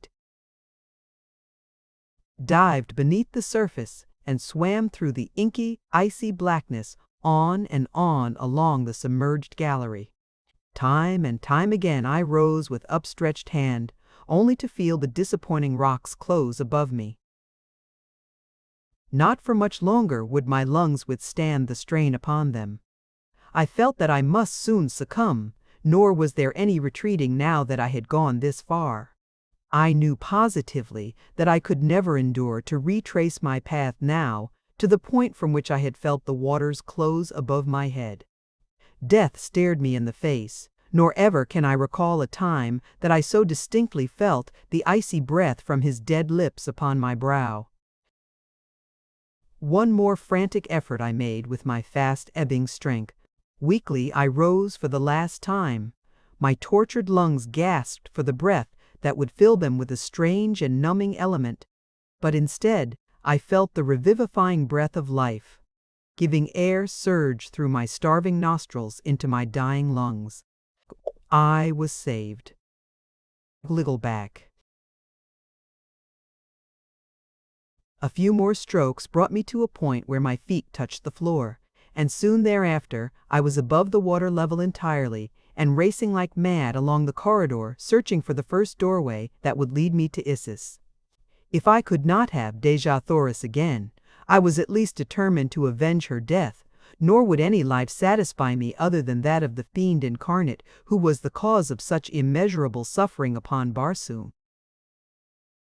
Sooner than I had expected, I came to what appeared to me to be a sudden exit into the temple above. It was at the right side of the corridor, which ran on, probably, to other entrances to the pile above. To me, one point was as good as another. What knew I where any of them led? And so, without waiting to be again discovered and thwarted, I ran quickly up the short, steep incline and pushed open the doorway at its end. The portal swung slowly in, and before it could be slammed against me I sprang under into the chamber beyond. Although not yet dawn, the room was brilliantly lighted. Its sole occupant lay prone upon a low couch at the further side, apparently in sleep.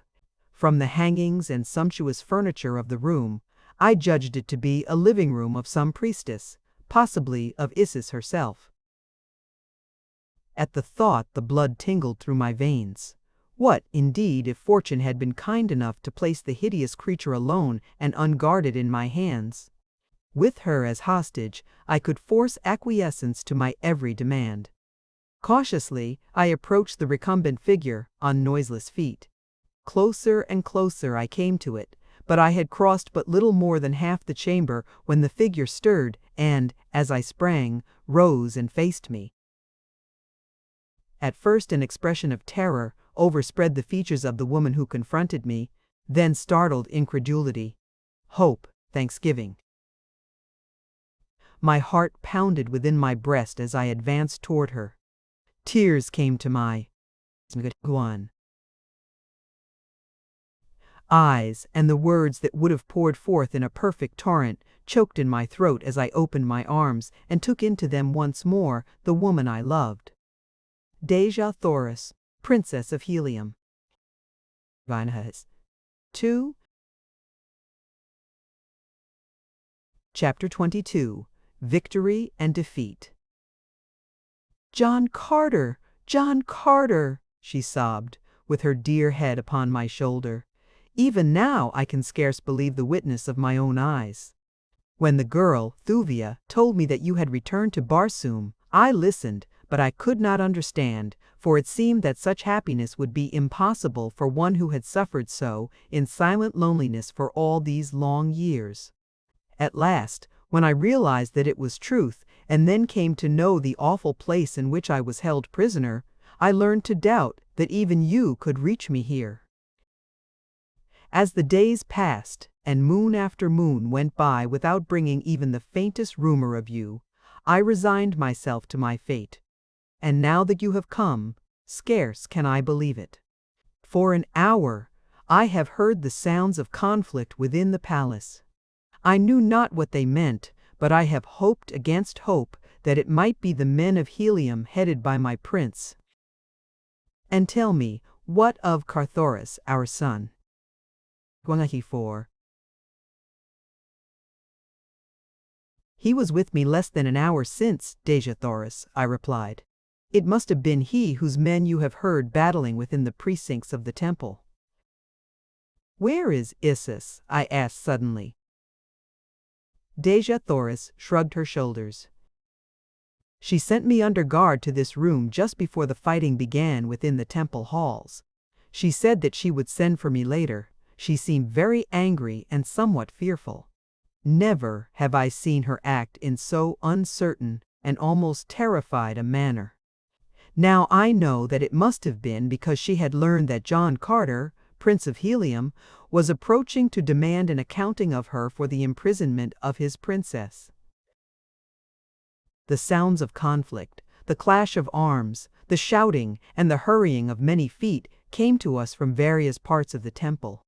I knew that I was needed. 105. There, but I dared not leave Dejah Thoris, nor dared I take her with me into the turmoil and danger of battle. At last, I bethought me of the pits from which I had just emerged. Why not secrete her there until I could return and fetch her away in safety and forever from this awful place? I explained my plan to her. For a moment, she clung more closely to me. "I cannot bear to be parted from you now, even for a moment, John Carter," she said.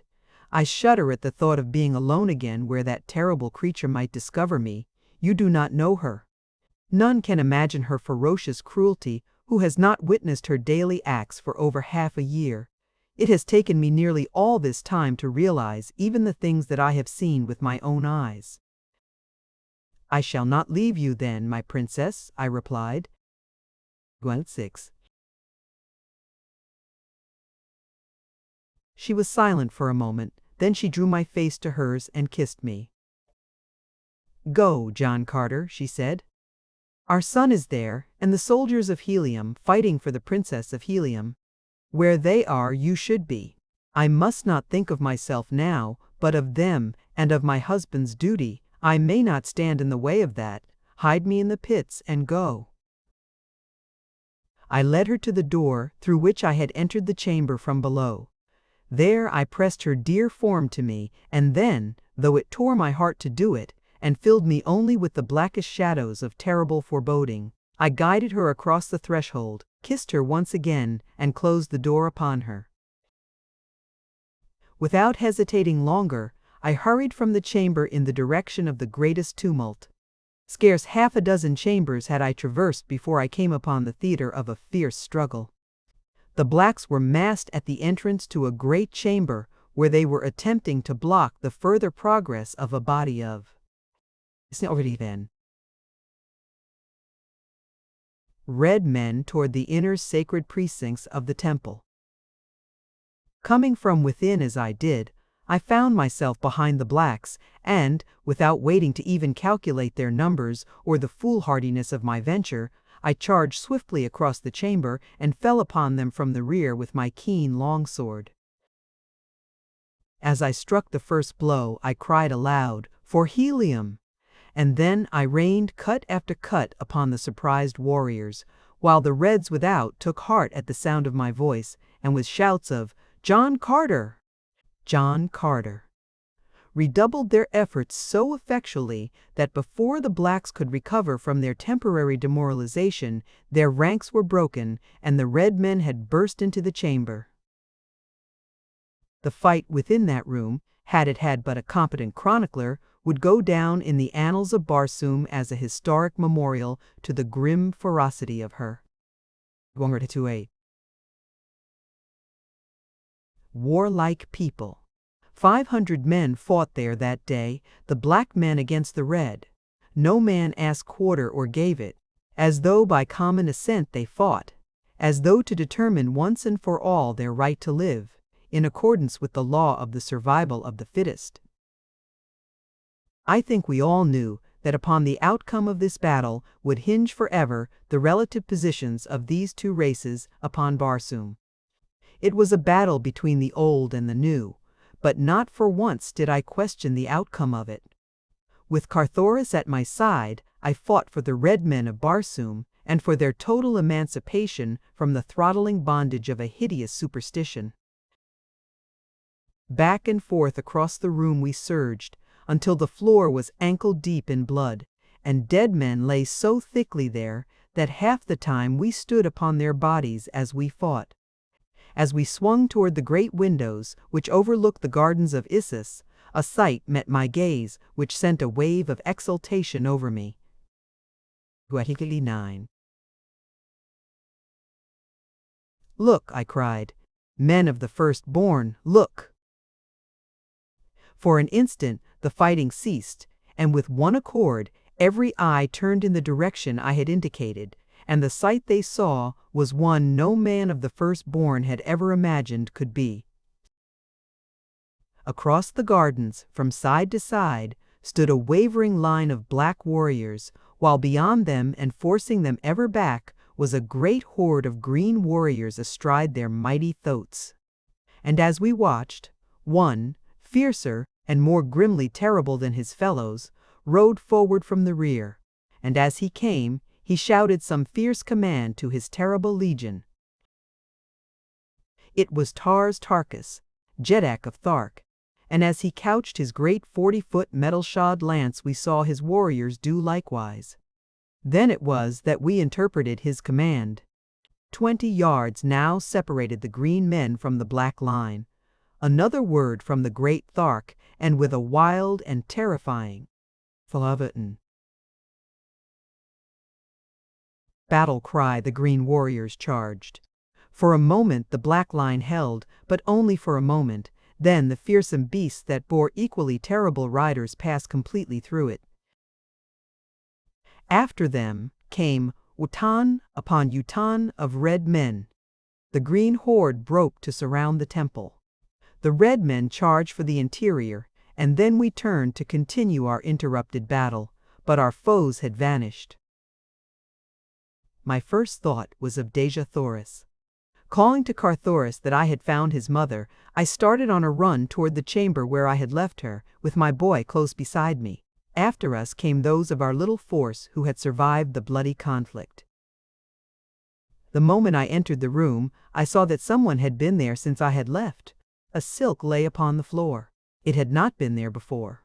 There were also a dagger and several metal ornaments strewn about as though torn from there. On it. Wearer in a struggle. But worst of all, the door leading to the pits where I had hidden my princess was ajar. With a bound I was before it, and, thrusting it open, rushed within. Dejah Thoris had vanished. I called her name aloud again and again, but there was no response. I think in that instant I hovered upon the verge of insanity. I do not recall what I said or did, but I know that for an instant I was seized with the rage of a maniac. "Isis," I cried, "Isis, where is Isis? Search the temple for her, but let no man harm her, but John Carter. Carthoris, where are the apartments of Isis?" "This way," cried the boy, and, without waiting to know that I had heard him, he dashed off at breakneck speed further into the bowels of the temple. As fast as he went, however, I was still beside him, urging him on to greater speed.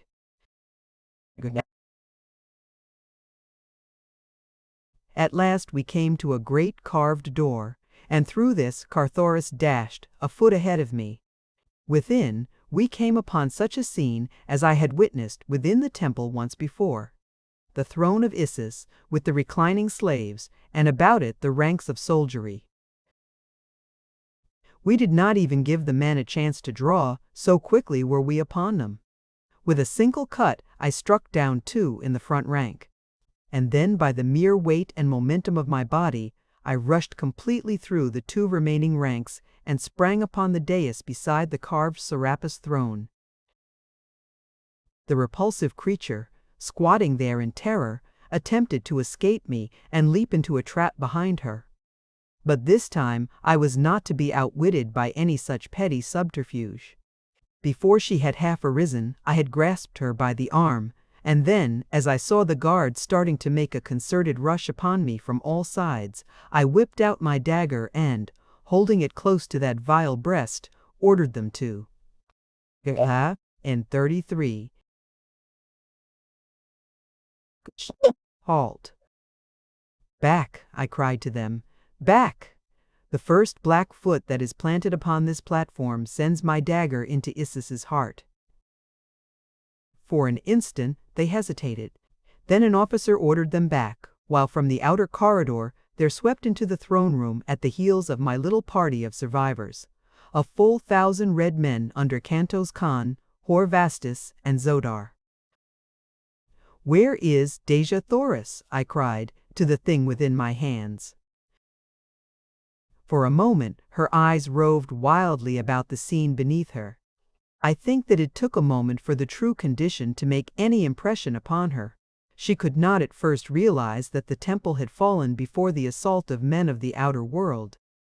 When she did, there must have come, too, a terrible realization of what it meant to her: the loss of power, humiliation, the exposure of the fraud,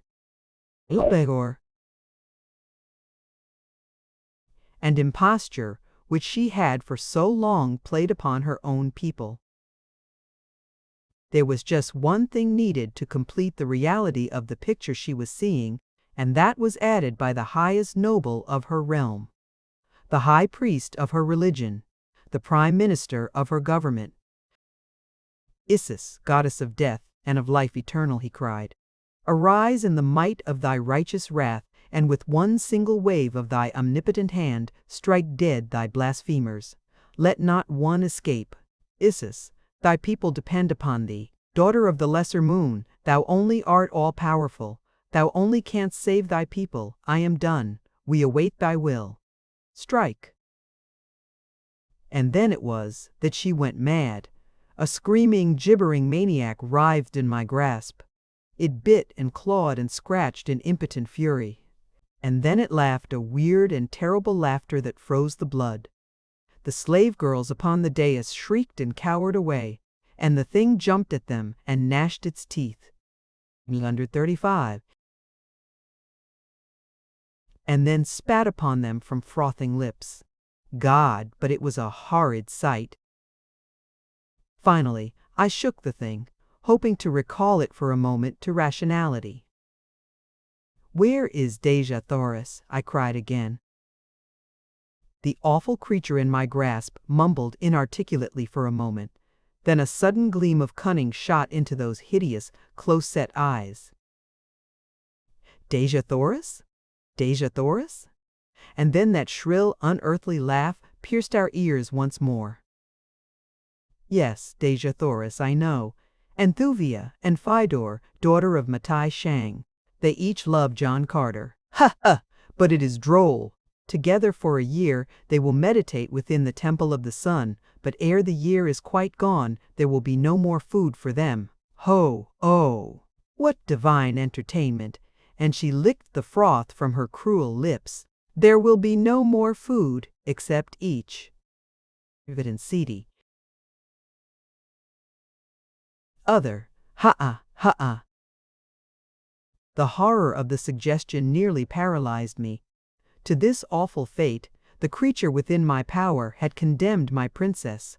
I trembled in the ferocity of my rage.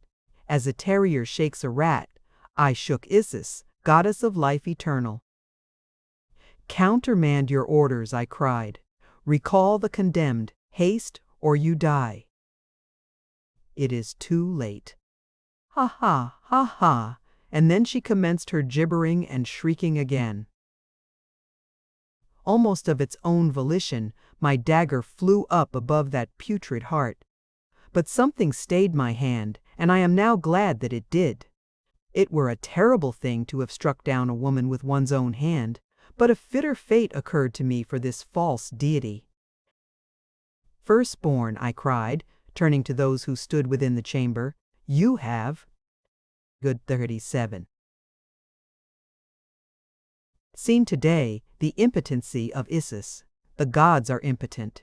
Isis is no god. She is a cruel and wicked old woman who has deceived and played upon you for ages. Take her. John Carter, Prince of Helium, would not contaminate his hand with her blood. And with that I pushed the raving beast, whom a short half-hour before a whole world had worshipped as divine, from the platform of her throne into the waiting clutches of her betrayed and vengeful people. Spying Zodar among the officers of the Red Men, I called him to lead me quickly to the Temple of the Sun, and, without waiting to learn what fate the firstborn would wreak upon their goddess, I rushed from the chamber with Zodar, Carthoris, Horvastus, Cantos Khan, and a score of other red nobles. The black led us rapidly through the inner chambers of the temple, until we stood within the central court, a great circular space paved with a transparent marble of exquisite whiteness. Before us rose a golden temple wrought in the 28 most wondrous and fanciful designs, inlaid with diamond, ruby, sapphire, turquoise, emerald, and the 1,000 nameless gems of Mars, which far transcend in loveliness and purity of ray the most priceless stones of earth. This way, cried Zodar, leading us toward the entrance to a tunnel which opened in the courtyard beside the temple. Just as we were on the point of descending, we heard a deep-toned roar burst from the temple of Isis, which we had but just quitted, and then a red man, Jorkantos, Padwar of the 5th Utan, broke from a nearby gate, crying to us to return. The blacks have fired the temple, he cried. In 1,000 places it is burning now. Haste to the outer gardens, or you are lost. As he spoke, we saw smoke pouring from a dozen windows, looking out upon the courtyard of the Temple of the Sun, and far above the highest minaret of Isis hung an ever-growing pall of smoke.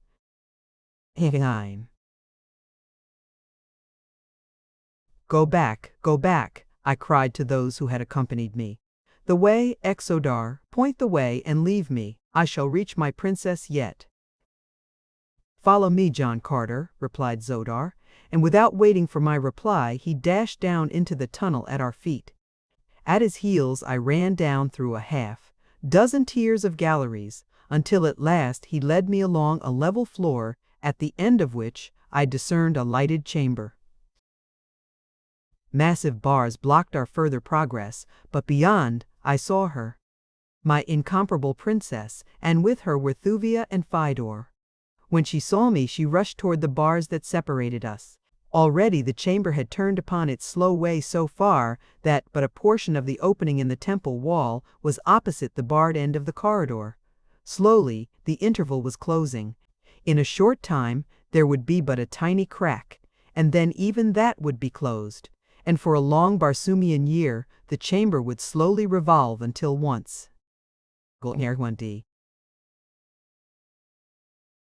More for a brief day, the aperture in its wall would pass the corridor's end. But in the meantime, what horrible things would go on within that chamber? Exodar, I cried, can no power stop this awful revolving thing? Is there none who holds the secret of these terrible bars? None, I fear, whom we could fetch in time, though I shall go and make the attempt. Wait for me here. After he had left, I stood and talked with Dejah Thoris, and she stretched her dear hand through those cruel bars that I might hold it until the last moment. Thuvia and Fidor came close also, but when Thuvia saw that we would be alone, she withdrew to the further side of the chamber. Not so, the daughter of Matai Shang. House. John Carter, she said, this be the last time that you shall see any of us. Tell me that you love me, that I may die happy. I love only the Princess of Helium, I replied quietly. I am sorry, Fedor, but it is as I have told you from the beginning. She bit her lip and turned away, but not before I saw the black and ugly scowl she turned upon Dejah Thoris. Thereafter she stood a little way apart, but not so far as I should have desired, for I had many little confidences to impart to my long-lost love. For a few minutes we stood thus talking in low tones. Ever smaller and smaller grew the opening. In a short time now it would be too small even to permit the slender form of my princess to pass. Oh, why did not Exodar haste? Above we could hear the faint echoes of a great tumult. It was the multitude of black and red and green men fighting their way through the fire from the burning temple. Gomarti. Of Isis. A draught from above brought the fumes of smoke to our nostrils. As we stood waiting for Exodar, the smoke became thicker and thicker. Presently we heard shouting at the far end of the corridor and hurrying feet. "Come back, John Carter, come back!" cried a voice. "Even the pits are burning." In a moment a dozen men broke through the now blinding smoke to my side. There was Carthoris, and Kantos Khan, and Hor Vastus, and Zodar, with a few more who had followed me to the temple court. "There is no hope, John Carter," cried Zodar. "The keeper of the keys is dead, and his keys are not upon his carcass. Our only hope is to quench this conflagration and trust to fate, that a year will find your princess alive and well. I have brought sufficient food to last them. When this crack closes, no smoke can." Gala 403. "Reach them, and if we hasten to extinguish the flames, I believe they will be safe." "Go then, yourself, and take these others with you," I replied. "I shall remain here beside my princess until a merciful death releases me from my anguish. I care not to live." As I spoke, Zodar had been tossing a great number of tiny cans within the prison cell. The remaining crack was not over an inch in width a moment later. Dejah Thoris stood as close to it as she could, whispering words of hope and courage to me and urging me to save myself. Suddenly beyond her, I saw the beautiful face of Fidor contorted into an expression of malign hatred. As my eyes met hers, she spoke. "Think not, John Carter, that you may so lightly cast aside the love of Fedor, daughter of Matai Shang, nor ever hope to hold thy Dejah Thoris in thy arms." Go ahead. Again. "Wait you the long, long year, but know that when the waiting is over, it shall be Fidor's arms which shall welcome you, not those of the Princess of Helium. Behold, she dies." And as she finished speaking, I saw her raise a dagger on high, and then I saw another figure. It was Thuvia's. As the dagger fell toward the unprotected breast of my love, Thuvia was almost between them. A blinding gust of smoke blotted out the tragedy within that fearsome cell. A shriek rang out, a single shriek, as the dagger fell. The smoke cleared away, but we stood gazing upon a blank wall. The last crevice had closed, and for a long year that hideous chamber would retain its secret from the eyes of men. They urged me to leave.